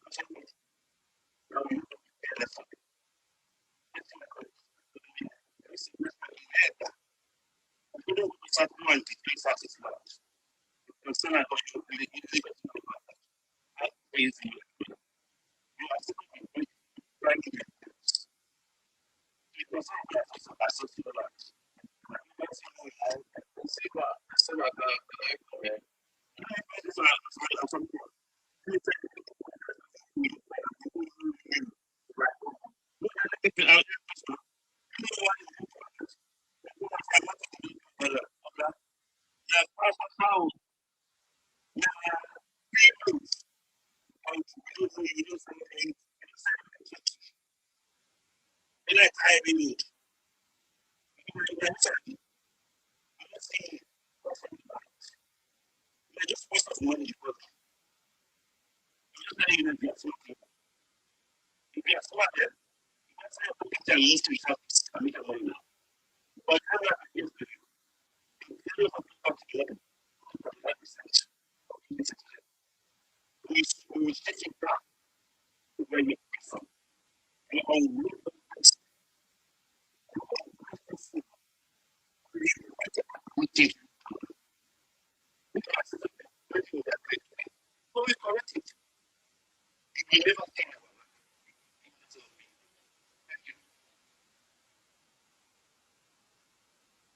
submission is that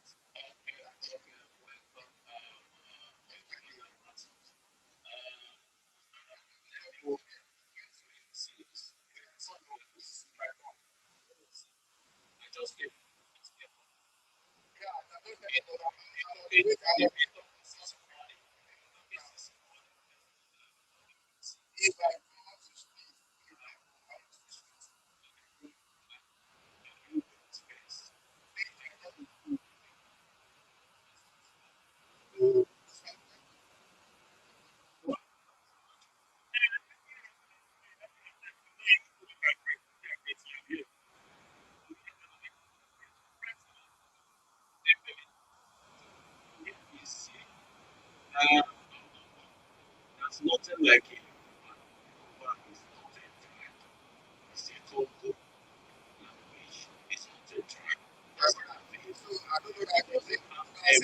So what is not a tribe?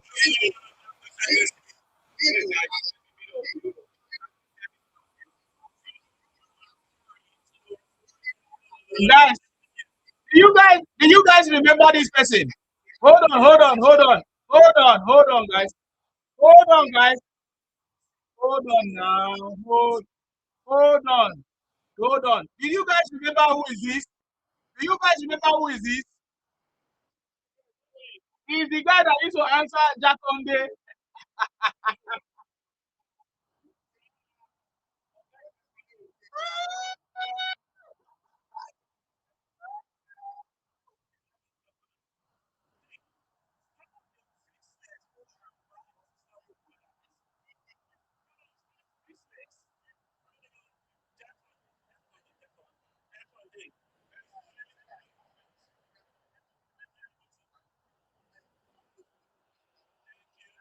Sir Martins, are you done?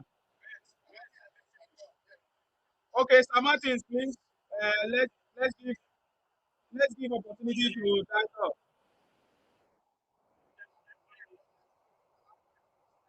It's not your turn. There's Yoruba greatness there before you. It's not your turn. Hold on. I will give you time to speak. Let's give opportunity. Dayo has been here before you. Yes.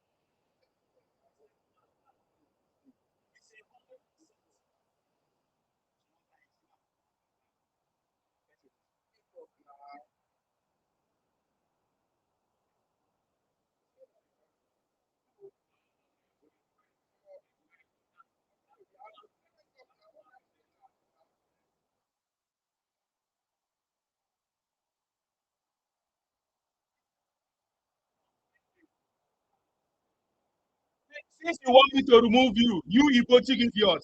Since you want me to remove you, since you want me to remove you, you hypocrite idiot. I remove you forever. Nonsense criminal. You cannot follow protocol. Please go ahead.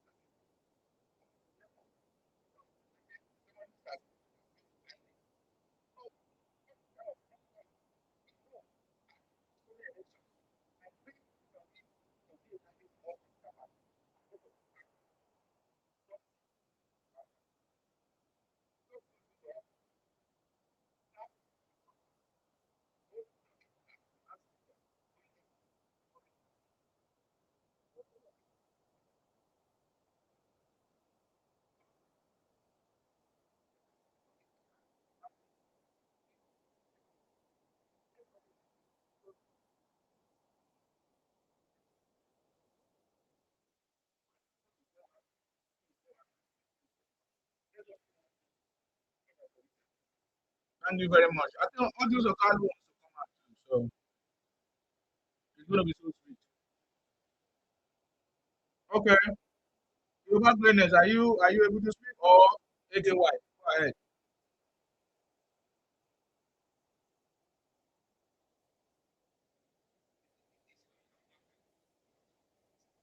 It's not. If you are available, fine.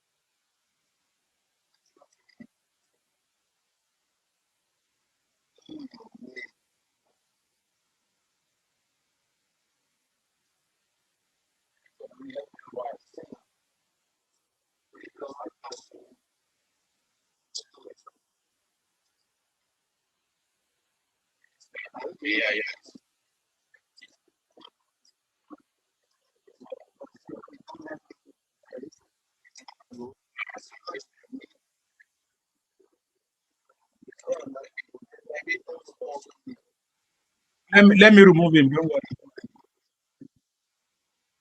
He's a criminal. He noticed that I left. He wants to come. He thinks that I'm not listening. Don't worry. I remove him, sir. Go ahead. Because I'm not listening.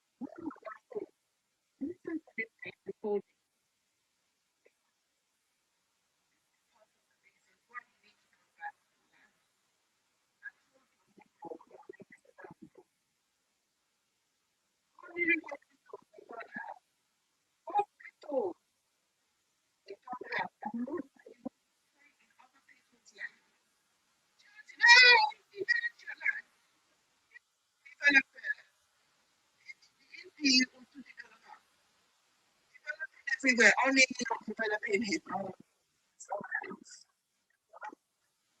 Let's stay and stop struggling. Claiming what is not your own. See your BDOs. Another man's property.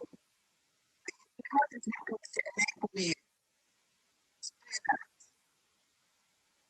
You need to journalists. You need to go back. Go back to your lives. Be proud of what you have. I think that this is own it. But at least what they have given you. You need to go back and sort yourselves out. Listen to this. These critters. Sorry.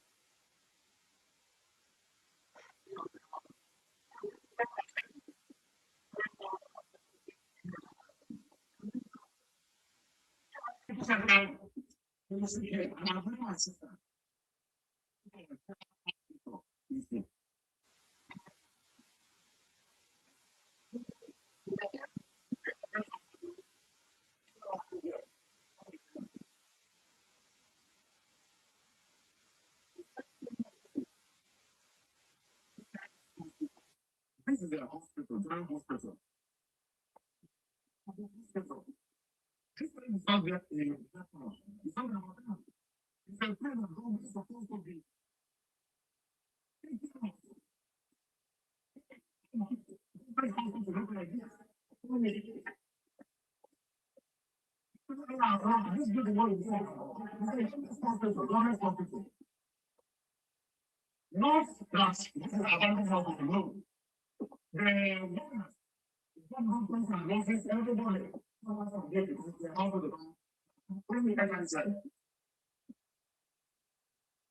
Let me stop the recording.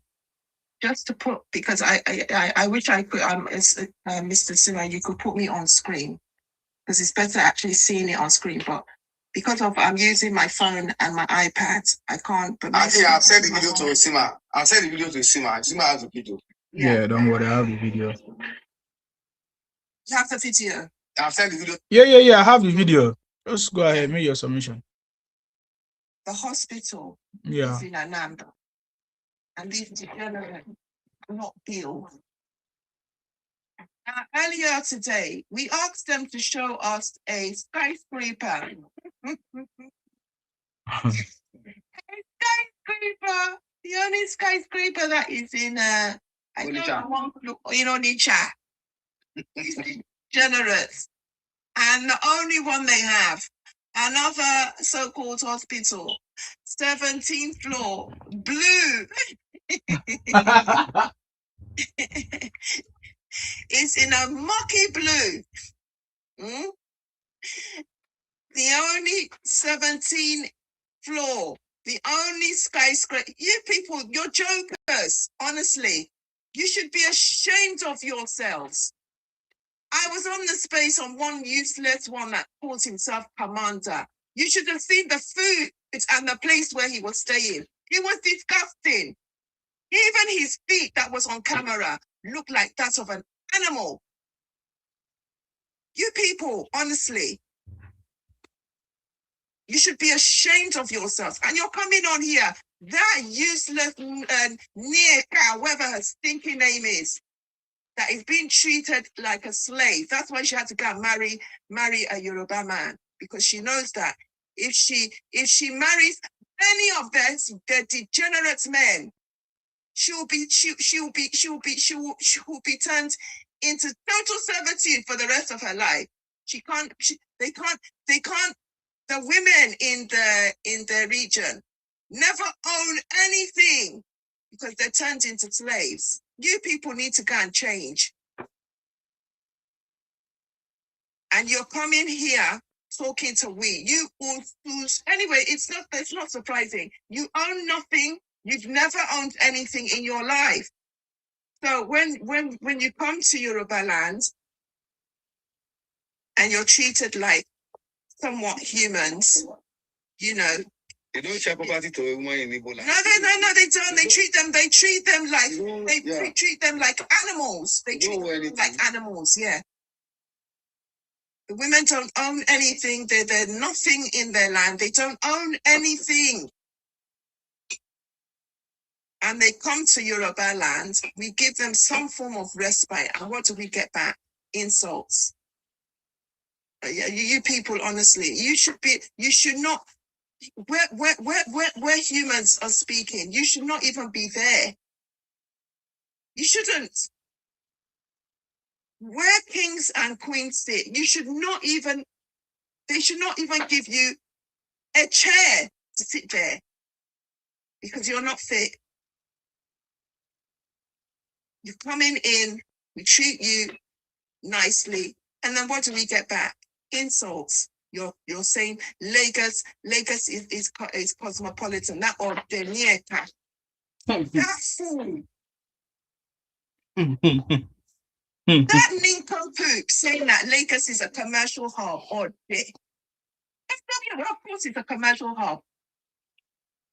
Because we made it like that. We Yorubas, if we did not build it to that high standard, would you, the likes of you, this useless Nneka, whoever. So 1940, no population, no Igbo in Lagos. No Igbo in Southwest. Yeah, no. By the time no Igbo in Southwest. 1940. By the time we finish, you don't know them by then.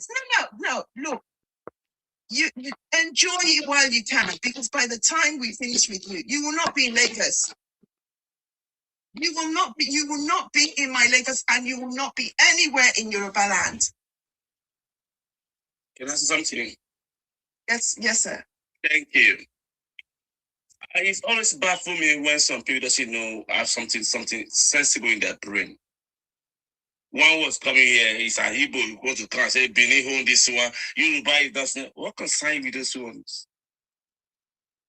This is the most what you be concerned about is about your tribe, it's Igbo. That should be a concern, not about Yoruba. I keep on seeing that shenanigan. Yoruba women, Igbo women. Yoruba food, Igbo food. Yoruba this, Igbo that. You mad? I'm asking, tell them we are not twins. They should stop comparing us with them. Are you mad? We are not twins. No, I normally address them on enter as look at rubbish. Are you stupid? One wrote something yesterday. He said, Yoruba girl and Igbo girl. Yoruba girl in Igbo land, they don't do thing. In Yoruba land, they don't do the same thing.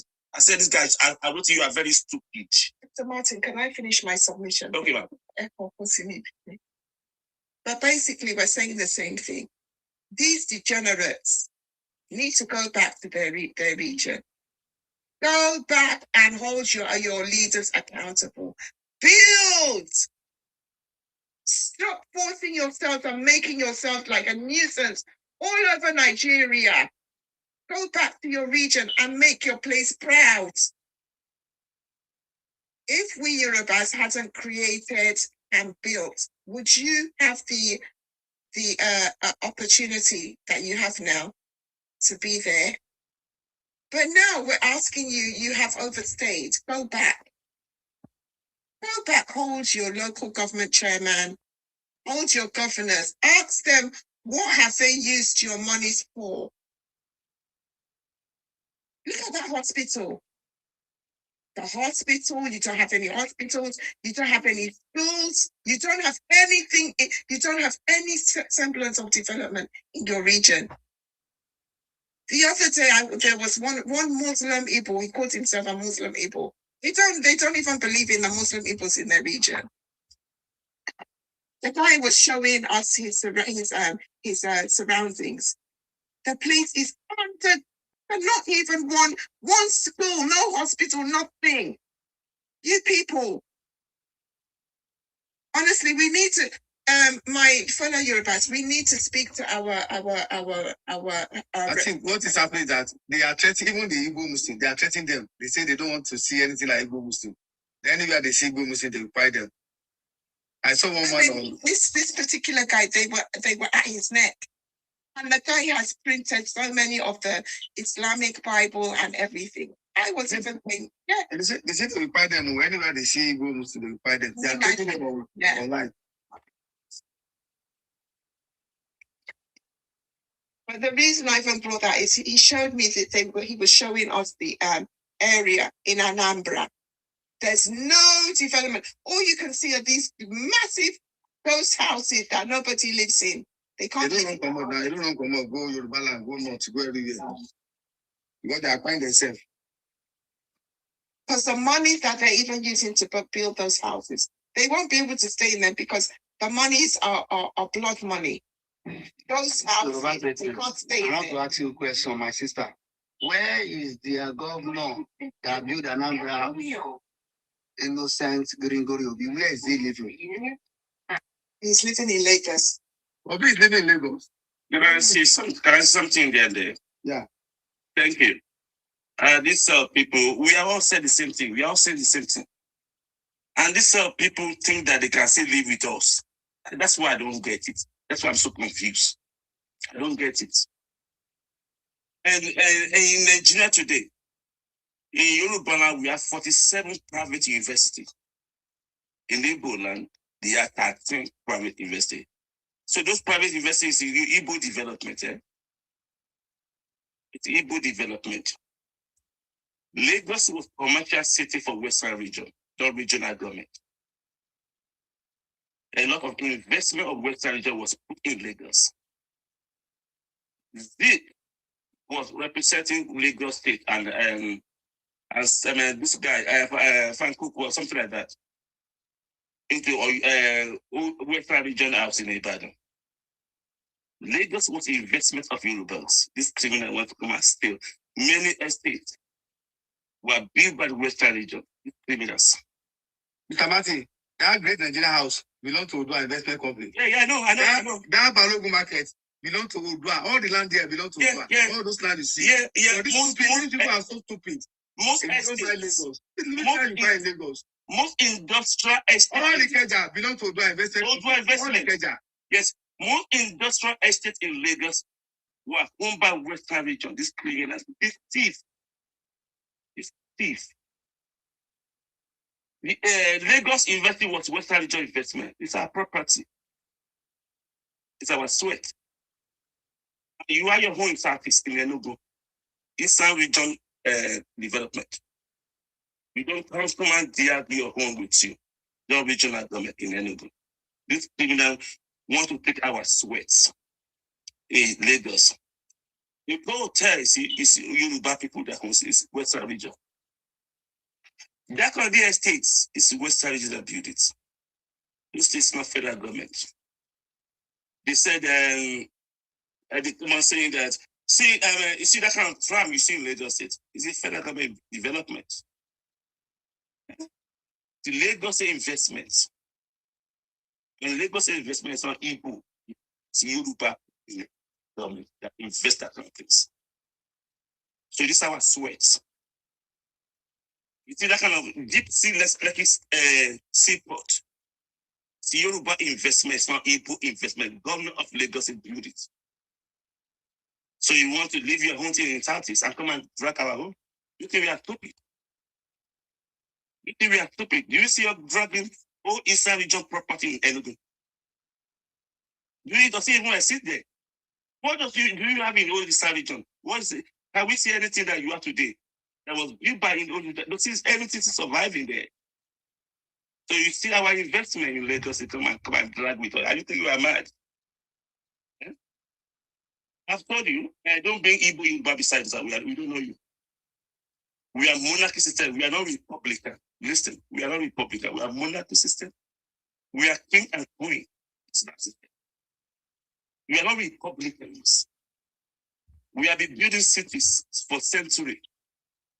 All those are cities you see down there. They were in 600, 700 years. Ilesha, Oshogbo, Ikiri, Ijebu, Redmond, Akure.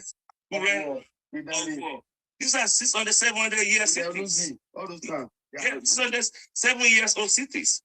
Come and tell me what can you build in Igbo land cities. Tell me this name of each city. Enugu was built by British government. Big bros. Enugu, they are all new names. They were built by British government when they were there. So we see in our home, we build cities.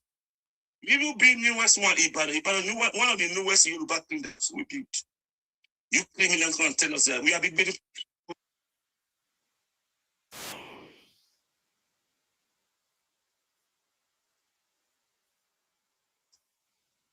You are sent to our faces with audacity. You are mad. You are extremely mad. The last second that you swallow, it's going to destroy you. That second that you swallow, it's going to destroy you. You must be extremely mad. I did think I've been in your lines. That will be understandable. You understand it? Know your land. People welcome you. How? These people. That's you know what is the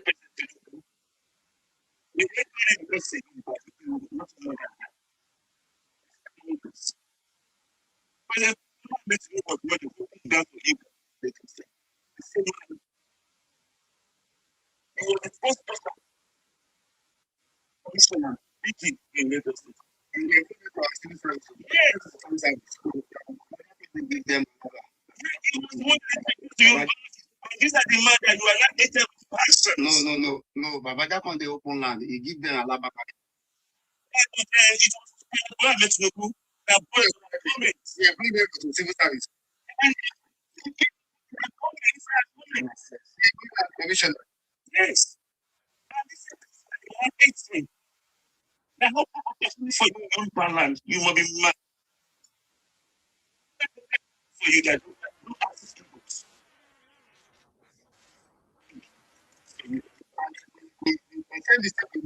I think that makes it and very soon they will get. Yeah.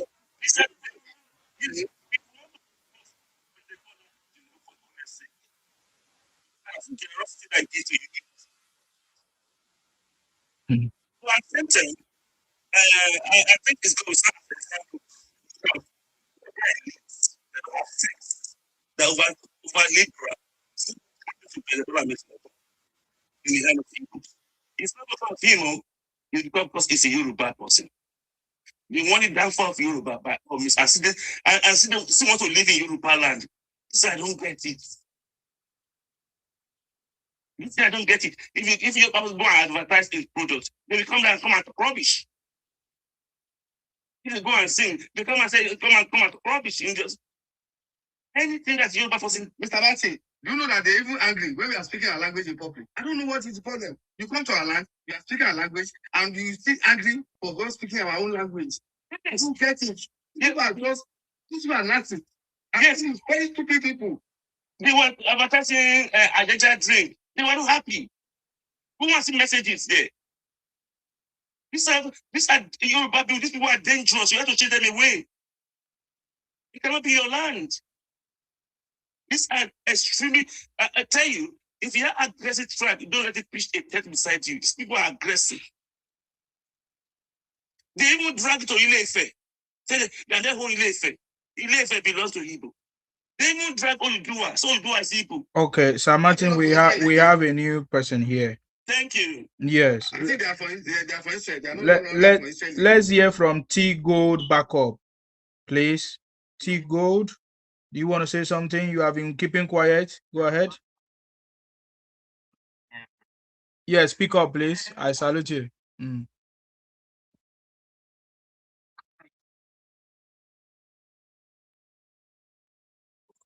Your volume, please.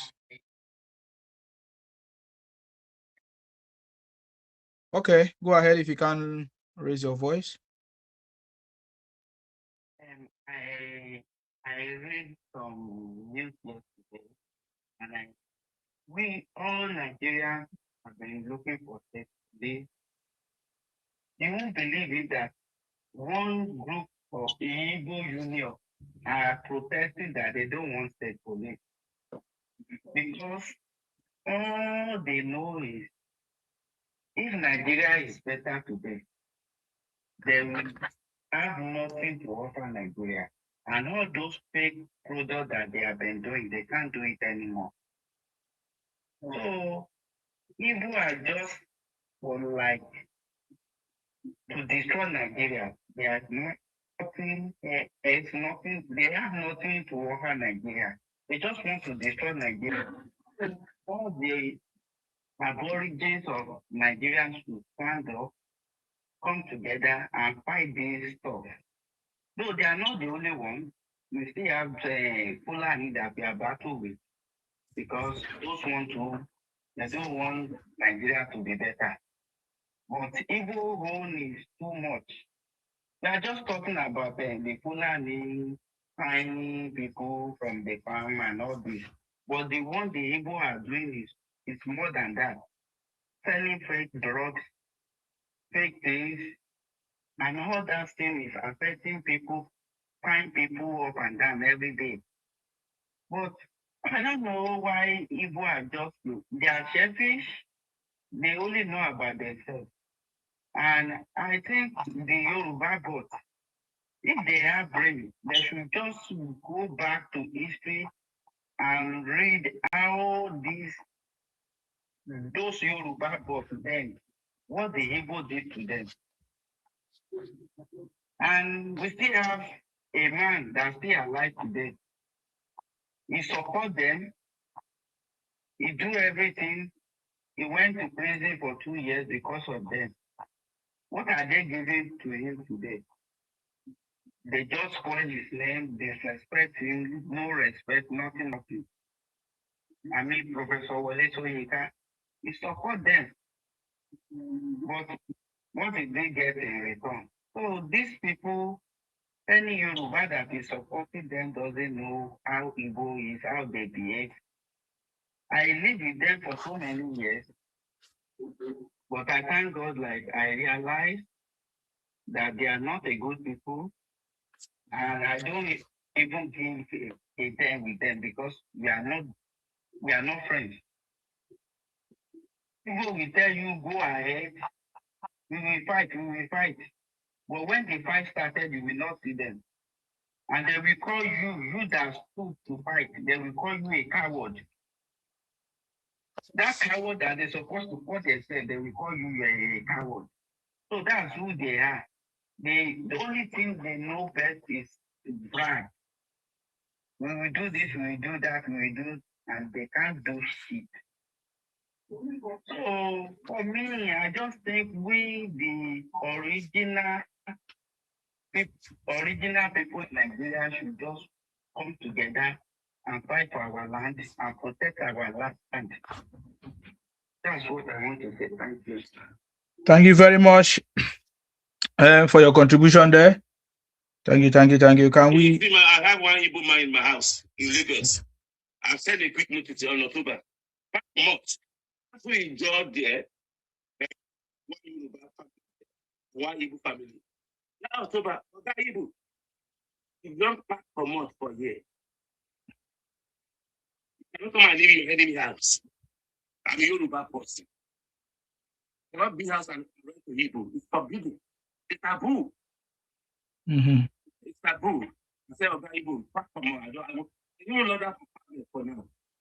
I don't know for one day, but never for Igbo again. Because Okay, don't go here. Tony. Tony, it's your turn to speak. Go ahead. What do you have to say? Yes, your voice is not coming out. Can you take off your earpiece or? Okay, I think he left. Maybe it's network or something. I didn't hear him. I don't know how many of you heard him very, very well. So let me see if he's going to send another request.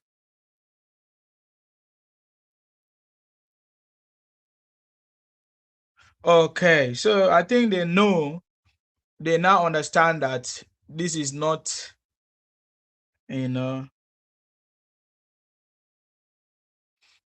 not a business as usual as they used to do before. Some of them say it's only on social media that there's argument, there's misunderstanding, that is on ground, there's nothing like that, this and that. They have I think, Dayo, you made a statement that the Akwa Ibom people and Calabar people were making the same mistake. People are making the same mistake. In which way? If you accommodate these people so long, the same thing they did to us, they will do it to you. When you stay, Benin make mistake. You need to. When they do it to us, they will do it to you. See, it's cool. That mistake will be They have done more than that to Calabar people. They have wicked them more than Yoruba. You don't know what they do. You don't know what they saw.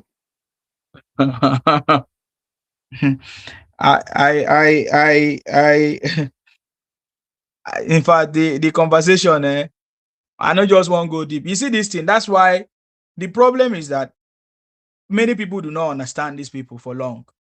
You understand? They do not understand them, and they have been, doing whatever they plan to do for a very long time.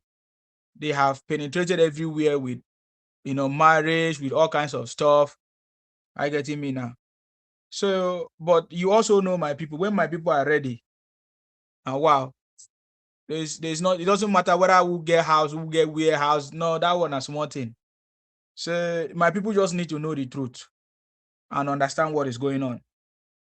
And that one, they will just sleep and wake up. They will see themselves in Southeast. They will not know how they got to Southeast. So that one is not even a matter to talk about.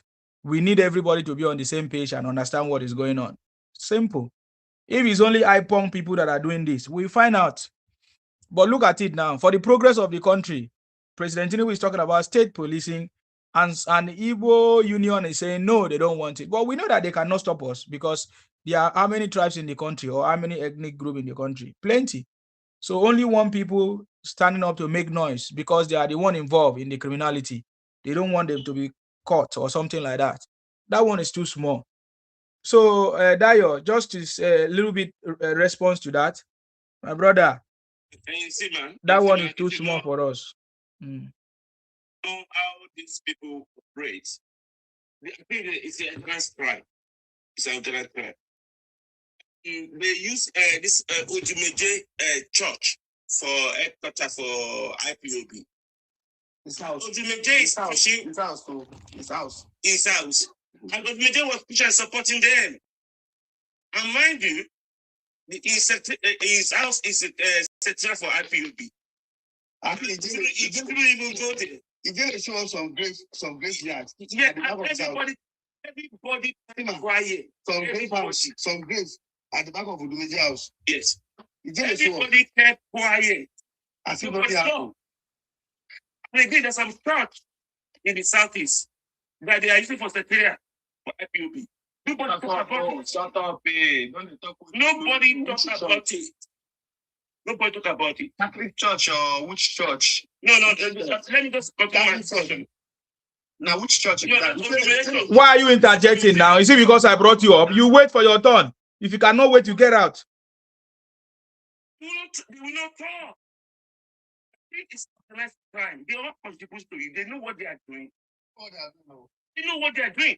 See this one saying that they don't want the police. They are Ohanese.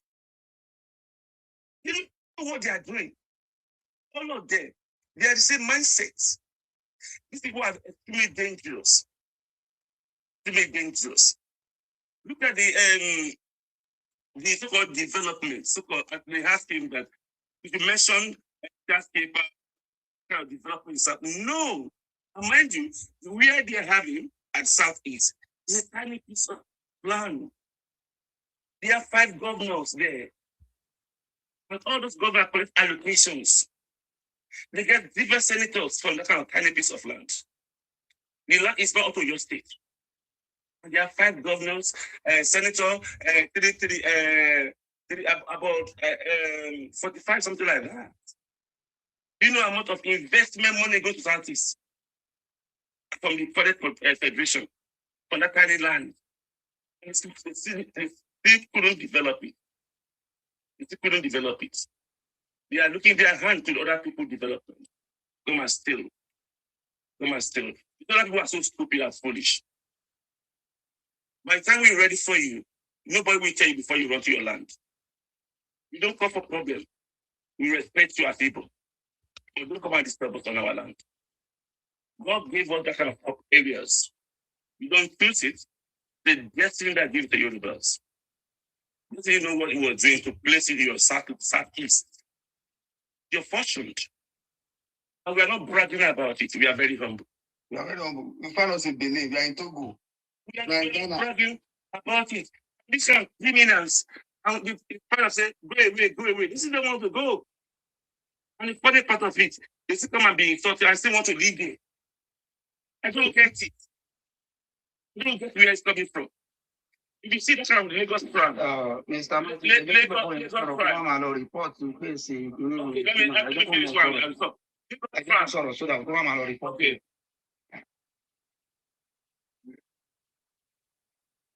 Okay. All right. B2, what do you want to say? This is your floor now. They have given you opportunity to speak. Go ahead. What I want to speak is that why some people prefer coming online and just be letting other image because of politics. It's just the problem. Just here saying that Catholic Church where they use for and now you are believing this. In which Catholic Church? You yourself know in this Biafra struggle. Church, they don't want to put their hand in these things, and So why would you just believe you? This guy just saying this thing, you cannot just say let you ask him question. Or do you know about this before? They show the video of Catholic Church. They show the video of that. He told the church, I heard listen. It's on the Jimmy. Go and check it there.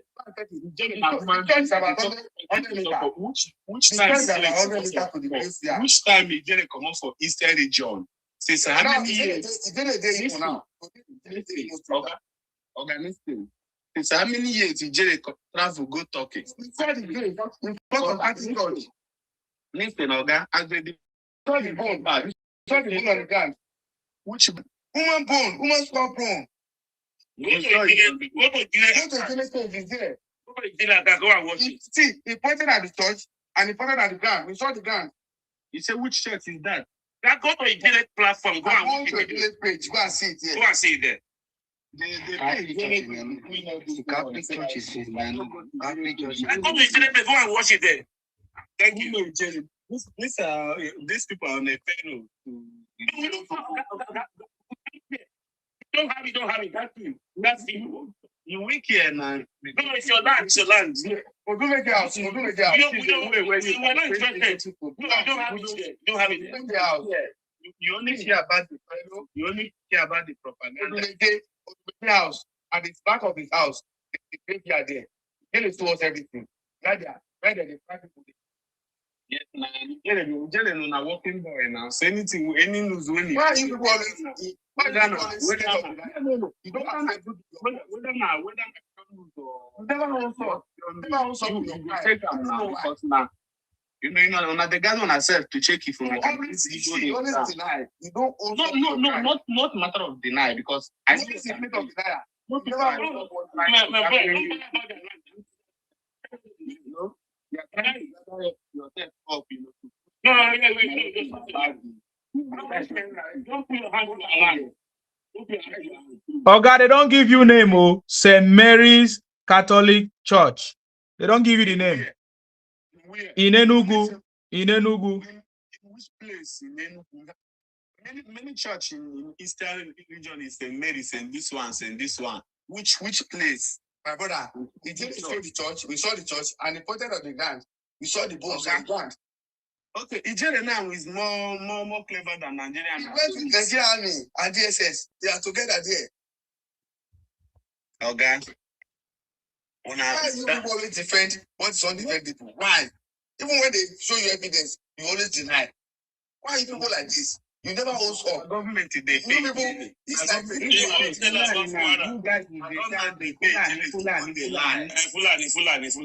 allergic to truth. That's the problem you have. You're allergic to truth. You don't like truth.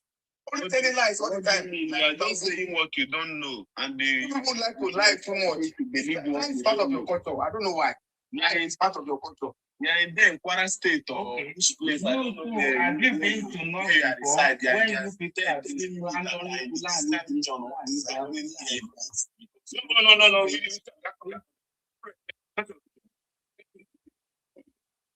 Just want to pay them bad. So now some of you cannot go there and show you. What happened that people are only having consultants? What happened is your land. Majority of anything you want to do. You people don't have another. Don't bring policies. Mass policies. Don't bring the Yoruba land. Don't stop you. Don't bring the Yoruba land. Let it be your land. What is Yoruba land? We are talking about. The Yoruba land is southwest. Mr. Martin. What is Yoruba land?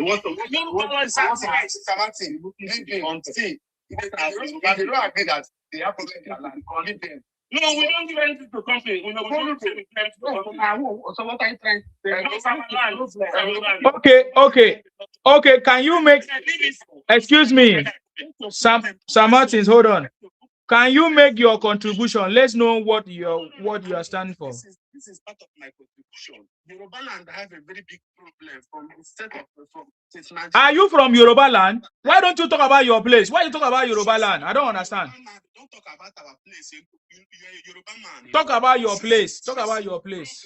Face your own problem, or you face about Akwa Ibom. Anytime you come online. This is the problem. This is the problem we are facing. Excuse me.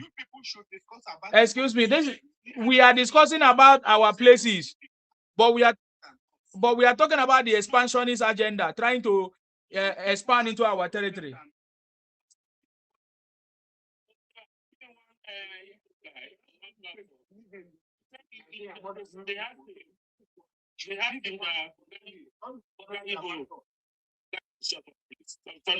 You shut up.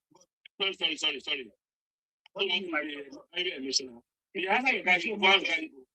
You say you develop. Can you mention the city that you develop?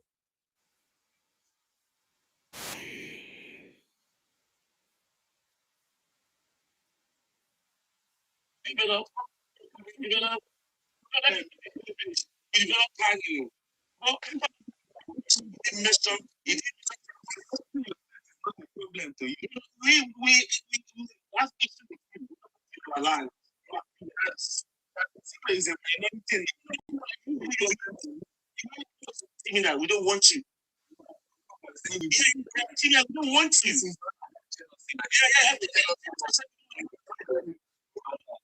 armed robbery. You don't have armed robbery because the status are equal. You can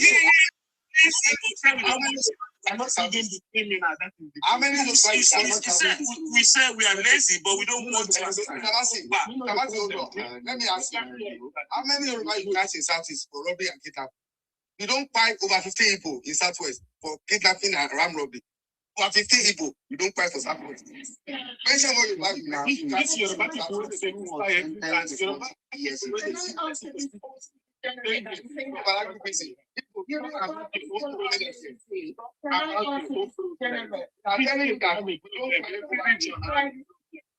whenever you come online, on the camera and talk about your group, maybe your region. Don't find people in Southwest. On that tribe, kidnapping and bread because you catch Evans and 9 people. We don't want to. We don't want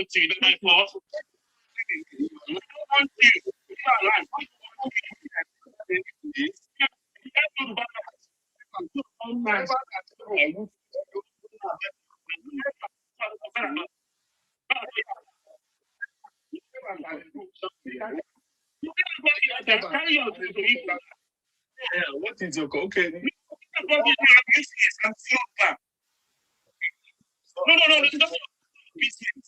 Shut up. No. It's not a business. You say no back.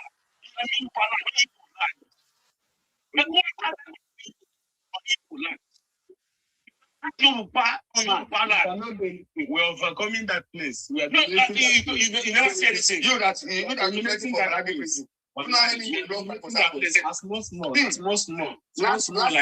Last year, 9 Igbo. 9 Igbo. 9 Igbo for Ladipo last year. Small. I said 9 Igbo. 9 Igbo 5 last year for Ladipo. 9 Igbo. I get the video. If you not like one, buy 1 million. If you not like one, buy 1 million. We go continue to buy more. We go continue to buy more. Not small. We are going to change our policies.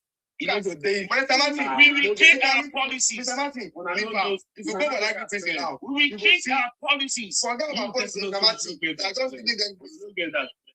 Not one shot while I go to enter house. You know that one. Forget it.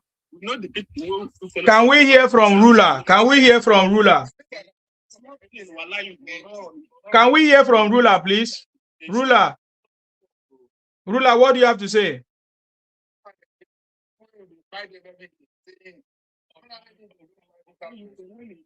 Ruler, we can't hear you. Maybe you need to go down and come back again. We can't hear you. Yes, go ahead. You are welcome. Bless you more.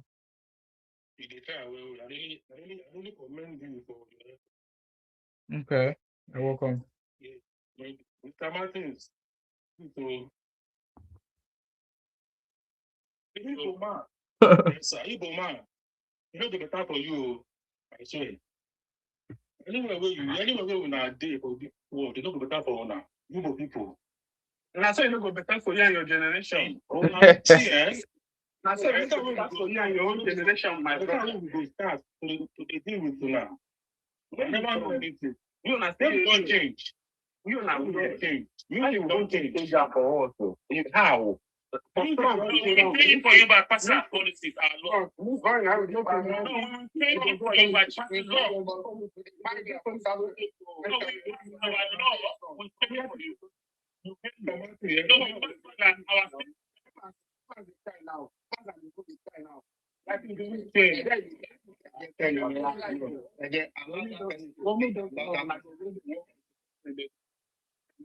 so go man to man. Like for that, for this, one man to man. For that, people, why not? God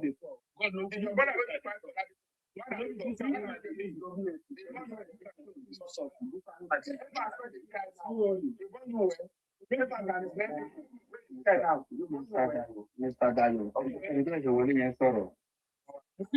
Yes. See, this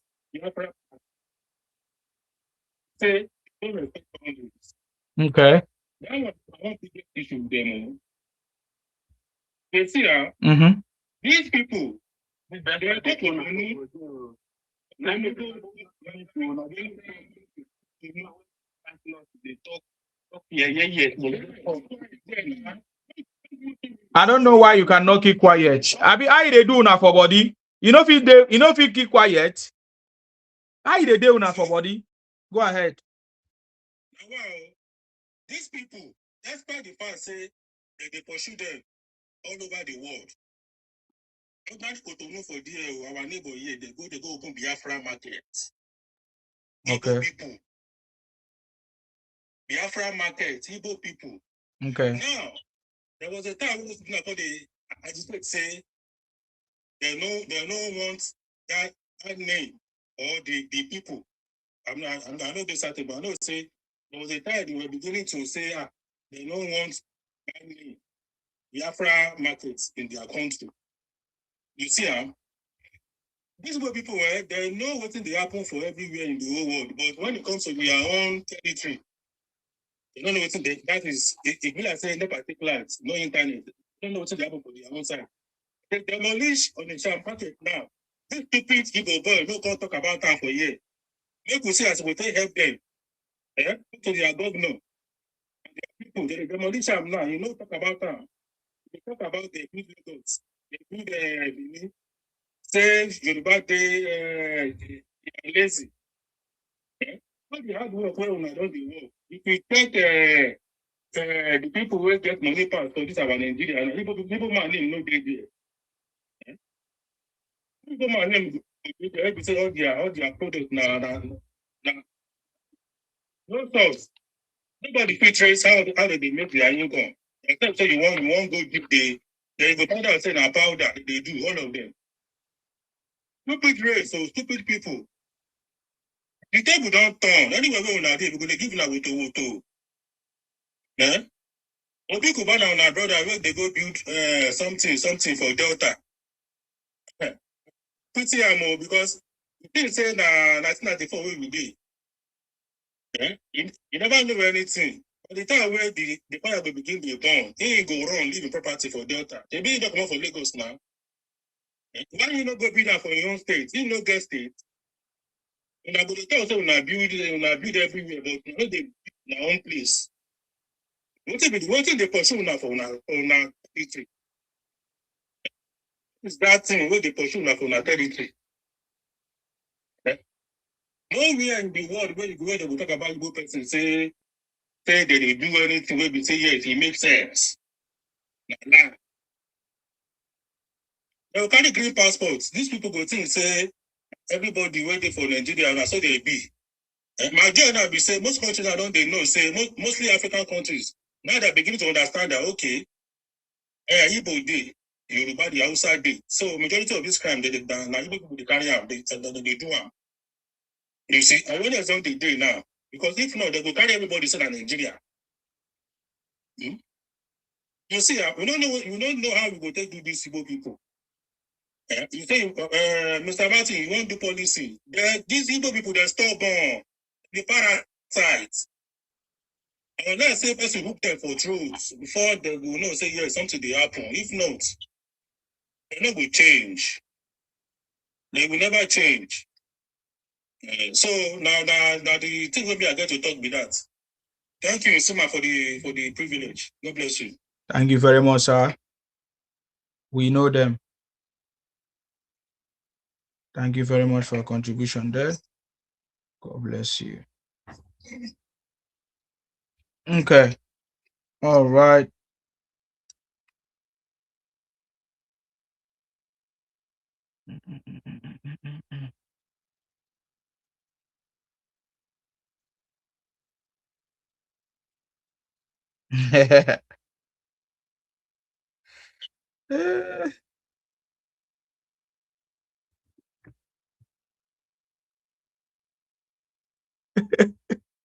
I just laugh.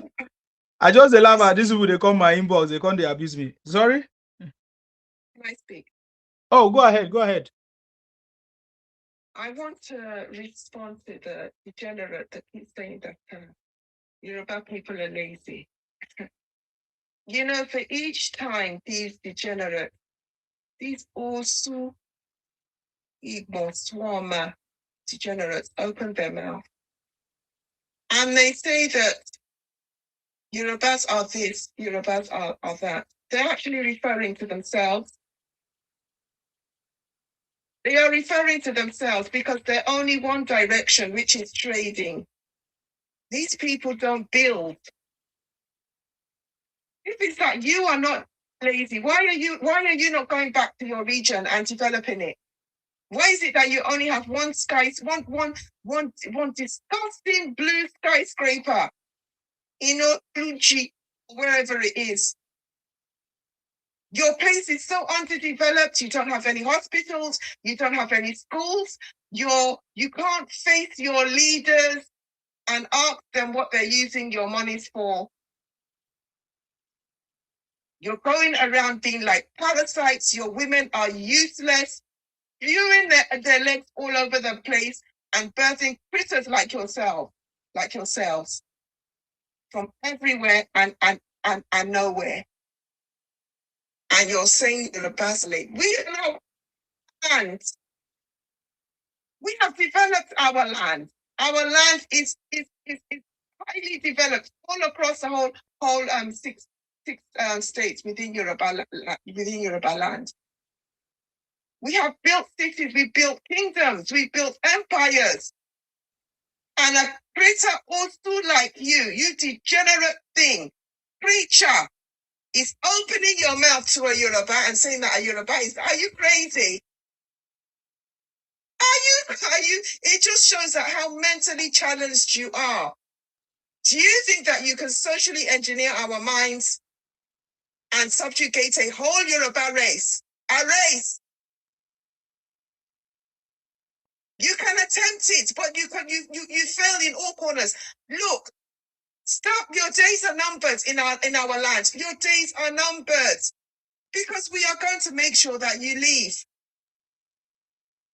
You will leave, and it's not a matter of you. When you see the actions that we're going to take on ground, you will know that we're not joking.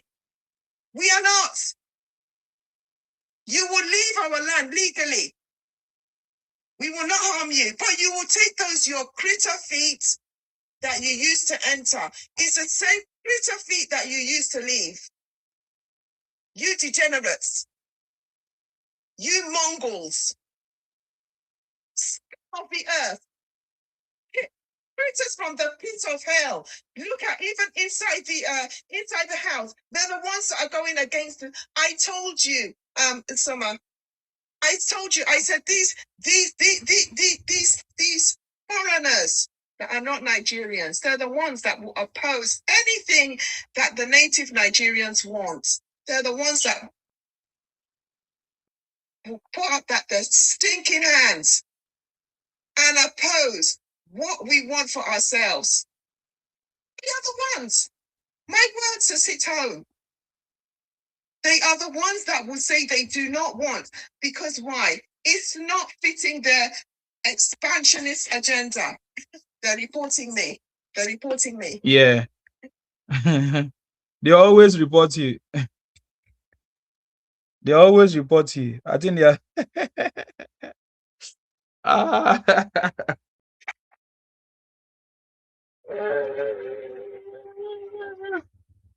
Now, wow. Mona, calm down. No. I know you guys have been reporting this page. Ah. You know, Sima, I'm so happy. I'm so happy for that kind of election we had. These people will be able to achieve their objective, but we won't know what they are planning. You know what? All these things it's in declaration. I was shocked. When I saw it, I said, "What's this?" That thing awakening every Yoruba land. Everybody in Yoruba land are awakening. We are not standing up for them. Can you? I even said it to see myself. Can you see how they're reporting me? I say, what I'm saying is entering the bone marrow. I I told you when I came on here, I said my voice will be a thorn in your souls. A thorn in your miserable souls. Continue to report me because you know that what I'm saying is the truth. Come on here and continue to say, in the also developer, and you worry, and you will live on you. And the ones that develop Lagos, we will do it. Continue to look. Your days are numbered. Numbered. Start counting down. You will leave. It's only a matter of time. In fact, we don't even need to say anything to you. We need to now start putting action to our words. I can remember when you're sitting Nnamdi Kanu that is receiving it back to back and front to front. It was opening that his dirty, stinking mouth, terrorist, and shouting, Yakiba, Yakiba. Look at where he ended up. That is the that is going to happen to you. Continue to shout. Yakiba is lazy. Continue to shout. Everybody don't know. They have played the tape of Nnamdi Kanu to Sunday Bowl now. All the thing I said about Yoruba, he said they should leave him. He never have time for them. They played the tape to Sunday Bowl to listen to one people are talking about Yoruba. Now he said he doesn't. He doesn't get time for them. I think he spoke last week. He said, "Mama, time for one." There's a nincompoop here saying that I'm not proud. Look, who is in tears? I'm not in tears. I'm on my land. If you follow that thing, don't follow them. You dirty, stinking critter. From the pit of hell. I'm laughing all the way to the leaves. I'm off my land. I'm not going to some awful land that I will arrive in the morning and not return in the night. What forbid? You awful critter. I will put up the hands. Say they don't want the state policing. They're the ones that will put up their hands. Eturo. They're the ones that will put up their hands and say they don't want clamping down on mass migration. They're the ones that will put up their hands and say they don't want control of resources. These critters from the pit of hell. Anything the Aboriginal Nigerians want, they will go the other way. But you see, your days are numbered. Start counting down. Because at the end of the place, you will not be in our ancestral lands anymore. You will not. We are going to take full control of our ancestral lands. You will be there and you will not be there. You will hardly be seen and never to be heard again. We're going to shut you down economically and politically. We will shut you down. It's only a matter of time. Continue crying. You're crying, you will cry and you will weep. You will cry till you dry. And you are going to dry.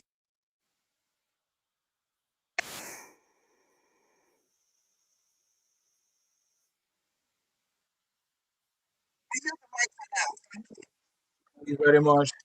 As I was saying, this is the one that will tell you and I'm so happy for this election. I did not come for election. We have no. Many of them are my friends. I didn't know what they're planning. Marriages, all this, I don't even know. But 2023 opened every young brother to see this plan of these people, this dangerous people.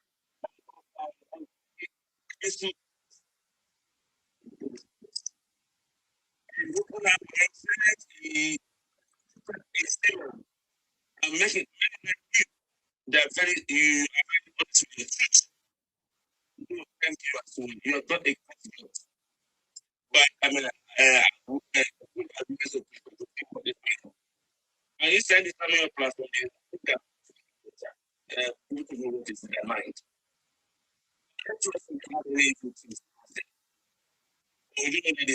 They are nothing, they just like dead against us. But people have been pretty open everything for us. I'm so happy for that. So happy for that. I was saying, what do you talk about? I don't see anyway. I don't see anyway. some of my friends who said these things, but they don't understand. Oh my God, this what can I attack? They are right. And you are doing everything to bring them down for doing good, not evil. For opening every side of you. These people everywhere in Uganda.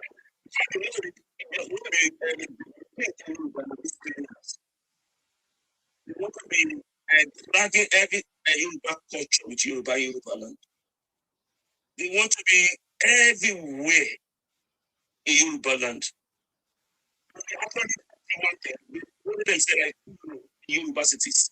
Every Yoruba state will follow you. In Lesha Osogbo, Igbo colony. It's extremely dangerous.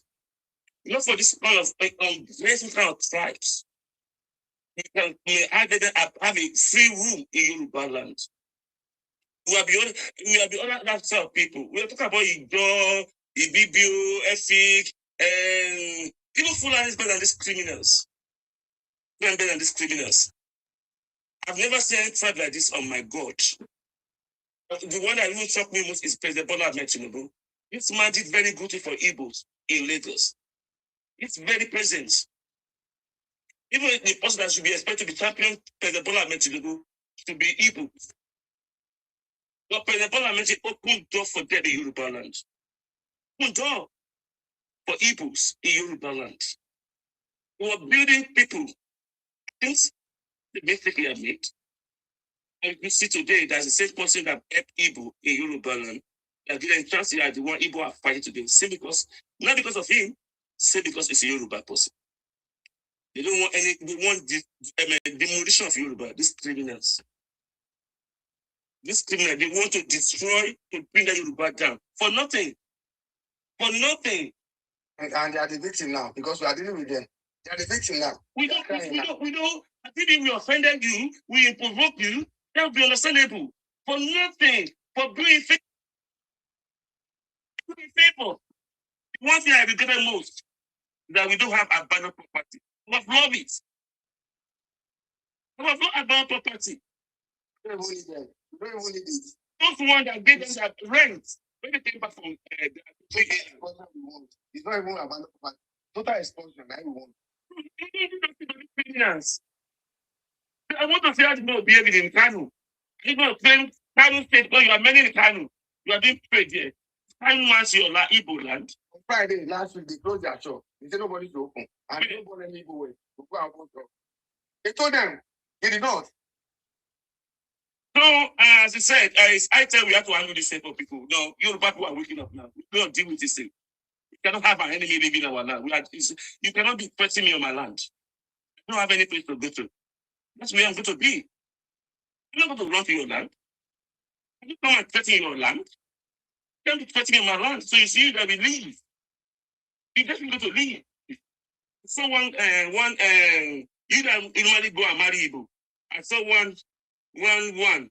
This guy he only claimed to be Yoruba. You go to all this account, Sinaniga platform and go and abuse President Bwala Tinubu in Yoruba language. And suddenly I saw him on Tatani platform. He was fighting for Igbo. What is going on here? He said, I know Chai is Igbo land. I know Chai is Igbo land. They're asking him, I know Chai is Igbo land. Are you Igbo? He said it's Igbo. He said it's Igbo.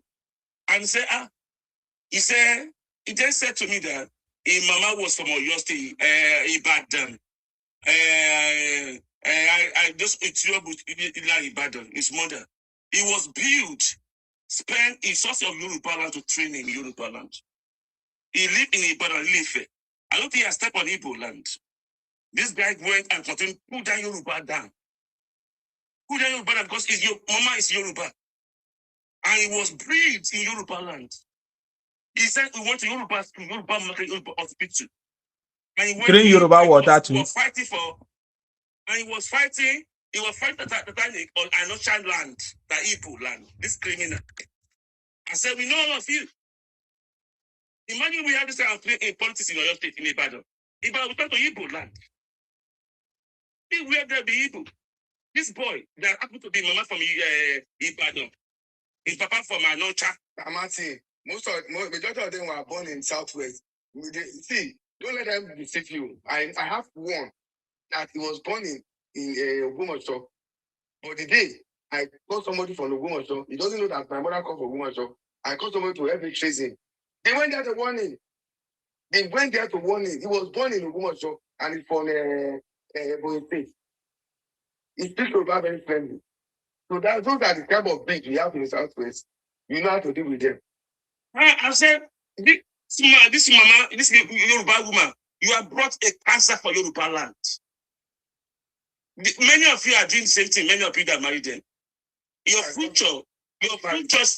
futures were considered. I think as a Yoruba person, it should be something that could develop and contribute to Yoruba greatness. Oh, they are getting wise now. Those they are getting wise. You know why their women want to marry Yoruba? Because their women does not have a right to inheritance. They don't have a right to inheritance. That is the problem they have. And they are promoting it, so they are promoting very well. No, we are telling our own people not to marry them. As they are promoting it, we are promoting our own people not to marry them, to avoid crossbreeding. Because when you marry them, you breed sub-human beings. Sub-human society, that's what you breed. You see, these people, they don't have a right. The woman doesn't have a right. And they know. That's why when they marry themselves, it's a problem. So some of them prefer to come out and marry Yoruba man. But we are telling our people to avoid them for future regrets. That is it.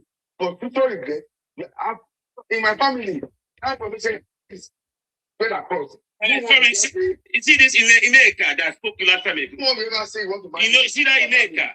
Ineka went and married Yoruba. Ineka. Yeah, you see, Mr. There was money amount. He went and married Yoruba, but he cannot marry Igbo. A Igbo woman lost her husband with his grown-up children. You know that the family of the husband came and dragged this one out of the house. Took over the shop, took over the non-property. In the country, Lagos there. Wow. In the country, Lagos. He had 3 kids, grown up. The first one is around 17. As of that time, the brothers of the husband came and pushed the woman out. They took over the shop, the clothing shop that the man has, and his bungalow. They said the woman should return to the village.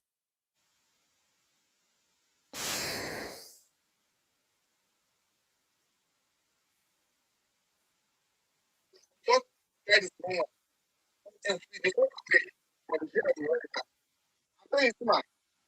the first is a female child,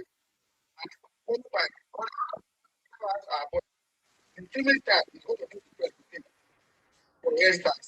That is the culture. Why by you deny female their right? You don't do that in Yoruba land.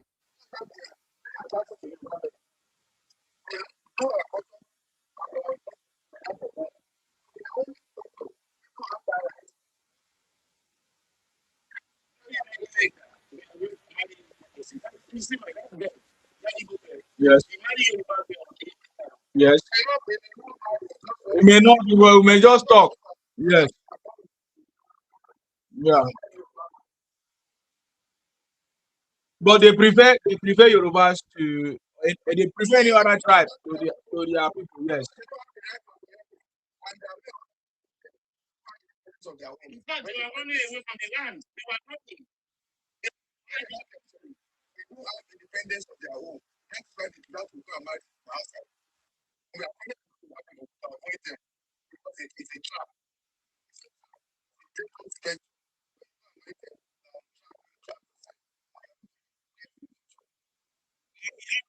And Yaba has regretted. Yabado. Ojebado, he regretted. When all wet and sweat on the peace was not coming to Yoruba land, was coming to Igbo land. Yabado, you have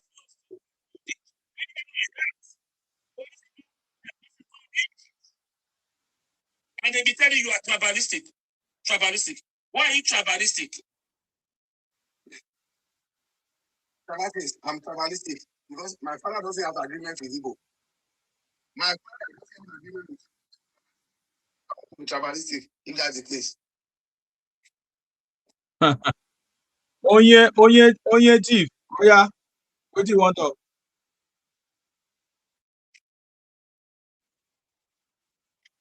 You want to tell us people not living in balance. Everyone will tell us how you not going to leave. Not to hear. Nothing, don't go waste your time on that again. That see, that matter of inception, they know what they're facing now.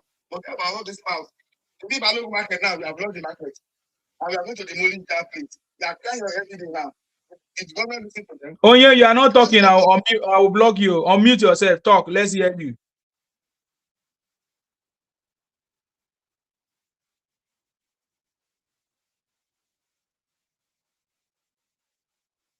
Oh yeah, I mean they report my page. Unmute yourself now.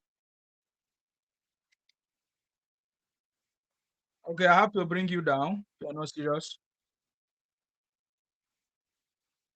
Sorry, sir.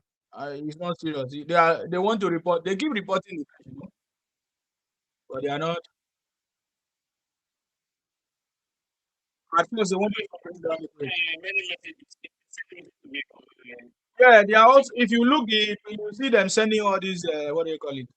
All these naked stuff.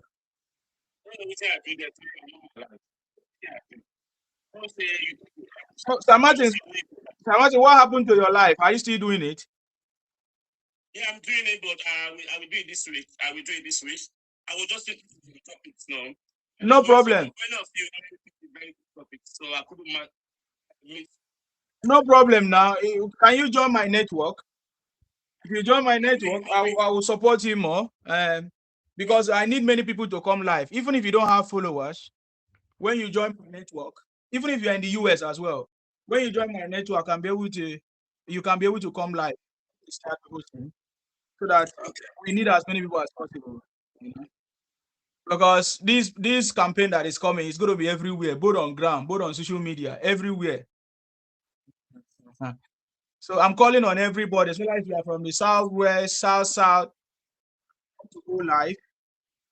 All you need to do, if you are in UK and US, anyway, I can't do it in Nigeria. If you're in Nigeria, I can't. But if you're in the UK, US, can come on board. Yes. Then I don't want to make it crying. He's using sense, sir. Igbos know what they are doing because they are not they are aware of what is called Wazo South now. They are trying to see what they can do. That's a game. Yes, Canada can work. Canada can work. Yes. Oh yeah, go ahead now. Unmute yourself.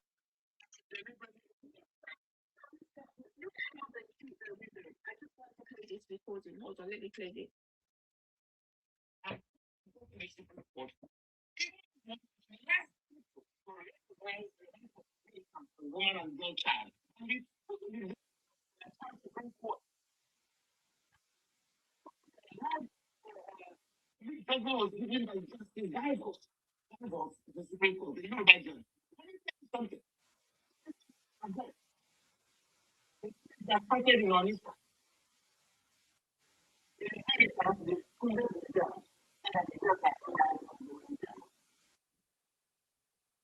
Yes. In the High Court, Anambra State, decided over by Igbo judges. So those Igbo judges recognized I don't know what is happening to my. You're a girl, and then you. Yes. I don't know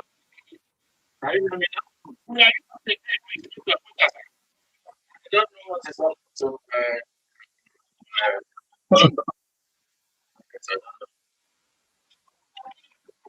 Can I talk now?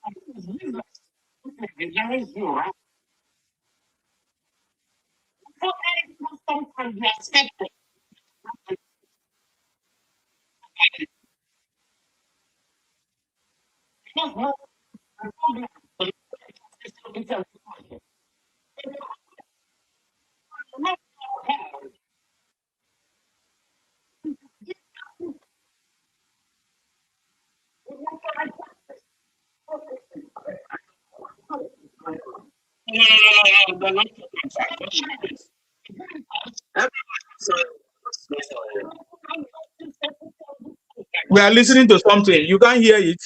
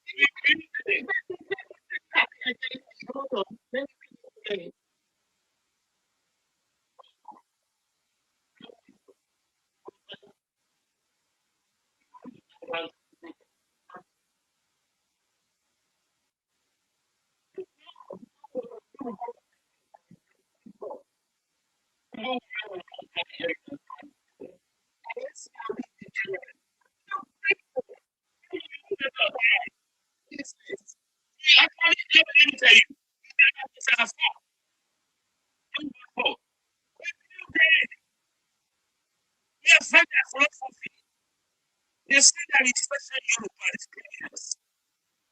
Everybody that was taking one woman from them. And they were the one that built it. Thank you. Okay. What do you want to say? You see, before they have constitution, you already have constitution. I don't get argument. Take it away. They come around.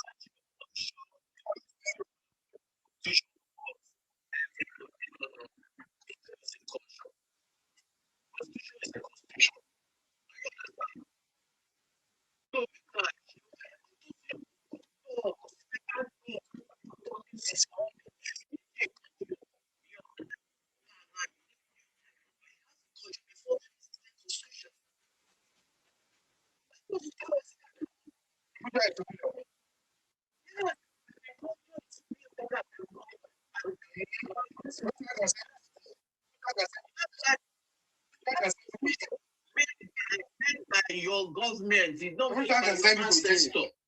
You already have your ancestor before your constitution. Which one can send it to jail? That's what I'm saying. Which one can send it to jail? I'm on the truth. Send me. You as a government now. You can send me to this. Doesn't mean my culture doesn't exist. My culture exists.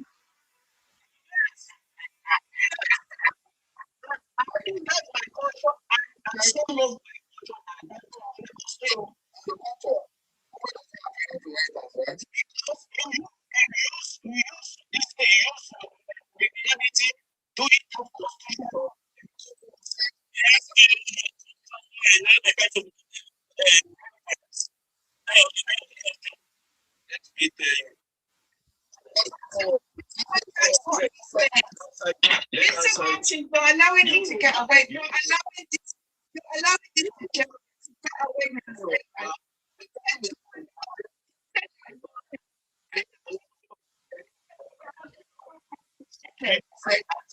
So on your community system,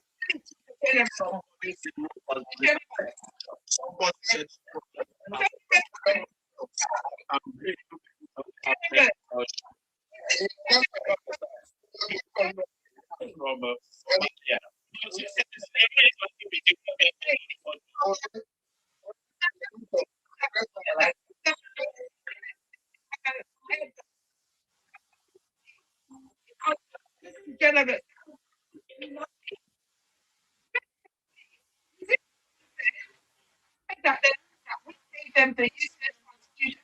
Even of these degenerates are unalike the first premier of Nigeria.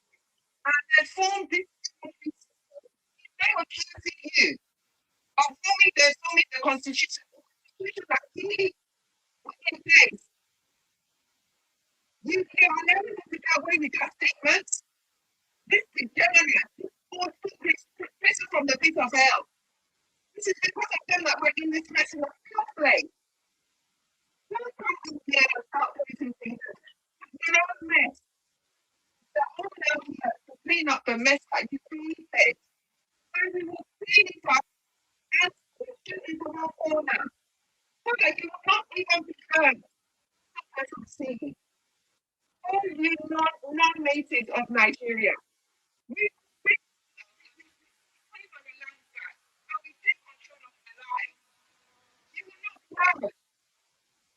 we don't want state policing. We don't want them to control a mass migration. Wait, let me continue what I'm saying.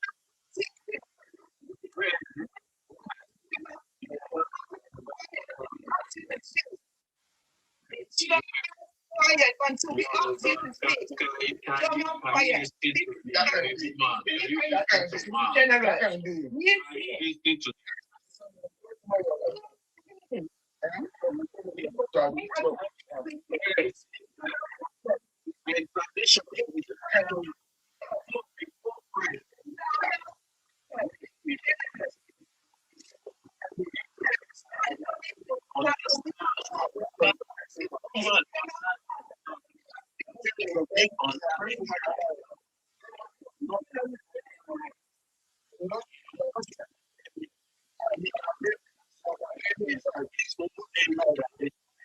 You're quiet.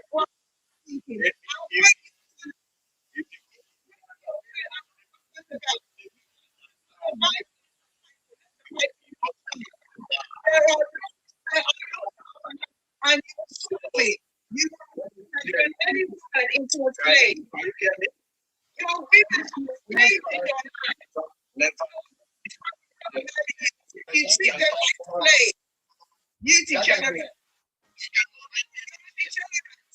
Woman cannot pretend. People talking from morning to night. I don't know why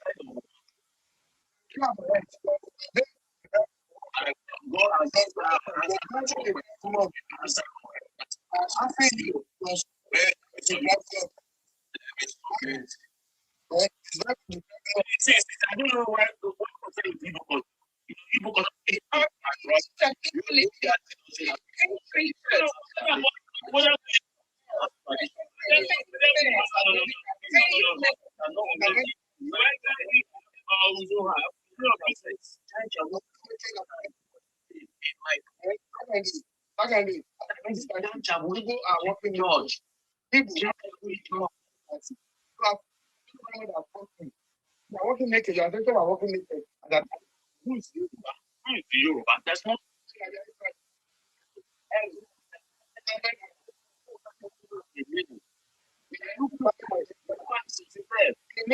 came from people come from because my brother, there's nothing like they brought people from the you are not saying the meaning of Yoruba. You are also slave. That land international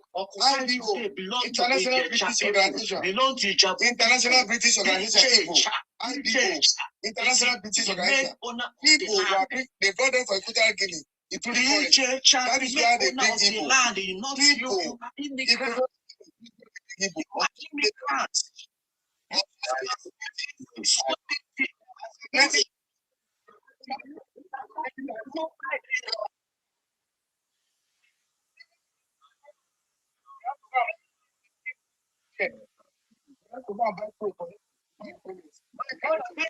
Very few you people can get away from them Lagos.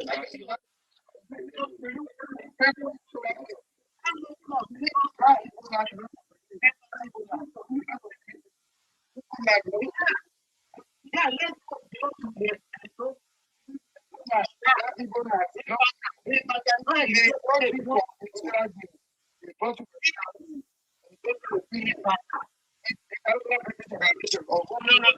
I just want to know David. Now, by next year, forest. man, They brought you for a forest. will come down. The federal People will come to Lagos. They brought you for a People need to no, you know,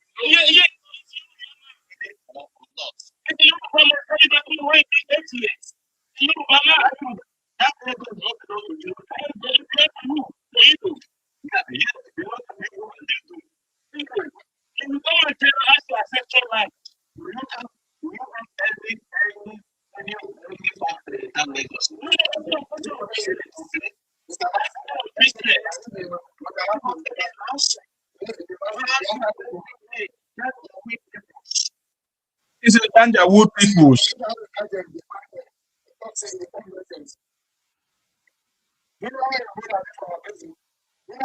The guy says Janjaweed peoples.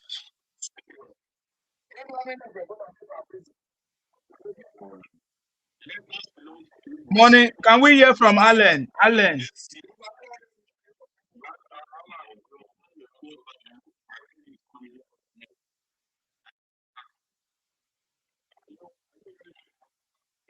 Yes.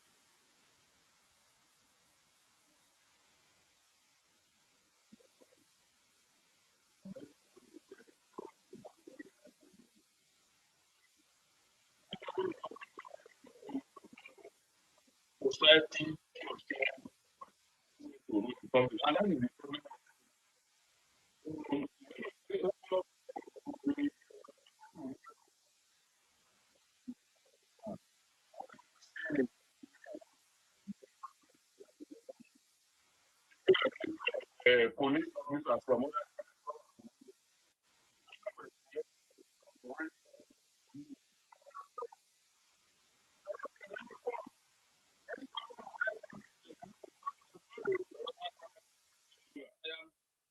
okay. Let me just give you a classical example. If airport don't move up, And people, I don't want to mention the area. Wait, now, thank you, people. Also, they are killing no group. You Like start your men. hello, I you five, the Alan, you five people, my people were here. Right, please. Yeah, look, I now mobilize people are in line up. You know what is called PC. I'm not in areas. I speak from my own school. Look at the people who, look at them. They don't have a foot on. Before was my someone beside me. Behind me. How do you know that these guys are how to be able to do the job for me? Point one of the officers in that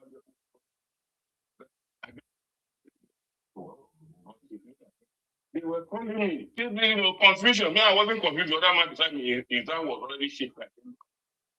They are Igbo. I was believing that at least they are Igbo.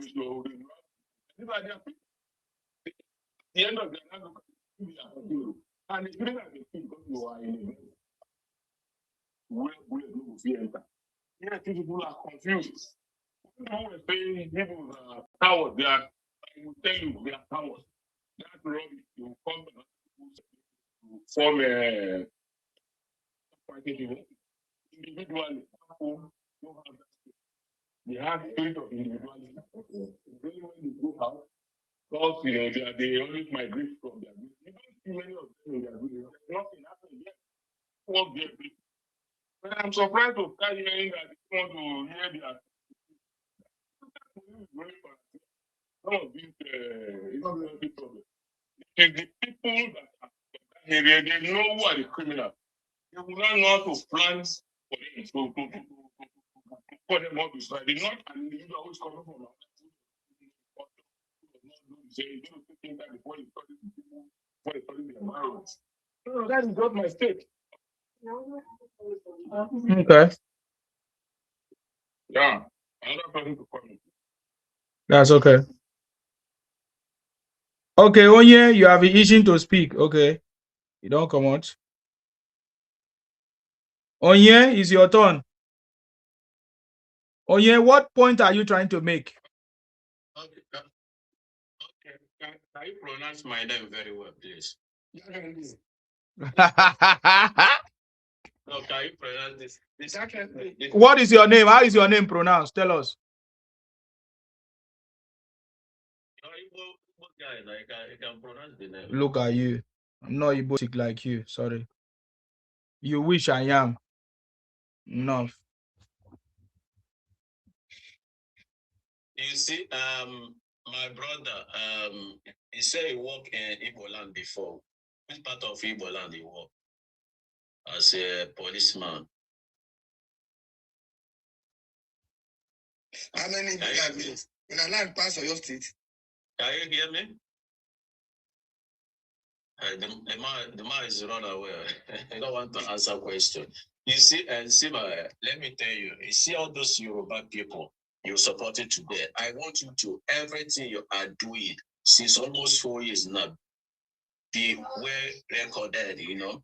So because small time, I will come here and ask you this question. You see this Yoruba, Yoruba people, Yoruba tribe, they are so jealous and greedy and betray.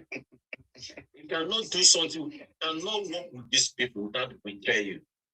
That's why we say you leave our land. No. You are a betrayer. You come to betray. Not have any land. That land belongs to Igbos. Before you people came, come and take it. We are going to split it. Somebody to talk. Come and take it. Yeah, before you guys come here. That's why take it. Mr. Martin, not by noise. Nothing like the Yoruba. The main Yoruba today is Ijecha people and the Ijecha people and the Ijabu. Ijabu. These two tribes. Who is Ijebu? Who is Ijebu? I'm a Yoruba person. Who are you? Ijebu man cannot come here and talking like you. Oh yeah. No, I'm not here to argue. I'm not going to curse you. I'm a Ijebu. I'm Yoruba. Very true. Yeah, come here again. I'm Yoruba. Oh yeah. Stop crying. Let's answer question. Oh yeah. Shut up. Let me finish. Your papa. Oh yeah. You say I won't buy land. Come sell land for me, I beg. I have land. I have land. Because if you want to buy, I'll give you. You can never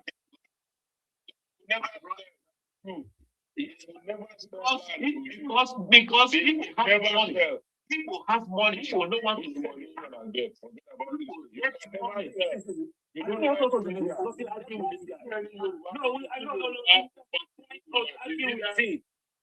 yeah, we don't do our thing. Can never sell land. No, I don't here to argue with you. Doesn't have money. Yeah, we are not here to argue. You have money to buy land in Igbo land. Yeah, we are not here to argue with you. Buy land for Igbo land. We will do what we are going to do. How much they pay you? How much they pay you as a policeman? You want to buy land for land?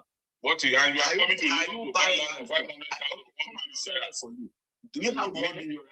I don't know. I'm not your friend. I'm not your friend. We are different. We are different. I'm not your friend. Hey, my friend, I'm not your friend. Do you know the level I went to work? My brother, Okay, you are not his friend, but you are his brother. I'm not your brother.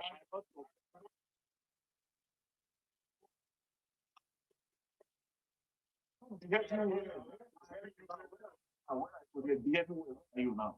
You walk in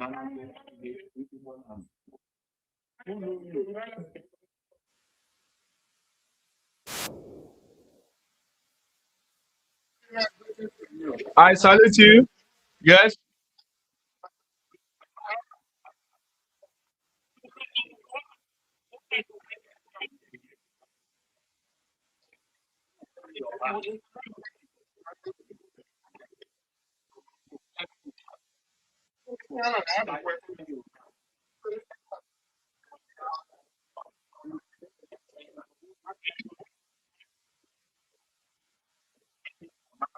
Excuse me, Mr. President. I've not given you permission to to insult my guest. You want to ask silent question? Why?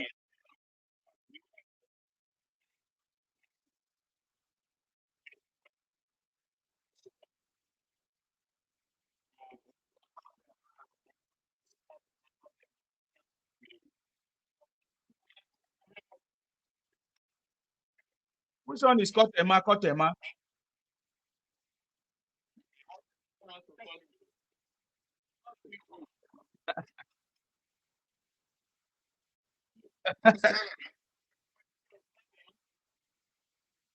Okay.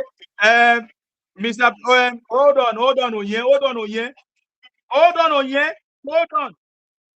Mr. President, you have a question for Alan. Alan, are you ready to pick up any question? Okay. Oga, hold on now. Are you not listening? Hold on. Hold on. Which kind of person be this? Ask your question, Mr. President.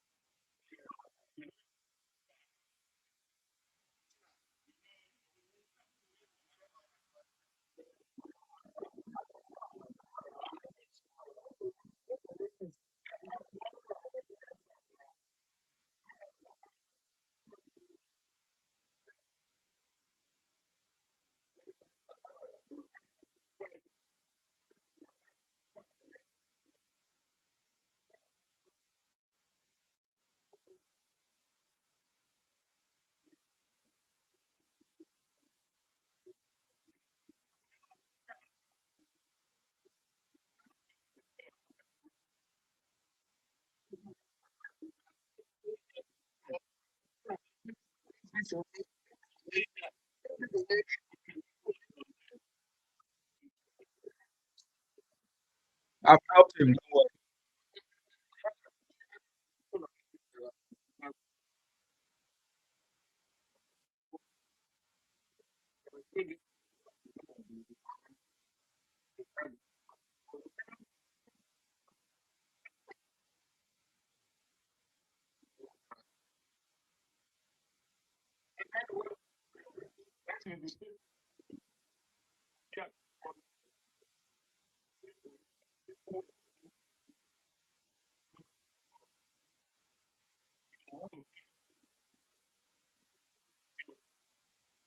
Exactly. That's the same thing, sir, I was saying before. I love President Tinubu. He's doing what we are saying. Yes.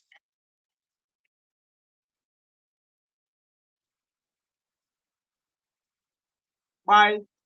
Yes.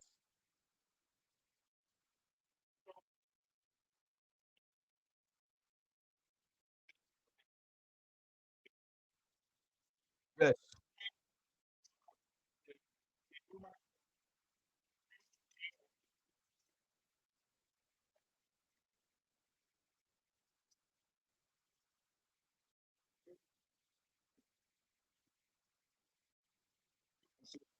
Yes, sir. That is what I'm saying. We have been saying this thing for long.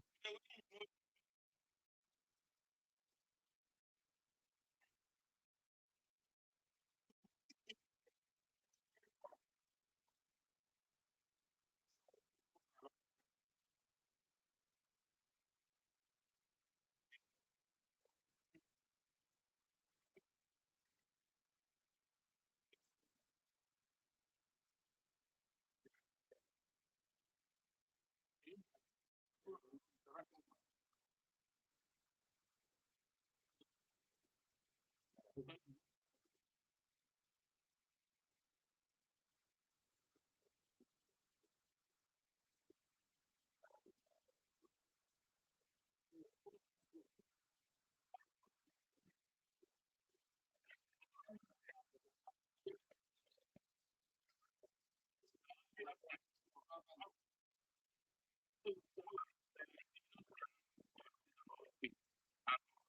have assimilated to the Yoruba culture. So what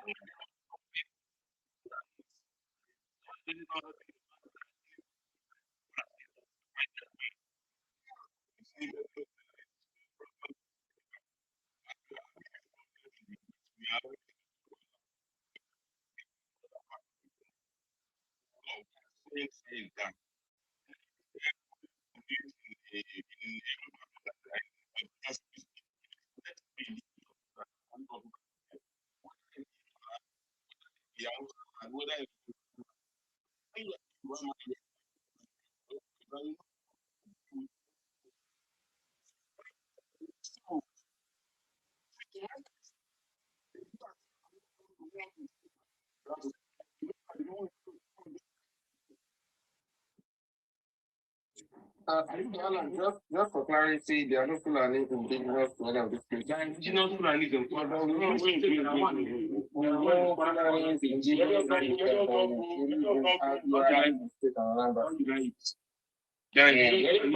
that. That is another issue entirely. They are that is just the thing. But it's our business. Things, international. Everyone around you. Anytime we international, nǹkan tó fẹ́ kẹ́ bá ṣe kẹ́ bá wọn máa pariwo ni ẹ̀rọ ọ̀nà mọ́tò máa pariwo.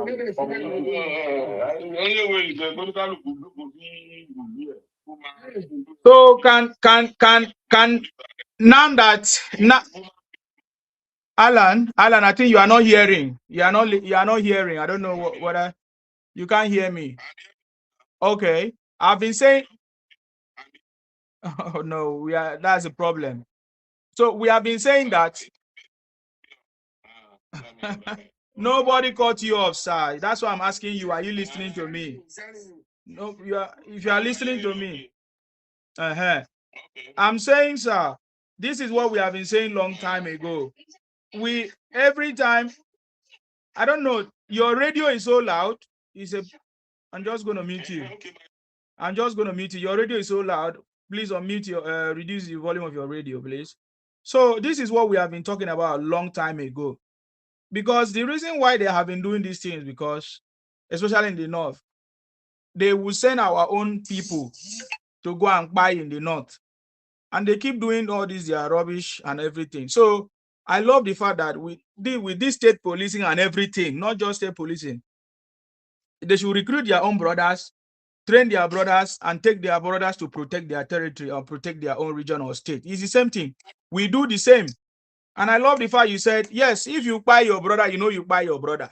If you are not, so the issue of insecurity will be reduced, if not completely eradicated through this state policing. And that is why some people that are rejecting it are the people that are committing this crime. The people from the southeast and the people from the north. They are rejecting this state policing because they know that this state policing is going to put an end to all their criminality. Are you getting me? So can the rejection by one or two group of people, can it stop the progress of this state policing? It's just a question I'm asking. Alan.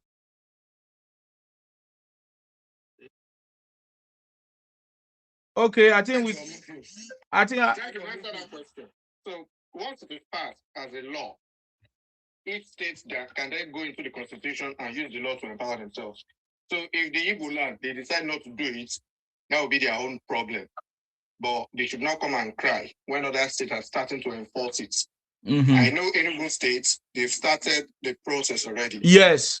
I saw some forest guard. Exactly. I know Taraba State has already started.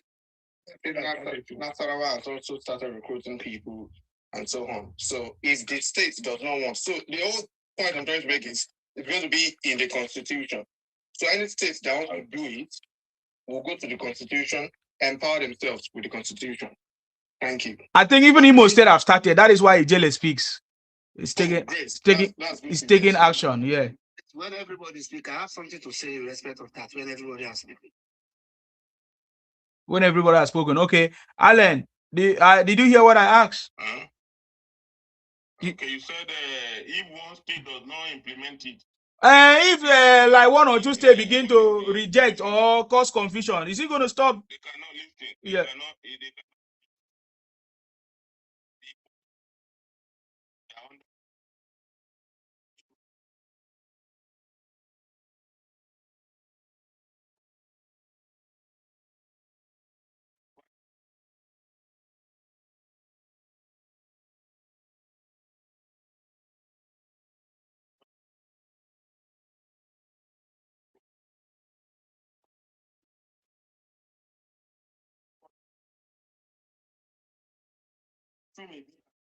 Some people have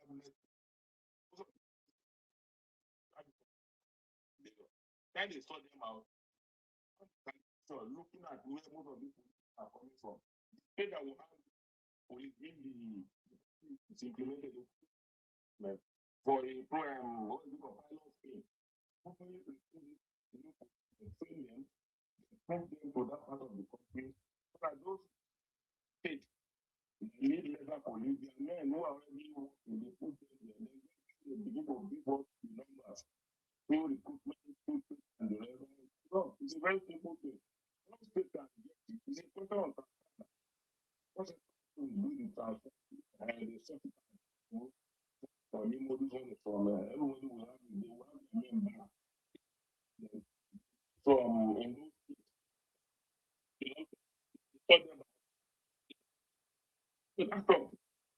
in those So, but they are not going to send somebody from another state to another state, sir. They will send. It is your state. Perfect. That is what I want to hear. That's what I want to hear. Okay. Thank you very much. Can I give opportunity to AKY? AKY, what do you want to say, sir? Please. Oh, Kenny, go ahead.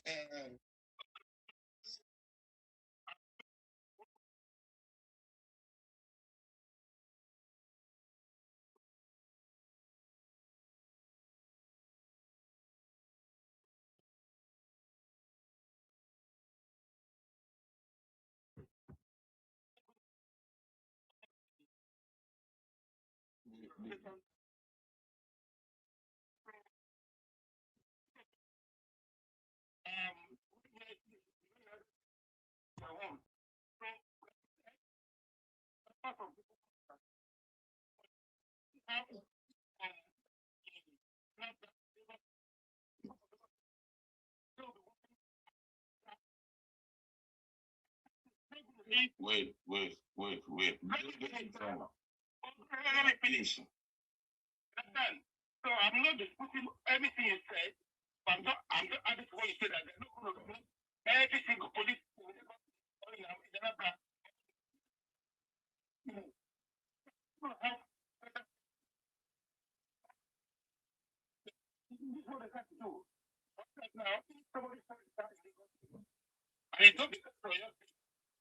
That case already been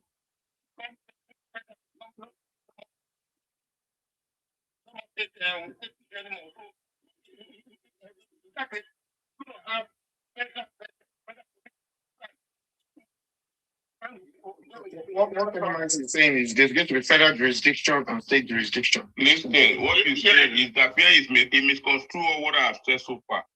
We are talking about the command, state command now. We are talking about what is going to be the structure of the state command all over the country. The federal is still there. We have the Lagos, in Abuja, we have the first in Anambra now. The first CID has been spread all over those structure will still be there.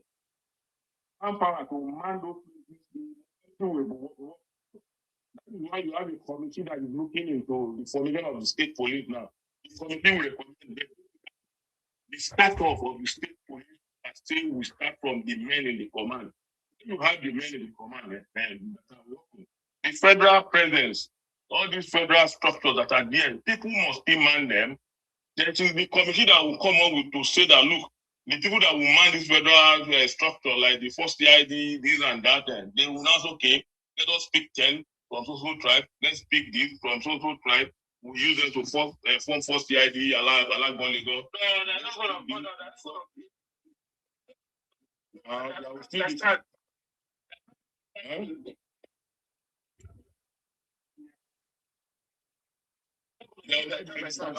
Arguments with èèyàn tó wà ní láì nìyẹn sọ nǹkan fún mi wọ́n dẹ̀ láì dẹ̀ ṣàlàyé èèyàn tó wà ní láì sọ nǹkan fún mi àwọn arguments ní gbà wáyé mi lẹ́nu.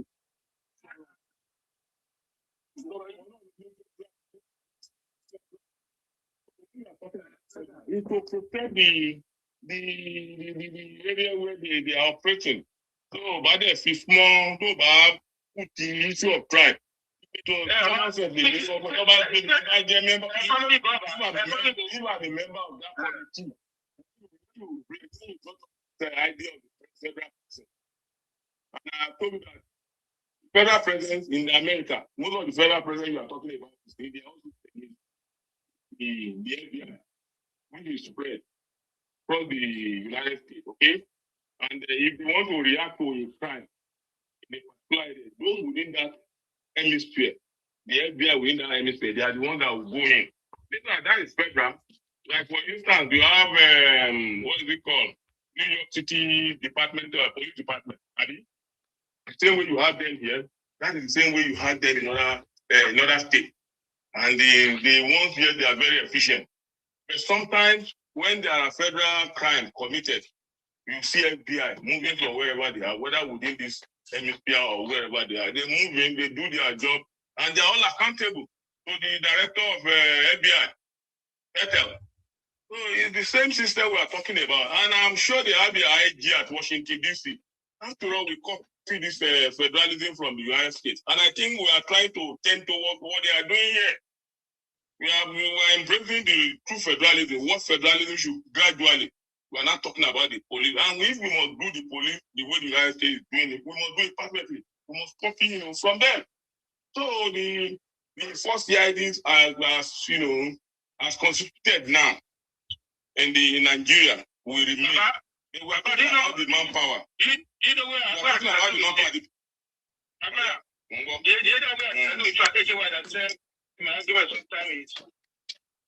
Let me hear now. I'm open to the agreement. We will reconcile the problem and see whether you are making point. Yeah, what I'm saying is, what I'm saying is, when you not say they will just work in the from five. I mean, let's say you're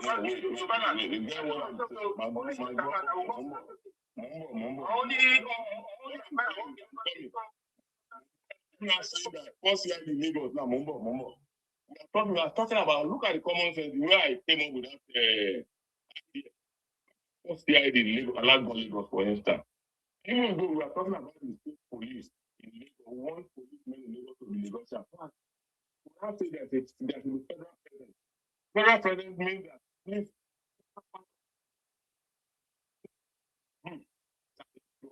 will be protected in case there is any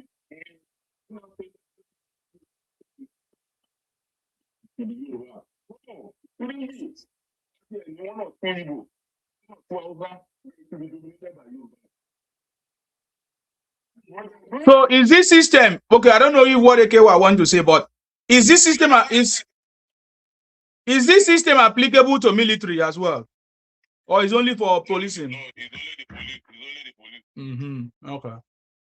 I don't think they have military in the US now. No. They don't have. They only have the federal. Yeah, they only have the federal. Yeah.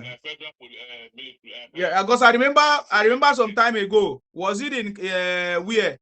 In that place. Hi, where is that place that they were fighting? I've forgotten the name of that place. Oh, hi. They were fighting, and then Trump was telling them, if they cannot handle it, he's going to send federal this thing to come and help them. National Guard. We have National Guard. There's National Guard.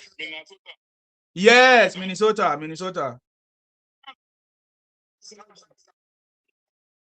Yes. Front line of reaction, military. So that is what we need. That is the kind of thing we need. We need different huh?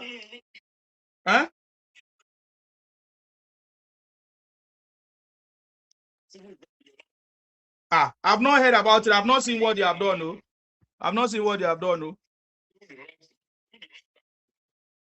Even where we are, they have all this immigration, all those other things that can sort out other issues before even police will come, before they will need backup, all those stuff.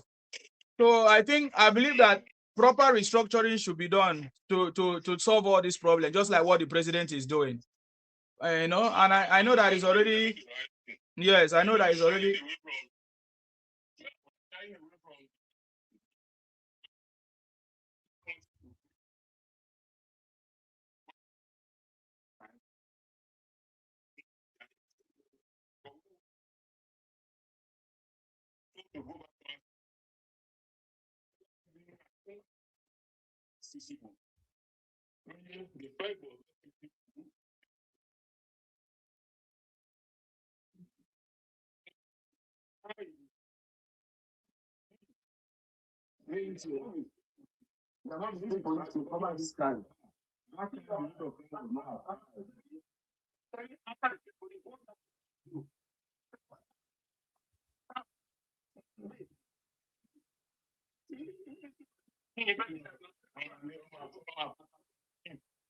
The attacks, but now we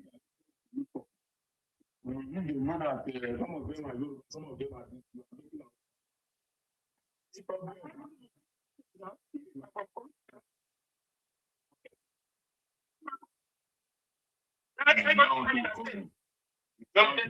yeah.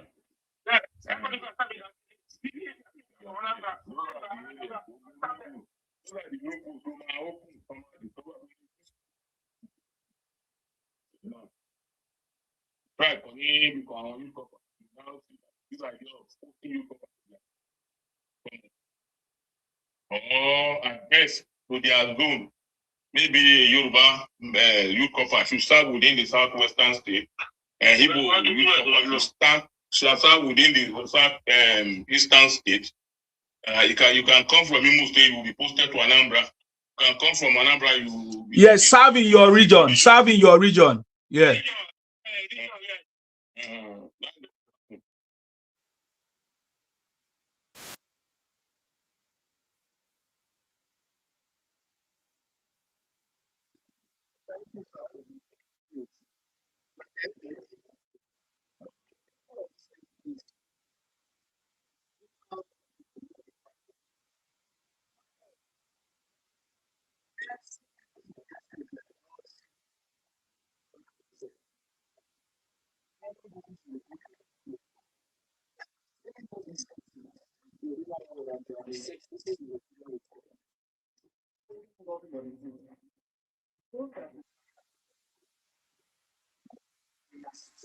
There's a lot of noise. We can't hear you very well. Just go ahead.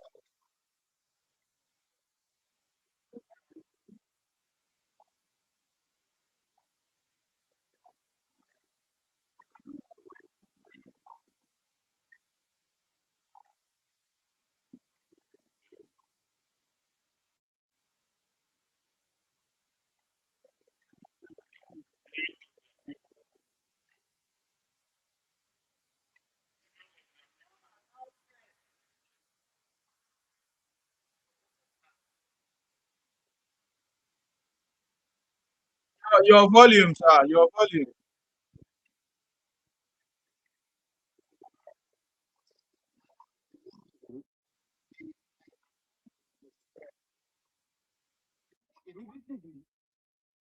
Police war. Gradually, we are going back to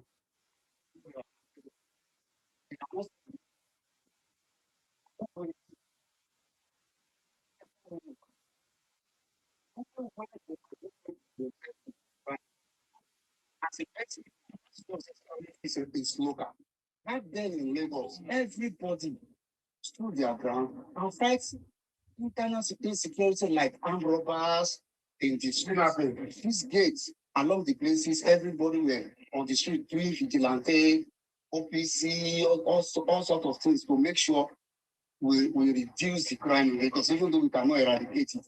But now the federal government is saying, okay, this is another suggestion. Let's have a way to go about our security. Okay? Now, you are scared. Because you are scared, you don't want to support the issue of state police because they want to forcefully be part of that state police in order to go. They have said it before. That they will be sent in Lagos for police. They are afraid of their people. They are afraid of their own themselves. Of their own yes. people. Like one bit. They want to lose themselves for them. They don't care.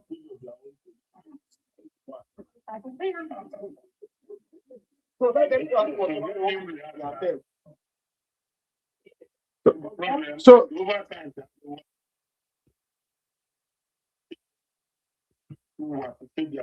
yeah.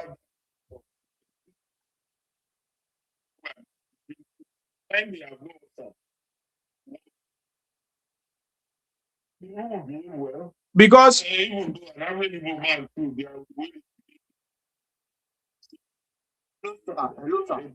the reason just last week, yeah, 2 of them are sentenced to 40 years in prison for fake medication and expired drugs selling. So a lot of crime will be exposed. You know, like those NDLA, we have mixed Nigeria in the sector. So when they are going for operation, they must have message their people that we are coming home. Get out of that place. Shall you understand? But as a Yoruba person, and you are my brother, you now send me an error. Will I want my state to down, or will I want my people to continue fighting? You never do that. So this is why we have to make it. So the reason why I'm saying this is because of what some people have told me that is going on in, for example, in Edo. I don't know if I just want to ask you, Mr. Alan, if you are, the Edo people have been complaining lately of how the Fulanis are coming to invade their land or do whatever, and when they take action, either they take them to police station, they will just free them. All of a sudden, they will just free them like that. So I don't know if this state policing will stop. I don't want to start exposing the police. Okay. I remember that many years ago, even though I mentioned, you will not know, I was a police PRO in that Edo State. Okay. I think it was during my tenure, that express road. Let me not talk. No, you. So they now open, there's a place called Aduawa. That is why you have most of these the selling cow and then when you move fast, if you are going to Auchi, then instead of going straight to Auchi, you just turn to the left. That express road now. Right? Okay. You turn to the left. They open one big market there that time. From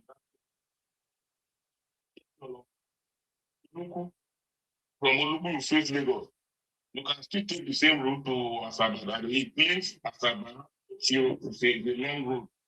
So they now set up a very big angular market. I'm sure it must have been a very big thing now. This is where the Fulani and the Hausans are staying. And this is where they are planning, organizing their crime. At that time, the people were really behind there to make sure they have enough house. They want to allow Fulani to have their own enclave. They considered in doing that over time. I think they started building around them.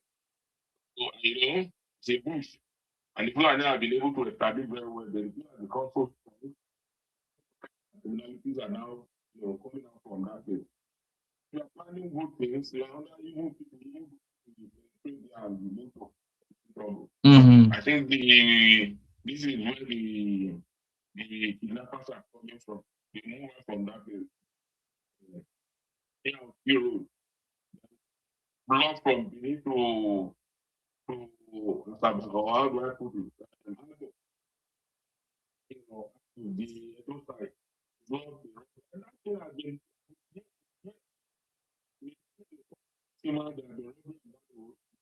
which have been finding very bad.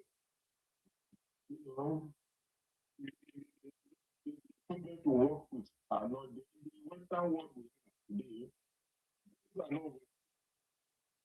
Crime is committed. You just commit the crime, we will catch you. We will catch you. Of time. But in our own place, we won't put a you like detective, you have to start cracking you up. It's not supposed to be like that. Crime is committed as a detective. You know where to go. You know where to go. And the okay, this crime is committed. Go. You look at the area. There are things to look at for. As soon as you just go there, go and develop evidence. There are things that will give you the case, the clue of that crime. Then you start from there. Then here we don't have over at home, we don't have such. So police have to start cracking. A lot of crime have been committed undetected. Somebody who killed this year, he still live 100 years. He killed, but the law, the hands of the law didn't catch up with him. Plus, you spy a lot of the TikTok. Huh? You spy instead of non-language. Who do you spy? Okay, spy. Okay. So somebody applied somebody this year. For another 50 years, he's living. Nobody, the law couldn't catch up with him because there are no trace or traces. And before you can invest in that, this is time what they have done that for years. They cover every sphere of their society. What am I talking about? The CCTV. It's everywhere, but we don't have it. And you cannot detect crime without, a trace. It is the CCTV that is there rescued. Nobody knows whether it's there. It's captured whatever everybody's doing. Are you getting what I'm saying? Yes. Something that happened 50 years ago, 40 years ago. Today, they are bringing it out. Are you not aware? Yes. Some of you are within the United States. Yes, we are aware. Jeffrey, Abi. Yes. I thought he just from 40 years now, but he back to one before to that. The cameras are there, and they are just like chat. The so command Jeffrey to put are you on Jaye? Are you that way? Normal thing in society to like one stop. So today, on the photo of that, nígbà tí wọ́n bọ̀ lágbájá and got a detect crime. They are bringing the evidence out. Wọ́n bring evidence out. Bí bàbá tó wà lórí because of the ìṣúlẹ̀ yẹn kọ́ fẹ́ dalẹ̀ ayé rú. Kọ́ fẹ́ da owó ẹrù ẹ̀ kọ́ má rojú tu gbogbo kéèsì tìbí tó wà lẹ̀. So in Nigeria, so that means Nigeria don't have those facilities. Well, where you go get them? Where you go get them? I'm not fine. By chance, my detector, but they say that if the Nigeria police want to work, they will work. How do you allow that? I'm struggle, I'm move from point A to point B. Does it make sense? We're going to take risks. If we don't love people, some people should be office, they could do analysis in the office, don't touch point A, point B. Please, please. English, ba? Yes, please, English. So, sir, I want to ask a question, because I have that belief that they always say that if Nigerian police want to detect a crime, they will do it within a short period of time. How is that true, sir? It is true. Okay, for instance, something happens. You get what I'm saying? I say there must be investigative need. Something to start up the investigation with. All my on the council. So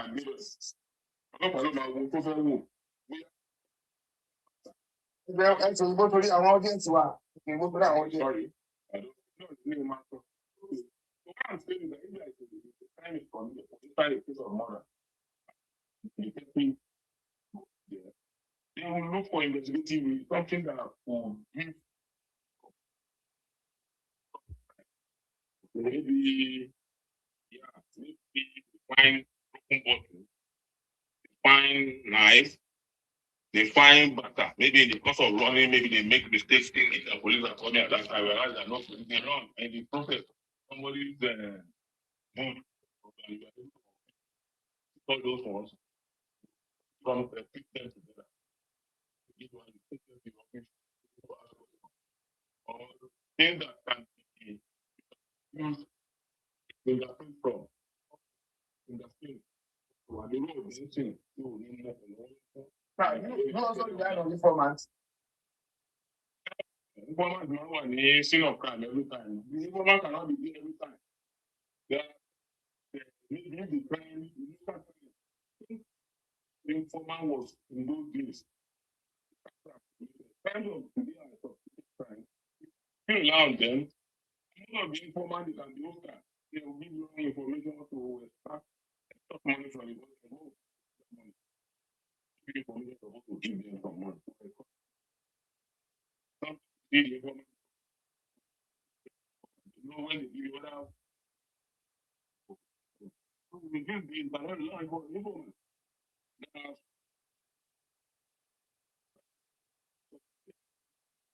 You have to use your brain.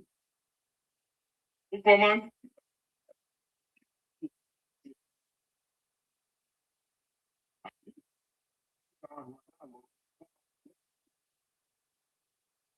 Whatever they give you, I will not get from them. They are black, they are white. The class of people that work on the category. The informant is here. Naive. In those days, how when all this kind of information used to work. Don't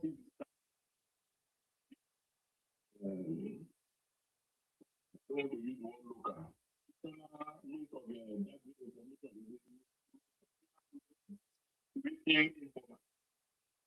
What is really working now that you now want to learn the information because now to what the scientific means of gathering information, which is disseminated everywhere.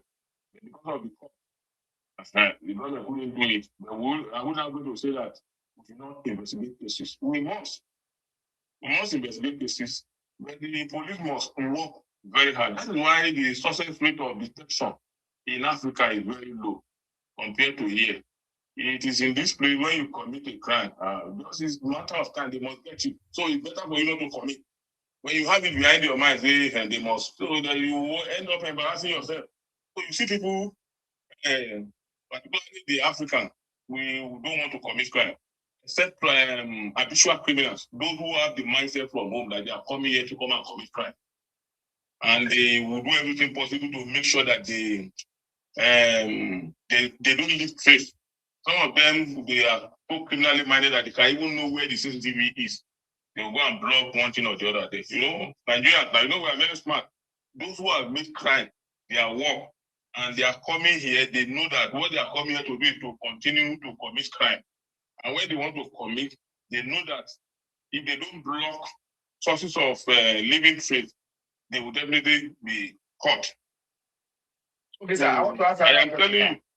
That's another question, sir. Can we now say that this surge in our population in Nigeria contributed to the crime rates, or is it as a result of poverty level? Crime in Africa, particularly Nigeria, is predominantly because of poverty. Not our population. Not adventure. Not population, not adventure. Not adventure. Don't look at population. Adventure. Okay. Poverty and adventure. There are two things that could elicit, that could attract people into crime.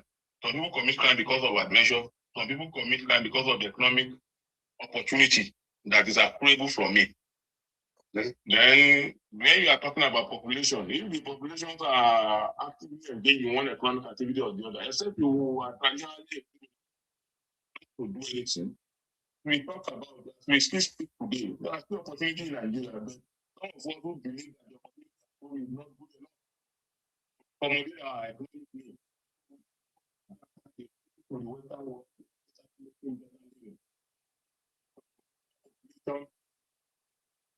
Let me ask you. When there is increase in population, there will be increase in demand for of life. Some people cannot meet up with this of life.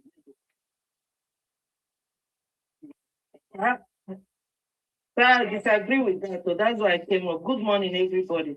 Good morning, madam, my brother. Poverty breeds crime. That is true.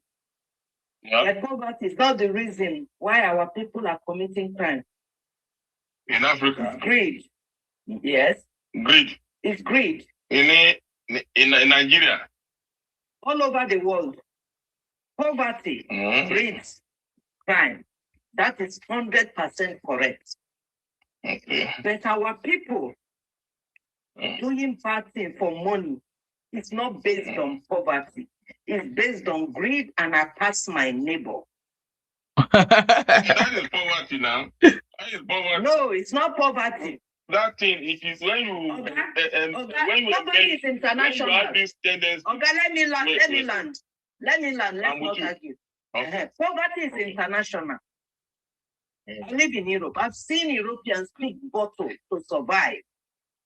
Because if you buy right, water, right, yeah. Okay, let me round up now. When you're talking, if you buy bottle soda, we resell the bottle. I've seen Europeans, the owner of the country, picking that bottle to survive. They did not commit crime. I'm coming.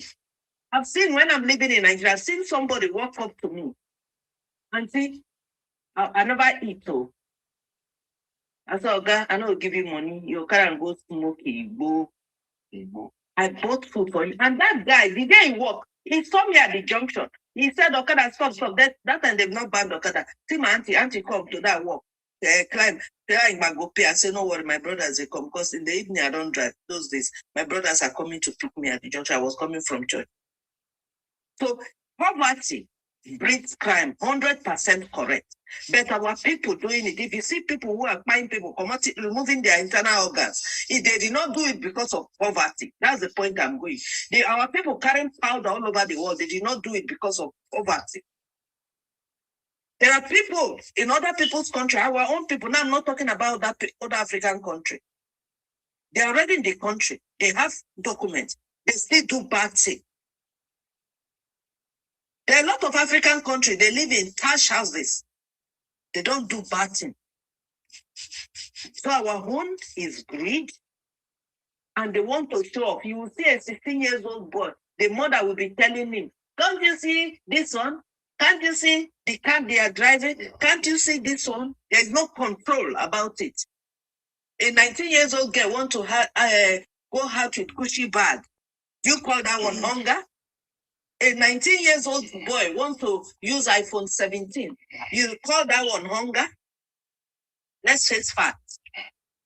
It is long clothes, it is greed, and it is I want to show off. That's it. And that's not disputing the fact that there is hunger all over the world, not only in Nigeria, all over the world. Poverty is a multi-billion-dollar business. So that's what I want to say. You have said we have spoken well, but the first thing remains that this one you have just mentioned, there are new trend of crime. These are not traditional crime. I reduce myself to traditional crime. What brought about crimes in any society? I differentiate it. I said in Western world and in Africa. Basically, in Africa, it is all about poverty. Now that people are now keying into Yahoo, commission of Yahoo, it's a new trend of crime. And it just started somehow before you know it. Parents, we have social value as a people. Somehow along the line, for societal reasons, those social values started fading away to the extent that parents are now encouraging their children, their wards to go into crime, into Yahoo, for instance. You see how Emeka they do. In don't buy car, in don't build that. You did there, they make money. You know, go find out. The parents are even the one indulging their children into doing all those things. You know, because you still when you accept maybe perhaps you want to look at the peer group. For instance, you talk about parents.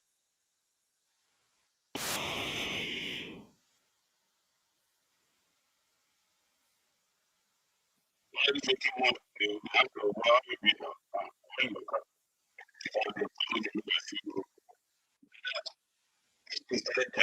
and it becomes a norm in the society to the extent that these like very hard. The social value is no more.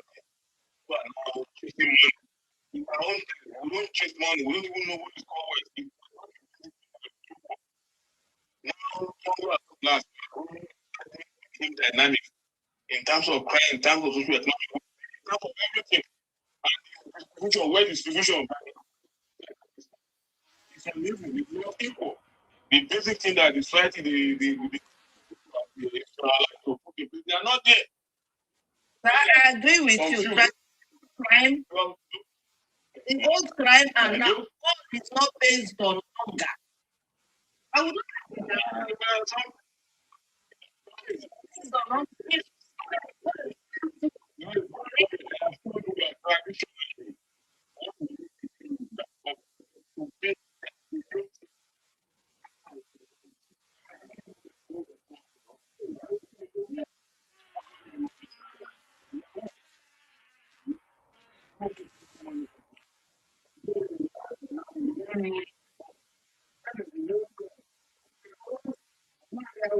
happens are you they call it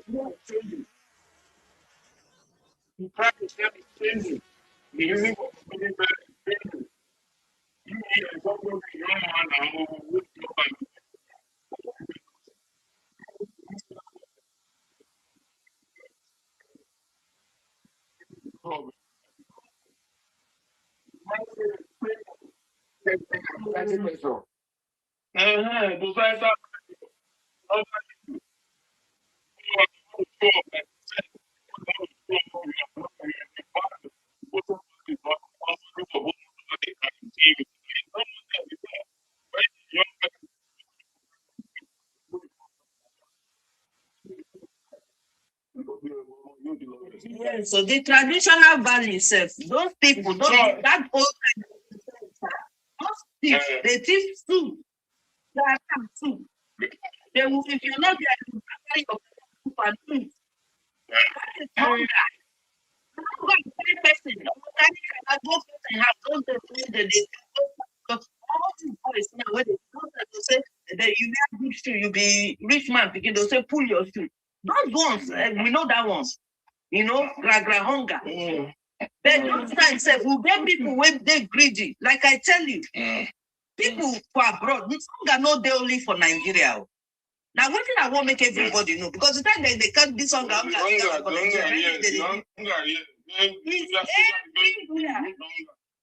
Mention some people are just stupid. That's what people are actually provide money for which kind of money will the society produce? The hunger, what you call hunger in Nigeria?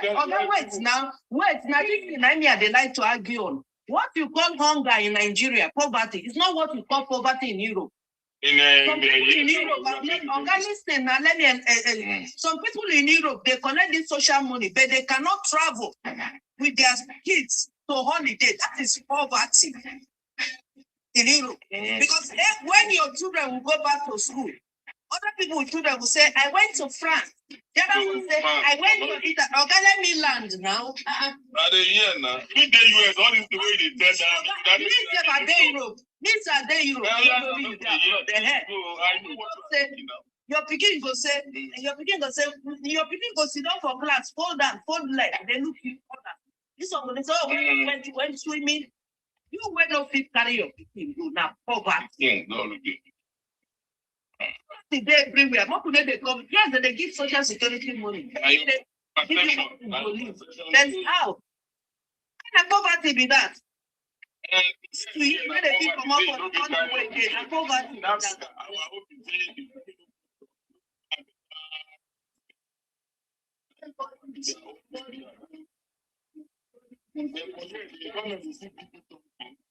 You talk without the government giving them, without the government giving them, without the society contributing, all those people are still cannot eat.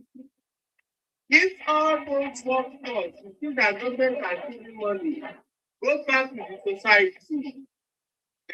Go back to the society to work. There will be high level of unemployment.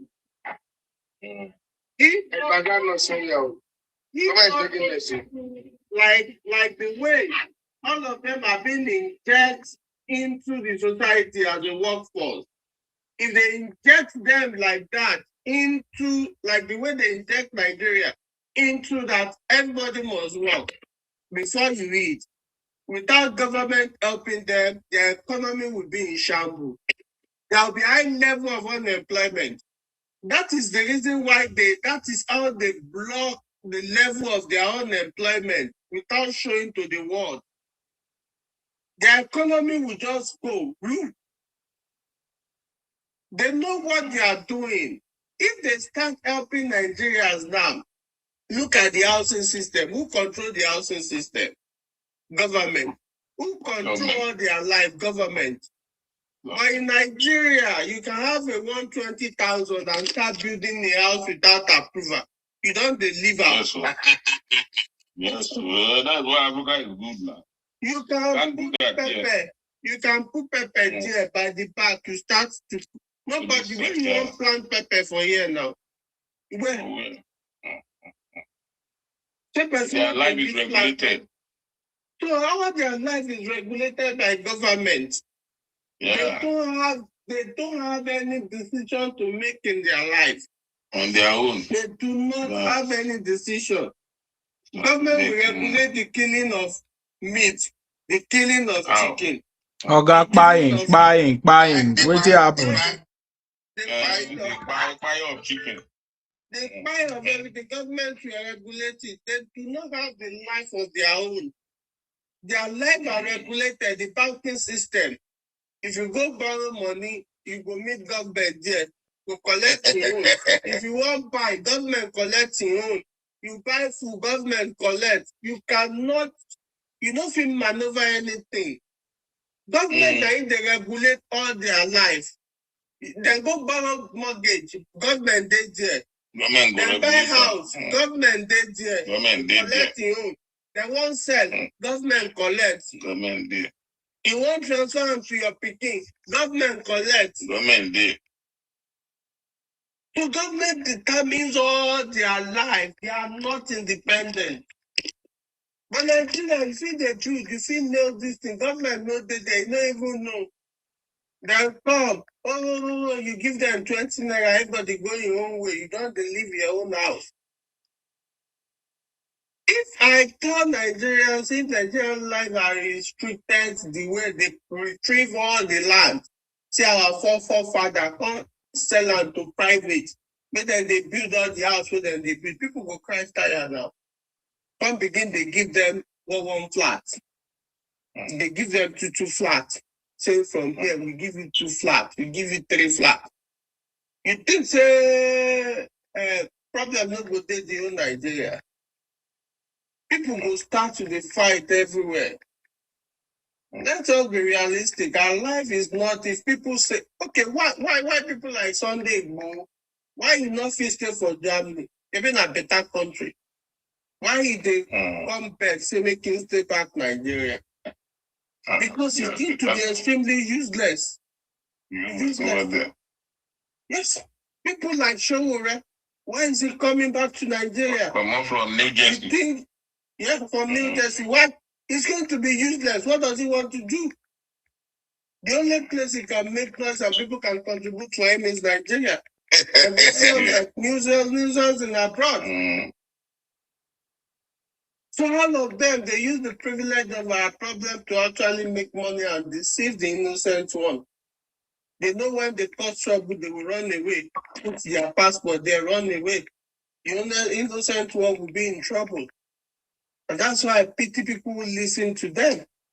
There is not listen to the devil. There is not to click on content creating. They are just doing content creating. Look at very dark man. The guy saying one go build house. If to send our people where they follow and get sense, if you build a school and the school collapse, keep by the children, who will they hold responsible? Government. Not be even him they build them on a bona boy money. Yeah, I just say he won't go. In the show up now say na money. The problem is that even though the school is covered property, you need to get approval. You need to get approval to do that. No structural engineer. It's even against the law. You go carry caterpillar, you go. What kind of country is that? An NGO needs to work with the government and you need to show people, I'm ready to do this. I have taken legal process. I have built a plan. I have submitted the plan for approval. So now you can't go build stupid school. You wait and give 250 million. Where you go? You want to build stupid school now? You can't go cash on top students. So they say government life don't spoil. Why you allow and build them? Yeah. They're not fit to anything. The guy they help he help. I think when you want to do something, don't do right thing in the wrong way. Don't do right thing in the wrong way. So a lot of people are abusing the process of the same process. They shall say no good. They are abusing it to actually deceive people. Honestly. Can we hear from Victor Obo, please? Good morning, everybody. I salute you. Yeah, listening for hours. I know. Mr. Henry, thank you for your contribution and from it. God bless your brains. You are very articulate as a place and God continue.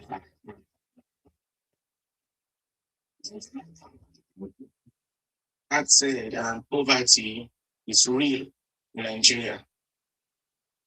And what we can assume to be poverty abroad is not actually poverty. You have access to work, you have access to food, and you are unable to travel, not because of your own choice. That is not poverty. If you eat what you see, that is poverty. You eat what you want, you are out of poverty. Period. If you are unable to have basic necessities of life, and you are suffering to the point that if you are sick, you are unable to take care of yourself because you lack the financial ability to spend in the hospital, you are in poverty. Yeah. You are. So wonder if poverty can make somebody to steal. Poverty can make somebody to steal. Greed can make somebody to commit crime. Okay? And we have concise difference. We have levels in poverty. We have levels in poverty. Yeah. One of the most difficult poverty to cope with is if you don't have housing on your head to lay your head. It's different. Let me just go straight to what people have been saying here, in my opinion. All those people that have been coming here shouting, saying they are owners of Lagos, let them, we know what is in their brain for them to say that. But I want to ask my one question. Eventually, if Tinubu win, can't you pity Obi and try to give him work? Probably, if we know that he like to, have go for price of granite at the roadside, why can't we give him a kind of work in the market for him to be relevant?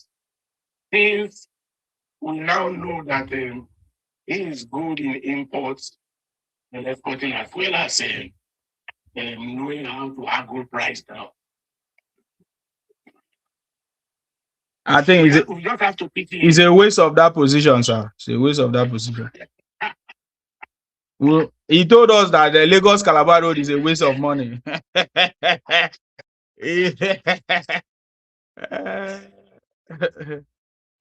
Everybody say that he's a billionaire already, sir. So he doesn't need a job. Go ahead. Of course he is. None of his followers can say, oh, let us see the account for the past 3 years of the income, of the inflow of into your account. If you cannot ask your leader, it means the followers are not helping him.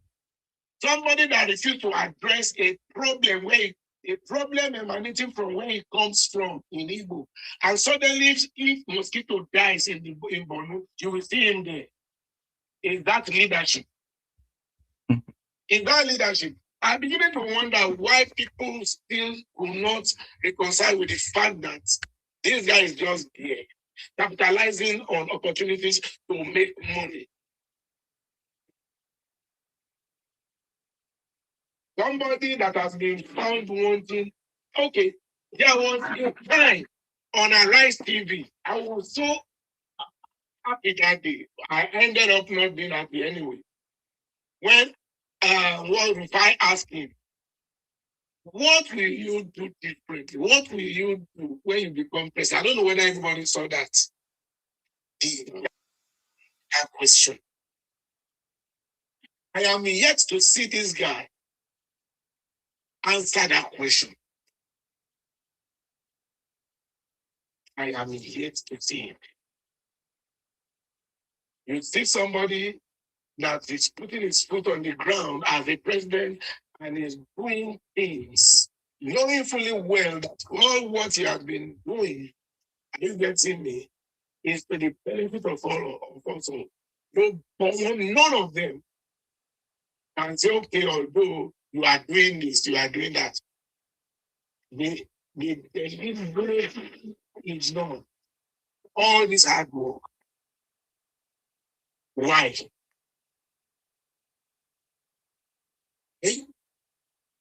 When people come to social media and they just open their mouth for argument's sake.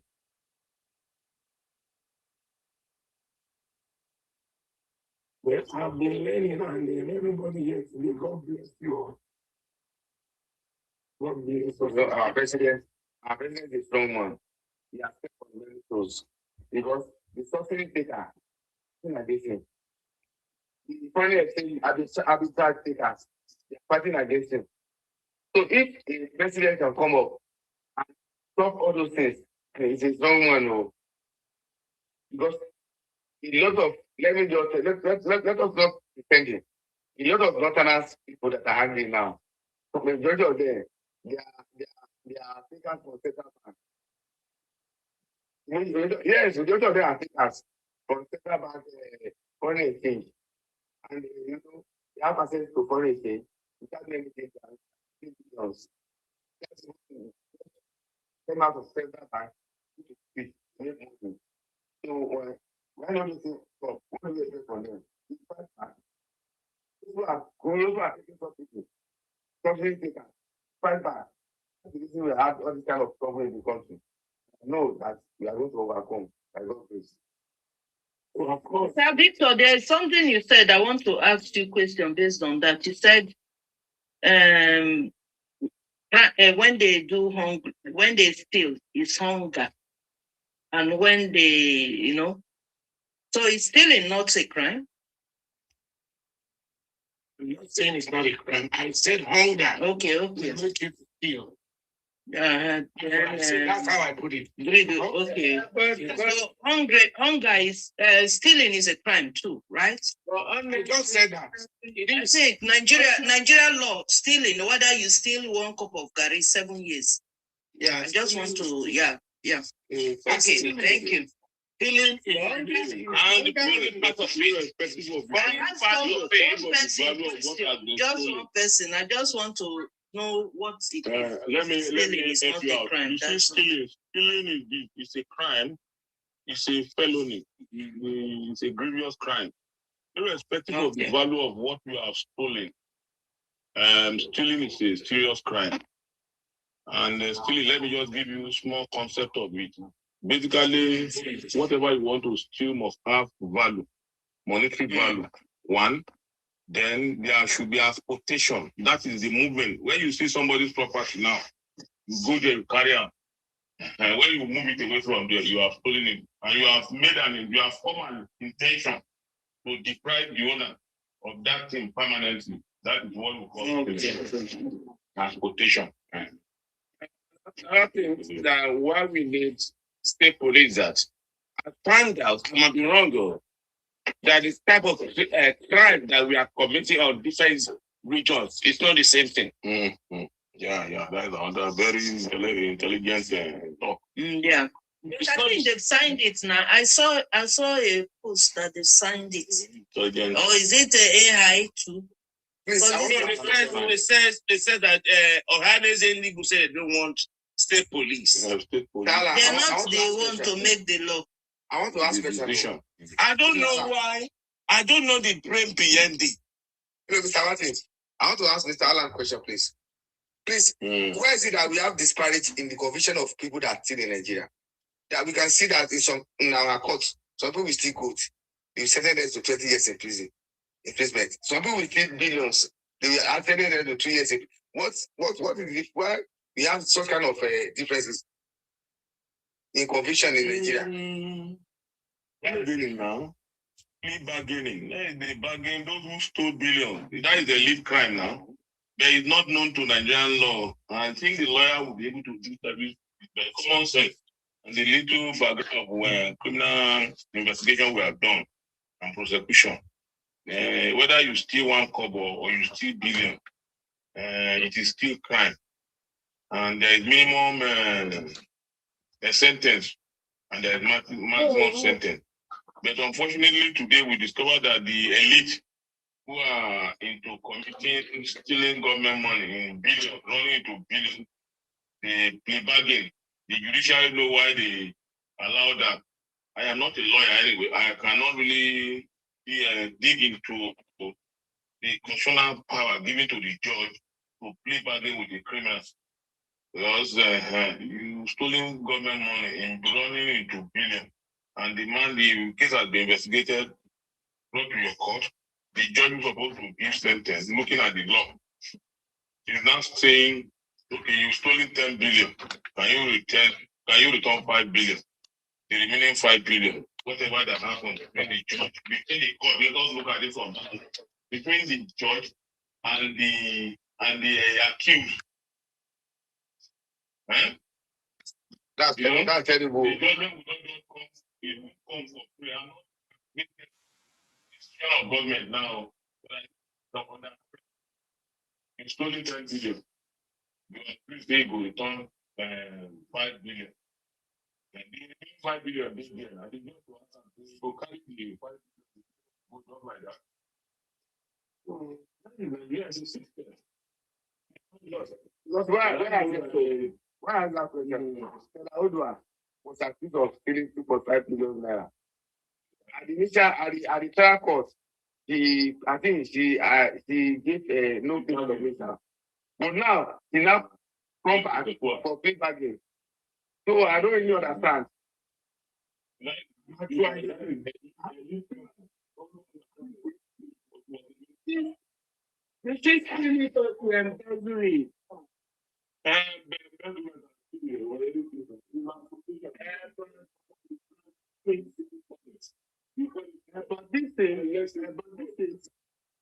But this is it. You know, the same thing happens to the Mehdir Hasan in the life of purchasing now, and it made them realize there is a free market. I can go to the market to buy this at the age of 10 naira. You can buy your own food with 10 naira.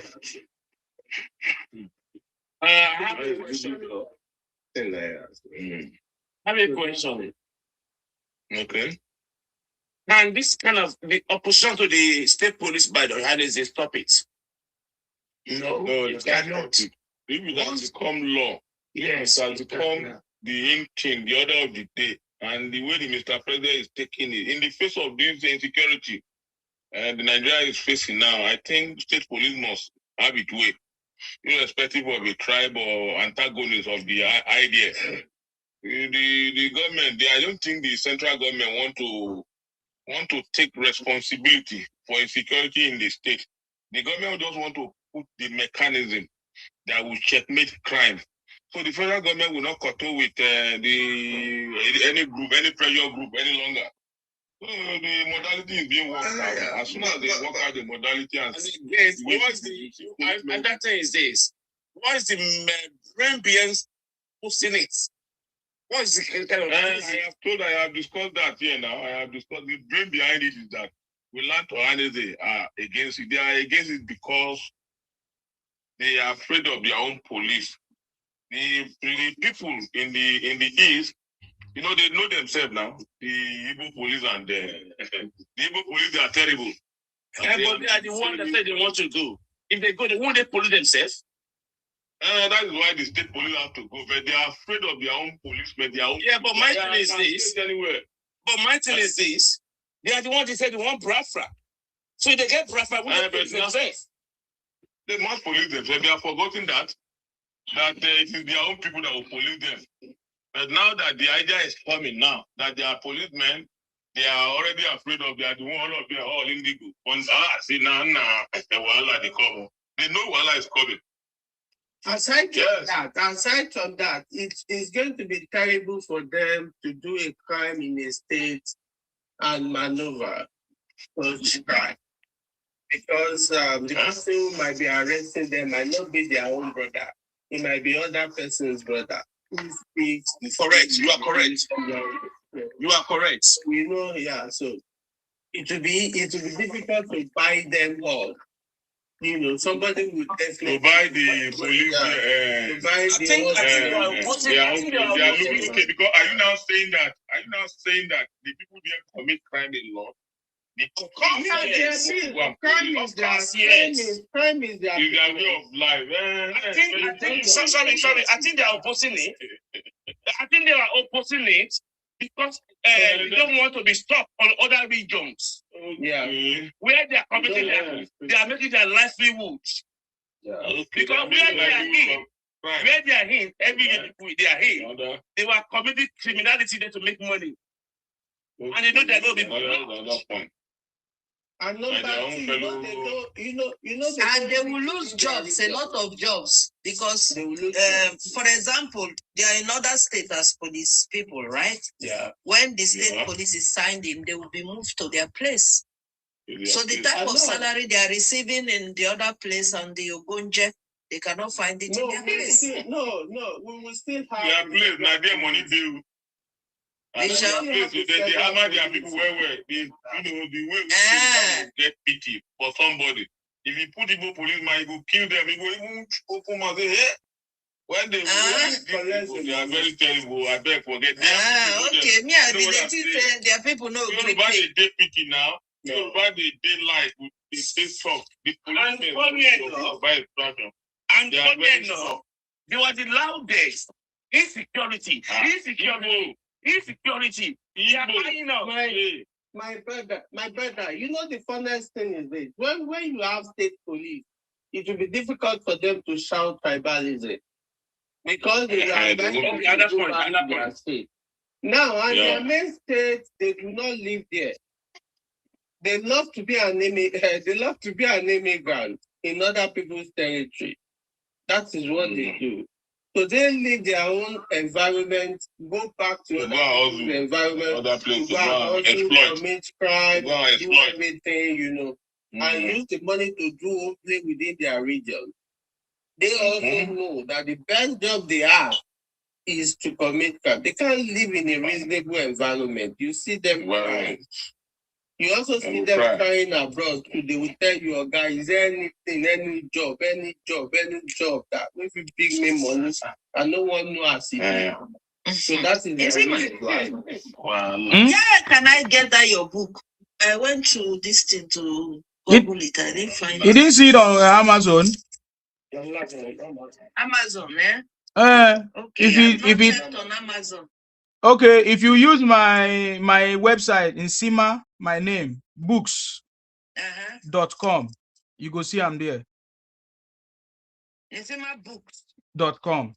.com. Yes. Okay, I will check out later. Thank you very much, man, for your support. Appreciate that. Woo. It's only Tinubu that we employ. Yes. It's an indigenous.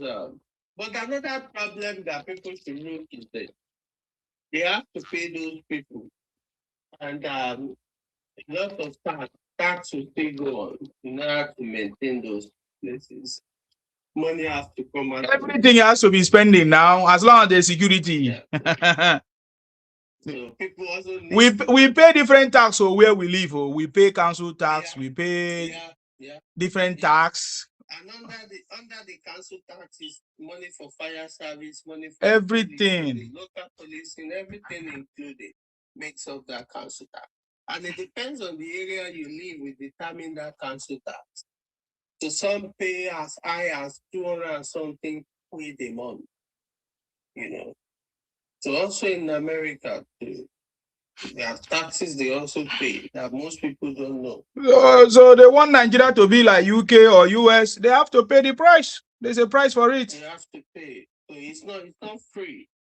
If you want to compare Nigeria with abroad, all those things are not free. You have to pay for it.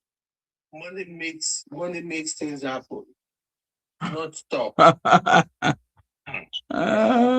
those people that normally produce fake medication, fake drink, fake investing, appearance, fake TV, fake everything. State police is coming for you. And they told us money in our water. Oble. State police is coming for you.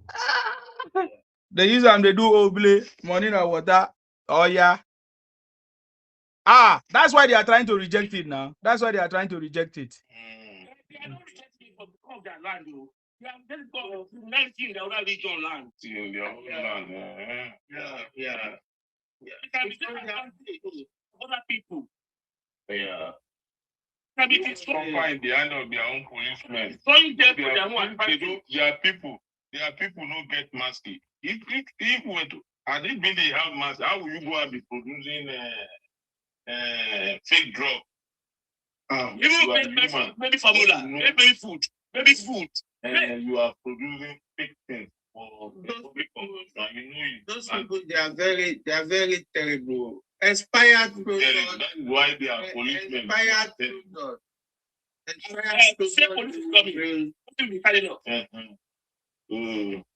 You know, on expired good, then go change the stuff. Change the label. These crazy people. I didn't say it's against it because economy is important for Igbos. They know the avenue they make money to criminalities. Yeah. Wait, what is the reason of against state police? I think economy is important for Igbos because if we have state police, they agree. Every state will mind their land. And every shenanigan of the Igbo will be carried up. So what do they mean economic impact? Maybe I don't understand that English. That's my problem. What I mean is that all those kind of fake medication, all those criminality that are doing in everybody's land, they are making money from it. There is no money to go and build mansion in Igbo land. We stop. They are not against it.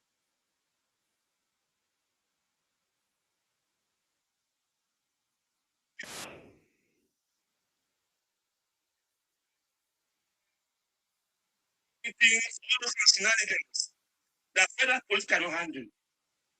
Because of federal police, that's what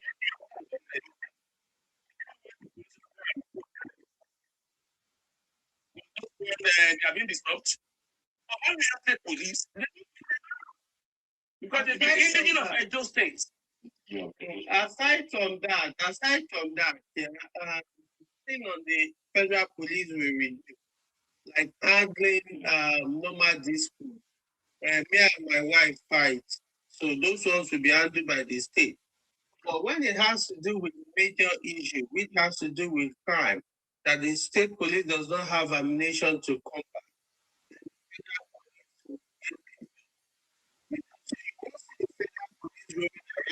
With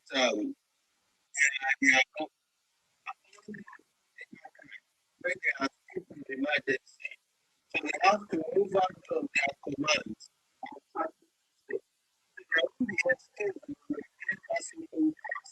Yeah, all the no, because those ones are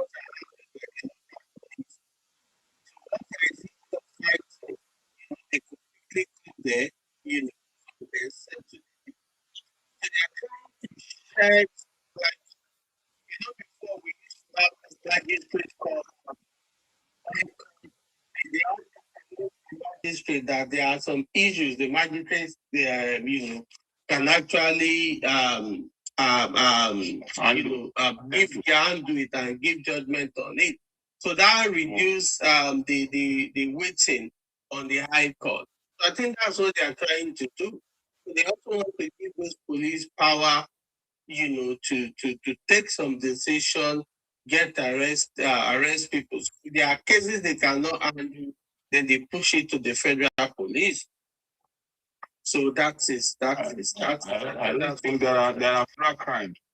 I don't think it's good. Yeah, I think car breaking, if you take car and go and dismantle and go and sell it. Yeah, all those Those federal crimes. It's not police crime. they are not federal crimes. They are not federal crimes. You see, the federal thing is that if a case is being investigated, for instance, in Lagos, and then the complainant feels that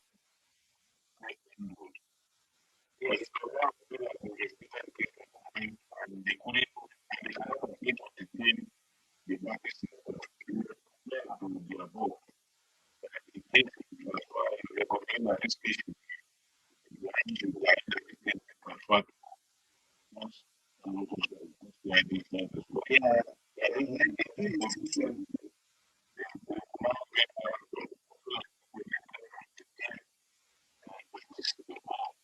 Yeah.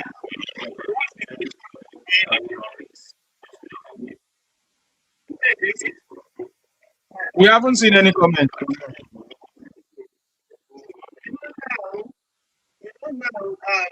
State police also have limited power. They cannot move to somewhere like and it is the type of the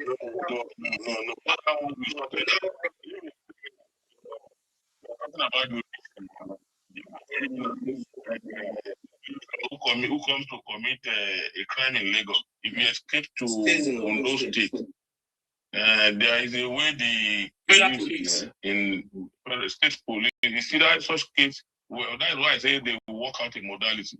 If a case will require that the police from Lagos should go to Ondo State, maybe the new modality will mean that if any case will require interstate investigation, such case will be transferred to federal police. Yeah, or that the same system that was being operated, where you fill your investigation activities, the state you are going to, when they know that you are police from that state, you get to them, they look at the paper you bring, they will still give you support. And I think it's even better the federal police go into that. Any case that will require that you move out of your state, like the FBI is doing. Yeah. They went over to FBI, like maybe post the idea or whatever, to take over the case, and they will be able to move down to. I think it would be good for Southeast to adopt state police. That state police is going to be the busiest one in Nigeria. The state police in the Southeast. The busiest one. They are going to be looking for organ harvesters. They'll be looking for all those fake machines, baby factory, littering the territory. Because they know that their people know. They'll be looking for. So that is why they are afraid. Yeah, they'll be looking for organ harvesters. They'll be looking for fake medication. There are many factories there. No, they know that they will expose them. And you know, Igbo man that is doing all this is looking for money now. The Igbo police too will be aggressive because he knows that this is what they do. So he will, like another time, he doesn't know where they do fake the drug. He will just be looking like John B. Say, waiting be this. I also go say, "Menene, one not fake drug, ne? Allah, okay." But Igbo man, yeah. Now we have expect Ohaneze to actually support it. They are terrible. No, I will expect Ohaneze to actually support it because they will clean up their land. They won't support it. So they want organ harvest. Oh, guys, please, can you do something for me? If you look at the middle of this live, you will see something that look like love. If you can just send that to me, please. It look like love. It's not, I don't know whether it's up to even 1p or whatever. But it look like love. Something like that. Look like love. Something like this. I don't know if you see it. Let me see if I can pin it. Yes, I've just pinned it on the screen. It look like love. I don't know what they call it. So yeah, let's. Oh no, this is not this one. Yeah, it looked like Heart Me or something. Yeah, it's not the one I pin. No, this one is subscription. This one is subscription. This one is money. That one is not money. Yeah. That one is not money. I don't know how to do it though. You see, man, how could I connect with you? I want to what you said. Yeah, you have my number, so just send me a message again. Let me get your number again. I will send you a link. That's not a problem. Sorry, sir. Sorry for interrupting because na TikTok 9 they send me message. I can't find it. I thought it was the one that was on the middle of my page, but it doesn't look like it. That one look like that one. That you can see 46. Oh, yeah. That's it. I think that's the one. Click on it, yeah. Then you pass the Okay, thank you very You much. mean when they wrote in Seaman join? Yeah, then you fill love plus 46. Yes, love. Yes, love sign. Click it, then it takes you to one coin, one rose. One year, so that's Okay, thank you very much. I don't know what the South people actually want. I don't get it because everything. They are the loudest. No. Security. Insecurity. Sir Martins, what I wanted to talk about, let's kind of now take it to another level. What they are actually saying right now, you know, we are, for example, now they are trying to demarcate the country. They are trying to say a lot of things against President Tinubu, but they are saying that the Yorubas actually did it worse to Jonathan than what they are doing. So it's like the Igbos are trying to retaliate to what the Yorubas did to Jonathan. I don't understand, what did the Yorubas did to Jonathan when Jonathan was in power? Is it because of the protests that Jonathan must leave, or I don't even understand. I don't understand because that is the narrative. People always want to pin everything on Yorubas because that they thought they are opposing. Exactly. See, man, I've not seen this thing. It's painful. Okay, let's. Is it not their pastor that is it pastor or bishop that opened church of over how many thousand people and say good luck's name is good luck? Yeah, what's that man? Father Mbaka? Is that? That is a bad luck. Those Yoruba people too play their own part. But they claim, I'm going to the Igbos now. Igbo claim that we are brothers, right? Yes. Let's leave the Yoruba people. They play politics and they okay. But the Igbos, they say we are brothers and sisters and we are Biafrans. We will bring it out. Then Mbata opened a church full of more. If you see when I saw the video, the church big, then they said, he said, good luck, bad luck. Name should be changed to bad luck. That it should go away from there for Buhari. Now them talker. Yes. So now why are they turning? They are putting it on Yoruba now. That's their next conversation now. Yes. I'm supporting the Yoruba people. They play dirty politics, yes. Tinubu play politics to enter there. But the point I'm going, they claim that we are one. Just like what they are doing to Wike and Akpabio, they claim that we are brothers and sisters. Yes. In fact, we are Biafrans. So your Biafran man, there you go open to I go agree. I must click my own. I not go agree. Where's this love thing? Okay, can you see my name? Can you see my name, sir? If you look up, you see Sema. My bold name. 58. Yes, and then you will see the love sign. I think now it has increased to 58. 58, yes. You will see the love. Yes, beside my name. Pink. Is it not pink color? Something like that. On my own, it's white background, not the pink one. It's white background. Then with it has the white background, yes. But there's a love this thing inside. Red heart plus 58. Just click on the heart. Now Victor has done it. Thank you, Victor. Thank you very much, sir. Thank you. I can now rest. Thank you, sir, for your support. I appreciate that. Thank you so much. Thank you. You see. Nobody wanted Jonathan there, including the top politicians. I will tell you why. If Jonathan entered the game, they think Jonathan will be spending almost 12 years. 2 years as a vice president and 10 years as a president. So it's going to be the highest president. And that is why everybody went against Jonathan, including the G7 governors, including the politicians. They don't want him to be the highest democratic president in Nigeria. So that is the politics they actually played for him. So if he had stepped down within that period and he has chosen another person, PDP wouldn't have collapsed. So that was what happened to Jonathan. So they played the politics very well to get him out of office. I also think that regime, was riddled with corruption. Every Nigerian was seeing it. Every